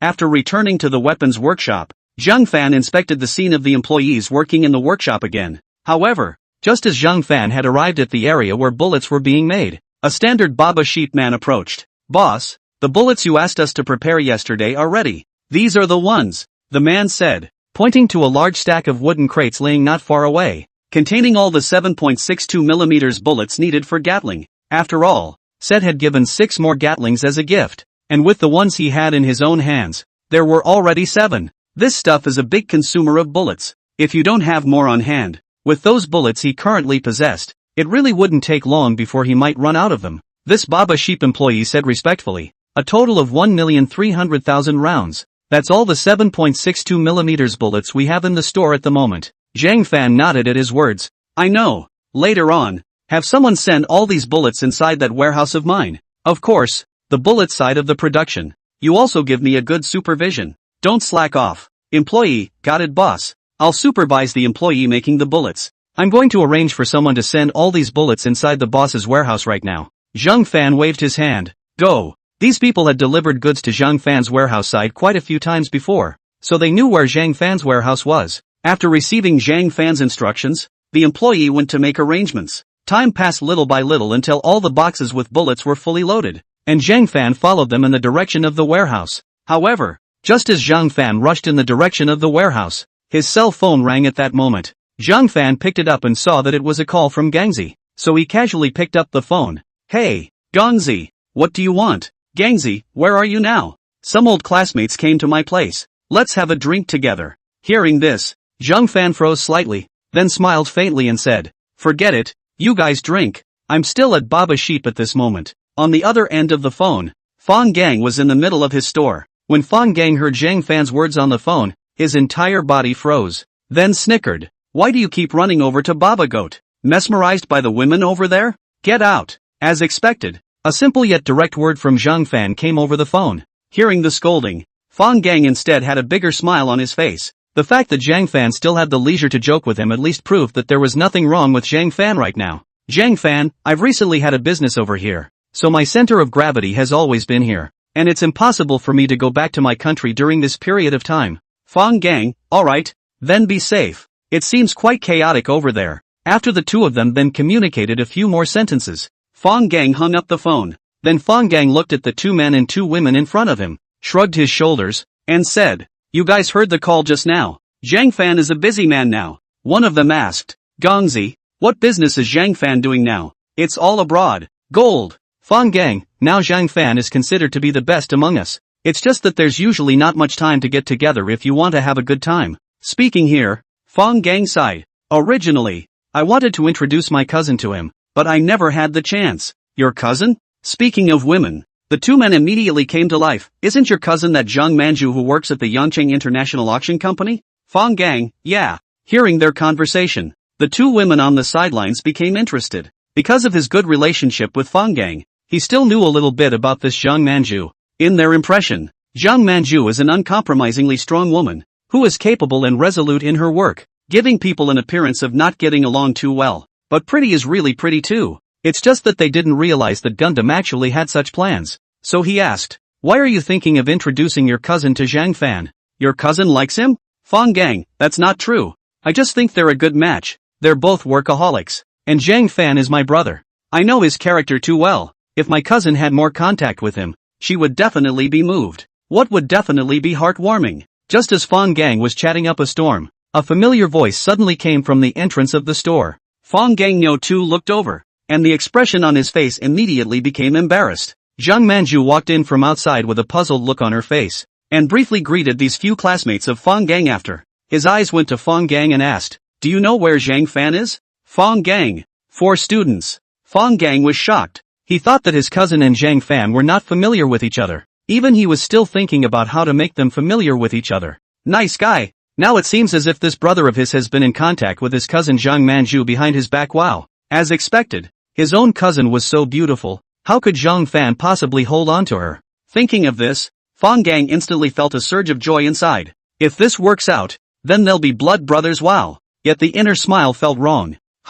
Nope. If it really came to pass, then wouldn't he have to call Zhang Fan his brother-in-law? Abominable. To have his own father call him brother-in-law is treasonous. Seeing that Fang Gang was still dumbfounded, Zhang Manju once again asked, I'm asking you, why are you dumbfounded? Any idea where Zhang Fan went? Fang Gang came back to his senses and quickly said, he is now talking business with Baba Sheep. Don't you have his phone number? I'll give you his phone number. You have something to do, directly call him. Zhang Manju, she has Zhang Fan's number. But right, when I think of the scene where Zhang Fan gave her a grenade, it's a little. Chapter 62, Kong-ing, I also want such a comfortable job. Baba Sheep. In the middle of Zhang Fan's warehouse, after the employees had moved all the bullets into the warehouse, Zhang Fan sent them back to the workshop to work. After the employees had all left, Zhang Fan directly put all these bullets into the storage space. Then, opening the portal, he lifted his foot and walked in without hesitation. In the next second, through the portal, Zhang Fan's figure appeared in the middle of the villa in the post-apocalyptic world.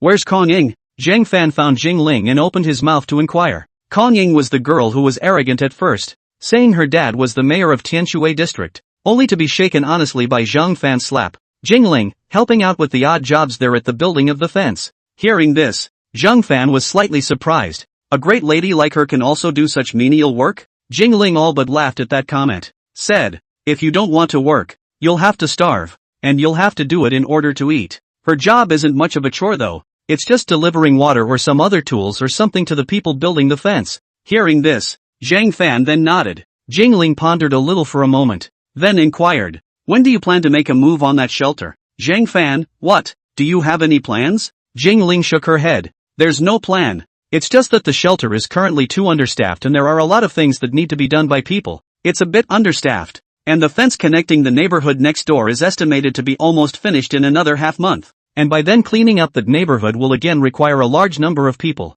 If we have more people in the shelter, these things will naturally be handled a bit faster. Zhang Fan nodded, but instead of answering her question, he inquired, Song-gu and their squad, how's the scouting going? In the days he'd been away, though very little had come from the shelter side, it wasn't as if nothing had been done. Among them was the arrangement for Song-gu and his squad to take one of the drones that had been modified and go to the place Kong-ing had mentioned to check out the situation of that shelter. Now that so many days have passed, it should have found out something anyway. This, they didn't tell me. I'm calling them over. After Jingling finished speaking, she took out her walkie-talkie and called Song-gu. It didn't take long for Song-gu to walk in from outside. Zhang Fan pointed to the chair next to the sofa. Sit. Song-gu nodded at his words before sitting on the chair opposite Zhang Fan. Zhang Fan asked, tell us what you have viewed these days. Song-gu pondered for a moment, and after slightly organizing his words he spoke. Boss. Through our observations with the drone over the past few days, we've realized that this shelter is a bit complicated. It's true that the apparent leader of this shelter is Kong-ing's father, whose father I've met before, so I know him, but it's another person who really controls this shelter. Saying that, Song-gu took out a photo from his pocket and placed it in front of Zhang Fan. This is a photo I took via drone, and this man in the photo is the real owner of this shelter. Zhang Fan sniffed and took the photo in his hand and scanned it. The man in the photo was a bald man wearing a tank top with very visible muscles, and it's a bit similar to that Lei he once met, both belonging to the kind of character who was all banditry. It only took one look to realize that this man was no good before the end times. Sung-gu continued, and I've noticed that the people in this shelter are very loosely armed. When you're not out on a mission staying in the middle of a shelter, you're basically either sleeping with a woman or you're in the process of getting ready to sleep with a woman. In numbers, there were about 300 or so, with about 40 armed men. When he heard this data, Zhang Fan's eyes all showed a slight look of surprise for a few moments. Sung-gu hastened to add, but only half of them had guns, and the movements of these armed men of theirs have basically been mapped out by our squad, so if we send out the drones, we can easily wipe them out. So, when he heard Song-gu's confident tone, a smile began to appear on Zhang Fan's face as well. Then inform your squad members and leave early tomorrow morning. Yes. Song-gu immediately led the order, then commanded Zhang Fan's instructions through the intercom. Zhang Fan looked at the sky outside. It was still only 1 or 2 o'clock in the afternoon. I would have been able to go today as well, but the trip back and forth, and bringing back so many survivors, would have always delayed things a lot. That was why Zhang Fan had put this task for tomorrow, so that there would be a little more time. At this moment, the construction site outside the shelter where the wall is being built is in the middle of the construction site. September led several people from afar, and behind September, each of these people pushed a wheelbarrow filled with mineral water. This was the drinking water that September had brought out from the warehouse, which belonged to the construction crew's portion for the day. When they saw the water being delivered, these handymen in the construction site immediately gathered around. Now all they had to do was distribute that water to everyone who was working. September. In the distance, Kong Ying was obviously much happier when she saw September's arrival and trotted all the way to September's side. It was just that the moment it came to September's side, the image of the two immediately formed a stark contrast. Originally, September was just a small transparency beside Kong Ying, but now it's all clean and the skin is white and red. On the contrary, Kong Ying's skin was quite tanned by the sun, and even began to peel off in some places. It's also dirty. Seeing Kong Ying's arrival, September also had a smile on her face before taking a bottle of water and handing it to her. Laughing, he said, "Here, it's too hot. Have some water first." Kong Ying nodded, and without being polite to her, she took the water and unscrewed it before starting to gulp it down. When he drank comfortably and slowed down a little, he looked at September in front of him, and the envy in his eyes couldn't be hidden. "September, why is your assigned job so easy? Wow." Hearing this, September's face immediately turned red, a little embarrassed to answer this question. I just got lucky. Kong Ying, if only I was assigned the same job as you. This sun is so poisonous that it hurts my skin, and I don't know when the hell my dad is going to pick me up. September sniffed, and quickly comforted. At least now we don't have to worry about starving.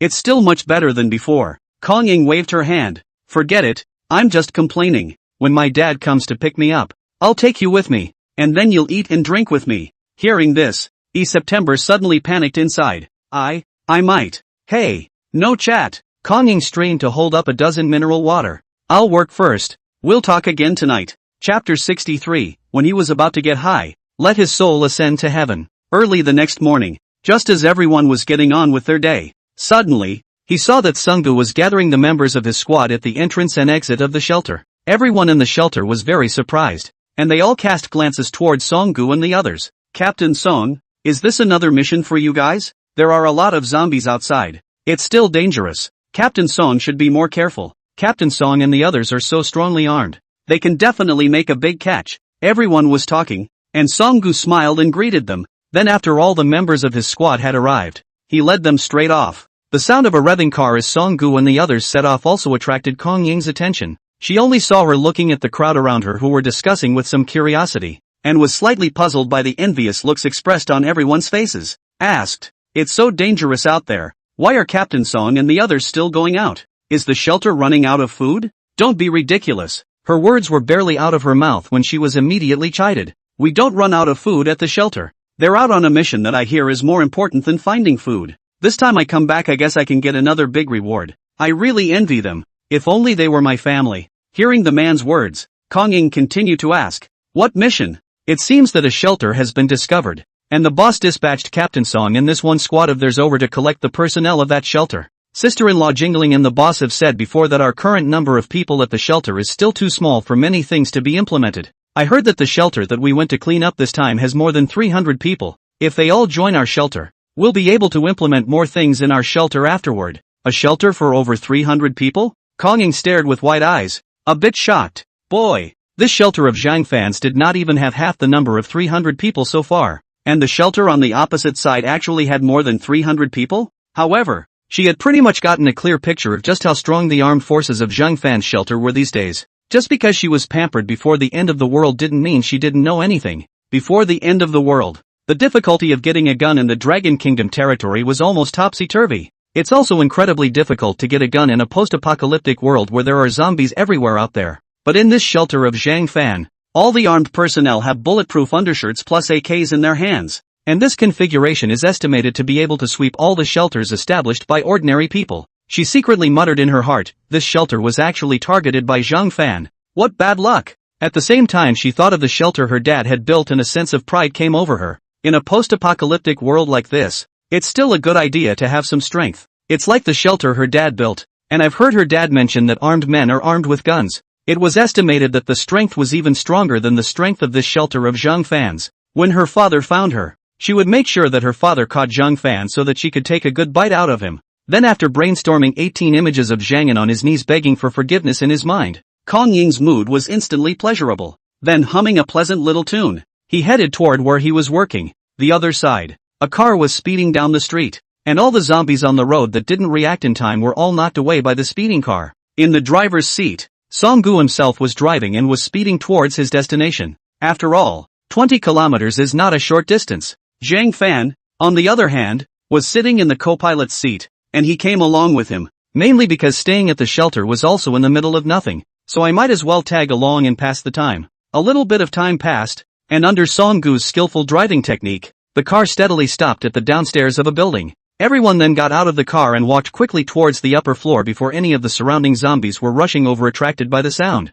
There are also walkers in the building, but not many. In order not to expose the whereabouts of himself and the others for the time being, Zhang Fan directly used the pistol installed with a silencer to finish off all these zombies. Although Song-gu and their AK-47s also had silencers installed, the sound would still be loud, and it was estimated that the people in this shelter not far from the building might hear it. By the time the crowd reached the height of the 15th floor, the situation of the shelter across the street was suddenly viewed clearly. This shelter is a soccer field and the site is really big enough and high enough on all sides. It's really kind of safe to use this place as a shelter. At that point, an armed man released a drone mounted with a Gatling and video surveillance and headed over this shelter. When flew over the shelter, through the surveillance, the being of this shelter could be seen clearly in every corner. Images of figures walking around the room behind the auditorium can also be seen. It was also seen that inside a spacious room, a middle-aged man in a suit was saying something to the people from the shelter. It didn't take long for the armed man to maneuver the drone over a room. The room could be seen through the surveillance,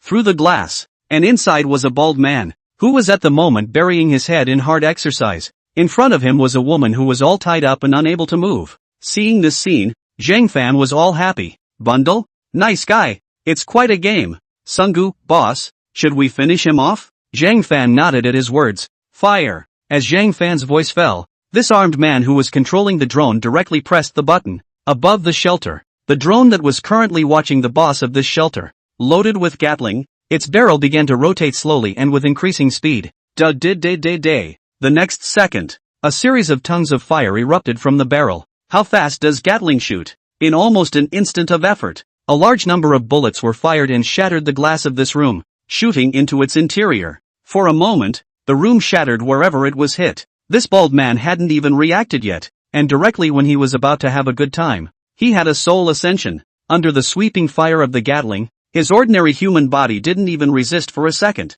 and was directly torn to shreds by countless bullets. Of course, under the indiscriminate attack of the Gatling on the drone, the bound woman was similarly pulverized by the bullets, not even crying out in pain, and by the time the armed men of this shelter reacted, the Gatling on the drone had been aimed at them. Chapter 64 Kong Miao, I don't know the boss of this group either? Even without aiming, under the drone's Gatling's frantic strafing, the entire house was turned into a complete mess. Earlier these armed men who had originally intended to check what was going on with their own bosses were instantly swept by the Gatling bullets. When they heard the gunshots, all of the people in the entire shelter were all scared and screamed, and began to frantically hide towards the places where they could hide. And as the apparent boss of this shelter, Kong Miao, the original district chief of the Tianshui district, was also scared to the point that his legs were wobbling at the moment, especially after seeing the image of all these armed men in front of them being shot and taken out. An endless fear was born inside. That's when the fear in his heart increased when he saw the drone flying outside, afraid that the next second, the drone loaded with Gatling was aimed at his position. The culmination and mental quality of years of being in the upper echelons of power collapsed completely at this moment. It wasn't until the drone started flying in the other direction that he finally breathed a sigh of relief. However, before he could be fully reassured, an intense burst of gunfire rang out again. In that direction, there are some more of their armed men who are currently being set on fire by this Gatling. The sound came and went quickly, and it didn't take long for it to cease fire, but he was sure that after being set on fire by the Gatling, the armed men should have been cooled off. He doesn't even know what's going on here. Why all of a sudden someone is attacking them as a shelter? He thought about it left and right, and it seemed like they hadn't offended anyone with this shelter, right? Soon he saw that the drone flew away after taking out all the armed men in their shelter. It was at this time that he dared to go up and check the situation. Just the moment he saw the broken meat and blood all over the ground, he immediately felt his stomach flip and directly vomited, and his face became extremely poor. Where had he ever seen such an oozing image now? The mind is still recalling the image of the Gatling sweep just now. After being swept, the person actually did not even have a complete body. He didn't dare to imagine how miserable he would be then if he was swept as well. Just as he was about to go forward to see if anyone else besides the armed men had been injured, he suddenly heard the sound of footsteps coming. Kong Miao subconsciously turned his head in the direction of the stairs,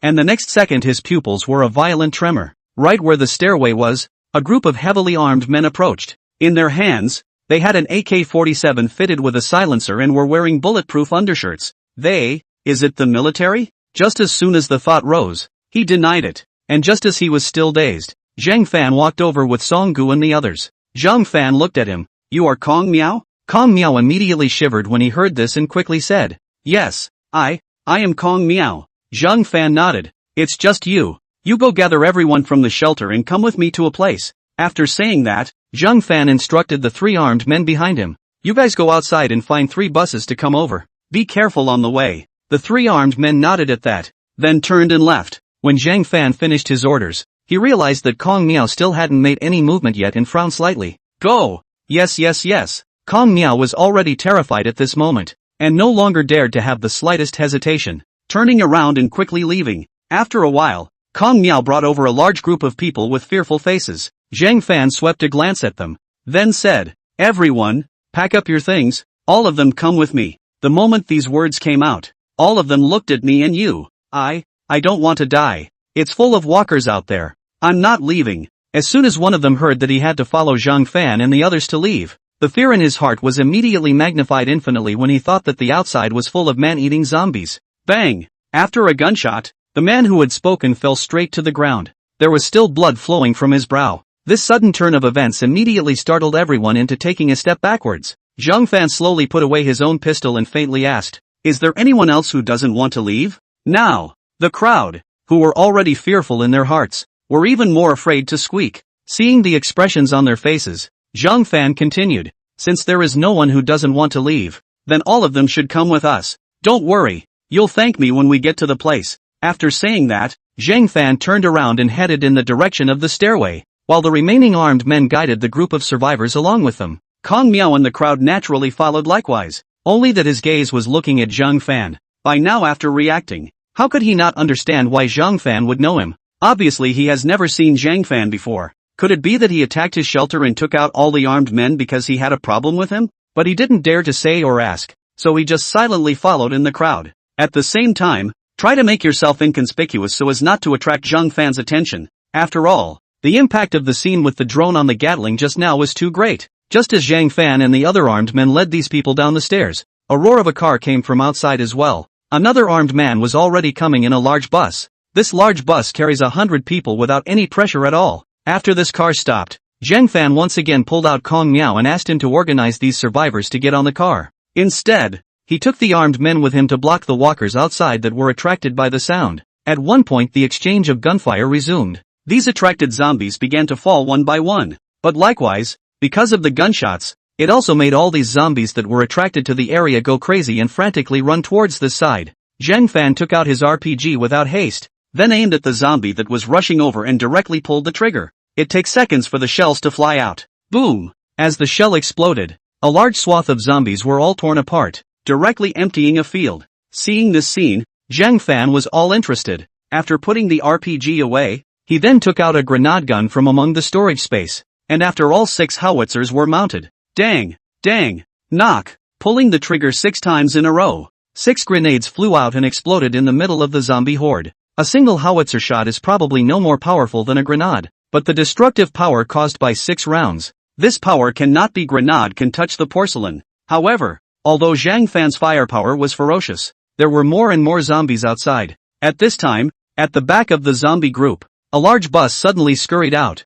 directly crashing all of these zombies into the ground and crushing them to death. The rampage broke through the group of zombies, then quickly came to a stop in front of Zhang Fan. Feng Chang poked his head out of the main driver's window. Boss, the bus got it, and Li Lai also got it and is on his way over. Zhang Fan nodded, then immediately ordered these survivors to get on the car. Chapter 65, A Good Big Daughter. Filial piety is powerful. A little bit of time had passed, and 3 large buses were speeding through the streets at breakneck speeds. The survivors on the bus looked at the dense and growing number of zombies outside and turned white with fear. But the good thing is that none of these walkers can keep up with the speed of the bus is. Only after these zombies were dumped one batch a new batch of zombies were attracted to them in an endless stream. Every now and then there was an explosion on either side, too, and the sound of firing. The main thing is to take out all the zombies around them that want to jump on the bus, to avoid any zombies on either side of them breaking through the windows and getting inside the bus. After more than 40 minutes, the 3 large buses also finally entered the range of the villa shelter. This side of the city had long since been cleared of walkers, and there were currently fewer of them roaming the area. After shaking off those chasing walkers and entering the area, there were basically no more walkers chasing after them. As soon as the vehicle came to a stop, the armed men greeted everyone in the vehicle and asked them to get out. On the shelter's fence, Zhang Yeye and the others saw the scene and cooperated by calling for the gate to be opened, allowing all of the group to enter. Those survivors outside who were building the wall, their gazes also looked at these people who came down from the 3 large buses with curiosity in their eyes. Kong Ying, in particular, looked at these people coming down from the 3 large buses with obvious surprise in her eyes. Which unlucky asylum is this that has been targeted by Zhang Fan? It's over. With so many people joining, I guess my workload is going to increase again. Dad, when the hell is the guy you sent to pick me up going to get here? Ha! Just as Kong Ying was still complaining, she suddenly saw a figure getting off a large bus. Why do you look and feel a little bit like her father? It was just a bit too far away to see the features, and she didn't dare to come over to check it out.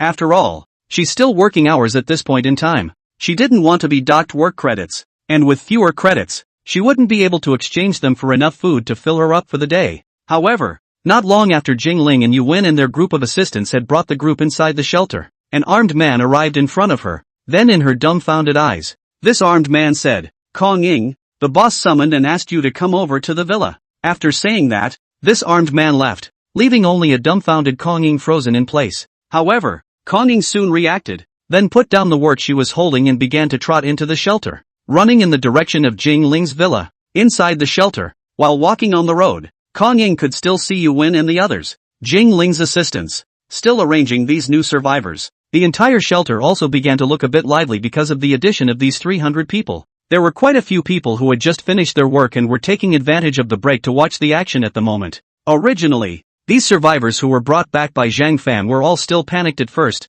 thinking that they had re-entered an even more terrifying devil's den. But upon hearing the conversations of these people around them, all of these survivors were dumbfounded. It's still boss who's great, actually bringing back so many survivors at once. They are truly fortunate to have joined us in this shelter. Who says it isn't? In the middle of such a post-apocalyptic world, who else has a shelter as cozy as ours? I used to be in Lei's shelter. 3 days of starvation, 9 meals. Bad luck may also be beaten up. Those who look a little more beautiful women are even worse. Where there is now so good, in our shelter. As long as you don't break the rules of the shelter, who cares? Yes, and to have food just for working, that's a dream. I can only say that our boss is a cow. Only our boss can find so much food to come back. Listening to these voices of discussion around them, all of these survivors who had just been brought back froze, and even wondered for a moment if they had heard wrong. Were we brought into this shelter, or was it just luck? Inside this shelter, if you work, you get fed, and if you follow the rules, you won't get beat up?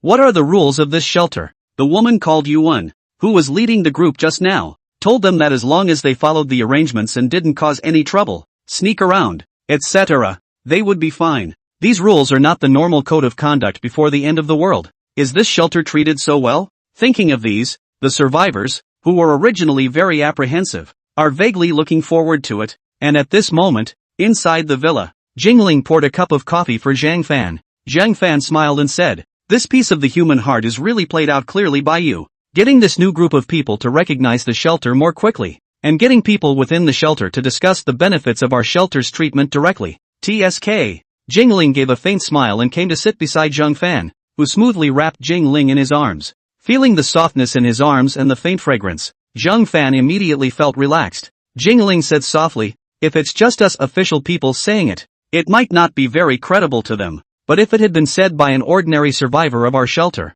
the effect would have been vastly improved. They are ordinary people, and they know that they will also be very ordinary survivors after joining us at the shelter. There's empathy added in there. Just after the words were said, she realized that Zhang Fan came over, hugged her face, and took 2 hard sips. Well done. This kiss is a reward for your interest. The real reward. Wait until tonight, and don't close the door when you go to bed. Hearing such blunt words from Zhang Fan, even though she had already had sex with Zhang Fan quite a few times, she still felt a little embarrassed, but nodded anyway. It couldn't be helped. For this temptation that Zhang Fan had said, she was just a little bit unable to refuse it. Just then there was a knock on the front door. "Zhang Fan, come in." As the door was opened, an armed man walked in from outside with Kong Miao. At this moment, Kong Miao's entire body was all cautious, not daring to breathe a single breath. After being brought in front of Zhang Fan, when he saw Jingling in Zhang Fan's arms, he was surprised that Jingling was so beautiful, and at the same time, he hurriedly lowered his head and didn't dare to look at her again.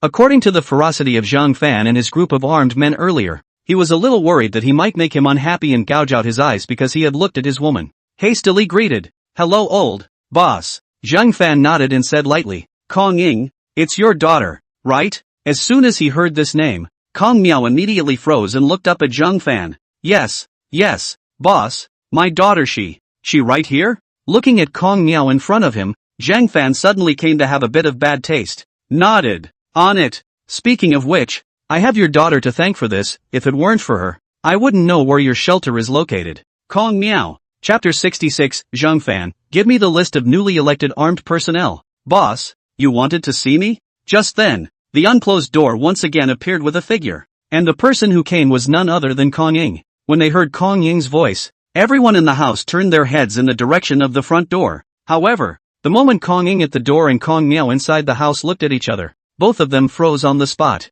Seeing this scene, Zhang Fan was instantly happy. Waving at Kong Ying, "Come in." Kong Ying looked at Zhang Fan, who was sitting on the sofa, and thought of a very horrible thing. The shelter that Zhang Fan had gone out and terminated this time was actually her father's shelter. It suddenly occurred to her that she was the one who had even told Zhang Fan the address. At this moment Kong Ying felt like her entire body was going to faint. Before, she had always thought that Zhang Fan would be jealous of her father's shelter. After all, her father's shelter had so many people and more armed men and more guns than Zhang Fan's shelter. No matter how one thought about it, Zhang Fan couldn't possibly go against his old man's shelter to be right. But how long has this been going on? And really went off the deep end and brought her old man alive. When Kong Ying arrived in front of Zhang Fan, she stood side by side with her old man. Only then did Zhang Fan smile. "Congratulations, because of your intelligence, you have made our shelter personnel more than 300 people. You are hereby awarded a reward." After saying that, Zhang Fan beckoned to Li Yufu and the two of them to bring out the prepared items. It wasn't long before Li Yufu walked over with a small palm-sized box before handing it to Kong Ying. "This is a reward from Brother Fan. Take it." Hearing Li Yufu's words, Kong Ying reached out to take the wooden box in a muddled manner. Zhang Fan continued, "Inside the wooden box are some redemption coupons. You've been in the shelter for so long, you should know exactly what these vouchers do, so I won't explain too much. Check it out. You'll like it." "Securities?" When she heard Zhang Fan's words, Kong Ying immediately came back to her senses, then subconsciously opened the wooden box in her own hand. A pile of redemption coupons 2 fingers wide appeared in the middle of her sight. There are almost 20 of these coupons in this wooden box. Upon seeing the handwriting on top of these vouchers, Kong Ying's eyes grew brighter. "I can't believe, there's actually a motorized toy." Well, because she was so excited, Kong Ying was all agitated. But when it came to mind that there were many other people present, and his own old man was there, he immediately reacted, then hastily covered his mouth. Kong Miao, looking at his own daughter in this state,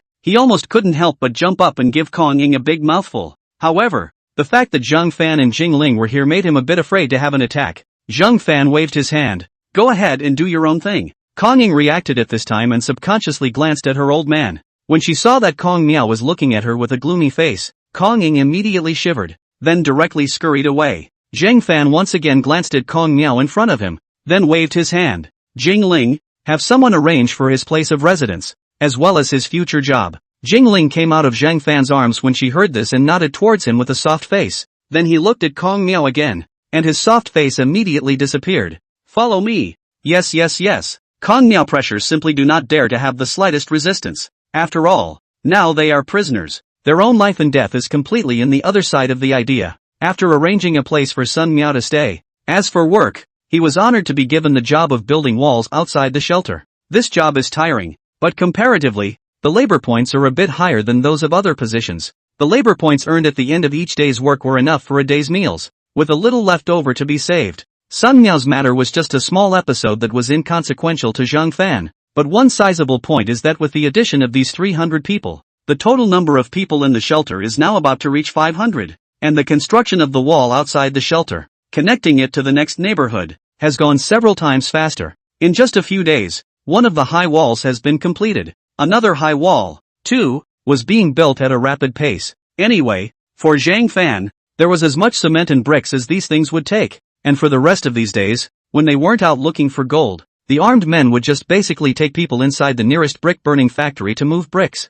and cement and lime and sand and all that stuff. This in turn allowed Zhang Fan to enjoy his leisure as well. It wasn't until half a month later that the two high walls between the shelter and the neighborhood next door were finally constructed. Both are 3.5 meters wide at the bottom and 2 meters wide at the top. The height, on the other hand, is a 10-meter high wall. It's just that now, with the expansion of the shelter, it's only natural that more armed personnel will be needed. Only these 12 armed men are apparently a bit less than adequate at the moment. Zhang Fan, Jingling, bring the screen list over for me to take a look. Jingling sniffed and pulled out a document in her hand, handing it to Zhang Fan. This A4 paper is written on some people's names, except that on the whole paper, there are only 10 people's names written as well. Under each person's name, though, there is an introductory description of nearly 100 words. Tao Wenba, 29 years old, joined the shelter a month ago. The sprawling introduction of nearly 100 words basically documented what Tao Wenba had done after joining the shelter. From these records,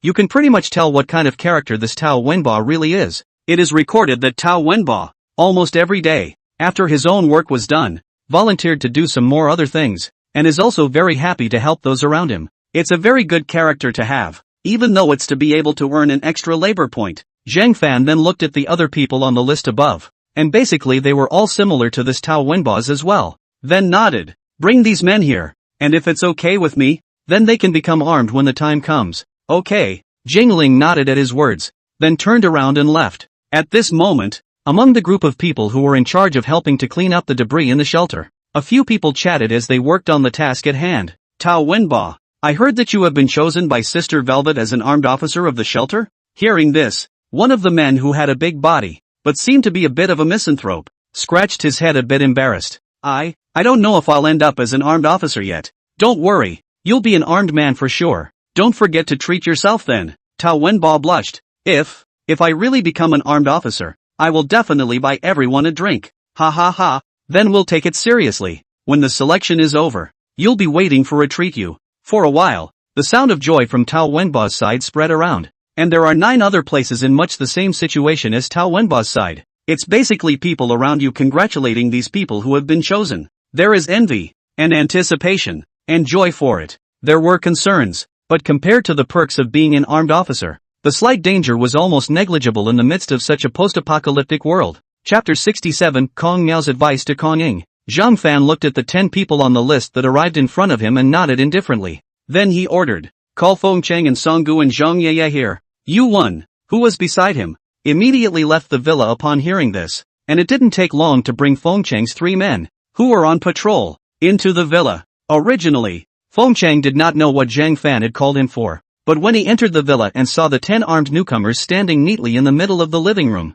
his eyes immediately lit up. A thought also arose in his mind, and his heart began to grow hot inside. Feng Cheng, Song Gu, Zhang Yeye boss, I'm coming. Zhang Fan nodded. In the future, the armed personnel will be divided into 3 squads. Song Gu, you choose 3 people from these newcomers to join your squad. Zhang Yeye, you pick 1-2 and fill your squad. The remaining 6 will be formed into a new armed squad with Feng Cheng as the captain. When they heard these words from Zhang Fan, the 10 armed newcomers in front of them immediately had delighted looks on their faces, and the happiest of them all, naturally, had to be Feng Cheng. When Zhang Fan had given their newest batch of armed men a promise that he would make each of them captains of their squads in the future, now Zhang Fan is slowly realizing it for them. The fact that Feng Cheng was now the captain of the armed squad was the best proof of this. How could this make Feng Cheng unhappy? Originally, Feng Cheng was among Song Gu's armed squad, but now Feng Cheng had formed a separate armed squad. Song Gu's squad was left with only 5 people, but with the addition of 3 more, it was still one of the most numerous of the 3 squads.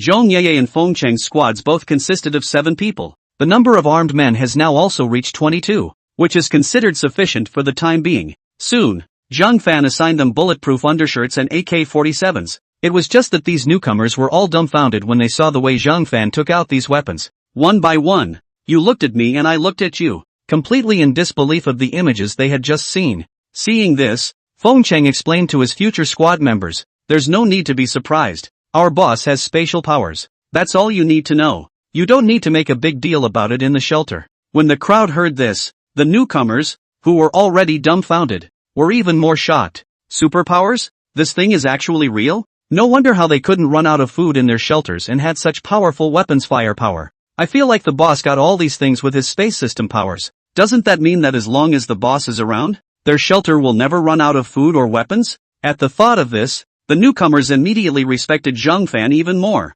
After all, there can be such a great power in not to provide. Still waiting for what to do. Seeing the changes in the expressions on the faces of these newcomers, Zhang Fan secretly nodded in his heart, and this was the effect he wanted to see the most. Alright, after everyone's work is done for the day, you'll be able to collect the welfare benefits that belong to you here at Li Yufu in September. Now then, follow your captain out. What you're going to do next will be given to you by your captain. Yes, excitement were evident on everyone's faces. These newcomers, in particular, had that instant sense of security with a heavy AK in their hands. By the time all of these people left the villa with brand new weapons and bulletproof undershirts on their bodies, they immediately attracted the crowds that were watching outside. Especially the families of these 10 newcomers were very much looking forward to this moment. The moment they were seen walking out of the villa under the leadership of Feng Chang and the 3 captains, Song Gu and Zhang Ye, the families of these 10 newcomers were seeing the bulletproof undershirts they were wearing and the weapons they were holding in their hands. At that moment, there was a direct burst of ecstasy. What this represents, they naturally know very well. Wenbo, congratulations! When Tao Wenbo arrived at his family's side, he was immediately greeted with congratulations. They used to be very greedy for the welfare benefits of those armed personnel, and now they didn't expect it to be their turn, so how could they not be happy? Although they were equally worried about Tao Wenbo's safety is all, but in all the time that he has been a member of the shelter, there has only been one case of an armed man dying, and in this case it was also because of a plotting mind, which was solved by his own captain himself. As for the cases of death by zombie bite, there is not even a single case. That's not really too much of a worry when you compare it to that is all. Just as the newcomers, Tao Wenbo, were warming up to their families, some of their close friends came over. Wenbo, don't forget the promised treat. Tao Wenbo scratched his head in embarrassment. Don't worry, after everyone's work is done today, I'll take out my welfare coupons and treat everyone to dinner and drinks. With everyone buzzing around, they began to disperse around the villa compound. After all, we all have our own things to do, so we don't have time to continue to delay here. However, just on the other side of the shelter, this side of the commodity building district, Kong Miao was currently looking at Kong Ying, who was in a state of mistake in front of him, with a stern face. Only after a while did Kong Miao sigh helplessly and shake his head. Kong Ying, Dad, you guys have so many weapons, much more guns than Zhang Fan. How come you were cleaned up by Zhang Fan? Kong Miao. As soon as he spoke of this, Kong Miao felt the anger inside of him rising up in a mischievous manner. Kong Miao, we do have more weapons than Zhang Fan, but Zhang Fan has drones and Gatling. A Gatling alone would have swept right through us. Kong Ying didn't have much of a concept of how destructive these weapons could be. However, when he heard Kong Miao's words, he still stared in shock. Is this Gatling that strong? What about those armed men in your shelter? Kong Miao, all dead. Their bodies were smashed by Gatling. Kong Ying. Hearing this, Kong Ying's entire body was instantly stunned.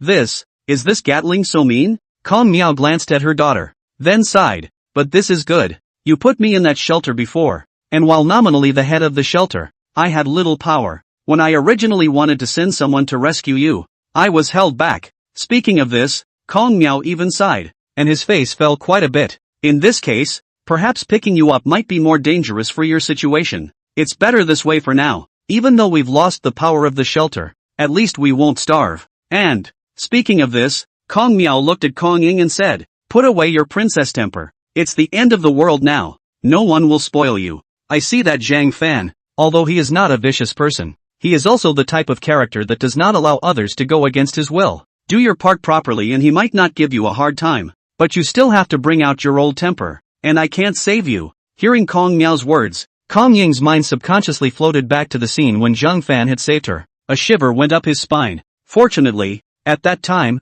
perhaps it was because she had said something about her old man's shelter, which was still of some use to Zhang Fan, that she had saved her life. I don't know. If she didn't say it at that time, she might have been thrown down to feed the zombies by Zhang Fan at that time. Chapter 68, Fong Gang, Zhang Fan. Hurry up and take down my cousin. Hey, Boss Zhang, here I come. At Baba Goat, in front of Zhang Fan's weapon store, Andy, a big fat man, was looking at Zhang Fan, who greeted him at the door, with a smile on his face. Zhang Fan, on the other hand, smiled and went forward to greet him. Look at Andy's physique. He's put on a lot of weight again. Looks like he's been having a good time lately. Zhang Fan, Mr. Andy. It seems like you've been living a good life lately. Upon hearing Zhang Fan's words, Andy immediately laughed out loud. Thanks to your blessing, I haven't needed to worry about work matters at all during this period of time, so I naturally live a nourishing life. Well, is the gold I need this time ready, Boss Zhang? Zhang Fan smiled and nodded, then invited Andy to follow him to his office.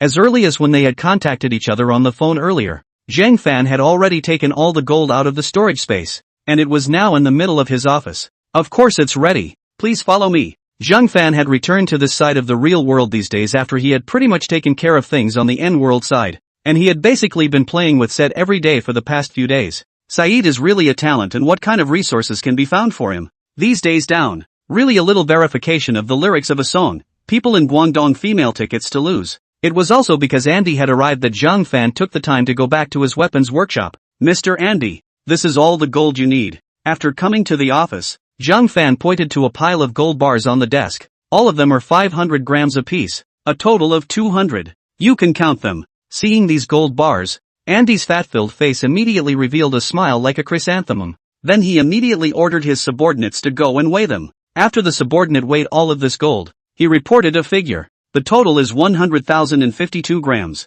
Although the gold bars were all labeled 500 grams apiece, there was always a slight margin of error. And 200 bars with only 52 more grams of error wasn't anything strange. Andy nodded at his words and then said, Boss Zhang, nowadays, the price of gold has risen again, so congratulations to Boss Zhang for making another big profit. After saying that, Andy took out his computer and calculated the price needed for these gold after. Then he took out a check that had been prepared long ago and wrote down the amount data on it before handing it to Zhang Fan.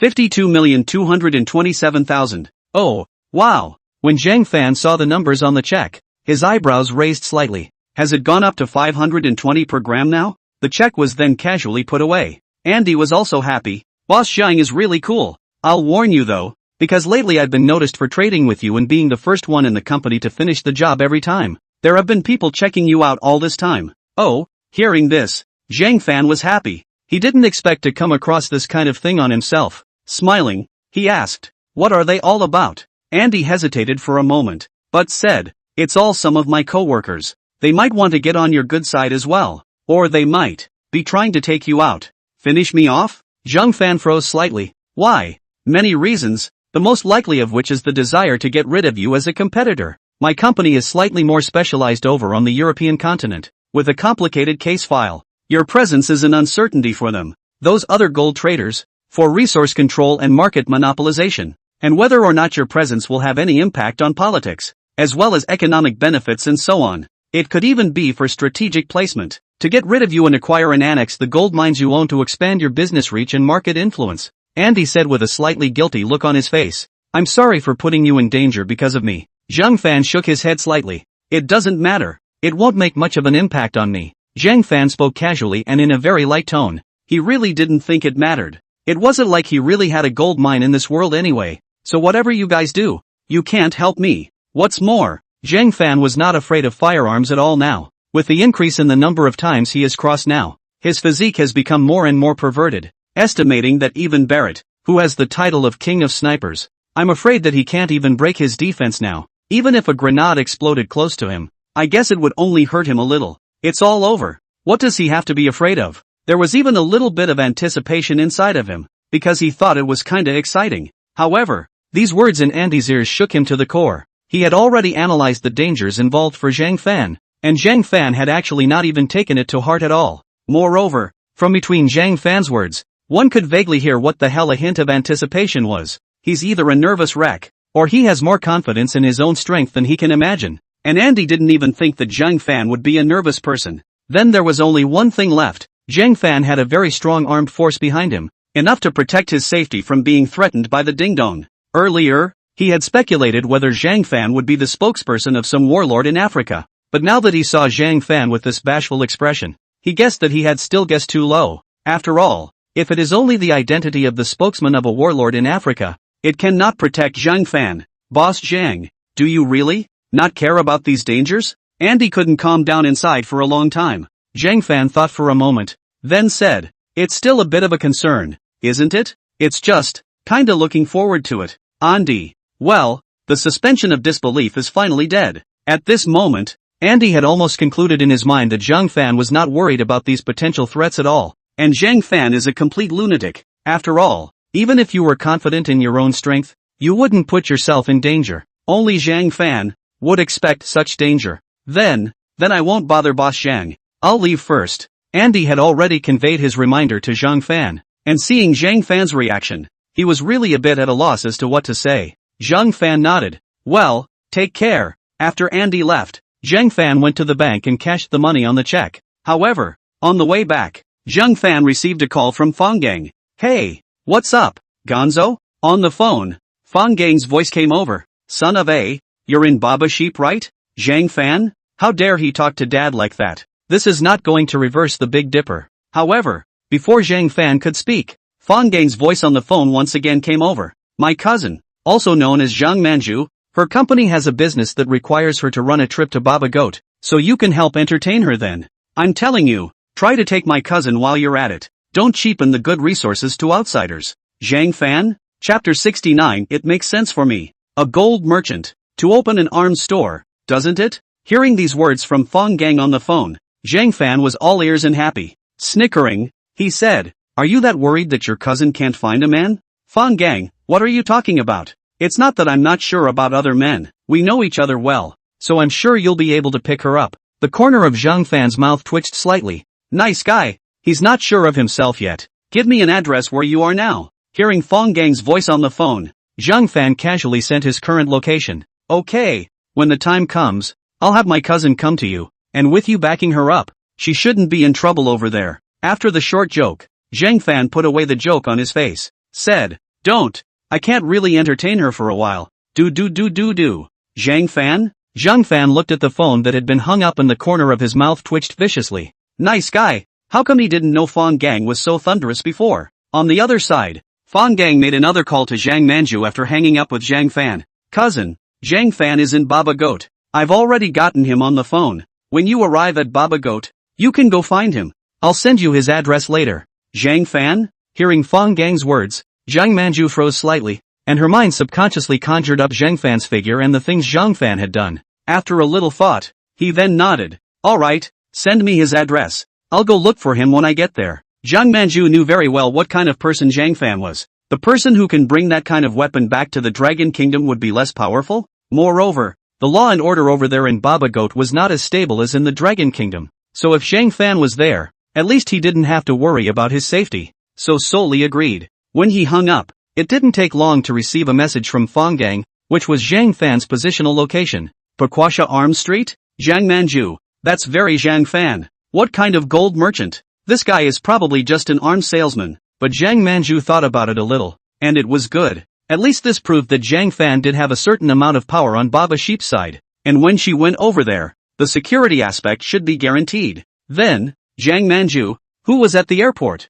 took her things and got on the plane to Baba Sheep. Only the city where the plane landed wasn't in the city of Baiwasha, but next door, so it was just a matter of making a trip over there when the time came. A little bit of time passed and soon it was evening. Zhang Fan, who was just about to continue going out on a wave with said, received a call from Zhang Manju. When he saw the caller ID, Zhang Fan was depressed. Is this Fang Gang so eager to stuff his cousin over to him? Originally, Zhang Fan was going to reject Fang Gang. After all, after hearing Andy's words, he also knew that his current situation could not be considered safe. There's nothing to worry about yet if he's the only one there. But if there was one more Zhang Manju, there would be a lot of concerns. Looking at the caller ID, Zhang Fan shook his head, then picked up the phone. Hey! Just as he connected, there was a loud clamor on the phone. Hearing these voices, Zhang Fan frowned slightly. Soon, the call came from Zhang Manju on the phone. Zhang Fan, I am at the entrance to your street. Zhang Fan. Well, both siblings are so thunderous.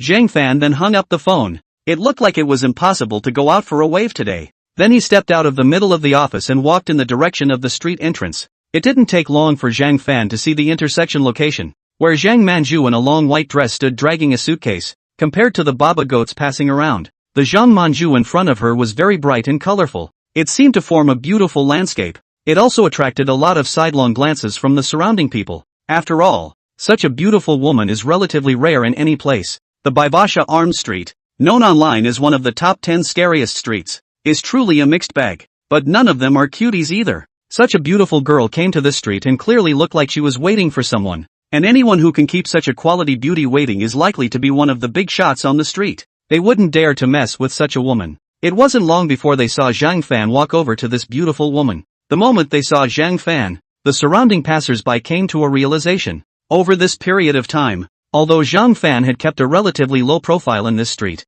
the things he had done were considered well known in almost the entire street. They had all heard about the arms purchased at sets. I've heard that it's a spokesman for some warlord, and now it's even buying set stores outright. They couldn't afford to mess with such a character. Zhang Fan, nice to see you again. Seeing Zhang Fan, Zhang Manju revealed a faint smile. Zhang Fan shrugged, I'm not happy at all. After saying that, Zhang Fan signaled Zhang Manju, come with me. The two then headed in the direction of his store. Zhang Manju, is it because you're not happy to see me? Zhang Fan, yeah. I just made a date with a friend to go find a girl to explore the wonders of the birth of life together, and I've been disturbed by you. Zhang Manju, then I'm really sorry. After entering the store, Zhang Fan brought Zhang Manju into the middle of the office. Zhang Fan, I have to tell you first, it's not safe for me here for a while. I'll arrange for someone to take you out of Baiwasha City tomorrow. Not safe? Zhang Manju casually came up with. You've offended someone. They're coming to finish you off. As a result, Zhang Fan really nodded. Well, I guess there are quite a few people coming. So in the meantime I have to concentrate on getting ready for the dry run. And if you're here you might get hurt by mistake. Zhang Manju, are you really a gold merchant? Zhang Fan shrugged. As expected. I just finished a single 100 kilograms of gold business today. Zhang Manju, but why do I feel like you're more of an arms dealer? Saying that, Zhang Manju didn't forget to point at this office. This is an arms store. Zhang Fan rolled his eyes. Things in the store are not for sale. Zhang Manju, why did you open this store if you don't sell it out? Use it yourself. Zhang Fan, yeah, just for myself. It makes sense for me, a gold merchant, to have a weapons store, doesn't it? Where does this make sense? Zhang Manju was so speechless at the moment that she didn't know how to spit out Zhang Fan's words. However, just as Zhang Manju was still spitting inside, Zhang Fan's words once again reached her ears. But it's also true what I said about it not being safe here. Someone thinks my gold business is in their way and wants to get rid of me. So you'd better leave tomorrow. I can't take care of you for a while. Really? Zhang Manju froze at this moment. Chapter 70, Zhang Manju, can you not leave tonight? In the evening, Zhang Fan drove Zhang Manju on her way to the hotel. Zhang Manju looked at Zhang Fan, who was driving, and still couldn't help but ask, doesn't it matter if you're being targeted by those people? Hey, how big a deal? Zhang Fan said in a pressurized manner. If you hadn't come, I wouldn't even have taken these matters to heart. You're here. It just might hurt you by mistake. Hearing Zhang Fan's words, Zhang Manju then nodded. Alright, then I'll just leave by myself tomorrow during the day. Zhang Fan, right, that's more like it. The two of them just had a conversation. However, just as they were passing through a relatively remote street, a car suddenly sprang out of the alley and accelerated directly in front of them, stopping Zhang Fan's car. Zhang Fan, looks like the troublemakers are here. This car is bulletproof. You hide in the car and don't come down. Hearing this, Zhang Manju's face immediately changed. Panic and fear began to appear in his eyes, especially when he saw the pistol in the hand of the man coming down from the vehicle in front of him. After all, she was living in the peaceful Dragon Kingdom, and although she occasionally traveled abroad on business, where had she ever seen this kind of scene? The main driver, Zhang Fan, is much more calm. Without even panicking, he opened the door and stepped out of the car. Seeing this, Zhang Manju hurriedly said, don't get off. It's dangerous. Zhang Fan froze for a moment, then laughed. Don't worry, I haven't put these few little yakuza in my eyes. After saying that,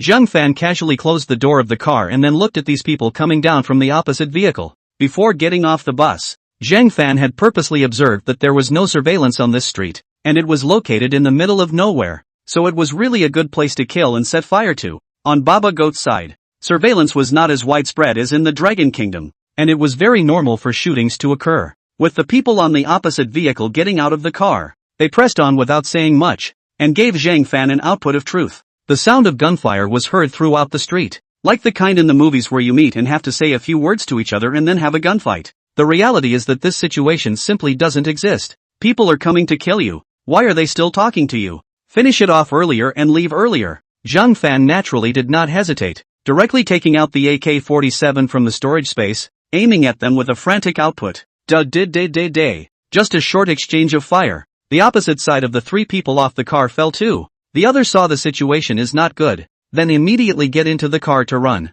Zhang Fan, on the other hand, unhurriedly put the AK into the storage space before taking out the RPG. Aim at the car that has been started and is driving off into the distance. Whoosh! Boom! The rocket launcher scored a direct hit on the car, and a huge explosion brought up a great deal of flame, lighting up the whole street with flames. Zhang Fan finished the fight, handmade. After stowing the RPG in the storage space, Zhang Fan clapped his hands, turned around, and then opened his own car door before stepping inside. Hearing the sound of the door opening, Zhang Manju, who had long been frightened inside the car, hurriedly looked up. The moment he saw that it was Zhang Fan who opened the door, the fear on his face then diminished quite a bit. Zhang Manju, how are you? You? Zhang Fan smiled. I'm fine. Things are settled. Let's go. The police from Baba Sheep might come by later, and we're probably going to be in a bit of trouble if we don't leave. After saying that, Zhang Fan started the car again, then turned the steering wheel and drove towards another street. In the car, Zhang Manju was still in a state of shock,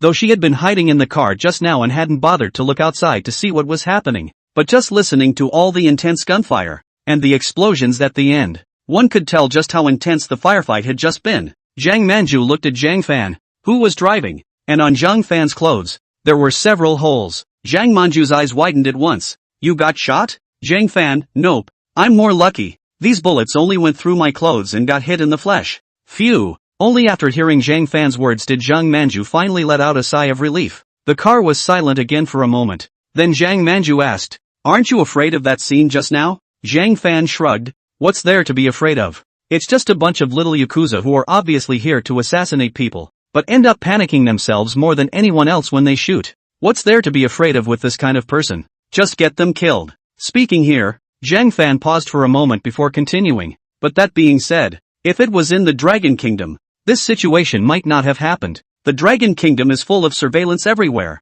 and the control of firearms is also very tight. Like just now, the probability is that it won't be able to happen in the Dragon Kingdom anymore. Zhang Manju, then why do you stay on Baba Sheep's side when you know it's safer in the Dragon Kingdom? Zhang Fan spread his hands. Hey, it's not like I'm trying to find some excitement in my life. Zhang Manju, good. She had already determined that this friend of Fong Gang's was a madman. However, I don't know how. After the shock and nervousness just now, and then listening to Zhang Fan's chatty tone with this so-called no so-called attitude, looking at Zhang Fan who was driving, the inner tension and shock was actually soothed. With that, the car drove for another 10 minutes or so before finally arriving at its destination. Zhang Fan, don't look at me. There are no flowers on my face. Get out of the car and get to the hotel. Ha? Oh, okay. Zhang Manju blushed, then followed Zhang Fan from the car. Arriving at the hotel, Zhang Fan checked in Zhang Manju and sent her to the hotel room after. Zhang Fan, alright, I should go back to bed too. Today this thing is a mess.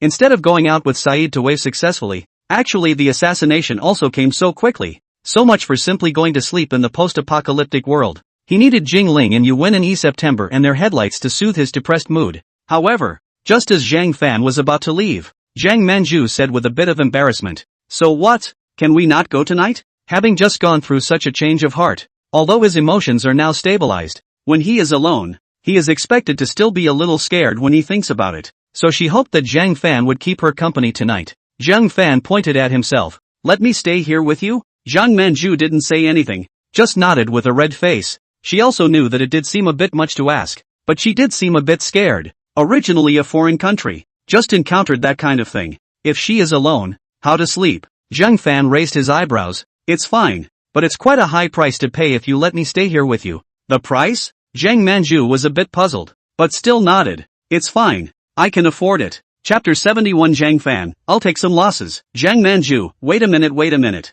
Hey, wait, what are you taking off your clothes for? Zhang Manju stared blankly at Zhang Fan who was undressing himself in front of her. Zhang Fan looked at her. Go to bed. Zhang Manju, but there's only one bed. Zhang Fan swept Zhang Manju up and down. Her temperament was very good. High and cold imperialist model. Her figure was also okay, only slightly worse than Jingling. I'm fine with a little loss. Zhang Manju froze, then hurriedly explained. I mean, can you? Originally, Zhang Manju wanted to say whether Zhang Fan could sleep on the sofa, but then I realized that this ghost hotel, the room is just a bed and a bathroom. There is no sofa for you. What's the difference between this and a $100 or $200 hostel in Dragonland? Zhang Fan shrugged. It's too late now, and as you can see, it's dangerous out there. So for your safety, I'll have to find the nearest hotel for the time being, although the facilities of this hotel are indeed a little less interesting, that is. Zhang Manju naturally understood Zhang Fan's words, and Zhang Manju looked at Zhang Fan, who was still undressing himself, finally thought about it and acquiesced. Letting Zhang Fan go? Having just gone through something like this, she was a little scared, but this hotel room is, never mind, it was just for one night anyway, and by the looks of him, he should really just want to sleep here with her. After giving herself a brainstorming session, Zhang Manju then finally convinced herself internally. After the two came to the bed, Zhang Fan unhurriedly took out a pillow and placed it between the two. It came in the spirit of dispelling Zhang Manju's inner concerns, and seeing this scene, Zhang Manju froze. What are you doing? On? Zhang Fan looked up at her. If you're going to tell me this, then I won't be sleepy. Of course it's dry. Zhang Manju? However, while she was fuming, the pillow placed between the two was directly thrown by Zhang Fan. Zhang Manju was instantly anxious. Wait, I don't mean that. Hey, can you not be so rude? Wait a moment. Ugh, umbrellas, aha. It was a night and another hour in the room before the sound finally faded. Zhang Manju, who had already been mentally exhausted from the original airplane ride and from the next city over, was even more mentally exhausted after experiencing the shock of the previous gunfight. After being taught another hour or so of fitness exercises by Zhang Fan, he had long fallen into a deep sleep at this moment. Zhang Fan, on the other hand, lit a cigarette for himself and was refreshed after finishing. Just what Zhang Fan didn't expect was that Zhang Manju, who was originally a bit overwhelmed at the beginning, was in the middle of Zhang Fan teaching her how to make standard fitness moves. They actually gradually mastered the rhythm, and even in turn tried to teach him. This woman was cold on the outside, as if anyone owed her money, but she didn't expect to be so wild in private. Early the next morning, Zhang Manju woke up early, glancing at Zhang Fan, who was still sleeping beside him, and then at the falling red of the bedsheets. His face changed. Finally, he got up and dressed himself, then went downstairs and asked the receptionist for a pair of scissors. After returning to the room, he came to the bed and cut this drop of red from the sheets. Zhang Manju's movements woke up Zhang Fan in bed. Zhang Fan turned his head and saw that she had just folded this piece of sheet she had cut off. Zhang Fan, what are you cutting this off for? However, Zhang Manju glared at her without a good look. It's up to you. After Zhang Manju finished speaking, she got down from the bed and put away the folded piece of cut sheets inside her suitcase. Hi.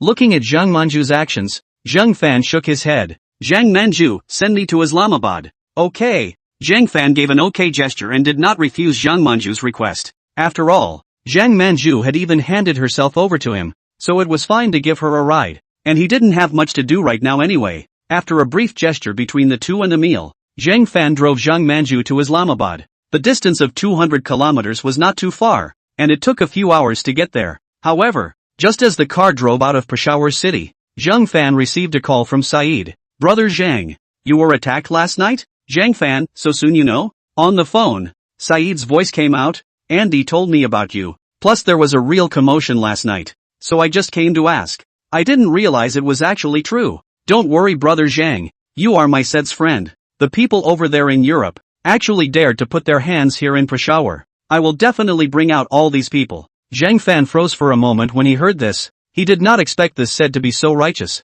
Then he smiled. Then I'll trouble brother Sed.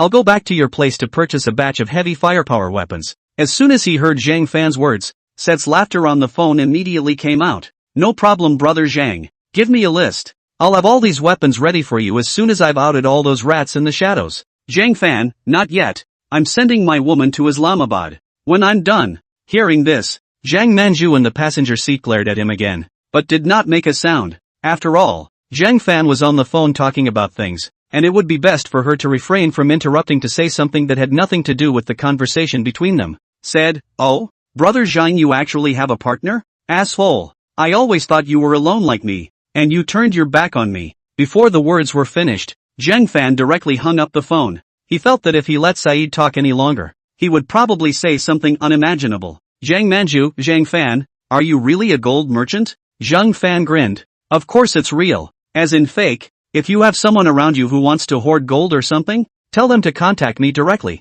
and I'll give you a reward when the time comes. Zhang Manju rolled her eyes and didn't continue to say anything more. A little bit of time passes. Upon arriving in Islamabad and dropping off Zhang Manju at the destination she was going to, Zhang Fan said, "I'll send a few people over to protect you later, so hurry back after you're done here at Baba Goat. I have a few things to take care of next, so I'll leave you alone for now." Zhang Fan was planning to purchase some supplies to make a trip to the post-apocalyptic world. After all, he hadn't been there for a while, so he went over to take a look at the situation. However, these words were heard in Zhang Manju's ears, causing Zhang Manju to immediately associate them with Zhang Fan's phone call when she was in the car earlier. After a moment's hesitation, it still droned on, "Be careful, bullets don't always avoid your body." On? Zhang Fan froze for a moment, but quickly reacted and realized what Zhang Manju meant by this. What he didn't tell Zhang Manju last night was that those bullets didn't just pass through his clothes and didn't hit his body at that time. 7 bullet holes in his body. All the bullets hit him solidly.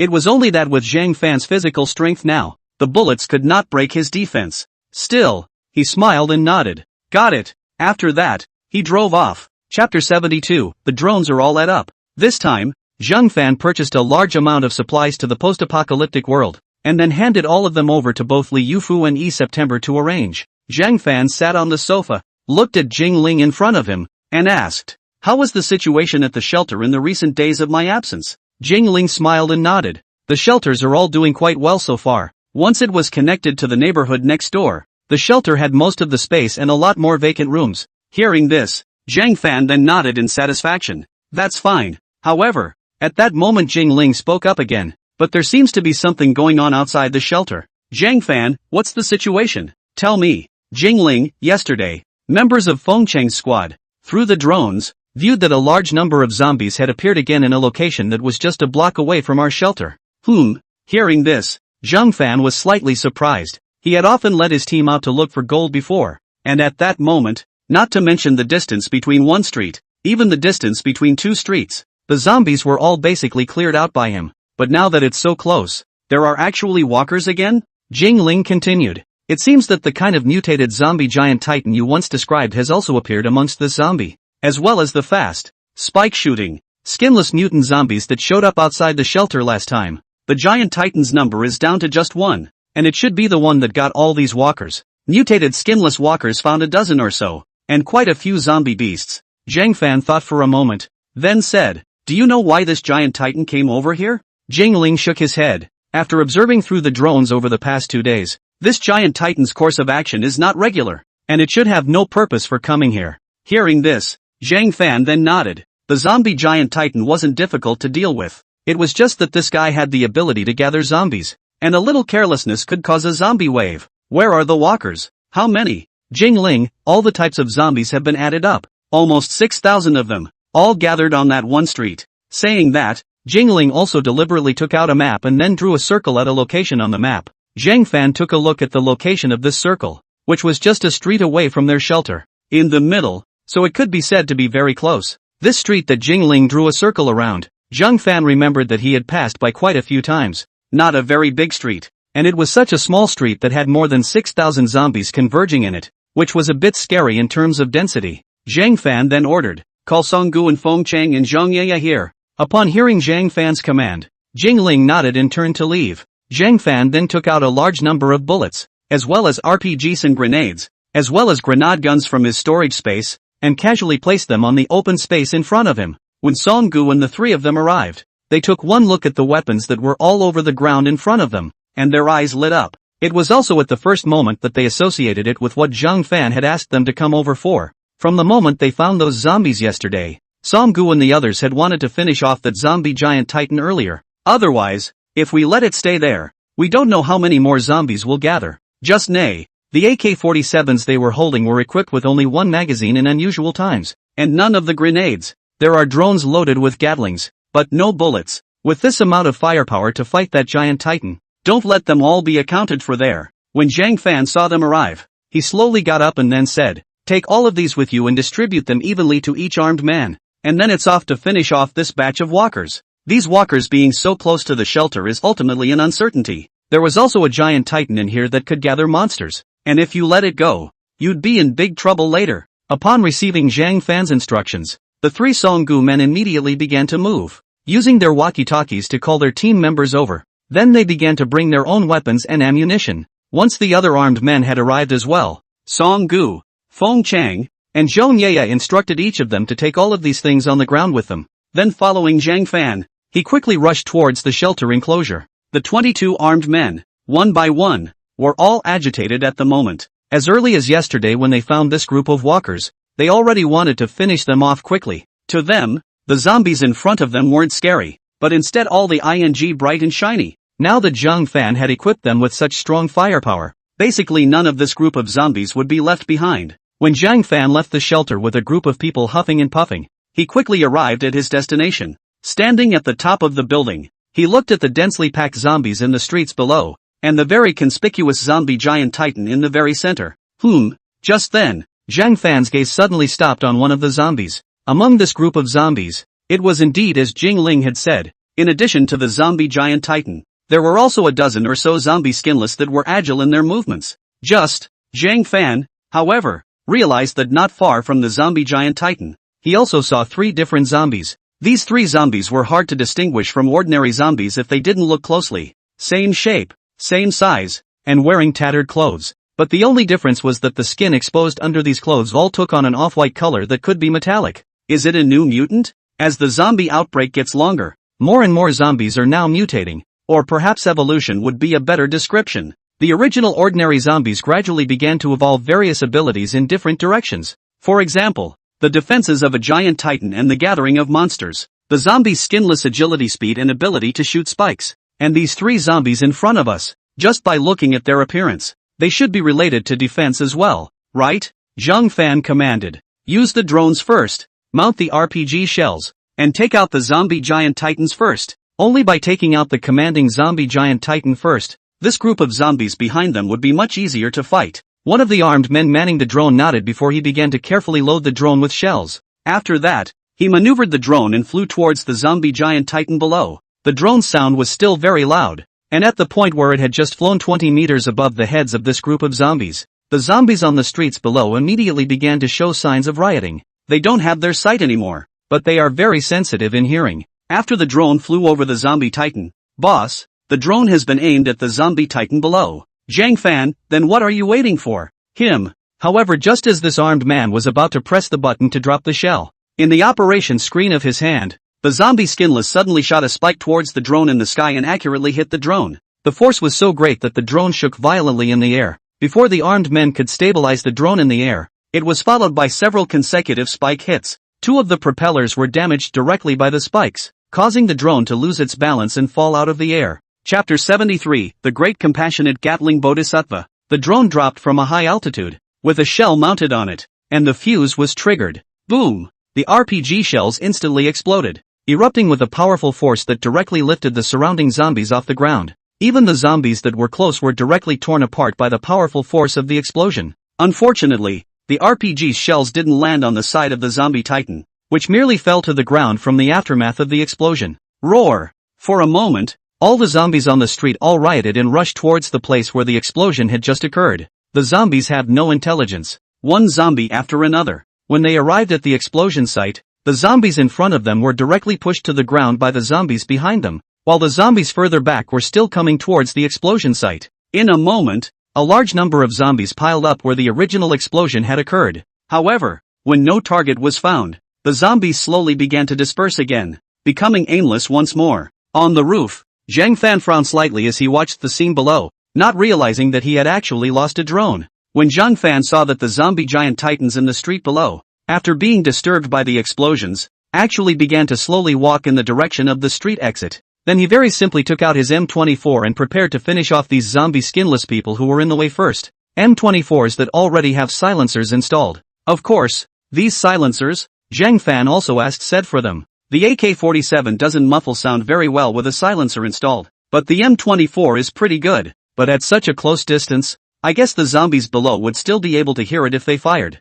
Zhang Fan pondered for a moment, then simply took out another 22 minutes and 24 seconds and distributed them to the other armed men. Then said, "Get me those zombie skinless first, or the spikes they shoot out will be a bit of a pain in the ass." Upon hearing Zhang Fan's words, everyone then immediately switched to their M24s before aiming at the skinless zombies below. Bang! Bang! Bang! Successive shots rang out. The skinless zombies below who didn't react. Some had their heads blown right off. Of course not all the bullets accurately hit the skinless heads of these zombies, and some hit their legs, or bodies. The body instantly fell to the ground, smashed by bullets. These zombie skinless that didn't get hit in the head didn't die, but they were incapacitated. Seeing this scene, Zhang Fan nodded with satisfaction. These armed men of their own were not great snipers in the first place, and it was indeed good enough to make it this far. Zhang Fan then retrieved their sniper rifles once again. Zhang Fan, alright, there's a tough battle coming up, so everyone be careful. The zombies below all heard the gunshots from the roof and started to riot, surging towards the house where Zhang Fan and the others were. Zhang Fan, on the other hand, turned on the safety without slowing down, and then fired a frantic volley towards the zombies on the street below. All the other armed men followed suit and started shooting downwards, the bullets starting to come out as wildly as if they didn't have any money. The zombies below began to fall in large swathes under such a large output of firepower. Even the zombie skinless ones that were just incapacitated before, the ones that were less lucky, were taken away in direct headshots. However, Zhang Fan realized that when some of the bullets hit those three newly appeared mutant zombies, the power of the bullets actually only caused them to take half a step back before the bullets bounced away. Sheesh, that's pretty hard. Although the words were said, the expression on Zhang Fan's face was not the least bit relaxed. If these three walkers rushed up, it would be their turn to get their hands dirty. So he simply took out a grenade, and after pulling off the pull ring, he threw it down towards the position of these three mutated zombies. Boom! Boom boom! Under Zhang Fan's series of grenade attacks, one of the grenades exploded right under the feet of a mutant zombie. The powerful force of the grenade's explosion tore through the defenses on its body without the slightest impediment, and its body was directly blown apart. Seeing this scene, Zhang Fan smiled. It doesn't work either. After saying that, Zhang Fan greeted the others and said, all of you, use grenades to greet those other two mutated zombies. Blow them up for me. Zhang Fan, on the other hand, disliked the speed of throwing grenades like this, and simply took out his 6-shot grenade gun and opened fire towards the bottom. Those zombies below that hadn't yet entered the building were instantly engulfed by the fire of the explosion. That included those other two mutant walkers, and the zombie giant titan. By the time the smoke cleared from below, the gnawing ground was full of fragmented zombie corpses, and by this time, the crowd could already hear the sounds of the walkers that were making their way up the stairs in the building, and figured that they were close to reaching this side of the rooftop. One of the armed men pulled off the grenade's pull tab and threw it straight down the stairs. Boom! The grenade exploded directly in the middle of the zombie group on the stairs, instantly blowing up a large area. Zhang Fan, on the other hand, took out his Gatling once again, and the other two armed men maneuvered the two drones loaded with Gatlings, aiming them at the location of the stairway. When the zombies first appeared in the crowd's view, they were instantly activated. The great compassionate Gatling Bodhisattva sends them straight out of their misery. Everyone was nervous at first. After all, they were going to be up close and personal with the zombies. However, when it was realized that these zombies were simply unable to break through such a strong suppression of their firepower, the heart that was hanging in the air was completely put down. After all, the door to the upper rooftop was just so big that two people couldn't even walk through the portal side by side. In this way, these zombies became direct living targets.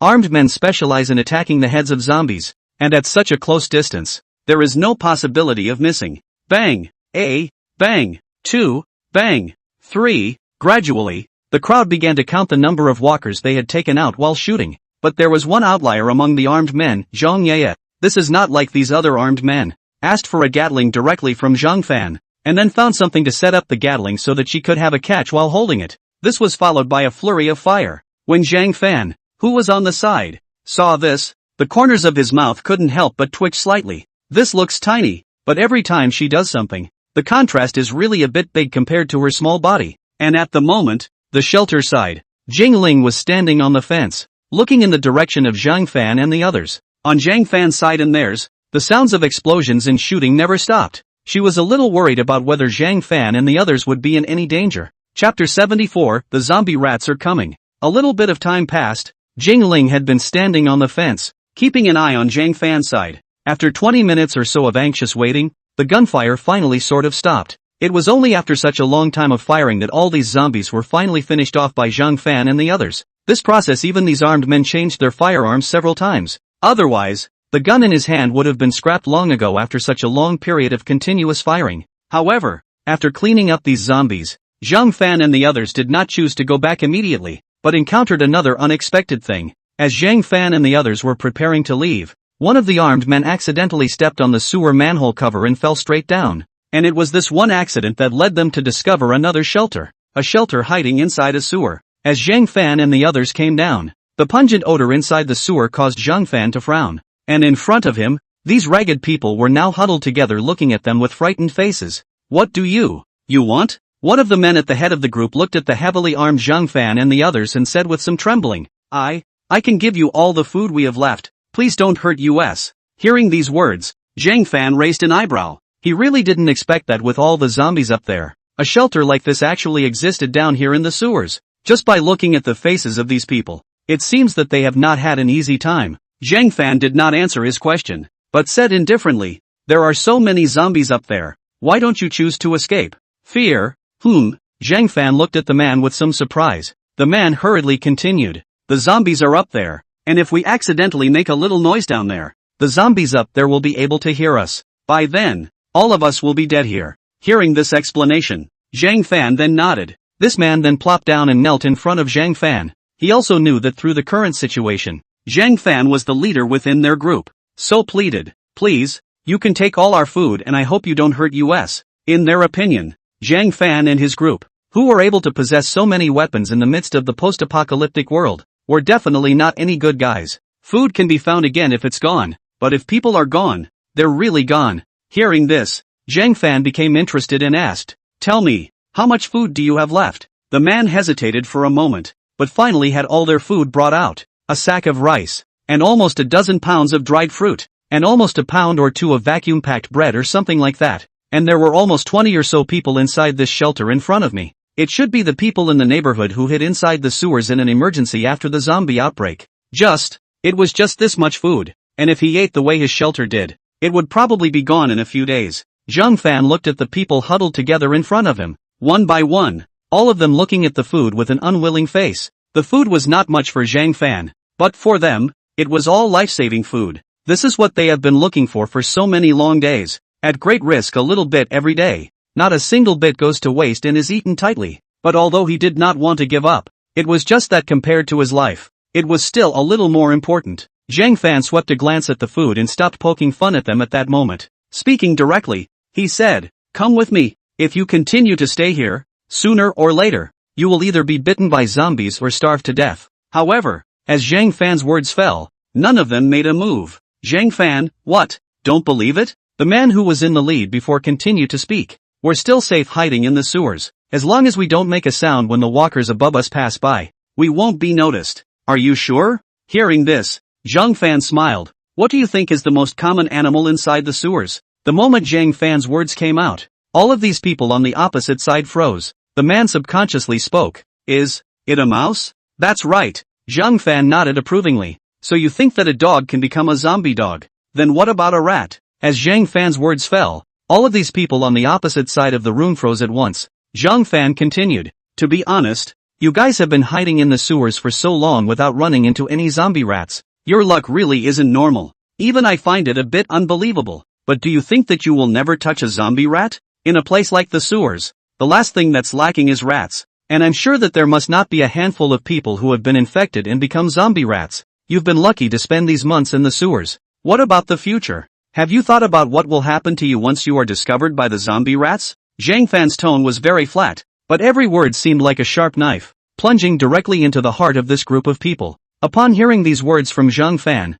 his face went white. This was because they all knew that Zhang Fan was not being alarmist with his words. When you do the math, it's really their luck that they haven't run into a zombie rat in so long. Zhang Fan swept a glance at them and watched the expressions on their faces change. Continuing lightly, he said, I'll ask you one last time. Do you want to leave with us and go to my sanctuary? Zhang Fan didn't have time to continue lingering here. If they still didn't agree, Zhang Fan would turn around and leave. After all, they had just started such a fierce battle with the zombies here, causing so much commotion. If it dragged on any longer, the walkers would all be coming around later. And the zombie rats inside this sewer. No surprise, they'll probably be here before too long. When dealing with zombies before, the explosions produced by RPG shells, grenades, that sound was not low. And zombies are the most sensitive to sound, even though it's inside the city and there are buildings as sound grunts. But again, the city now has none of those noises that it once had, and those sounds carry over 2 or 3 kilometers without much problem. By then all the zombies within a radius of 2 or 3 kilometers would be attracted by the sound of the explosion. And those rat zombies in the sewers were no exception. This was also the reason why Zhang Fan didn't want to stay any longer. It's easy to deal with zombies. After all, they don't move very fast and are about as fast as a living target. But those zombie animals were different. After turning into zombies, their speed didn't diminish at all, even a little more ferocious. If he stayed any longer, when he met up with those zombie rats, he estimated that all the armed men except him would be folded here afterward. Chapter 75, the first time the asylum has used this much firepower. As Zhang Fan's voice fell, these survivors in front of them looked at me and I looked at you, and all of them eventually looked at the man in front of them. The man was now their backbone, so they all wanted to hear and see what he decided. The man's face also looked hesitant for a moment at the moment. After a few moments, the man then inquired, "What would we do if we followed you out of here?" Zhang Fan, "Not how. If you want to have food, you have to listen to the shelter's arrangement to work. Those who don't want to listen to the shelter's arrangement and want to be lazy and swinging will be directly thrown out to feed the zombies. For some of this, I don't have to lie to you, and you guys don't have anything worth lying to me about. Give us the word, go or don't go, or we're leaving." Upon hearing Zhang Fan's words, these survivors behind the man all brightened slightly in their eyes. The rest they didn't really pay attention to hear, but there was one thing that they did notice. It's the idea that if you work at the shelter's behest, you'll have food to eat. Does that mean they don't need to go on adventures like they do now to find food and have something to eat? For a while, the eyes of the crowd looked at the man, all wanting to wait for the man's final decision. The man took a deep breath, then made a decision. "Fine, we'll leave with you." Hearing this, a slight arc appeared at the corner of Zhang Fan's mouth. "Don't worry, come with us. You will thank me when you reach my shelter." In a post-apocalyptic world like today's, whoever can give a bite to eat is a grandpa, who will be thanked 1,000 times. This is not a false statement. Zhang Fan then instructed the armed men to help and assist their group of survivors in carrying their belongings,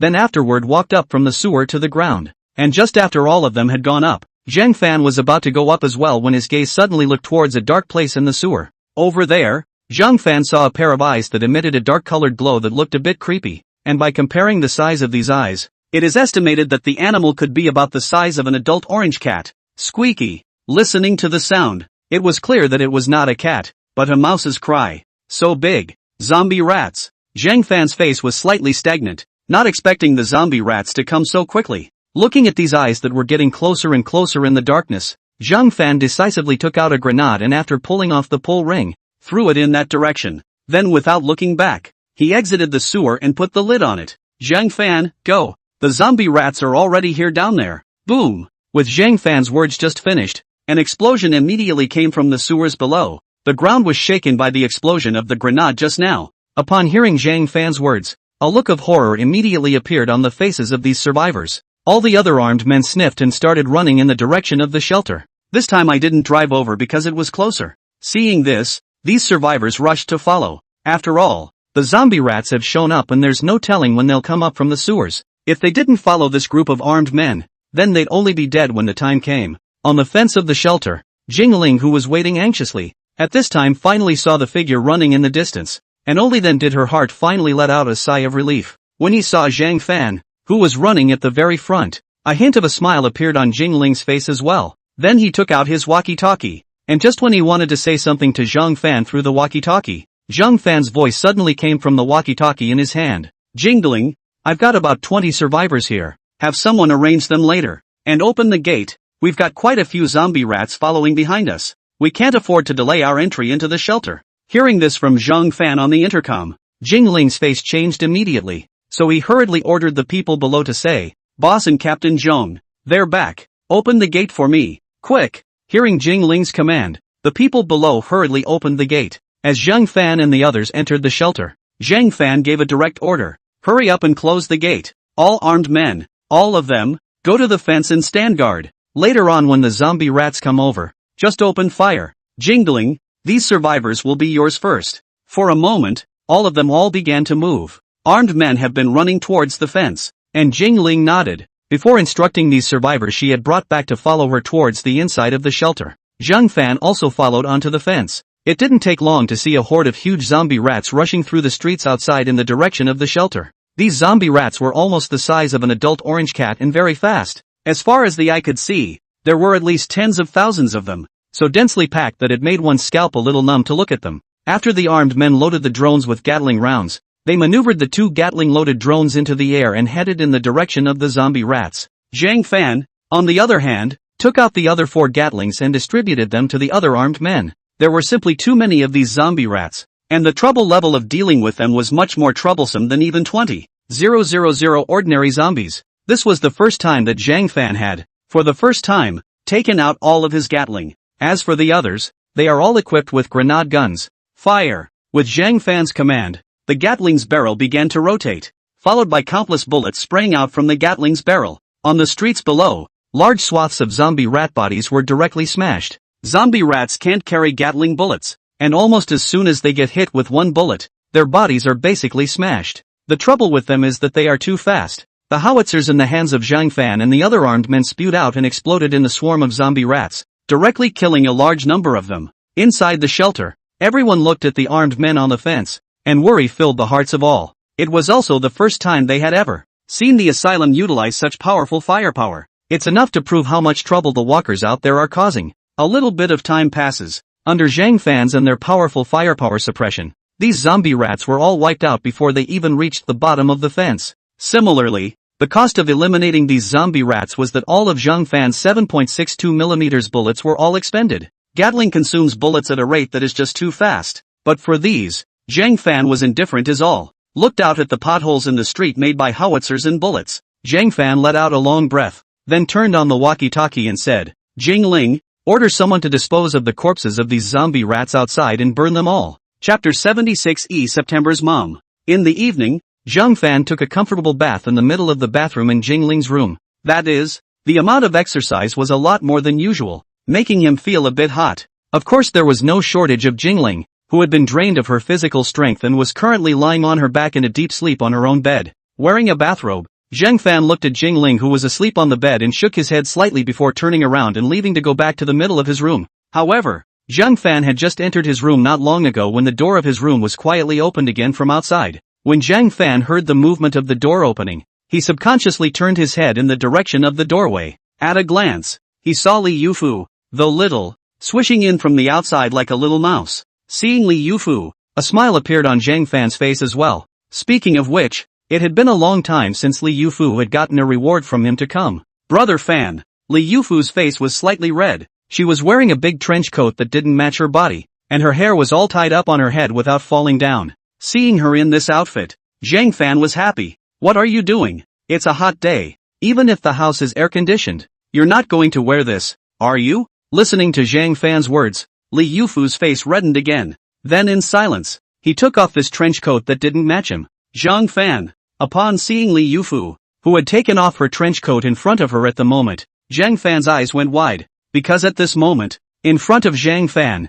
there was no obstruction at all, and a pair of headlights appeared very conspicuous. Nope, can't say there's no obstruction, either. There's still a sturdy rope. It's just that the way the rope is tied, it's slightly special. Looking at the beauty in front of him, the corner of Zhang Fan's mouth twitched slightly. Nice guy. This little, although her massage technique was not as skillful as Jingling, but in terms of boldness, it had to be her. Zhang Fan, how did you do this? Li Yufu's face was slightly red, but she also looked extraordinarily excited, and her eyes seemed to be glittering. I learned it on purpose. The video said my boyfriend really likes this, so I learned it. He. Li Yufu, this is not in September Management Warehouse. Usually also bored. So just, Zhang Fan raised an eyebrow. So September learned it too? Li Yufu, that's not true. She can't wipe her face. At first when the video was first watched, she was so shy she was about to pass out from brain congestion. Zhang Fan was happy and waved at Li Yufu. You're quite handy. Come here and let me test it to see if you've improved your massage skills.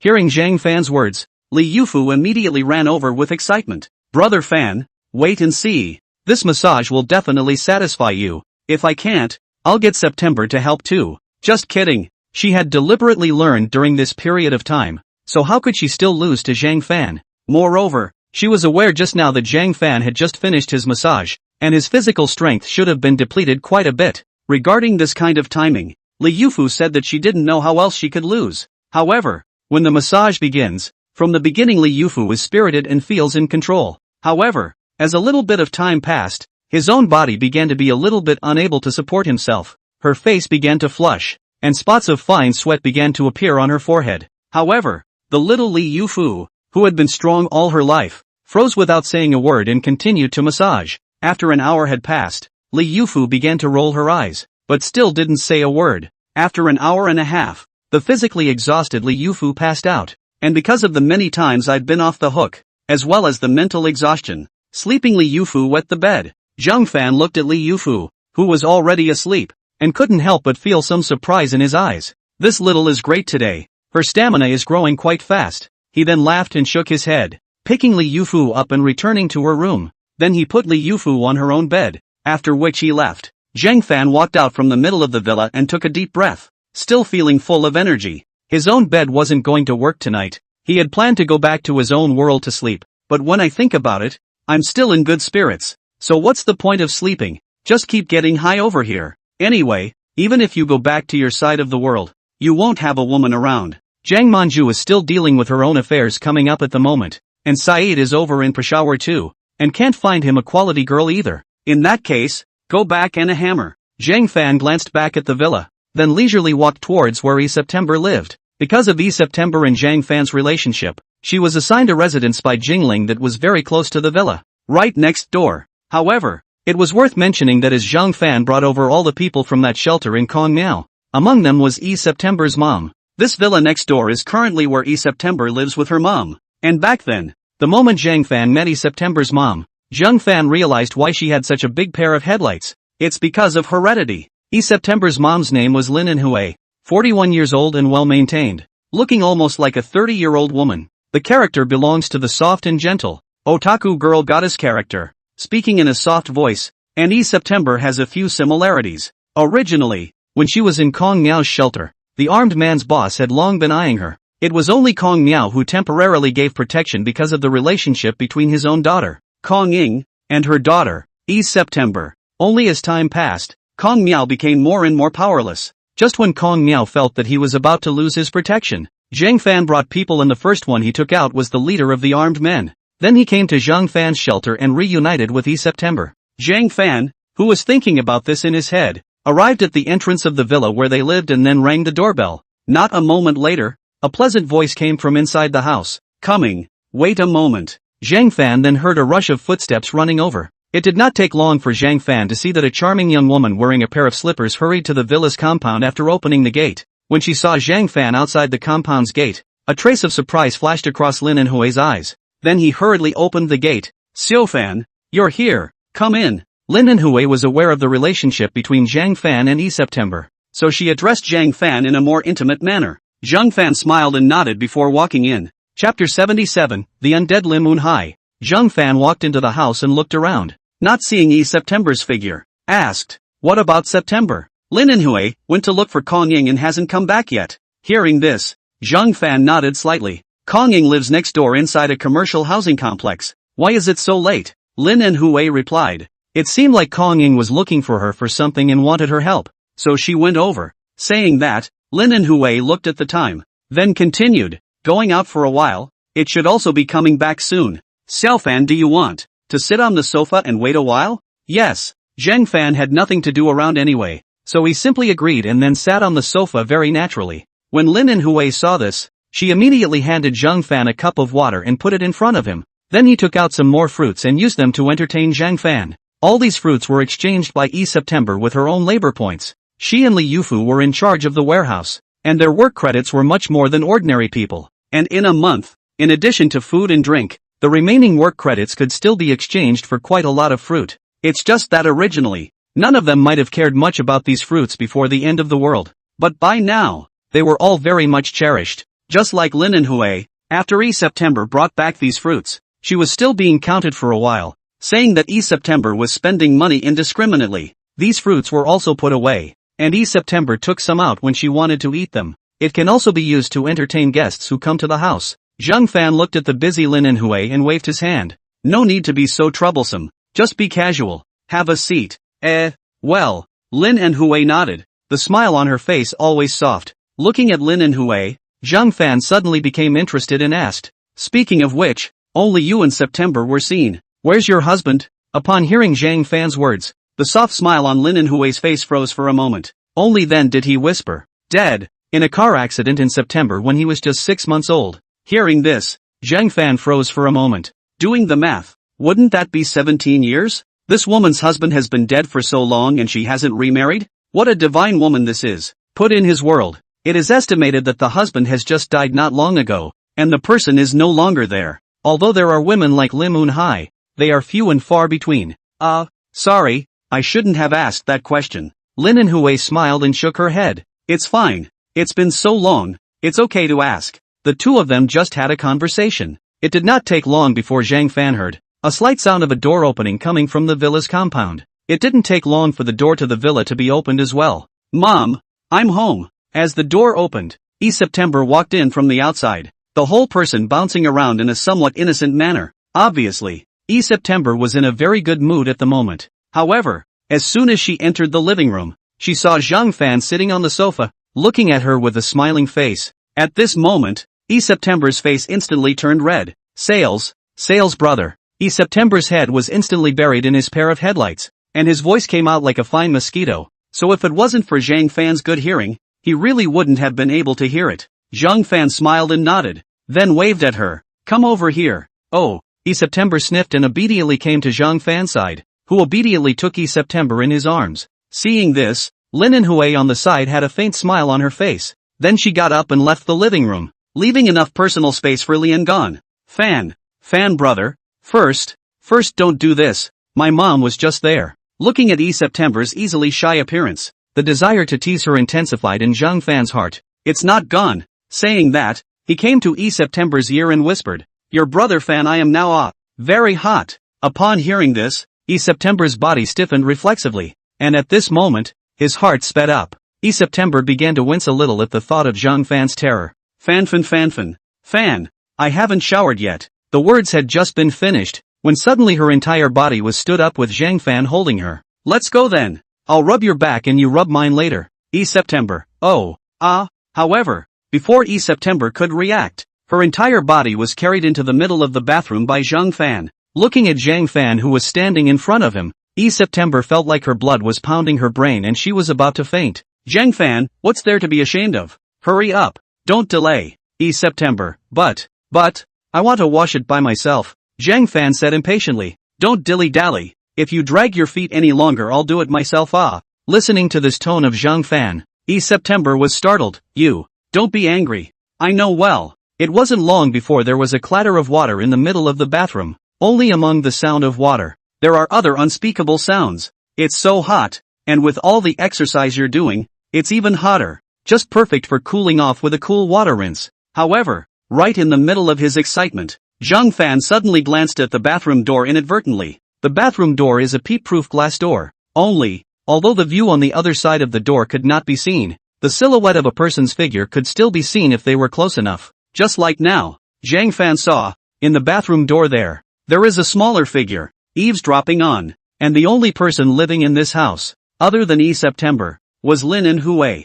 Thinking of this, a slight arc appeared at the corner of Zhang Fan's mouth. Lim Un-hai is very gentle, but she has needs all the same. Not to mention that 17 years is a really long time. I just don't know how Lim Un-hai would react if September knew. With this attack speed bonus, Zhang Fan looked even more excited and desperately trained September. That's going to make September suffer. It wasn't until September was exhausted that Zhang Fan felt refreshed. Lin En-hui, who was at the door, immediately woke up when she heard the sound and then tiptoed away. Back in her room, Lim Un-hai's face was flushed and at the same time a little ashamed. After coming to her senses, Lim Un-hai was even starting to feel a little disbelief at what she had just done. However, when the figure of Zhang Fan suddenly flashed through his mind, the thought that Zhang Fan's physique was actually so strong that he was able to continuously exercise vigorously for such a long period of time, just subconsciously legs together. It would be nice if. Unthinkable. Can't think. Lim Un-hai red-faced and shrunk into the middle of the comforter. At this moment, Zhang Fan,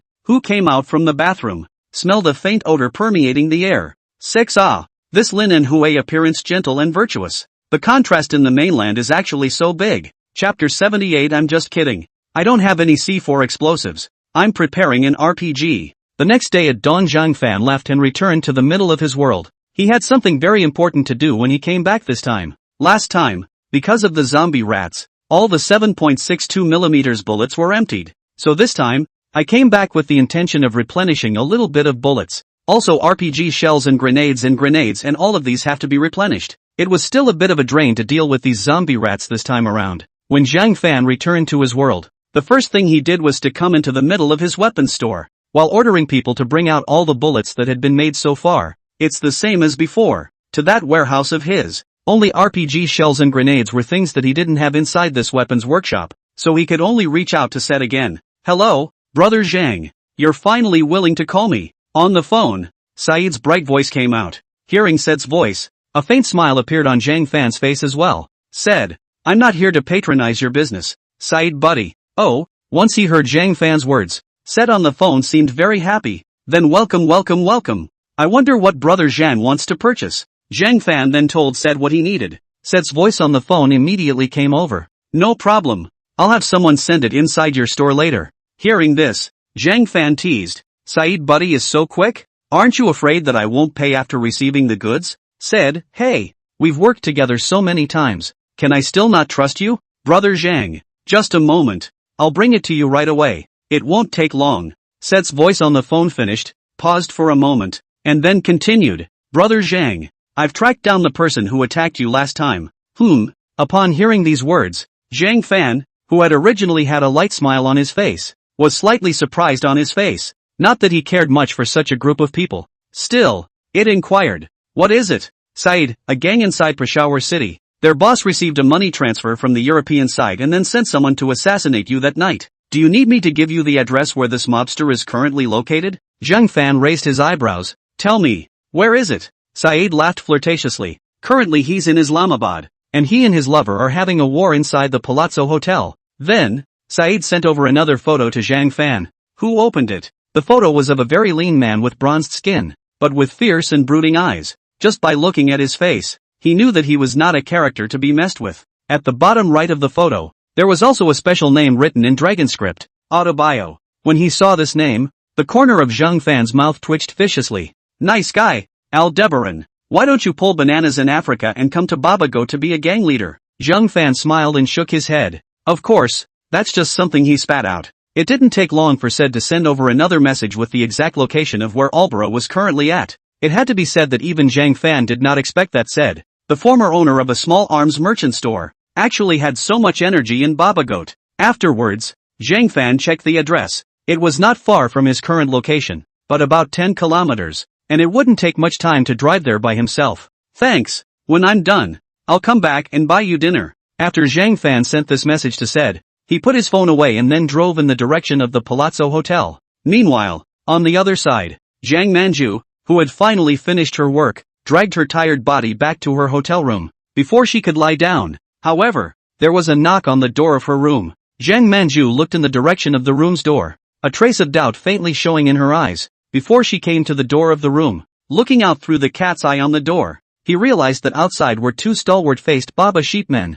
Upon seeing this scene, Zhang Manju's frown immediately deepened. Ms. Zhang Manju, we were sent by Mr. Zhang Fan to secretly protect you. Hearing Zhang Fan's name, Zhang Manju then realized, remembering what Zhang Fan had told her when she parted ways with him, the mind relaxed a little at that. Ms. Zhang Manju, I'm really very sorry, and we don't want to appear in front of you and disturb your rest. One of the men outside the door said, but there will be danger here soon, so we had to show up to warn you, and hope you'll leave soon. If you have doubts about our identity, you can call Mr. Zhang Fan to confirm. Hearing what the man outside said, Zhang Manju didn't hesitate in the slightest and directly gave Zhang Fan a phone call. It didn't take long for the call to connect. Busy? On the phone, Zhang Fan's voice was casual. Hearing Zhang Fan's voice, Zhang Manju was also quite relieved. Then said, you really sent someone to protect me? Zhang Fan on the phone. Yeah, I found a friend who helped hire 2 bodyguards to protect you in secret. You should have seen them by now, right? Zhang Manju, see,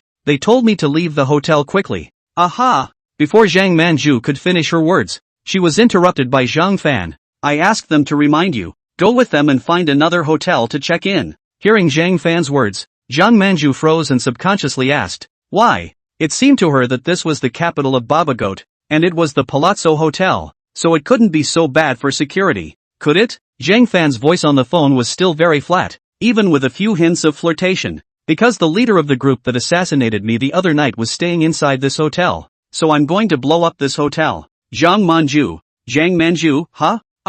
What? I have all my C4 explosives ready. Not much, just 50 kilos. Zhang Manju's eyes directly widened. You're crazy. Ha ha ha. On the phone, Zhang Fan's laughter immediately came out. After laughing for a while, Zhang Fan then said, just kidding, where do I have C4 explosives? Hearing this, Zhang Manju breathed a sigh of relief. However, Zhang Fan's voice on the phone came out again. I'm preparing an RPG. Zhang Manju. Chapter 79, it's me. Yo ********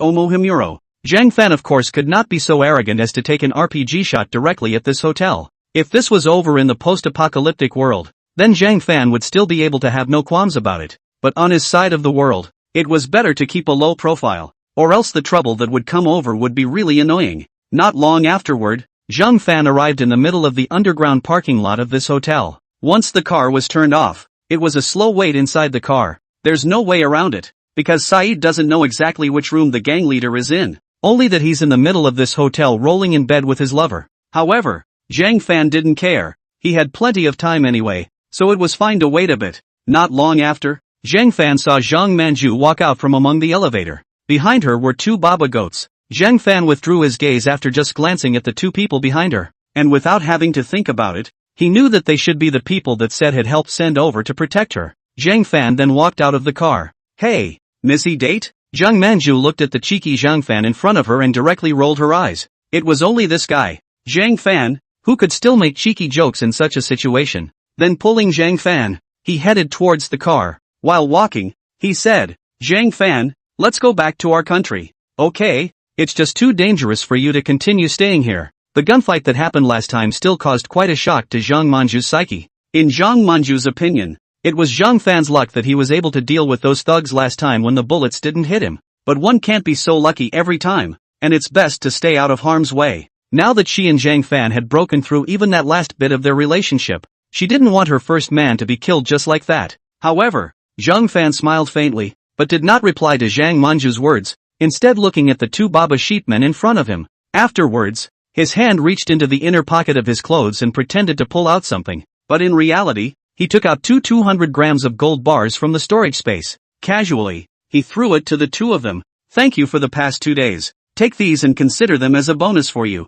You may leave next. Receiving the gold, the faces of the two Baba sheepmen burst into ecstasy. We are also just following the arrangement to protect this beauty. Thank you very much for Mr. Shang's generosity. Although the two of them were said subordinates, their income wasn't much. Converted into Longwa currency, it would be good to have 200,000 a year, and the value of the gold bars given by Zhang Fan was already more than their yearly income. How does that not excite them? They used to follow Said and knew that Zhang Fan was generous, but they didn't expect to be so generous. What a rich gold merchant! Mr. Zhang, that Aldebaran in the hotel, do you need us to take him out for you? Zhang Fan shook his head. No need, but after thinking about it after saying that, he added, if it won't delay you, the two of you will guard the hotel's main door exit for me. Zhang Fan wasn't sure that Autabaya would necessarily come to the underground parking lot of this hotel, so after thinking about it, I'd better let these two people in front of me go and guard the front door of the hotel, just in case. No problem,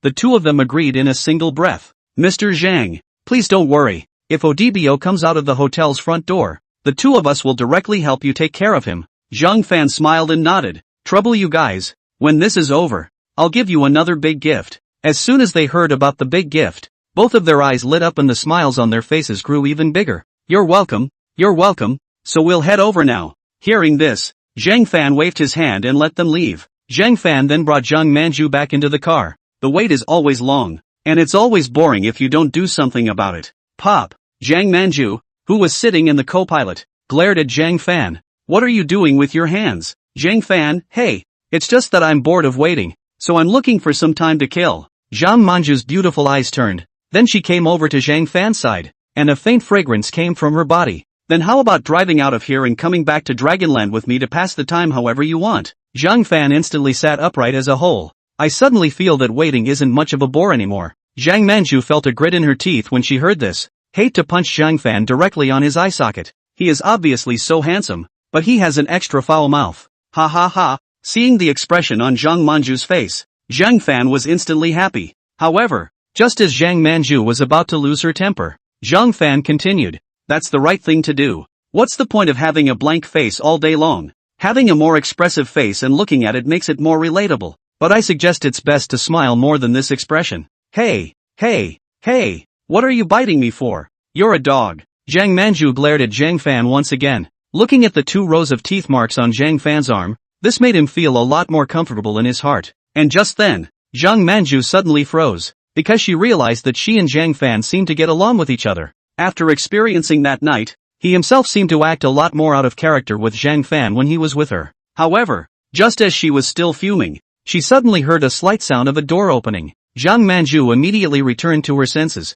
then subconsciously looked towards Zhang Fan in the main driver's seat. It was discovered that Zhang Fan had already opened the door at this moment and walked down from the car. Zhang Fan was also seen to have taken out a pistol and loaded it for the snatch while getting out of the car. Upon seeing this scene, Zhang Manju subconsciously looked towards the location of the elevator entrance and saw a lean man at a glance. The man walked out from inside the elevator with a lewd face and his arm around a plump, slightly chubby woman. The lean man kept his eyes on the woman and was still chatting about something, always with a lewd smile on his face. The moment she saw this man, Zhang Manju immediately knew that she guessed that this person was Zhang Fan's target. At this moment, Zhang Manju looked at Zhang Fan with wide eyes, not daring to breathe a single breath. It was as if she was afraid that because the sound of her breathing was too loud, she would attract this man's attention and put Zhang Fan in a dangerous situation. Even his own hands were clasping the doorknob so hard that his palms were sweating from nervousness without even realizing it. However, just as she was still praying that the other party had not discovered Zhang Fan, as a result,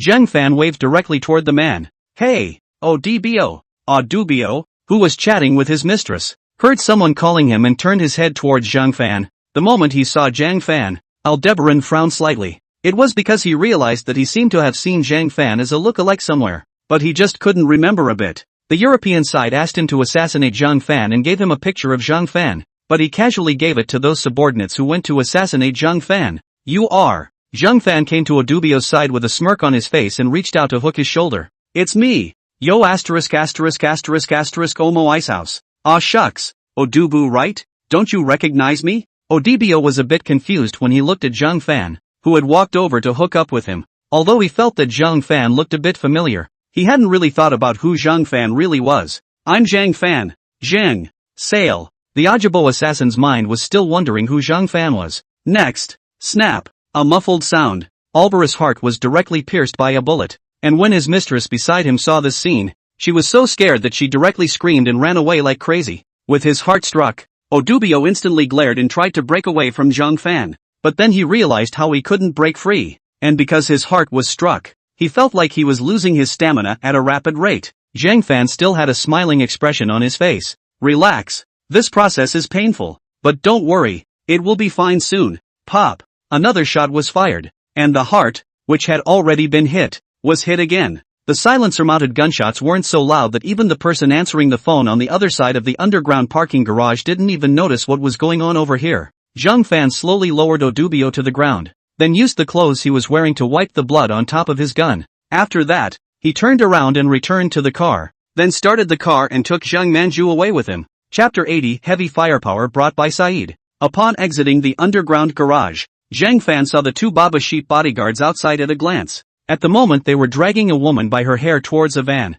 Seeing this scene, Zhang Fan was instantly happy. He recognized at once that this woman was not the mistress of Autobio. I didn't realize that these 2 Baba goats were still useful. Then, Zhang Fan drove to the van and said to them, follow them. After saying that, Zhang Fan stepped on the gas and quickly drove towards the front. The 2 Baba goats in the van sniffed and also hurriedly started the car and followed Zhang Fan's car. Then together they left Islamabad and drove fast towards the city of Peshawar. Afternoon. Zhang Fan's car steadily parked at the front door of his store. Zhang Fan and Zhang Manju both got down from the car and entered the office. It didn't take long for the van behind them to arrive, and the 2 Baba goats hurriedly entered the middle of the store holding a bloody box, heading straight for Zhang Fan's office. Soon the 2 were in the middle of the office. Mr. Zhang, we're here. Zhang Fan nodded, then looked at them and asked, where is that woman? One of the Baba goats immediately took the box out and opened it, and the smell of blood hit his nose. Inside the box, there was a head covered in blood. It's none other than that Mistress Odubu's. At the sight of this scene, Zhang Fan didn't feel anything. After all, when dealing with zombies, the image of the body being smashed into pieces had been seen, and there was just a head in front of him, creating no visual impact for Zhang Fan. However, Zhang Manju, who was beside Zhang Fan, immediately couldn't stand it when she saw this scene. The face turned pale. "Wow," he said, and threw up. Seeing this, Zhang Fan waved his hand towards the two Baba sheepmen, who also very knowingly closed the box back up. Zhang Fan took out 2 more 200-gram gold bars and placed them on his desk. With a wave of his hand, "Go take care of this box, and when you come back these 2 gold bars on the table will be yours." As soon as they heard Zhang Fan's words, the two Baba sheepmen were instantly enraptured. Too generous. Just by helping Zhang Fan with such a small amount of things, they were able to obtain such a generous reward. How could they not be excited? If Zhang Fan can see the loyalty-worthy words, I guess I can see both of their heads rubbing up +1 +1 +1 +1. After all, who wouldn't want to be with a boss like that?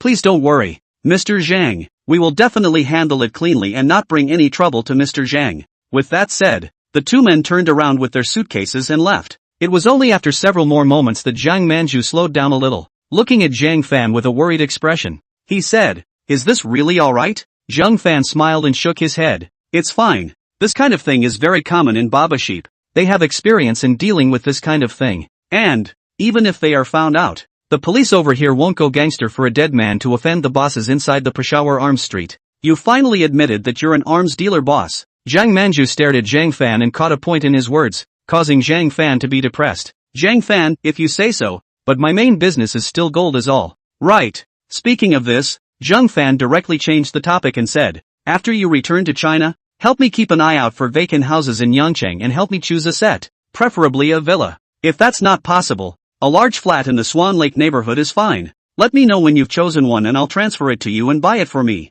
Speaking of which, Zhang Fan in Yangcheng, in addition to a set of courtyard in his hometown, there is not a set of his own house inside the city. He is not short of money at all now. There is no use in saving this money like this, so he might as well use it to get himself a better place to live and enjoy himself. Zhang Manju frowned at his words. "You're not going back with me? It's so dangerous here." Zhang Fan smiled and shook his head. "Don't worry, I won't let an assassination like the last one happen again. There's still a bit of business to take care of over here, so when I'm done with this side of things, I'll go back home," Zhang Fan said in a flirtatious tone, and even slapped Zhang Manju's arse when he finished, causing Zhang Manju to blink. "Zhang Fan, when I return to China, I will definitely reward you properly. Don't worry." Hearing this, Zhang Manju's face immediately turned red, and subconsciously thought of the absurdity of that night, but the mouth still remained stubborn. Who cares? After saying that, Zhang Manju turned around and left. "I'm leaving first, don't see me off." Then he left Zhang Fan's office as if he had fled.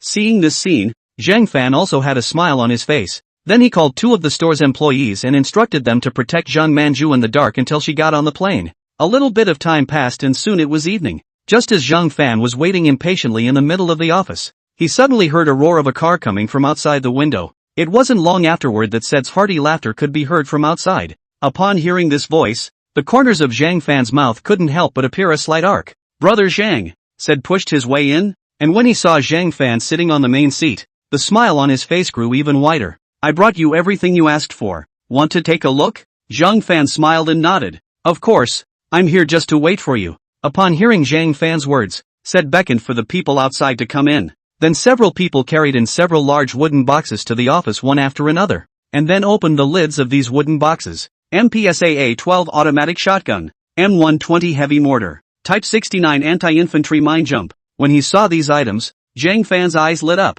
He did have to admire that Saeed's energy in Baba Goat was still really big. These are not things that these shopkeepers on the Arms Street in Peshawar can just get their hands on. Looks like he still underestimated Saeed's energy in Baba Goat a bit. Sed looked at Zhang Fan and said smugly, "How is it? Are these things satisfactory to Brother Zhang?" Hearing this, Zhang Fan smiled and nodded. "Of course I'm satisfied, or really too satisfied. Today, no matter what, it seems that the matter of inviting you to dinner can't be avoided." At these words, Sed burst out laughing. "Of course, I've been waiting for this for a long time." Zhang Fan smiled and nodded. "Then let's put all of these things in my warehouse and then go eat." "No problem." Chapter 81, Fang Gang, Zhang Fan you bullfrog, taking it down so quickly? This time, those ammunitions that Zhang Fan needed, together with these weapons that Sed had now brought, Zhang Fan had settled them all at once. The use is still gold. On this night, it was clearly Zhang Fan's treat, but it turned out that halfway through the night, Saeed wanted to liven things up a bit, so several large foreign horses were called in to act as the atmosphere crew.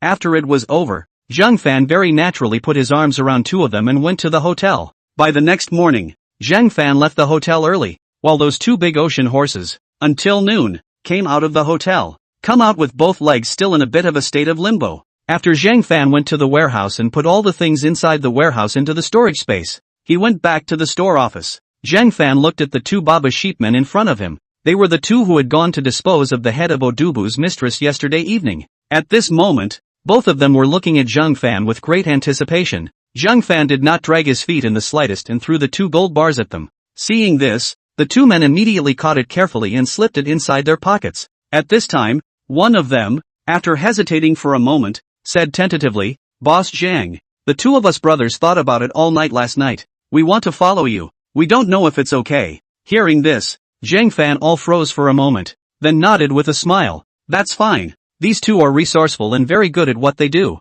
and they make it a little easier to use them." He didn't mind having two such subordinates under his hand. They could handle quite a few things for him and save him a lot of heartache. So he took out his cell phone. "You guys are still employees of Said after all, so I'll give him a call." Upon hearing Zhang Fan's words, the two of them immediately showed excitement. They were only in an employee-boss relationship with Saeed, but there was no such thing as allegiance. But the fact that they wanted to follow Zhang Fan now meant that they wanted to be loyal to him in a different sense. When Said received a call from Zhang Fan and learned of Zhang Fan's intentions, Said didn't even think twice about it and directly agreed. "Anyway, it's only 2 employees, so we'll just hire 2 more if we run out. If you promise Zhang Fan, you can also take a favor from him, so why not take a favor for free?" After hanging up the phone, Zhang Fan looked at the two. "That's fine." Upon receiving the reply, a look of ecstasy appeared on both of their faces. "Zhang Fan, I'm planning to go back to the Dragon Kingdom, so you guys should come along too. Bringing these 2 people along. If you want to deal with any trivial matters, you can also directly order them to go, so you don't need to trouble yourself." Hearing Zhang Fan's words, the two immediately nodded. After returning to the Dragon Kingdom, Zhang Fan took the 2 of them towards Yang City. On the way, Zhang Fan instructed, after arriving at Yangchang, "You guys go and do one thing for me." As soon as they heard that there was a mission, the two immediately became serious. "Boss, please command." Seeing the two in this state, Zhang Fan was amused and waved his hand. "No need to be so serious. It's not anything dangerous. I'm going to register a tech company, so you guys will run it for me when the time comes." Both of them froze for a moment when they heard this, but still nodded. Zhang Fan's idea was actually very simple. He had been collecting gold in the post-apocalyptic world before, and now he had earned about the same amount of money. It's time to be able to bring over the technology of the post-apocalyptic world. The technology over there was much the same as his world, but there were still quite a few things that were different. For example, lithium batteries. The technology in this regard over in the post-apocalyptic world was much more advanced than the technology in his world. If you can get photolithography or something like that over in the post-apocalyptic world, it would all mean something different. There's also all that technology for civilian products that can be a big moneymaker. After all, over in the post-apocalyptic world, they can be market tested, and taking them over and making them yourself is pressurized to take no risks. On this day, by the time we returned to Yangchang, it was already dark. Zhang Fan didn't go back to his old home yard either, but came directly to Zhang Manju's place and settled in her place for the night. Sure, Zhang Fan is also a very promise-keeping person. Having said that he would reward Zhang Manju upon his return, he would definitely not go back on his word. And so, another battle was fought late into the night, ending with Zhang Manju exhausting herself and passing out. Wait until the next morning. Zhang Fan was awakened by a doorbell. Then he walked out in a pair of large pants and opened the gate. Fang Gang at the door. Fang Gang, who had come to see his cousin in the morning, saw Zhang Fan, who was only wearing a pair of big pants inside the house, and his eyes went straight. Asterisk asterisk asterisk asterisk. "You took it?" Seeing the shocked expression on Fang Gang's face, Zhang Fan was also happy and raised his eyebrows. "How big of a deal is it?" "It's still a handful for me." Fang Gang gave a thumbs up. "Or you're bullish." He had originally only come to find Zhang Manju to discuss some family matters, but it turned out that he didn't expect to have such a surprise. At the same time, he was really shocked at the speed with which Zhang Fan had laid his hands on him. Mud horses. He had only told Zhang Fan a few days ago that he wanted him to take down his cousin, and now it had come true so quickly? It's a ing love story. Should we get a lesson from him? I'm still single. Where's my cousin? Zhang Fan pointed to the room. Still sleeping. I guess I shouldn't wake up until noon. 6. Fang Gang, then should I call you Fanzi or brother-in-law from now on? Zhang Fan grinned. Let's talk about each other. I'll call you Brother Gang. You call me brother-in-law. Fang Gang. Somehow. Upon hearing these words, Fang Gang suddenly felt a little bit of egg pain. Kind of regret introducing my cousin to Zhang Fan. So simply changing the subject. When did you get back? Zhang Fan shrugged and didn't dwell on the topic. Just last night. After saying that, Zhang Fan stepped aside to allow Fang Gang to enter. What business have you come to see your cousin about? Fang Gang, things at home. Uncle couldn't get through to his cousin's phone and called me. Uncle, his friend's daughter is coming to Yanqing to play today and wants her to stay at cousin's place. Hearing this, Zhang Fan nodded slightly. This kind of thing he will not help Zhang Manju to make a decision, or let Zhang Manju online. He is not suitable to interfere. Zhang Fan, okay, when will she arrive? Fang Gang, I guess it's going to be afternoon. Zhang Fan, then it's better to wait until your cousin wakes up. Compared to Zhang Fan's leisure on this side, Jingling on the other side of the post-apocalyptic world was much busier, because of the experience of the last zombie rat swarm. In the past few days, Jingling had arranged for a large number of people to exhaust all corners of the shelter, just to avoid the presence of zombie animals in the shelter. After all, this kind of thing was easy to hide, and once this kind of zombie animal existed within the shelter, it would be an absolute disaster. Chapter 82, Starting to Move Post-Apocalyptic Technology. In the next few hours, Zhang Manju followed Fang Gang to pick up someone at the high-speed train station. Zhang Fan, on the other hand, simply washed up and then directly opened the portal and entered the middle of the post-apocalyptic world. Zhang Fan, you're back? Seeing Zhang Fan appear, a smile immediately piled up on Jingling's tired face. Zhang Fan also nodded faintly. What's wrong with you? Why do you look so tired? I thought I said I'd get an assistant to help you share the workload. Why are you still doing it yourself? Jingling shook her head with a faint smile. It's because of the zombie rat swarm that appeared last time. Jingling explained. That's why I want to check to see if there are any hidden zombie rats amongst our shelter. And if there are, we'll snuff out the danger at the first opportunity. Hearing this explanation from Jingling, Zhang Fan nodded slightly. Then said, so it is, but you look so tired right now. It's better to get some rest, and it's not a bad time to be managing the shelter. What is it? Just leave it to your assistants for now. Jingling nodded and said, I know. Then I'll leave the rest of the shelter to you for now, while I catch up on some sleep. Hearing this, Zhang Fan froze. Me, however, looking at Jingling who had already gone upstairs, Zhang Fan smiled and shook his head. He didn't want to manage all these tedious matters within the shelter, and would just throw them directly to Jingling's several assistants when the time came. The next thing Zhang Fan did was to turn around and leave the villa, heading in the direction of the lookout. I met Yuan halfway. Yuan, you're here just in time. There's something I need to arrange for you to do. Hearing this, Yuan inquired suspiciously. Brother Fan, what is it? Zhang Fan, you and a few other assistants will be responsible for handling all matters within the shelter for the time being. And if you can't make a decision, come back and ask me again. Yuan froze this time, but there are a lot of big events within the shelter that have always been the responsibility of Sister Jingling before. And we are here. Zhang Fan smiled and shook his head. It's fine. Let her rest for a day or two first. Once these words came out, Yuan then realized, then nodded with a smile. Alright then, I'll go inform Sister Jingling's other assistants. Zhang Fan waved his hand as he sniffed. Go. However, Yuan pressed on and instead came to Zhang Fan's ear. Brother Fan, me and a few of my sisters in that villa have come up with a new way of fighting in the past few days. Can you give us a chance at a real fight tonight? Hearing this, Zhang Fan raised his eyebrows and looked at the provocative Yuan in front of him. Ha! I'm afraid? Wait. After saying that, Zhang Fan left with great strides. As for Zhang Fan's back, Yuan's face immediately showed excitement after he received the reply. In the entire shelter, among the women around Zhang Fan, it is estimated that one is the most perceptive. Jingling was able to have a place by Zhang Fan's side only because she was capable and the first to follow him. Although Li Yufu took the initiative, this initiative was more of just wanting to pursue excitement. September was a quail when facing Zhang Fan.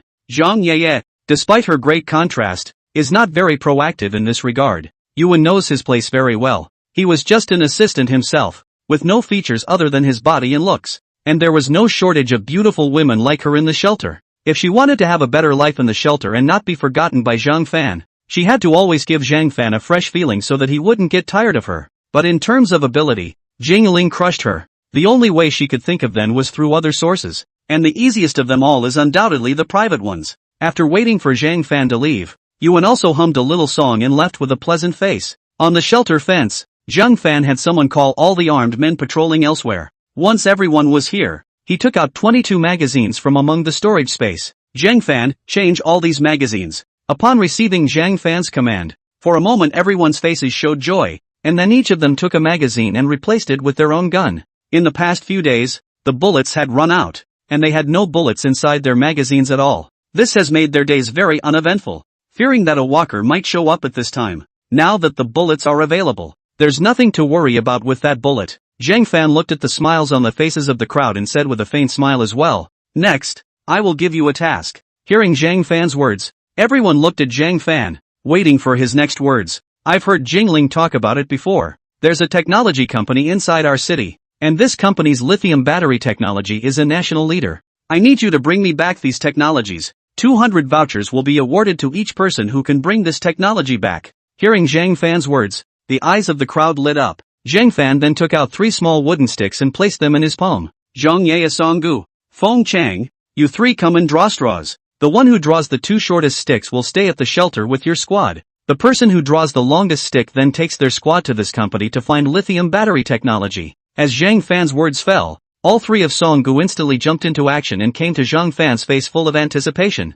with all 3 of them drawing away the wooden stick in Zhang Fan's hand. Zhang Ye proudly raised the wooden stick in her hand. Hey, I'm sorry, this mission is mine." Hearing Zhang Ye's words, both Songgu and Feng Chang had bitter smiles on their faces. You can't blame anyone else for your own bad luck. But when the 2 looked at Zhang Ye, the envy in their eyes was about to overflow. That's 200 coupons. They wouldn't know how comfortable they'd be if they got it. Contrary to them, Zhang Ye and her teammates were all ecstatic on their faces at the moment, and their eyes were all glittering with excitement. They were even already thinking of the scene of how they were going to be lavish when they brought back the technology to get those rewards. Looking at the crowd's reaction, Zhang Fan also smiled faintly. Then he took out 7 magazines from the storage space, as well as some grenades with an RPG and 7 RPG shells. "Just to be safe, take all this stuff with you and get ready to go." "Yes." Zhang Ye's squad erupted in a strong response. Then a small team of 7 people drove out of the shelter and drove quickly in one direction under the envious eyes of the other 2 teams.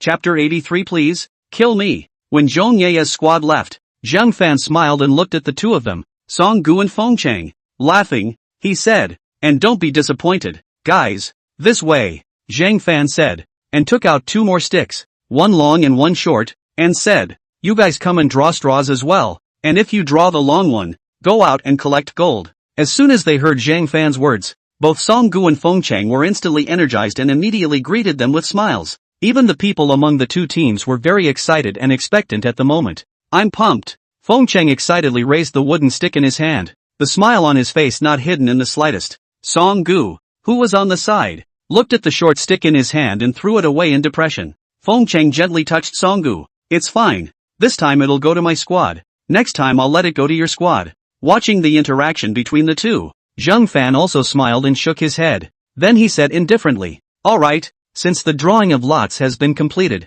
then Feng Chang will gather your squad to bring their equipment and set off. Go early and come back early." With that, Zhang Fan took out the same weaponry as Zhang Ye and their squad. When Feng Chang and the others saw this, they quickly hung magazines and an RPG shell on themselves. The RPG shell is not a pain to carry. It has a long tail at the back and doesn't need to worry about triggering the shell's fuse. Feng Chang, on the other hand, shouldered the RPG and played with it with a smile on his face. He'd been craving this for a long time, and now he could finally get his hands on it. Then with a big wave of his hand, he led his crew along and set off in a van. After Feng Chang left with his squad, Zhang Fan briefly explained a few words to Songgu before turning around and leaving. As time passed a little bit, Zhang Ye's team had already arrived at the destination, and the car was parked in the underground parking lot of the office building. While getting out of the car, he ran into a few walkers that were attracted by the sound and shot them straight away. Once in the beginning, Zhang Ye was still scared when she encountered a zombie, but as he became an armed man and killed more and more zombies,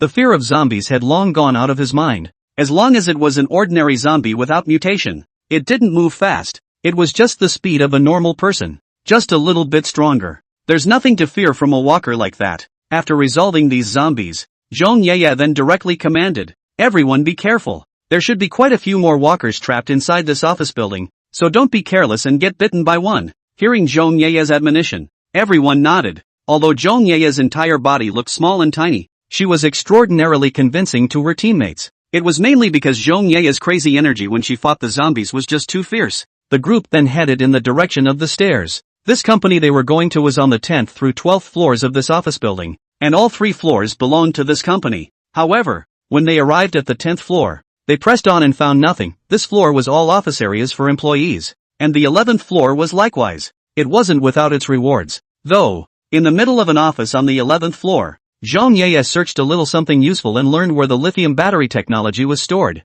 Zhang Yeye, go. Let's go upstairs. The technical drawings of the lithium battery. All of them are in the safe in the Technical Research and Development Department. Upon receiving Zhang Yeye's words, the crowd all nodded, then followed Zhang Yeye, heading towards the 12th floor. However, when it came to the stairway gate on the 12th floor, Zhang Yeye, who was about to open the door, suddenly paused for a moment before calling a halt to everyone in the squad. Hu Baimei came to Zhang Yeye's side and inquired in a low voice, "What's wrong?" Zhang Yeye made a shoe gesture and then whispered, "Listen, there's a sound." Hearing Zhang Yeye's words, for a moment everyone paid attention and listened. Sure enough, a subtle sound was soon heard coming from it. The voices were small, but they were all audible. Basically all of it was some foul-mouthed yelling and the sound of thrashing. Hearing this voice, all of the people frowned. "Go!" Zhang Yeye waved her hand. Everyone walks as quietly as possible, so as not to attract the attention of the people inside. The crowd nodded at that. Then after Zhang Yeye opened the door, the crowd walked in gently. Asterisk. Big brother, stop playing. There are walkers coming. It couldn't be helped that all these rooms in the office building, all of them had glass doors, and Zhang Yeye had just left through the stairway door, and it didn't take long for them to be discovered. Only these glass doors have frosted film on them, so you can only see the approximate silhouette of the figure, not the face. Plus, at a time like this, no one would think anyone was here, so it's understandable that Zhang Yeye and the rest of you would be mistaken for zombies. As this voice rang out from inside the house, the few figures inside immediately sprang into action, wanting to run to the company's front door here and close it. As a result, when they ran over, they saw Zhang Yeye and the others at a glance, and all of them froze. In their hands were razor blades and baseball bats and a large lock for the door. One by one, just look at the face are belonging to the kind of fierce and vicious role, plus the body is also tattooed. More give a person is not good to get along with the feeling. However, when these few people hurriedly arrived in front of the gate and wanted to lock the gate, when they looked at Zhang Yeye and the others who had already entered through the gate in front of them, they were all dumbfounded, only to see Zhang Yeye and the others, with a bulletproof undershirt in their hands, and an AK equipped with a silencer in their hands, and grenades and magazines with walkie-talkies hanging on their waists. Even more outrageously, one of them was carrying an RPG aimed at them. At this moment, these few people immediately felt a wave of sweat stand up and an explosion at the back of their heads. A coolness departed from his heart and surged through his body. A couple of big brothers and sisters. Can you stop pointing that thing at us? It's a bit oozy. Zhang Yeye looked at them expressionlessly. Throw everything in your hands and squat in the corner. Claptrap. Several people were very obedient with so many guns pointed at them, and in unison they dropped the weapons they were holding to the ground, then obediently crouched aside. Zhang Yeye signaled a team member to continue. Put all these things away. Once these people make a move, kill them all. Don't have any hesitation. Hearing these commands from Zhang Yeye, these few people immediately winced, hurriedly said, No, we're all very honest. However, Zhang Yeye didn't even look at them, but instead led Hu Baimei towards the inside of the company. Soon, the two arrived inside an office where the men had just committed violence. When they saw the scene inside, Zhang Yeye and Hu Baimei's brows immediately furrowed. On the couch in front of them, two unclothed women with lifeless gazes lay there. All over their bodies, there were bloody marks from the whips and bruises from the beatings. With the arrival of Zhang Yeye and Hu Baimei, there was finally a hint of color in their numb eyes. One of them twisted his head to look at Zhang Yeye and Hu Baimei. Please, kill me. Chapter 84, Boss straight up ripped out the safe? Seeing these two, there was not even a hint of desire to survive in their eyes. It was the first time Zhang Yeye had seen such a situation, and it was also the first time she had deeply realized how difficult it was to survive in the midst of the end times. They were mainly too lucky to have met a boss like Zhang Fan. It was what kept her from experiencing all this darkness in the midst of the end times. If she didn't meet Zhang Fan, I guess she would have been dominated by that brother Wu in the villa area, and would have ended up becoming just like these two women of theirs. In the post-apocalyptic world, the ones like their shelter are ultimately a small number. More, a cannibalistic darkness. After a few moments of silence, Zhang Yeye turned the gun safety on and aimed it at the two people on the couch. When these two saw this, a relieved smile finally appeared on their faces before slowly closing their eyes. Thanks. For them, death is the best relief. Bang bang. 2 gunshots later, the two women on the couch, with smiles on their faces, left the world. Hu Baimei on the side saw the scene and looked at Zhang Yeye with a bit of worry. Yeah you. Zhang Yeye shook her head. I'm fine. let's go. After saying that, Zhang Yeye turned around and walked towards the outside. Seeing this, Hu Baimei also hurriedly followed out. At this moment among these people outside, when they heard the sound of gunshots coming from inside the office, these few people immediately shivered in fear. Although they were vicious, they were not stupid, and they were much more life-affirming. In the past, when the end times had not yet broken out, they had to restrain themselves. Now that the end times have erupted, completely releasing their natural instincts and doing whatever they want with Wu Zuofei has made them realize what it means to be cool. They hadn't enjoyed themselves enough, and they didn't want to die like that. However, after Zhang Yeye came out, she pressed on without the slightest bit of nonsense. The end of the AK was pointed at the men. Bang bang bang. Before a few people could react, they fired directly. A barrage of bullets, all empty. At such a close distance, there was no possibility of missing. All the bullets hit these people, and each of them had 7 or 8 bullet holes in their bodies, more or less. Looking at the several people who had already fallen in a pool of blood and were no longer alive, Zhang Yeye felt that the irritation in her heart had subsided quite a bit. Then he waved his hand and commanded, "All right, don't delay. All look around, and when you find what you need, immediately use the walkie-talkie to notify and leave." Everyone nodded and then headed towards the R&D department. Once the R&D safe was found, the others were immediately notified, and everyone else rushed over. When Zhang Yeye saw the safe in front of her, it was a safe that was about 1.5 meters in length and width, made of alloy, and looked to give a sense of heaviness. A couple of the men among the group tried to move it and were able to do so, but it was very strenuous. After moving only 4 or 5 meters, I had to stop and take a break. Originally, Zhang Yeye was planning to use the RPG to directly blast the door of the safe, but she was afraid that if she blasted it open, she would destroy the things inside. Solely, we had to use the most stupid way. Find ropes and tools, hang the safe and put it down, and then in the car to load it back. When Zhang Yeye and the others returned to the shelter in the afternoon, Zhang Yeye remained silent. Zhang Fan looked at her. "Tell me, what did you encounter?" Zhang Yeye looked up at Zhang Fan, then simply dove headfirst into Zhang Fan's arms and hugged tightly. Zhang Fan was all frozen by Zhang Yeye's sudden scene. "What's going on here?" "Joy Chung, thank you.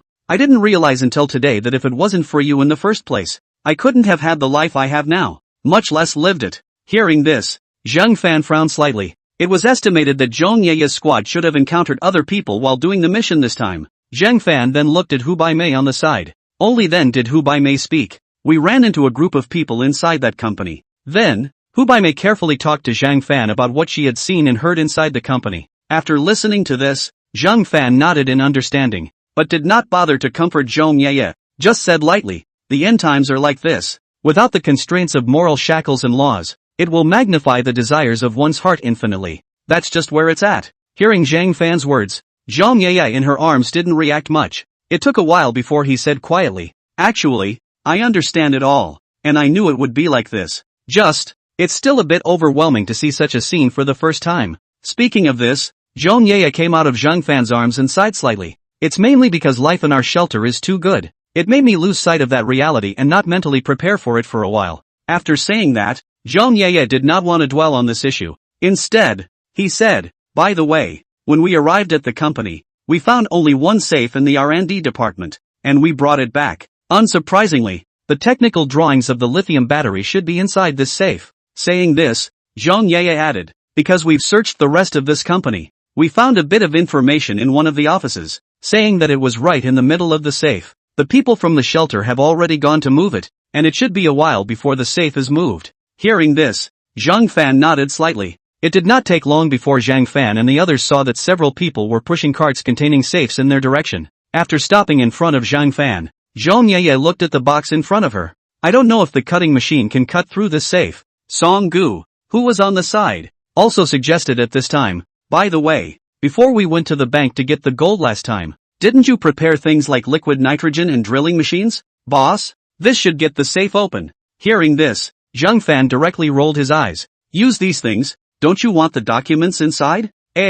Song Gu scratched his head in a bit of embarrassment and stopped talking. Zhang Fan also did not have any other explanation. Directly walked up and violently slammed his fist on the corner of the safe door, directly denting this door. This scene directly stunned the crowd, and everyone stared at this scene with wide eyes. It's alloy, and with that thickness alone, it doesn't look like a person could dent it with one punch, does it? Your own boss' strength so strong? If this punch were to hit a person, this wouldn't just kill them. Yet even more shocking was yet to come. Immediately afterward, they saw that Zhang Fan reached out and clasped his fingers to the depression, and then tore down the entire door of the safe. Slowly. All. Chapter 85, Registering a Company. Choosing an address and preparing to pick up money. The alloy door made a series of ear-piercing sounds as it was torn off by Zhang Fan, causing goosebumps to rise in the surrounding area. Everyone was dumbfounded at the scene in front of them, and their brains had gone completely down. It wasn't until the sound Zhang Fan made when he ripped off the entire door and threw it on the ground that the crowd came back to their senses.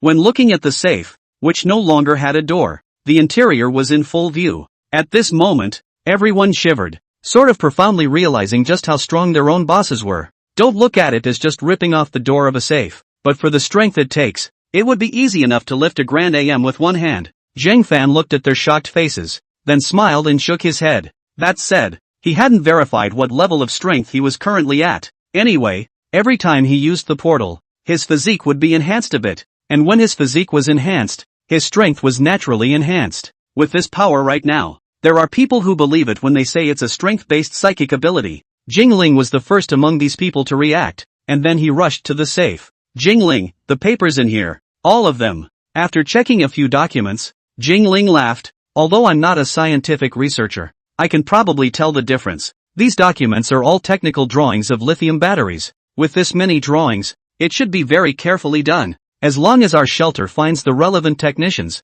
it won't be hard to get the lithium batteries on the drawing board. Hearing this, a smile appeared on Zhang Fan's face as well, and then he directly put the entire safe all into the storage space. Speaking of which, the storage space has gotten quite a bit bigger with more and more use of the portal. From a space of 10 cubits at the beginning, now, it was almost 100 cubits in size. There are still quite a few things stored inside the storage space right now, but putting in this safe again, there is still plenty of space is all. After putting away the safe, Zhang Fan was in a very good mood. Looking at Zhang Yeye and her teammates, she said, "You guys come with me to the villa. The rewards that belong to you have already been prepared. All kinds of material coupons.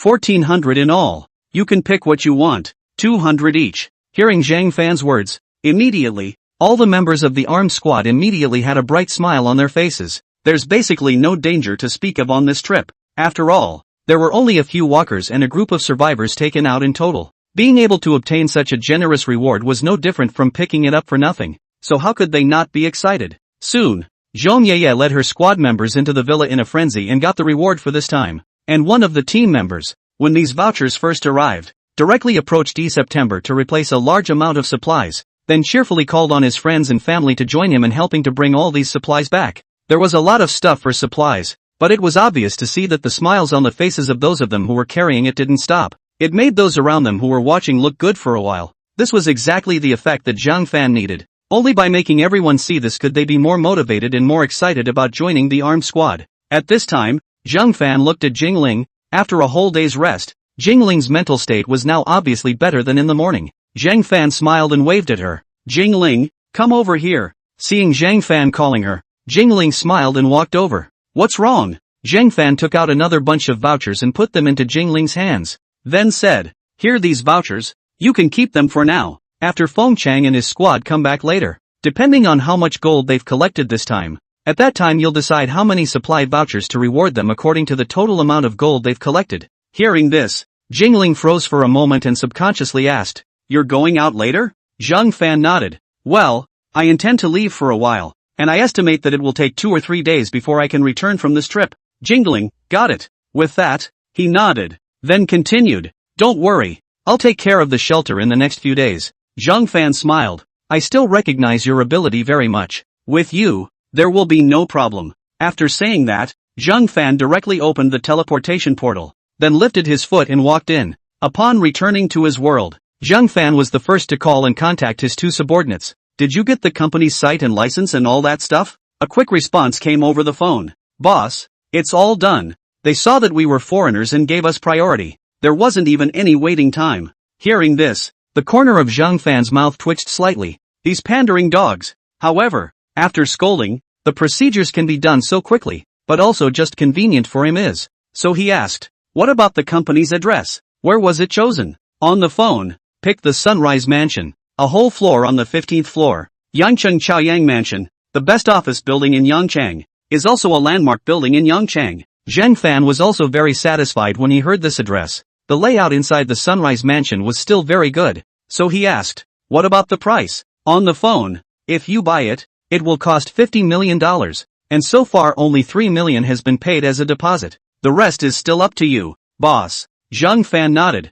"Okay, you make an appointment for me with the landlord at the Chaoyang Mansion. I'll be right over." After saying that, Zhang Fan hung up the phone and then drove quickly in the direction of Chaoyang Mansion. This place is not far from the location of the Sunrise Mansion, and it's only a 10-minute drive away. At this moment, Zhang Fan could be said to be pulling his weight in anticipation. With all the drawings of this technology in hand, this amounts to nothing more than money for nothing. The lithium batteries over in the post-apocalyptic world were much more advanced than in his world. Just working with the automotive industry alone would have made him a fortune. And lithium batteries can be worth much more than that. When Zhang Fan got off the bus, his own two Baba Sheep subordinates were already waiting. Upon seeing Zhang Fan's arrival, the two immediately greeted him. "Zhang Fan, has the landlord arrived yet?" One of them nodded. "Here we are. The landlord himself has a company in the office building, just below us. After calling him, he can meet with you anytime, boss." Zhang Fan nodded at his words before leading the two of them towards the upper floors. After the welcome guest was informed of the two men's intention, he politely led the two men to the elevator, and when the elevator opened, he led them in. Chapter 86 Buying. The college girl in Zhang Manju's family. "Boss Zhang, long time no see." Zhang Fan and the two Baba Sheep subordinates had just arrived on the 15th floor when a man in his 50s immediately greeted them with a smile. From what the landlord said, it could be heard that it was estimated that his own two subordinates had already introduced him to this landlord in front of him before. Zhang Fan also smiled and walked over, shaking hands with the landlord. "I didn't expect Boss Zhang to be young and promising, such a high achievement at such a young age. The future is unlimited." Listening to these commercial boasts, Zhang Fan just smiled. Then it went straight to the point. "Mr. Landlord, let's talk about this floor." "Good. No problem." The landlord smiled and welcomed Zhang Fan inside. After coming to a spacious office, the landlord personally poured a cup of tea for Zhang Fan. Then he said, "Regarding the issue of the cost of the floor that Boss Zhang wants to purchase, I've already spoken to both of your employees, and I believe that they've both told you." Boss Zhang. Hearing this, Zhang Fan nodded faintly and waited for him to continue. Seeing this, the landlord continued, "Your employee has already paid a deposit of $3 million before, so if Boss Zhang really wants to purchase it, he only needs to pay another $47 million. When the time comes, after signing the contract, if it's too much trouble for Boss Zhang, I can run the rest of the formalities for you." Zhang Fan nodded slightly and did not say anything more, at least for the time being. On surface words, this landlord was still quite polite. At this time, a subordinate behind Zhang Fan answered a call. After waiting for the phone to hang up, he came to Zhang Fan's side. "Boss, we contacted the Yongchun law firm earlier, and they dispatched the firm's gold medal lawyers over, and they are now downstairs." Hearing this, a faint smile began to appear on Zhang Fan's face as well. Speaking to the landlord in front of him, he said, "Just in time, my lawyer has arrived, so you can prepare the contract now." "Okay." The landlord was naturally happy to hear this. "Boss Zhang, wait a moment. I'll be right there." After saying that, the landlord got up and left, supposedly to go to his own company, to find someone to draw up the contract. A little bit of time passed. The landlord came to bring the contract. After the lawyer read it without problems, Zhang Fan then signed. Then the account was transferred and the main hit was a quick one. The next issue of formalities. Zhang Fan naturally could not really let the landlord do it alone, so arrangements were made for one of the men around to follow. Zhang Fan strolled around these office areas on the 15th floor and looked at the empty rooms. Commanded. "Next you will go to find a decoration company. Get the company's decoration. If the budget, between $5 and $10 million. "Okay, boss." The man sniffed and immediately nodded. Zhang Fan looked at him, and a slight curve appeared at the corner of his mouth. It had to be said that the execution of these two subordinates was really good, and he was really satisfied. Solely, he pulled out 2 more gold bars of 200 grams apiece and tossed them to him. Said, "This is a reward for you. One for you and one for Ub." Seeing the gold bar, the man hurriedly caught it, and when he heard Zhang Fan's words, his face was suddenly filled with ecstasy. Sure enough, it's true that they made this decision right. The current boss was truly generous, rewarding them with so much after this long period of time. If they were to follow Zhang Fan for a year, it was estimated that the money they earned and brought back, they could directly become the richest character in their village. Then he immediately said excitedly, "Don't worry, boss. Ub and I will definitely get things done properly." Zhang Fan smiled and nodded. "Then I'll leave things here to you." After saying that, Zhang Fan patted his shoulder, turned around and left the office. He wasn't interested in getting involved in these tedious things. It was better to just leave it to these subordinates. After coming out of the Chaoyang mansion, Zhang Fan drove directly to Zhang Manju's home, then used the spare key to open the door to the room. Just as Zhang Fan had just opened the door to his room, he froze on the spot when he saw the view inside, even made a point of exiting to check the door number, made sure it was no mistake. But what's with the girl in front of me with only a few pieces of cloth on her? Obviously. The young girl inside the house also sensed Zhang Fan, and immediately let out a scream before turning around and running miserably into the middle of the guest bedroom. In the middle of the master bedroom, Zhang Manju, who heard the sound, hurriedly walked out from inside the bedroom. What's wrong? Doyle, are you okay? Zhang Manju then saw Zhang Fan, who walked in from the doorway and rolled her eyes speechlessly. Okay, it's like she knows what's going on. Zhang Manju looked at Zhang Fan with a speechless expression. Why didn't you say hello in advance when you came back? Zhang Fan shrugged indifferently. If you've greeted, then how else can you discover the beauty of what you've just seen? The moment these words came out, they immediately ushered in Zhang Manju's blank stare once again. Zhang Manju, his name is Qian Dui. He's the daughter of my dad's friend. He's currently preparing to come to Yangcheng to study at the university, and because school hasn't started yet, he's staying with me for a few days first. Hearing this, Zhang Fan nodded slightly. He wasn't really interested in what the girl's name was just now. Only this girl is really quite material. A pair of such a big pair of headlights at a young age. In the future it is estimated that the child will be able to eat and support themselves into a fat person. Zhang Manju looked at Zhang Fan. You seem to be thinking of something nasty? Zhang Fan raised an eyebrow. Did I act so obviously? You have. Zhang Fan shrugged. Well, I was just thinking that her headlights are bigger than yours. As soon as she grabbed it, Zhang Manju instantly exploded. Zhang Fan, you die for me. After saying that, he directly lunged towards Zhang Fan. The original good a high cold image. Hard by Zhang Fan to break the defense. However, in the next second, Zhang Manju's entire body was lifted up by Zhang Fan, and then directly carried on his shoulders. Zhang Manju? Zhang Fan, since you've taken such initiative, it's just the right time to come and give me a massage so that I can relax and unwind. Zhang Manju. Then just before Zhang Manju could react, she was directly carried by Zhang Fan into the middle of the master bedroom. As soon as the door to the master bedroom was closed, it didn't take long for the sound of Zhang Manju's shocked voice to come from inside. Wait, Doyle is still at home. Let's wait until tonight. Okay, otherwise it's just too, wow, for her to know. Hiss, just die. At this time in the guest bedroom, Qian Dui, who was originally still suffering from being looked at by Zhang Fan, was still flushed at this moment. It had also now changed into a normal outfit. How could she not realize that she had just gotten out of the shower? Thinking that there is only one person in the house, Sister Manju, so it's okay to dress casually, I ran into Zhang Fan, who had just opened the door and came in. She also knew that Zhang Fan should be Sister Manju's boyfriend, but in that case, how should she face Sister Manju? Just as she was still struggling, she suddenly froze, because she heard a very rhythmic movement coming from the walls, as if it were coming from the master bedroom next door. Chapter 87. This Zhang Fan is an animal, right? Hello, how did you sleep last night? Early the next morning, Zhang Fan woke up early and stood in the doorway and stretched, feeling refreshed. That was also the time to see the girl next door who came out with panda eyes. Zhang Fan remembers, her name seems to be called Dui, Qian Dui to come. Looking at Qian Dui's haggard face and very thick panda eyes, the corners of his mouth couldn't help but smile. Last night he had been so excited that he had exercised a lot more after learning that Qian Dui was staying in the guest bedroom next door. Zhang Manju, who followed him along with the movement, could have suffered a lot at that moment. Now it seems that Zhang Manju is not the only one who has suffered, but also the one next door. Zhang Fan took a glance at the girl in front of him. Although she was only wearing a loose pajama, her proud figure still could not be concealed, especially the pair of headlamps that directly held up the entire dress.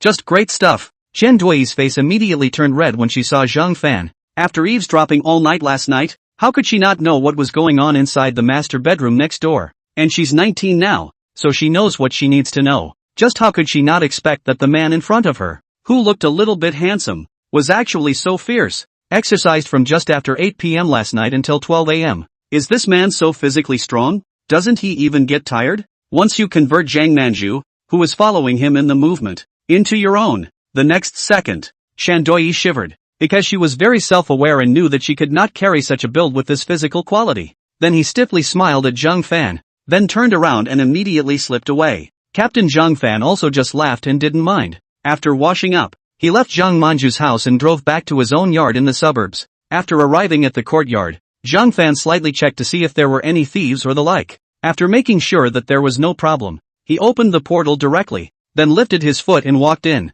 At the moment on his own side of the world, things don't even require his involvement. The renovation of the company is not something that can be done on a whim. There is also commissioned Zhang Manju to buy the house. Zhang Fan is not in a hurry. Anyway, good time to buy it, right? On the contrary, it was the side of the post-apocalyptic world that he hadn't paid much attention to for a long time. After coming to the post-apocalyptic world, Jingling froze the moment she saw Zhang Fan. Jingling, didn't you say it would take 2 or 3 days to come back? Zhang Fan shrugged his shoulders, then walked up and wrapped Jingling in his arms as he laughed. It's not that I missed you. Hearing this, Jingling smiled back, although she knew that Zhang Fan's words were false. It was endearing to hear. Jingling didn't bother to dwell on the reason why Zhang Fan had returned after only 1 day. Then he reported directly to Zhang Fan. Yesterday, I ordered a job at the shelter. With that said, Jingling came to the coffee table and pulled out a map from the drawer of the coffee table and spread it out on the coffee table. Then pointing to the location of their shelter, he said, I thought that there aren't any zombies around our shelter at the moment,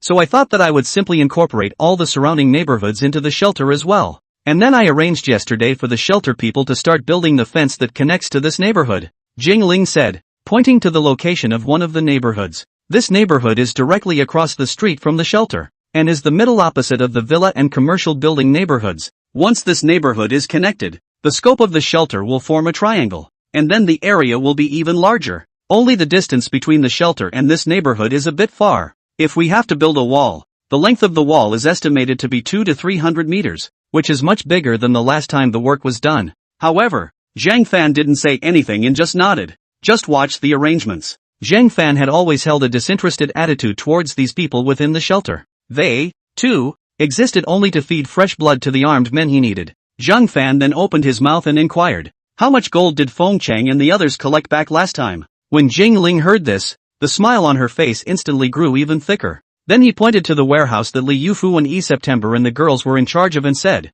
it's too much. I can't move it. Just go in and take a look. Hearing this, Zhang Fan raised his eyebrows slightly before following Jingling into the middle of the warehouse. Nice guy. This just entered the warehouse. I saw 2 small hamster cats in their own workstations, inside watching a small movie on the side of the shivering eating something. Upon seeing Zhang Fan and Jingling both enter, the 2 little ones instantly woke up. Li Yufu, E September, brother Fan. You're here. Zhang Fan, you guys are. E September hurriedly red-faced and whispered to explain. These snacks are all the vouchers that Yufu and I exchanged. There is no stealing. Zhang Fan smiled and shook his head. Didn't say you guys stole food. Forget it. You guys keep playing. After saying that, Zhang Fan walked towards the warehouse, and then with a glance, he saw a wooden basin placed on the ground. The wooden basin was almost the size of a 30-centimeter wide drawer, and it was filled with gold, all 500 grams a bar. Jingling said, when Feng Chang and the others went to collect gold, they found a few gold stores, and these were collected inside the gold stores. As you commanded. After retrieving it, melt it all down and make it into 500 grams of gold bars apiece. Zhang Fan nodded as he sniffed, and then counted that there were actually more than 60 gold bars. Quite capable. Zhang Fan also had a big smile on his face. Afterwards, he directly put all these gold bars into the storage space, inquiring, what about Feng Chang and their rewards? Have they been given? Jingling nodded. Here. Saying that, Jingling took out another portion of the material vouchers and handed it to Zhang Fan. This is what's left inside those vouchers you gave me. Zhang Fan nodded, but did not take the vouchers. Keep it for now. You can use it to reward those assistants of yours once in a while, and those ordinary survivors within the shelter. Pulling out a few good examples every month and rewarding them appropriately can boost their efficiency. Jingling nodded at his words. Okay, then these vouchers will be put here with me for the time being. After saying that, Jingling smiled again and recollected these material vouchers. After finishing,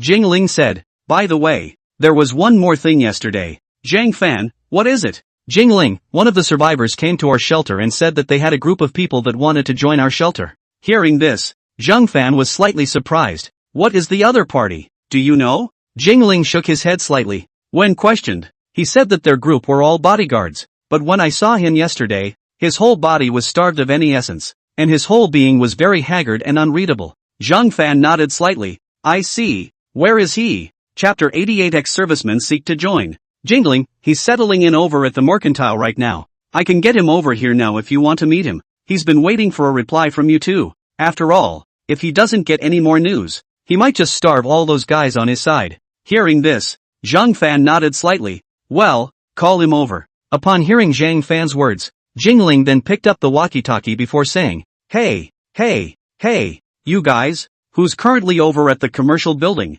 It didn't take long for Yuwen's voice to come over the intercom. Sister Jingling, I'm over here now. Jingling immediately replied when she heard this. Good then. You won. You now bring that person who came to our shelter yesterday inside the villa. Yes. On the intercom Yuwen replied very dryly. After hanging up the call, another 10 minutes or so passed before Yuwen walked into the middle of the villa with a dry and thin man. When Zhang Fan saw this man for the first time, there was a slight surprise in his eyes. The man in front of him had rested all night after eating at the shelter, and was visibly more refined. And all of his body reveals a sense of rigidity, a kind of military temperament, estimating that it should be a soldier who has just been discharged from the army. The aura revealed in a person is very expressive of the kind of person he was originally. A jerk, for example, has an air of absolute effluvium. Those vicious people, even if his temperament is well hidden, the violence in his eyes still can't be hidden. It was precisely because of this that Zhang Fan thought it was possible that he was a retired soldier at the first sight of him. After all,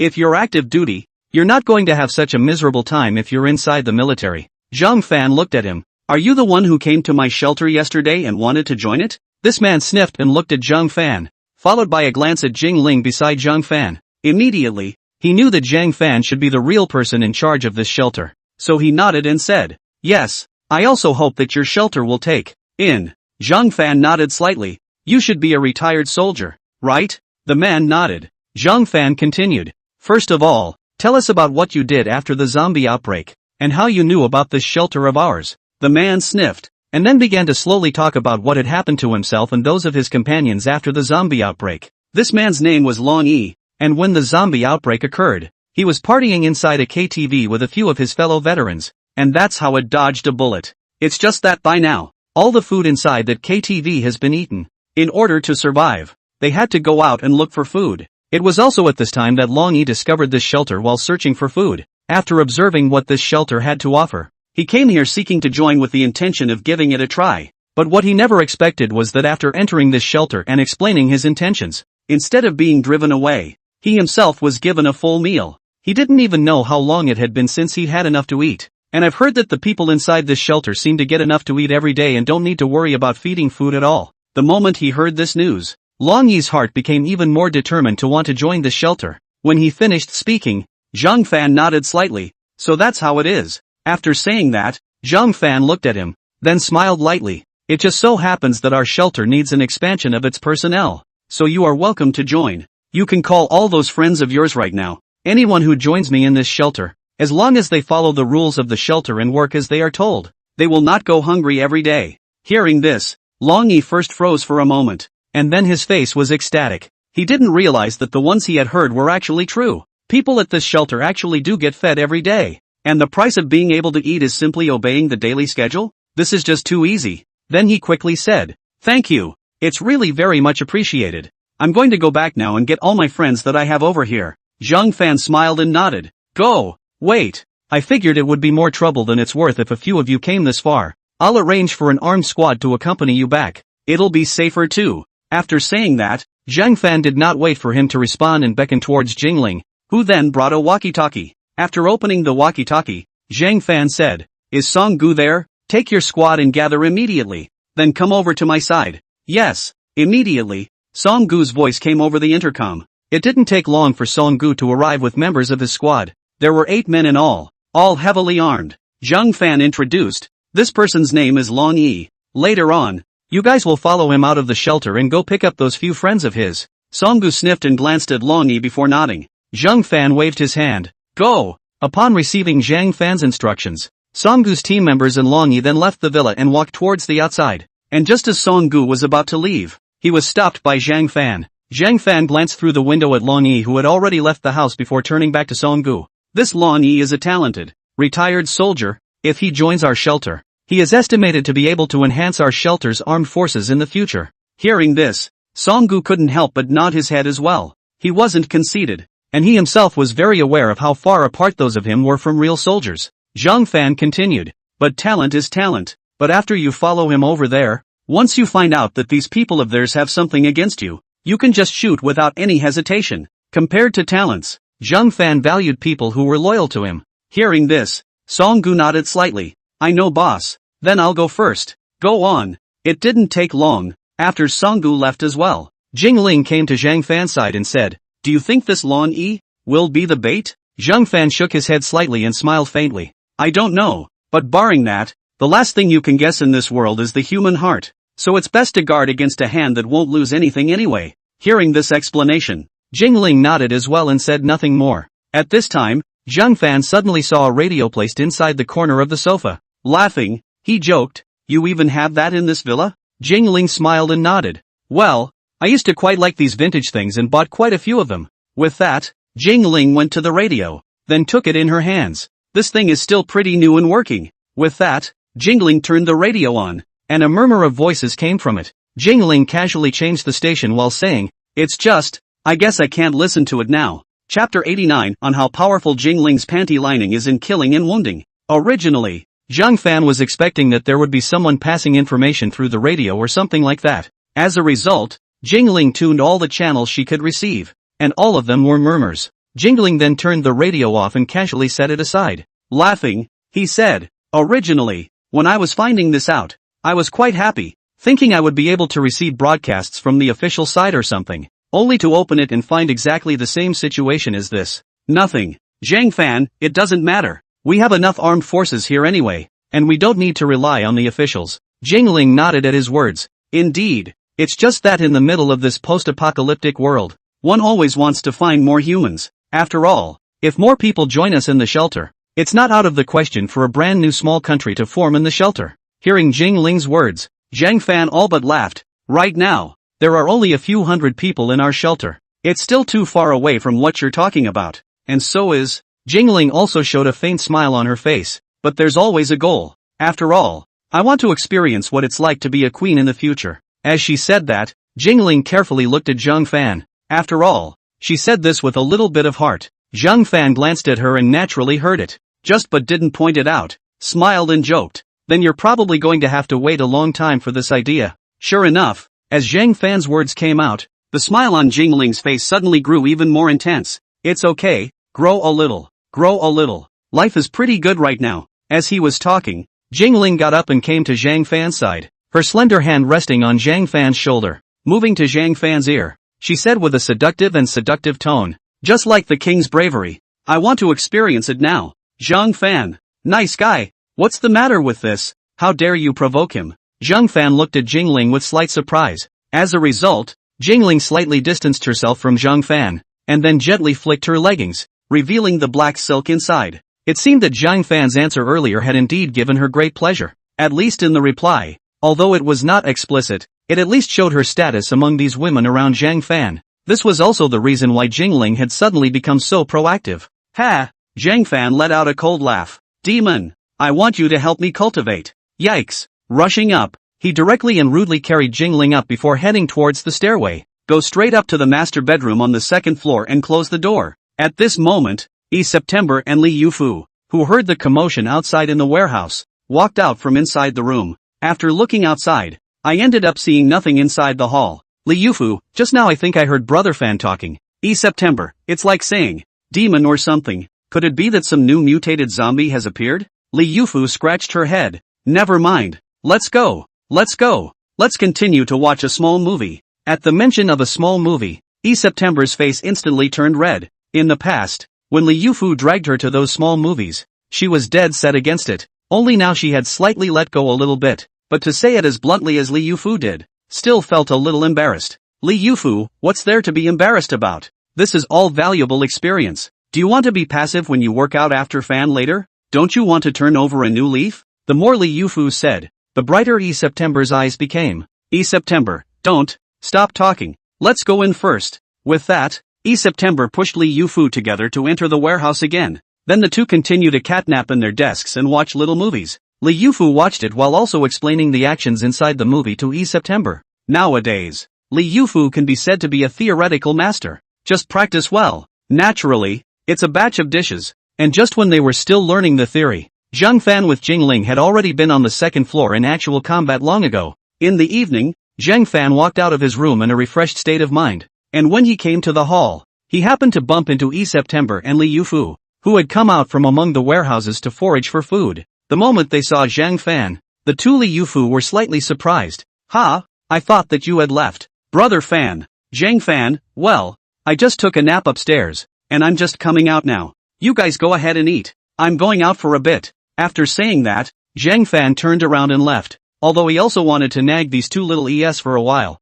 he thought that he had more important things to do, which forced him to let these two little ones go first. When Zhang Fan came outside, he happened to run into Songgu jogging all the way over. When Songgu came to Zhang Fan smiled. "What is it? Why don't you use the walkie-talkie?" Songgu shook his head. "That walkie-talkie of mine is dead and charging. Boss, the mission is complete. There are a total of 6 people on Long Yi's side, and all of them have been brought back." Hearing this, Zhang Fan nodded slightly. "Okay, where are the people?" "Songgu, right now they're over by the gate, eating." Speaking of this, a smile also appeared on Songgu's face as he flirted. This group of people has been starved to the point where they have no spirit at all, so as soon as they were brought back to the shelter, they had food set up for them. "Zhang Fan, that's fine. Let's go over and take a look together." With that, he took Songgu with him and walked in the direction of the entrance to the shelter. Upon arriving at the entrance, a glance from afar revealed a lively scene by the entrance. Other than Long Yi, the other 5 faces that Zhang Fan had never seen before were currently eating their respective food with eager faces.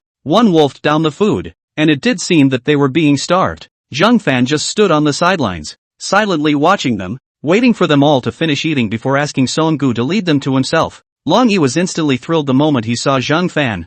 "Thank you, boss, for being willing to take us in. I will definitely repay you with practical actions." Zhang Fan shook his head slightly, his gaze looking towards the others. Seeing this, the other 5 also hurriedly introduced themselves and then commanded to take a stand just like Long Yi. In the beginning, after Long Yi came back again and found them, explaining the situation over here to them, they didn't believe it at that time. After all, it's been so long since the end of the world now, where such shelters still exist. Like something about everyone having a great time and not worrying about food as long as they work or something. This kind of shelter, in the midst of this post-apocalyptic world, isn't this the same as a fantasy land? But the moment they actually came here and watched the people in the shelter bring them food, they were truly convinced. And look at the people inside the entire shelter. Both in terms of the smiles on their faces and their spirits. It doesn't even feel any different than it did before the end times. They never dreamed that they would one day be able to return to the kind of life they had before the end of the world. Chapter 90 Rewards are given out. Everyone is excited. Hearing these words, Zhang Fan only smiled faintly. Then he said, "It's okay, as long as you work honestly in my shelter, the labor points you earn will be enough for you to eat." After saying that, Zhang Fan signaled Yuan. After waiting for one to come in front of him, Zhang Fan said indifferently, "Arrange a place for them to stay, and then make arrangements for what they should do next as well." Yuan nodded at his words. Then he led Long Yi and the few of them to leave. After they left, Zhang Fan called Songgu and instructed, "During this period of time, keep an eye on them a bit. 1 month's time, and if they all behave themselves and have a proactive approach to the maintenance of the shelter, then they can be arranged to become armed officers of the shelter." These people were originally retired soldiers, and if they could become the shelter's armed personnel, the shelter's combat power would receive a huge boost. This was also the reason why Zhang Fan had Songgu keep an eye on them. Apart from that, there is another reason. Again, it's because they're ex-military. Should they have any thoughts or moves behind them against the shelter or against him, if he happens to be out of the shelter again, the damage done to the shelter is estimated to be pretty big. Zhang Fan didn't think that these armed men from his shelter could outwit these retired soldiers. Once they take the gun, it's going to be a one-sided crush. Hearing Zhang Fan's command, Songgu nodded. Zhang Fan waved his hand. Go about your own business." After saying that, Zhang Fan turned around and returned to the villa. In place, Songgu glanced at the direction Long Yi and the rest of them had left, pondered slightly for a moment, and then also left. What Zhang Fan said, Songgu naturally knew very well. He would naturally be very attentive to this instruction from Zhang Fan. A few days passed quickly. The shelter was fairly quiet for a few days, with the shelter's armed personnel going out every day to clean up the walkers. The neighborhood of the shelter is basically invisible to any walkers, but where one appeared, it was taken out on the spot. As long as there wasn't a zombie wave, basically nothing would happen by hanging around the shelter. And Zhang Fan had asked the armed men of the shelter to do so, mainly to ensure the safety of the people who were building the wall outside.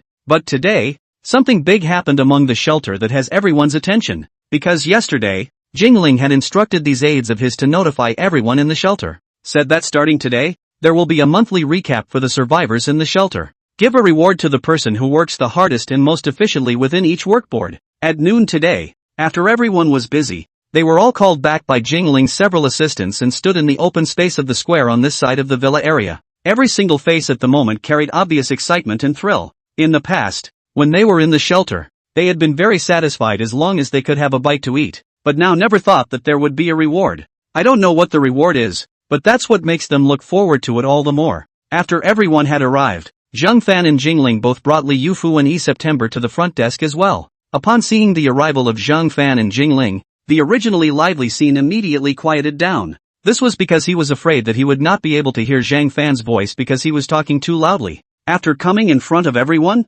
Zhang Fan didn't feel anything as he looked at all the gazes paying attention to him. Instead, he moved a chair from somewhere and sat comfortably on it. Apparently there was not the slightest desire to speak. Jingling, who was on the side, looked at him like this and couldn't help but smile and nod, then stepped forward herself and said, I had a couple of my assistants inform everyone of the purpose of this meeting today during yesterday. Starting today, every month on this day, a competition will be held, and those who excel the most among the various boards will be rewarded. The criteria for the judging is chosen by a few of my assistants this month, and the follow-up is voted on by everyone, while being vetted by a few of my assistants. Anyone who finds something fishy in it will directly lose their qualifications for that month's judging, and for the year to come, there will be no judging. Hearing this, everyone was instantly shocked. Originally, when I heard that it was voted on by everyone, I was thinking about how I would like to canvass for myself next month, send some gifts and so on, but upon hearing Jingling's later words, that thought was immediately snuffed out. Because if you are mistaken for cheating, you have a lot to lose. Jingling looked at the reactions on the faces of these people in front of her, and a slight curve appeared at the corner of her mouth. Then continued, regarding the rewards for this evaluation, they are 1,000 labor points, earned in an average of 10 days, as well as a snack coupon. Next, the person whose name I read, may come out and receive their reward. When they heard about this reward, all of them were excited at once. This reward wasn't as much as what the armed men earned when they came back from a trip to the mission, but it was a lot of money for them, the ordinary people of the shelter. Usually their work earns them just enough work credits to cover their daily expenses. Now if you get another 1,000 work points reward, then you can take this 1,000 work points to the warehouse to find Li Yufu and September to buy the things you want. There are also snack coupons, which are extremely scarce. If I had switched to snacks and brought them back, the kids at home would have been happy for a long time, I guess. For a while, everyone was expectant, their eyes fixed on Jingling. Grower, Toyakazu.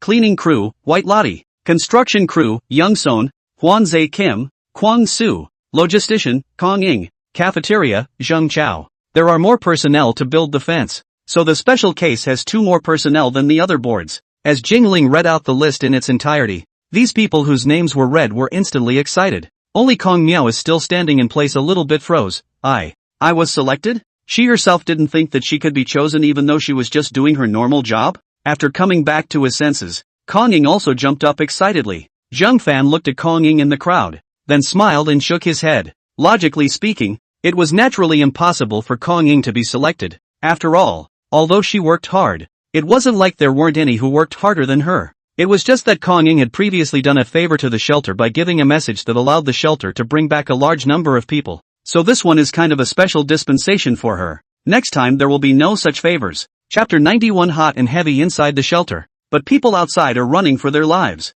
Next, these people who had been chosen began to come to Jingling's front one after another, lining up for the rewards they were about to receive. The faces of these people were also filled with uncontrollable smiles and happiness. Likewise, the rewards they received this time were like a shot in the arm for the others. The rewards were small, but the effect on them was even more exciting than when they saw armed men being rewarded. After all, compared to the armed men, the ones in front of them now were exactly like their sidekicks. Before that, they were friends who worked together. Now that they saw that they had been rewarded so handsomely, how could this not make them greedy? Even one by one, a thought arose in their hearts: if they worked a little harder, would they be able to get these rewards themselves next month? 1,000 labor cents doesn't seem like much, but it can be used to buy what you want when you need it most. After all, no one can guarantee that you won't get sick in the future. With the amount of labor points they earned each day now, there was very little they could save beyond their daily meals. It's going to be a long time before I can save up enough work credits to be able to afford medication. And with the 1,000 labor points. There would be no worries at all. Is this a 1,000 labor points thing?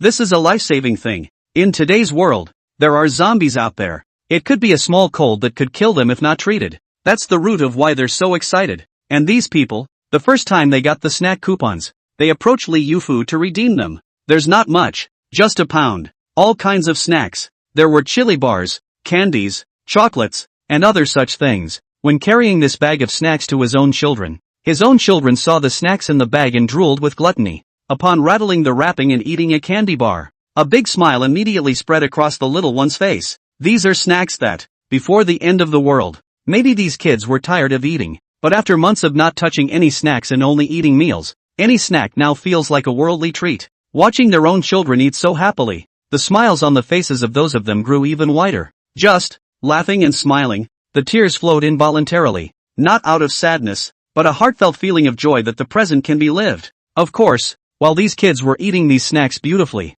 for less, there were other kids watching with eyes so wide they were on the verge of crying with gluttony. But I don't know if it's because of the end of the world, but those children who used to only act recklessly and make mischief are now much more sensible. You don't make your mom and dad look bad by spilling your guts because you want to eat. Maybe it's because I went through the days when I didn't have any food to eat, so I become very appreciative of the present now, too. However, compared to the joyous atmosphere inside the shelter, on a street less than 2 kilometers away from the shelter, something completely opposite to the atmosphere inside the shelter was happening. A bright pickup truck is speeding down the street, followed by a horde of walkers whooping and hollering. And I don't know if it's because of the bad luck of the people in the pickup truck. Just at this critical moment when they were about to get rid of the zombies chasing behind them, the car actually broke down. The people in the car panicked as they watched the zombies getting closer behind them. Couldn't be bothered to fix the car, just abandoned it and fled. Although the speed of an ordinary zombie was not as fast as that of a normal person running at full speed, but the zombie would not exhaust itself at all.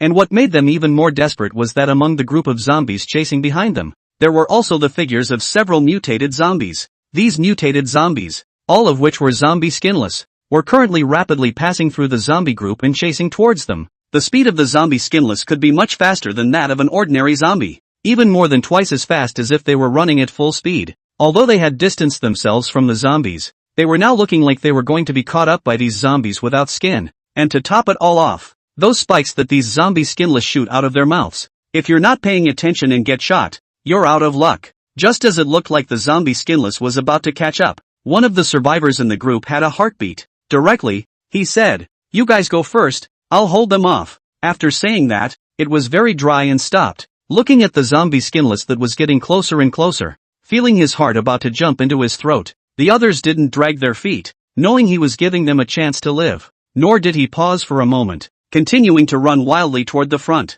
And the man who stopped, tore a piece of cloth from his shirt and wrapped it tightly around the hand that held the knife. When these zombies were close enough without skin, when they were unable to dodge through the inertia of their advance, a knife was swung out, directly splitting one of the zombies in half. The other zombie skinless saw this and all tuned in and lunged at him. As a result, one of the zombies, skinless, had just gotten close when he kicked him a dozen meters away. This kind of power was clearly not something a normal person could possess. However, in the next second, all of the other zombies skinless pounced on him, directly pouncing him to the ground and began to frantically tear him up. Ah! A scream spread throughout the street. The few people who were fleeing for their lives heard this voice, and a touch of sadness appeared on their faces. Only now, they could not care about being sad. This was a ray of life that their partners had fought for them with their lives. They could not just waste it. Just as they ran down another street, one of them rushed to a car parked on the side of the road and tried to open the door. I didn't realize that he actually opened it, and even had the car keys right in the keyhole.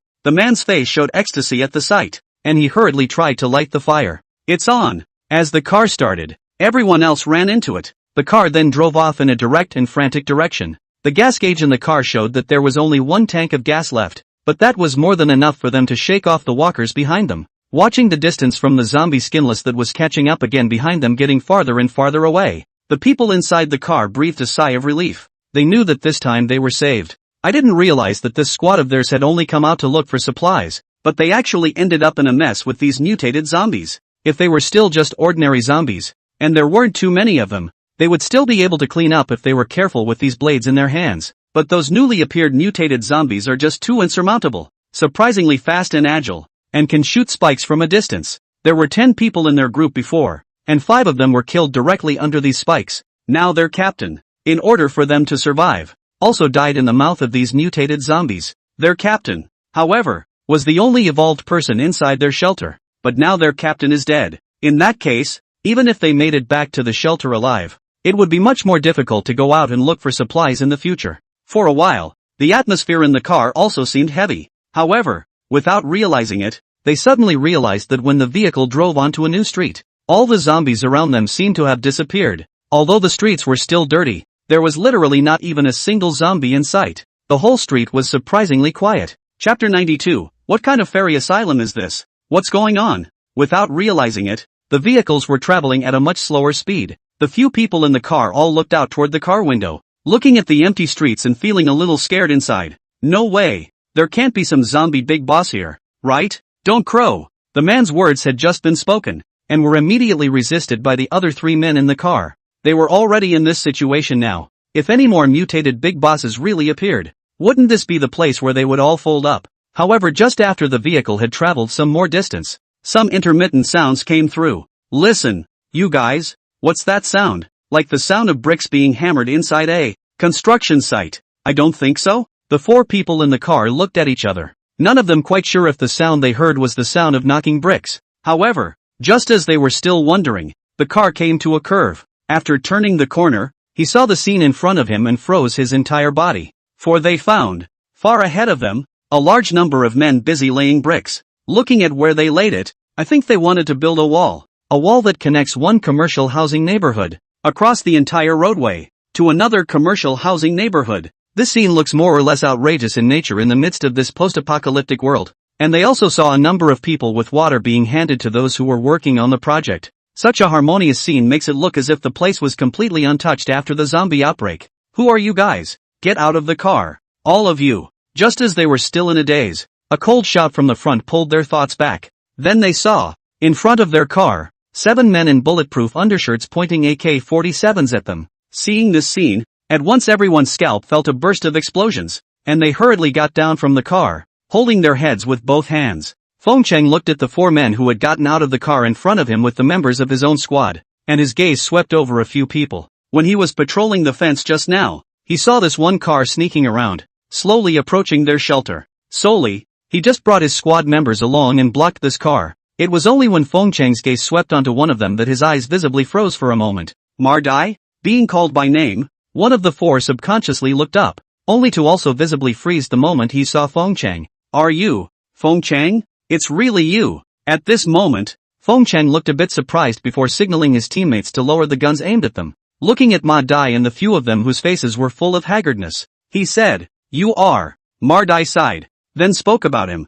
This Ma Dai and Feng Cheng used to be classmates, and their relationship was alright. It's just that after graduation, they were both busy with work stuff, and there was less contact between them, and I didn't expect to see them here. After the outbreak of the end times, he joined a shelter and became one of the people who went out to look for food in that shelter. That shelter of theirs was at almost 40 kilometers from here, right on the other side of Yangchang. There were over 200 people in there, 3 squads searching for food, 10 people in each squad. He was relatively lucky that the squad he was placed in, the captain of which was the only evolved person amongst the entire shelter, was extremely powerful. And a little bit about what's happening to them now. After he finished speaking, Feng Cheng then nodded before patting him on the shoulder. Just now, you guys fled all the way, so I guess you're also tired. First go inside our shelter and have a good rest. Yes. Hearing Feng Cheng's words, Ma Dai was also not polite. After all, they were indeed exhausted now and desperately needed to rest to recover their strength. If this shelter Feng Cheng was in could provide them with something to eat,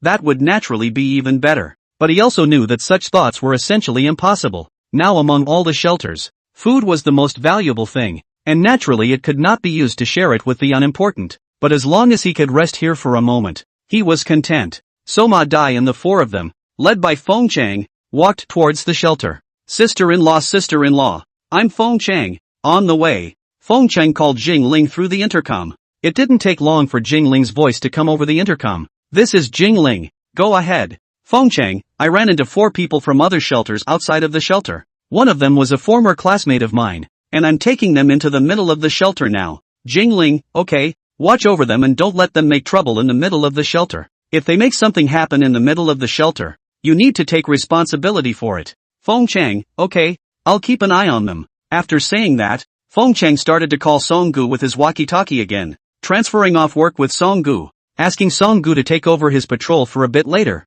and next time he would come and help Song-gu to take over. After doing this, Feng Chang then turned his head and looked at Ma Dai with a smile, as well as the three partners beside him. Laughing, he said, "It just so happens that we haven't seen each other in so long, so we'll get together later." Of course, Feng Chang naturally had some intentions when he did this series of operations. He remembered that Ma Dai had opened a clinic before the end of the world and was a doctor himself, and that's exactly what they're lacking at the shelter. Hearing Feng Chang's words, Ma Dai just smiled in agreement and did not say anything more. However, after entering into the middle of the shelter, Ma Dai and the three little friends beside him immediately froze. They had been surprised earlier when they passed by those who were working on it, because they saw that although all these construction people were sweating, they had energy written all over their faces. It was not at all like being oppressed, but instead one was going to roll more than the other, as if they were afraid that they had done less than the others. After entering the shelter, the picture that comes to your eyes is one of peace and tranquility. It's like a paradise in the midst of chaos.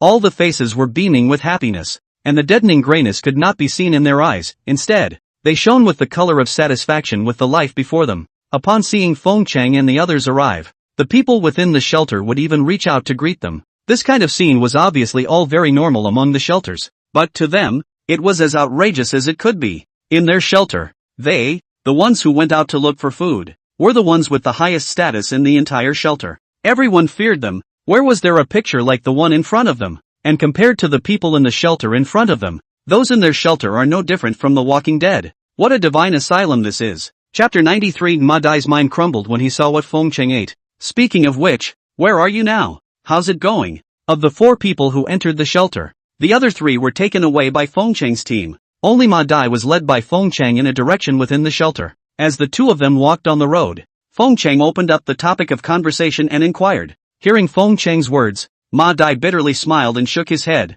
Currently inside a shelter on the other side of Yang City, acting as a person who goes out to gather supplies. Past. Not bad. If he hadn't seen this shelter in front of him, perhaps he would have been more content with his present life inside that shelter. Among the shelters he was in, the shelter's leader could not oppress those of them who gathered supplies, even though he had one hand in the world. Because the chief was not stupid and would need them to continue gathering supplies in the future, he naturally would not offend them. After all, gathering supplies is a very dangerous occupation, and not just anyone wants to do that. And because of that, he was doing okay in that shelter, at least getting a full meal every day, I guess, but it's also just enough to eat. As far as what ingredients are eaten, in the middle of such a post-apocalyptic world, there would be nothing to be picky about, as long as it was edible. He himself was the one who went out to collect supplies, so he naturally knew how difficult it was to collect supplies. Almost every time we go out to gather supplies, we always come back with a few members missing, right? Hearing his words,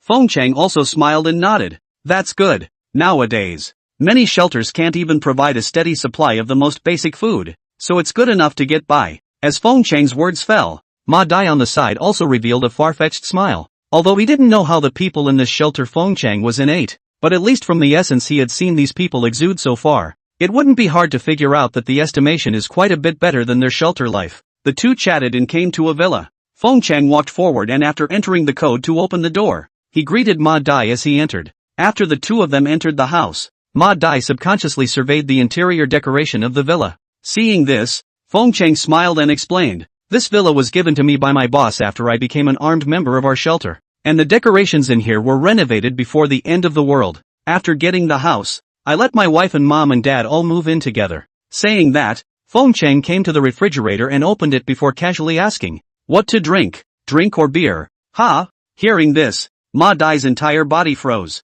Aren't these things, in the end times, a scarce commodity? Can you really just take it out and serve it? In their shelter, whenever they went out to look for supplies, the primary goal was food, so naturally they couldn't possibly go for the option of bringing along these heavy and space-consuming drinks and liquors. It's also a choice that almost all shelters make, and that's what makes them so scarce. If the food collected was less and they chose to bring back some alcoholic beverages, they would basically be taken away by the shelter's leaders and executives, so there would be no room for them. Seeing Ma Dai froze, Feng Chang smiled and shook his head. "Forget it, just drink beer with me." With that, He took out 2 cans of cold beer from inside the refrigerator and set them on the table. A few more leftovers from inside the refrigerator. Look at the categories of these leftovers: braised fish, shredded pork with green peppers, stir-fried peanuts, and winter melon soup. 4 courses in total. And it looked like almost half the portions were left. These were originally prepared by Feng Chang and his family to eat at night, but now they were all taken out by Feng Chang to entertain Ma Dai.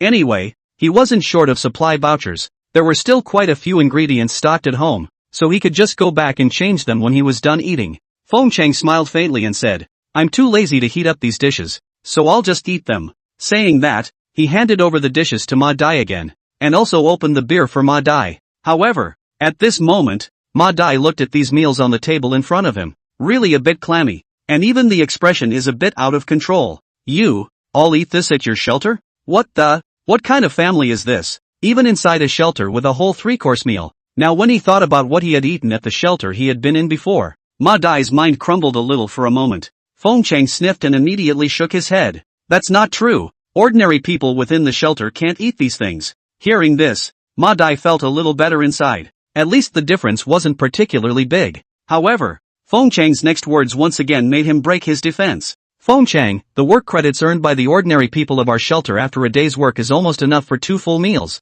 right? As for the dishes," Feng Chang thought for a moment, then said, "It's pretty much just about 1 dish and 1 soup. Construction crews earn a little more work per day to be able to trade their work for a meat dish plus a soup dish. For the others, it's almost a couple days before they get a meat dish." "Ma Dai, you call that bad ing food? So the shelter I was in, the food I ate there, was it all pig food?" At this moment, even Ma Dai's hand holding the chopsticks began to have some slight trembling. When Feng Chang saw this scene, a slight arc appeared at the corner of his mouth, but he quickly hid it. Then concerned, he asked, "What's wrong with you?" "Ma Dai, no, it's fine," said the man, then gave a very forced smile. "You shelter people eat pretty well." "Feng Chang, harm, it's just like that. Enough about that. You haven't eaten anything yet, have you? Hurry up and eat. It just so happens that it's been a while since I've had someone to nag, so I'll steal a moment to clear my head while I'm at it." "Ha ha ha." Ma Dai was silent. His eyes looked at the meal on the table and watched Feng Chang across the table casually clip and eat the food. He then took a bit of the dish into his mouth himself. The food is a bit cold, but soon, the deliciousness that belongs to the dish explodes on the taste buds. At this moment, Ma Dai's eyes were a little red. Since the zombie outbreak, up until now, he hasn't tasted a dish this normal. Feng Chang looked at Ma Dai at this moment and asked with a smile, "How is it? It tastes good, doesn't it? This was fried by my wife. It's just that she's still working right now, or else high and low we'd have to get her to fry up a few more dishes for the both of us." Ma Dai, "No, that's fine. That's fine." The two just ate and drank. Ma Dai was obviously hungry, but he ate very slowly. He's afraid. "I'm afraid I'll eat too fast and lose time enjoying this deliciousness." Yet as he drank, the beer in his hand ran out. Feng Chang shook the bottle of beer in his hand and shrugged helplessly. "It's gone. Ah, still can't drink." Ma Dai sniffed, and hurriedly said, "It's fine.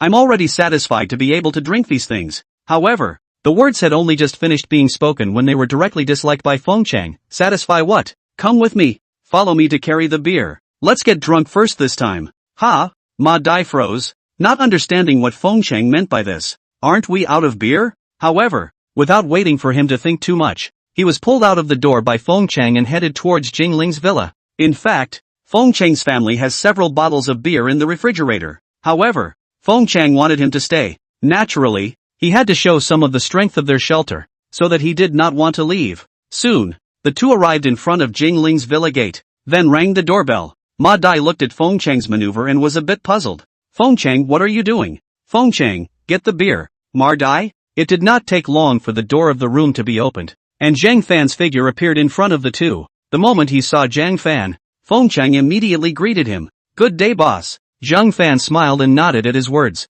Seeing this, Ma Dai, who was on the side, also hurriedly gave a greeting. "How are you doing?" Zhang Fan still only nodded his head lightly. Then looking at Feng Chang, he inquired, "You came here too?" "Feng Chang, I ran out of beer at home, so I wanted to change some back." Zhang Fan nodded and once again glanced at Ma Dai beside Feng Chang and immediately figured it out. "Nice guy. This Feng Chang is really a resourceful person. That's a good point." Then he said, "Come on in. Just ask for Whisperer or September directly." Chapter 94. Ma Dai is envious and wants to join in. Feng Chang led Ma Dai into the house. then went straight to the door of the room in the warehouse and reached out to knock on the door. It didn't take long for the door to the room to be opened, and September's little head poked out from inside. When he saw Feng Chang standing at the door, he then opened the door of the room completely, then inquired, "Captain Feng, are you changing supplies?" Feng Chang nodded, then took out 2 supply vouchers. "Here are 2 supply vouchers for a dozen beers. Help me replace them."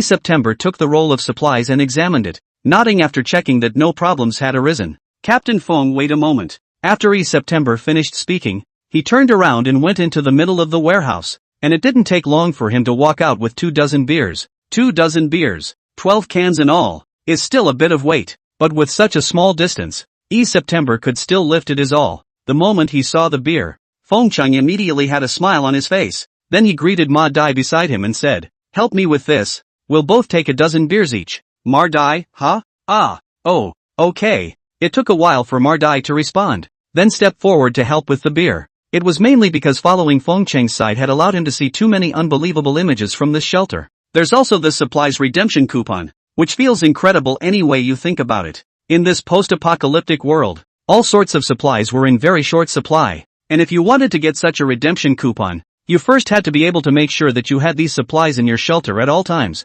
And how rich would such a shelter have to have these supplies at all times? Ma Dai was a bit confused for a while, but in the short time he had been in this shelter, he had been able to deeply experience the gap between the shelter he himself had survived in and the one in front of him. With that, the 2 of them walked towards Feng Chang's villa with one person holding a dozen beers. The 2 of them walked and chatted, but in reality, it was mainly Feng Chang who was talking, while Ma Dai listened silently from the sidelines. Feng Chang chatted about what could be exchanged for a material exchange voucher. I'm actually not sure how many types of material exchange coupons there are in total because there are just so many. There are coupons for all kinds of tools from popular ingredients to cold ones. Speaking of which, I still have 2 clothing vouchers at home that I've been using up until now because I'm not short of things to wear right now. Thought I'd stock up on a few more clothing coupons first. After all, when my wife and I have kids in the future, we'll probably need clothes a little more. Kids grow up, clothes go out faster. Heh, I'm sorry, I'm tired of listening to you after all this trivia. Ma Dai shook his head.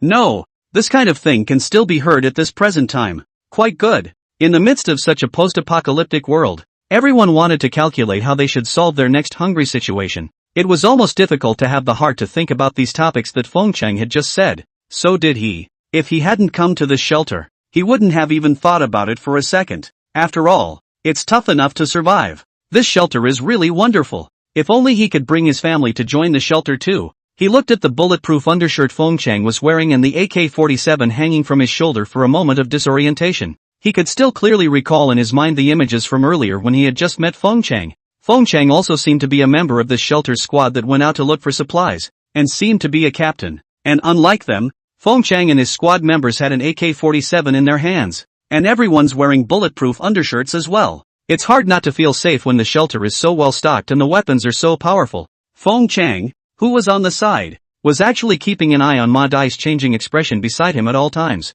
At this moment when he saw Ma Dai's disoriented appearance, he knew that these tactics of his own were already starting to work, so he tentatively mentioned, "By the way Ma Dai, do you want to join us at the shelter as well? I remember you're a doctor, right? Used to run a clinic for a while, a talent like you. If you join us at the shelter, I guess the treatment can be pulled right up to the fullest. And it's possible to enjoy the same treatment as those of us who are members of the armed squad." Hearing this, Ma Dai immediately froze his entire body, staring blankly at Feng Chang. "The same deal as, with you?" Feng Chang nodded. "Right, take me. For example, I'm treated with a benefits package other than the work credits I earn every day. Like this," Feng Chang said, shaking the beer in his hand. "Various kinds of supply vouchers. You can receive almost 20 or so every month. But every mission we go on, we come back with a reward for everything." Saying this, Feng Chang glanced at Ma Dai before continuing. "Right now we happen to be short of doctors in the shelter. If you join us at the shelter, the treatment will never be lower than mine. You won't need to be out there risking your life like you are now when it comes to these days, when you might just get chewed up by a walker one day. Staying in the shelter all day and eating and drinking the same thing we just ate is not much worse than before the end of the world, is it?" Hearing Feng Chang's paragraph, Ma Dai was indeed moved, and very moved. I'll think about it. Think about it. Seeing this reaction from Ma Dai, the arc of Feng Chang's mouth grew wider, but also no point to point, as long as the hook Ma Dai's mind can be, and then say more will only be counterproductive. so he changed the topic and said, "We're at the doorstep. Let's go. Let's go on into the house and drink." "Ha, oh, good."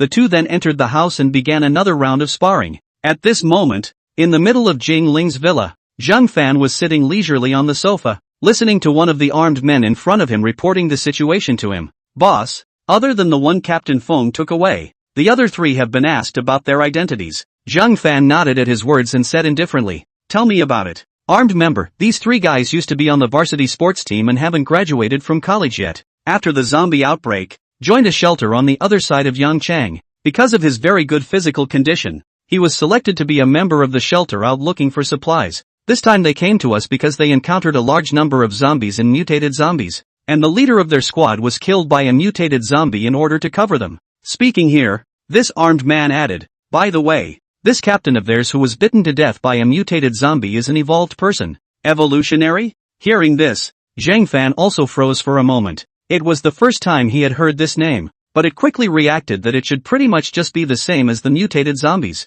which appeared to be drastically upgraded in some ways. "Armed man, yes. I heard them say that their captain is a power evolver who is so strong that he can lift a small car with his full strength." "That's it?" Zhang Fan froze. With his current physical fitness, throwing a small car with one hand was like a game. However, inwardly spitting, this word evolutionary still left a mental note in Zhang Fan's mind. Then he nodded. "Okay, I know. You go ahead and continue to go over to their side and get them to actively choose to join the shelter as much as possible." There were too few people in the shelter now, and Zhang Fan still hoped that there would be as many people in the shelter as possible. Although it would be possible to force the three of them to stay by force, but that figured it might cause some kind of hidden danger. 1,000 levees collapse in an anthill. Even the smallest hidden danger, Zhang Fan wants to avoid it if he can. Chapter 95, Congratulations Captain Feng, for bringing back a doctor to the shelter. Early the next morning, Ma Dai left with 3 other members of his party. Today was also the day that Feng Chang's squad went out to collect gold,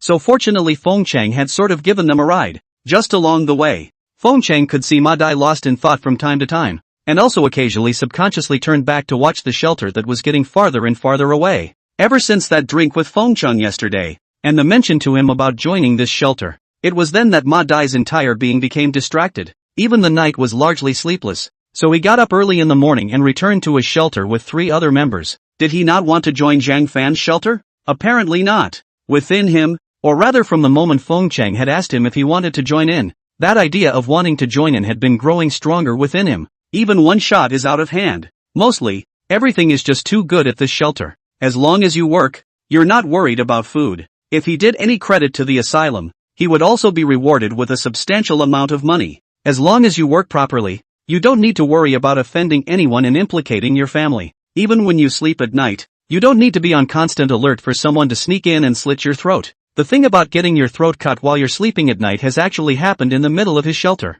At that time it was they, the supply searchers, who had retrieved a shipment of drugs from outside, and then all of them were taken by the leader of the shelter. There happened to be a commoner's child in the shelter at the time who was sick and desperately needed medication to save his life. As a result, the chief didn't give a damn about him. The end result was that the average person's child didn't make it in the end and died. In a fit of rage, this man chose to try to kill the chief at night after everyone was asleep. It turned out to be a mistake to kill a supply searcher who was keeping watch beside the chief. It was from that point on that he didn't dare to sleep too much when he went to bed every night, afraid that if I'm not careful, I'll never wake up again. But in this shelter that Feng Chang was in, there was no need to worry about these things happening at all. In this shelter, everything is as if it is back to the pre-apocalyptic days. The people around them were amicable. Even the kind of helpfulness and harmony that was a bit more common than before the end of the world. There was also the food here, which was not much better than the food at the shelter he was at. He really wanted to stay, but nay, in his shelter, his family was still there and he had to go back. Even if he wanted to join this shelter that Feng Chang was in, he still had to go back first and pick up his family. And there were 3 others who had the same mindset as Ma Dai. All 3 of their faces were silent at the moment. What they had seen and heard in Zhang Fan's shelter yesterday had given them a deep understanding. There was also the strong firepower on Feng Chang and his armed men, which gave them a great sense of security. If they joined such a shelter, even if they faced zombies, they would have nothing to fear, right? And the meals at the shelter. Although the 3 of them ate the same as everyone else in this shelter, the level of deliciousness was something they hadn't experienced in a long time. It was food that none of them had ever had in their shelters. And here, everyone can eat, or the lowest grade of food. Yesterday, Mardai's mind fell apart several times, but how could they not? Now they also had only one thought left in their minds, and that was that no matter what, after going back, they would bring their families out and come to this shelter. Just come here, then everything will be better for them. The vehicle traveled quickly until it drove to a street that was not infested with many zombies,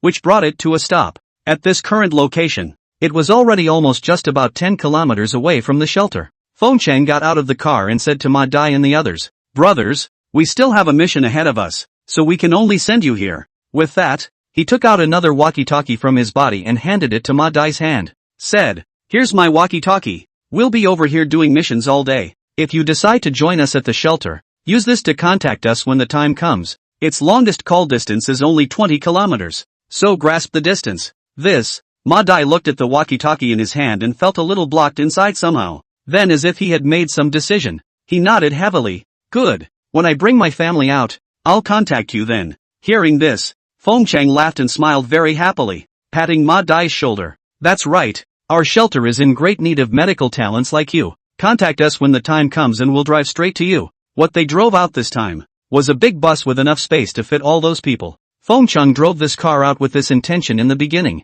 At this time, a person beside Ma Dai suddenly spoke. "That, Feng Captain." Fengcheng looked at him. "What's wrong?" The man had an expectant look in his eyes. "Can we also join this shelter than we are in?"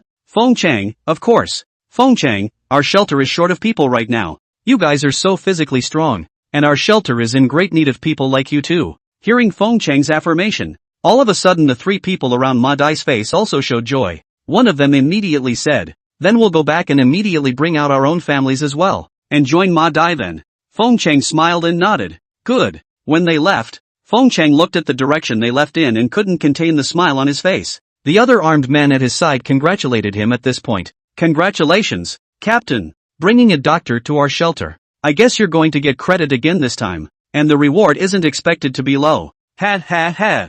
Fengcheng smiled and scratched his head. "So what? If there really is a reward, I'll take it out and treat everyone to a rub at that time." "No problem. It's a deal." For a moment all the armed men all laughed happily. It was then that Fengcheng said, "All right, all of you stop laughing. Let's get the quest done first. First find out if there's a gold store in the neighborhood, and if there isn't, search inside residential buildings. If you find a large amount of gold to bring back, you'll have a nice reward then too." Chapter 96, Why does it feel like I'm being raised? A little bit of time passed, and soon it was a little after 5 o'clock in the afternoon. The good thing, though, is that now, on such hot summer days, it gets dark late at night, and sometimes it's 7 o'clock and it's still light. Fengcheng's squad was hiding in a house on the same street where they had parked earlier, still waiting. The gold jewelry they collected this time added up to just over 2,000 grams. Niji, this area is the residential area of the reason. Did not see the gold store? Otherwise they are expected to. This trip will be blood money. It's just that it's been almost an hour or so since I finished collecting and then hid here as well. There was a delay in getting a reply from Mardai and the others on the intercom. At this time, an armed man on the side said, "Captain, Ma Dai and the others shouldn't be coming, right?" Fengcheng frowned slightly and thought carefully before shaking his head. No way. The look on their faces when they left, and the look in their eyes, it wasn't like they were perfunctory with us. "Wait another hour and see. If we don't get any more news, we'll go back immediately." The other armed men nodded at this, and stopped pressing. Thus, another half hour or so passed, when a murmur suddenly came from the walkie-talkies carried by the armed men. Hearing this murmur, at once everyone perked up. Soon, Ma Dai's voice came over the intercom. "Brother Makoto, is Brother Makoto there?" Fengcheng picked up a walkie-talkie as soon as he could. "I'm here. Where are you guys now? We're coming to pick you up." "Ma Dai, we are now here at Wangyunpa." Wangyunpa was the name of a place in Yangchang, and it was located in the city about 10 kilometers or so away from Fengcheng and their place. "Ma Dai, these few of us have our families with us. We can't rush fast enough, and there are walkers and shelter people chasing after us. Come on." "Good. You guys find a place to hide or keep running towards us. We'll be right over." Fengcheng hung up the call after saying that, then hurriedly summoned the members of his squad to go downstairs, then quickly got into the car and quickly drove towards the direction of Wangyun Slope. When arriving at Wangyun Slope, Fengcheng, who was sitting at the front of the bus, saw at a glance Ma Dai's group of people who were running hard in front of him. Behind them, a large number of zombies were still chasing after them, and the shadows of a few mutated zombies could even be seen among them. Upon seeing this scene, the armed man who was driving the car hurriedly turned the car around. then opened the door to make it easier for Ma Dai and the others to get on the car later. And the armed men inside the car, all of them at this time, were all in tight formation, and all of them had raised their AK-47s. When Ma Dai and the others all entered the vehicle, the bus immediately started and raced towards the road back at a faster speed, seemingly seeing their target far away. A few of the zombie skinless also started to power up and rushed out from amongst the group of zombies. They were fast, but in the end they couldn't keep up with the speed of this bus. A little bit of time passed, and after getting rid of those zombies behind them, the bus began to drive smoothly on the road. Ma Dai and the others and their families inside the car were sitting in their seats and breathing a sigh of relief at this time. Now after resting for such a short period of time, it was also finally slowing down. Watching Ma Dai and the others finally slow down, Feng Chang then smiled and asked, "What was that you said over the intercom just now?" Hearing this, Ma Dai's face instantly became bitter, and everyone else's faces had angry expressions on them. "It's still all that." Ma Dai pointed to himself and then to the other three, then said, "Just a few of us. All of us are personnel out looking for supplies. If we leave, the boss of the shelter will have a few less people out looking for supplies, and he doesn't want us to leave. After all, going out and risking your life in search of supplies like this is not something anyone wants to do. The guy tried to take us out to make a point after we were strong-armed into leaving, sent people after us, and made a point of making a big commotion to attract walkers after they got to the streets, and then hid themselves." Hearing these words, Feng Chang patted his shoulder and laughed. "It's fine. I'll mention this to the boss when I get back. The boss should be interested in this shelter." "On?" Ma Dai looked up at Feng Chang in a bit of confusion. Feng Chang didn't do any explaining and just laughed, then stopped making a sound. When they were almost at the shelter, Feng Chang contacted Jingling through the walkie-talkie, and also talked about Ma Dai's situation with them. At this moment, after they entered the shelter, a few people immediately came over and led Ma Dai and the others away. This was the arrangement Jingling had given them. Feng Chang said, "Once you're settled, make a trip to the boss's villa and report for duty." Ma Dai nodded and replied with a smile, "Good." After saying that, they followed the person who received them and left. Feng Chang, on the other hand, was with his own team members, carrying the gold harvested this time around, heading towards Jingling's villa. Upon arriving inside the villa, Feng Chang placed a backpack containing gold in his hand onto the coffee table in front of him. Looking at Zhang Fan, who was sitting on the sofa, he said, "Boss, the gold inside this backpack is the harvest from this time, totaling around 2 kilograms. Zhang Fan nodded and didn't receive it, but signaled Jingling beside him to take away the gold and give it to those who were melting the gold. "Melt all this gold jewelry into bullion." He then smiled and looked at Feng Chang in front of him. "That Ma Dai is back?" Hearing this, Feng Chang also smiled and nodded. "Yes boss, when I came back just now, I picked him up." Feng Chang then talked to Zhang Fan about how Ma Dai and the others had been sent after by the boss of his previous shelter when they came over. Hearing this, Zhang Fan also came to be interested. "This is a rare card. Rare talent. Jingling, when the time comes, pick a room on the first floor over at the commodities building and use it as his office space. When the time comes, we'll bring all these medicines and medical equipment that we currently have inside our shelter. This is the first doctor in the asylum so far. In this way, the shelter makes up for another aspect. Somehow, with the construction of the shelter, it gave Zhang Fan a sense of shelter raising. A tearful shake of the head followed. Then instructed, "When you go out looking for gold next, you can also keep an eye out for hospitals and clinics and bring back some medicine and medical equipment." Now that the end of the world had only just broken out 2 or 3 months ago, most of those medical equipment should be usable as long as it wasn't artificially damaged. The equipment, if purchased on his own side of the world, is a bit of a pain in the ass, though you're not hard to get. So much for just moving it over here. Chapter 97, Sister Manju, did you fall in the bathroom? Screaming so loudly, as night gradually fell, Zhang Fan returned from the post-apocalyptic world to his own world, and then came to Zhang Manju's home. However, when he opened the room, he found that Zhang Manju hadn't returned yet. Instead, there was a burst of movement coming from inside the second bedroom, and Zhang Fan frowned slightly. "Nice guy, it's not a burglar, is it?" Then without thinking, he walked straight over and opened the door to the room as soon as he could. In the middle of the second bedroom, Chen Dui was in a happy mood to take off her own clothes, unlocking the big cover that bound her headlights, and immediately felt that the whole person breathed smoothly, then picked up a set of pink pajamas that had been laid out on the bed. As a result, just as she was about to put it on, the door to her room was suddenly and violently opened, and the sound of the door opening took her by surprise. However, when seeing the person who opened the door outside, Chen Dui directly people stupid, the whole person froze in place. Not only her. At this moment Zhang Fan was also dumbfounded. It was only at the moment when he saw Qian Dui that Zhang Fan remembered that there was such a person here. Bother. After saying that, Zhang Fan directly closed the door of the room before Qian Dui could react. Immediately afterward, a shrill scream came from the room. Hearing this voice, Zhang Fan also shrugged his shoulders somewhat breathlessly. How come every time I came to Zhang Manju's house, this was either changing her clothes or on her way to change her clothes? But now that I think back, this Shandoi is usually unassuming. I didn't realize the headlights were kinda huge after liberating themselves. The waist was also slim, but underneath it was a spicy sphincter hip, presumably wider than the shoulders. What's the saying? If your hips are wider than your shoulders, you are the most beautiful woman on earth. TSK. What did this grow up on? Even Zhang Manju, whether it was above or below, it wasn't so exaggerated. I guess the only thing Zhang Manju can beat compared to Qiandui is her temperament. After all, the long ones are all about as pretty. Just then, the door to the house was opened, and Zhang Fan subconsciously twisted his head to look, just in time to meet the eyes of Zhang Manju who came in through the door. The moment she saw Zhang Fan, a faint smile also appeared on the tired face of Zhang Manju, who came in from the doorway. Casually, he closed the door, then hummed the car keys on the wall's inverted clasp.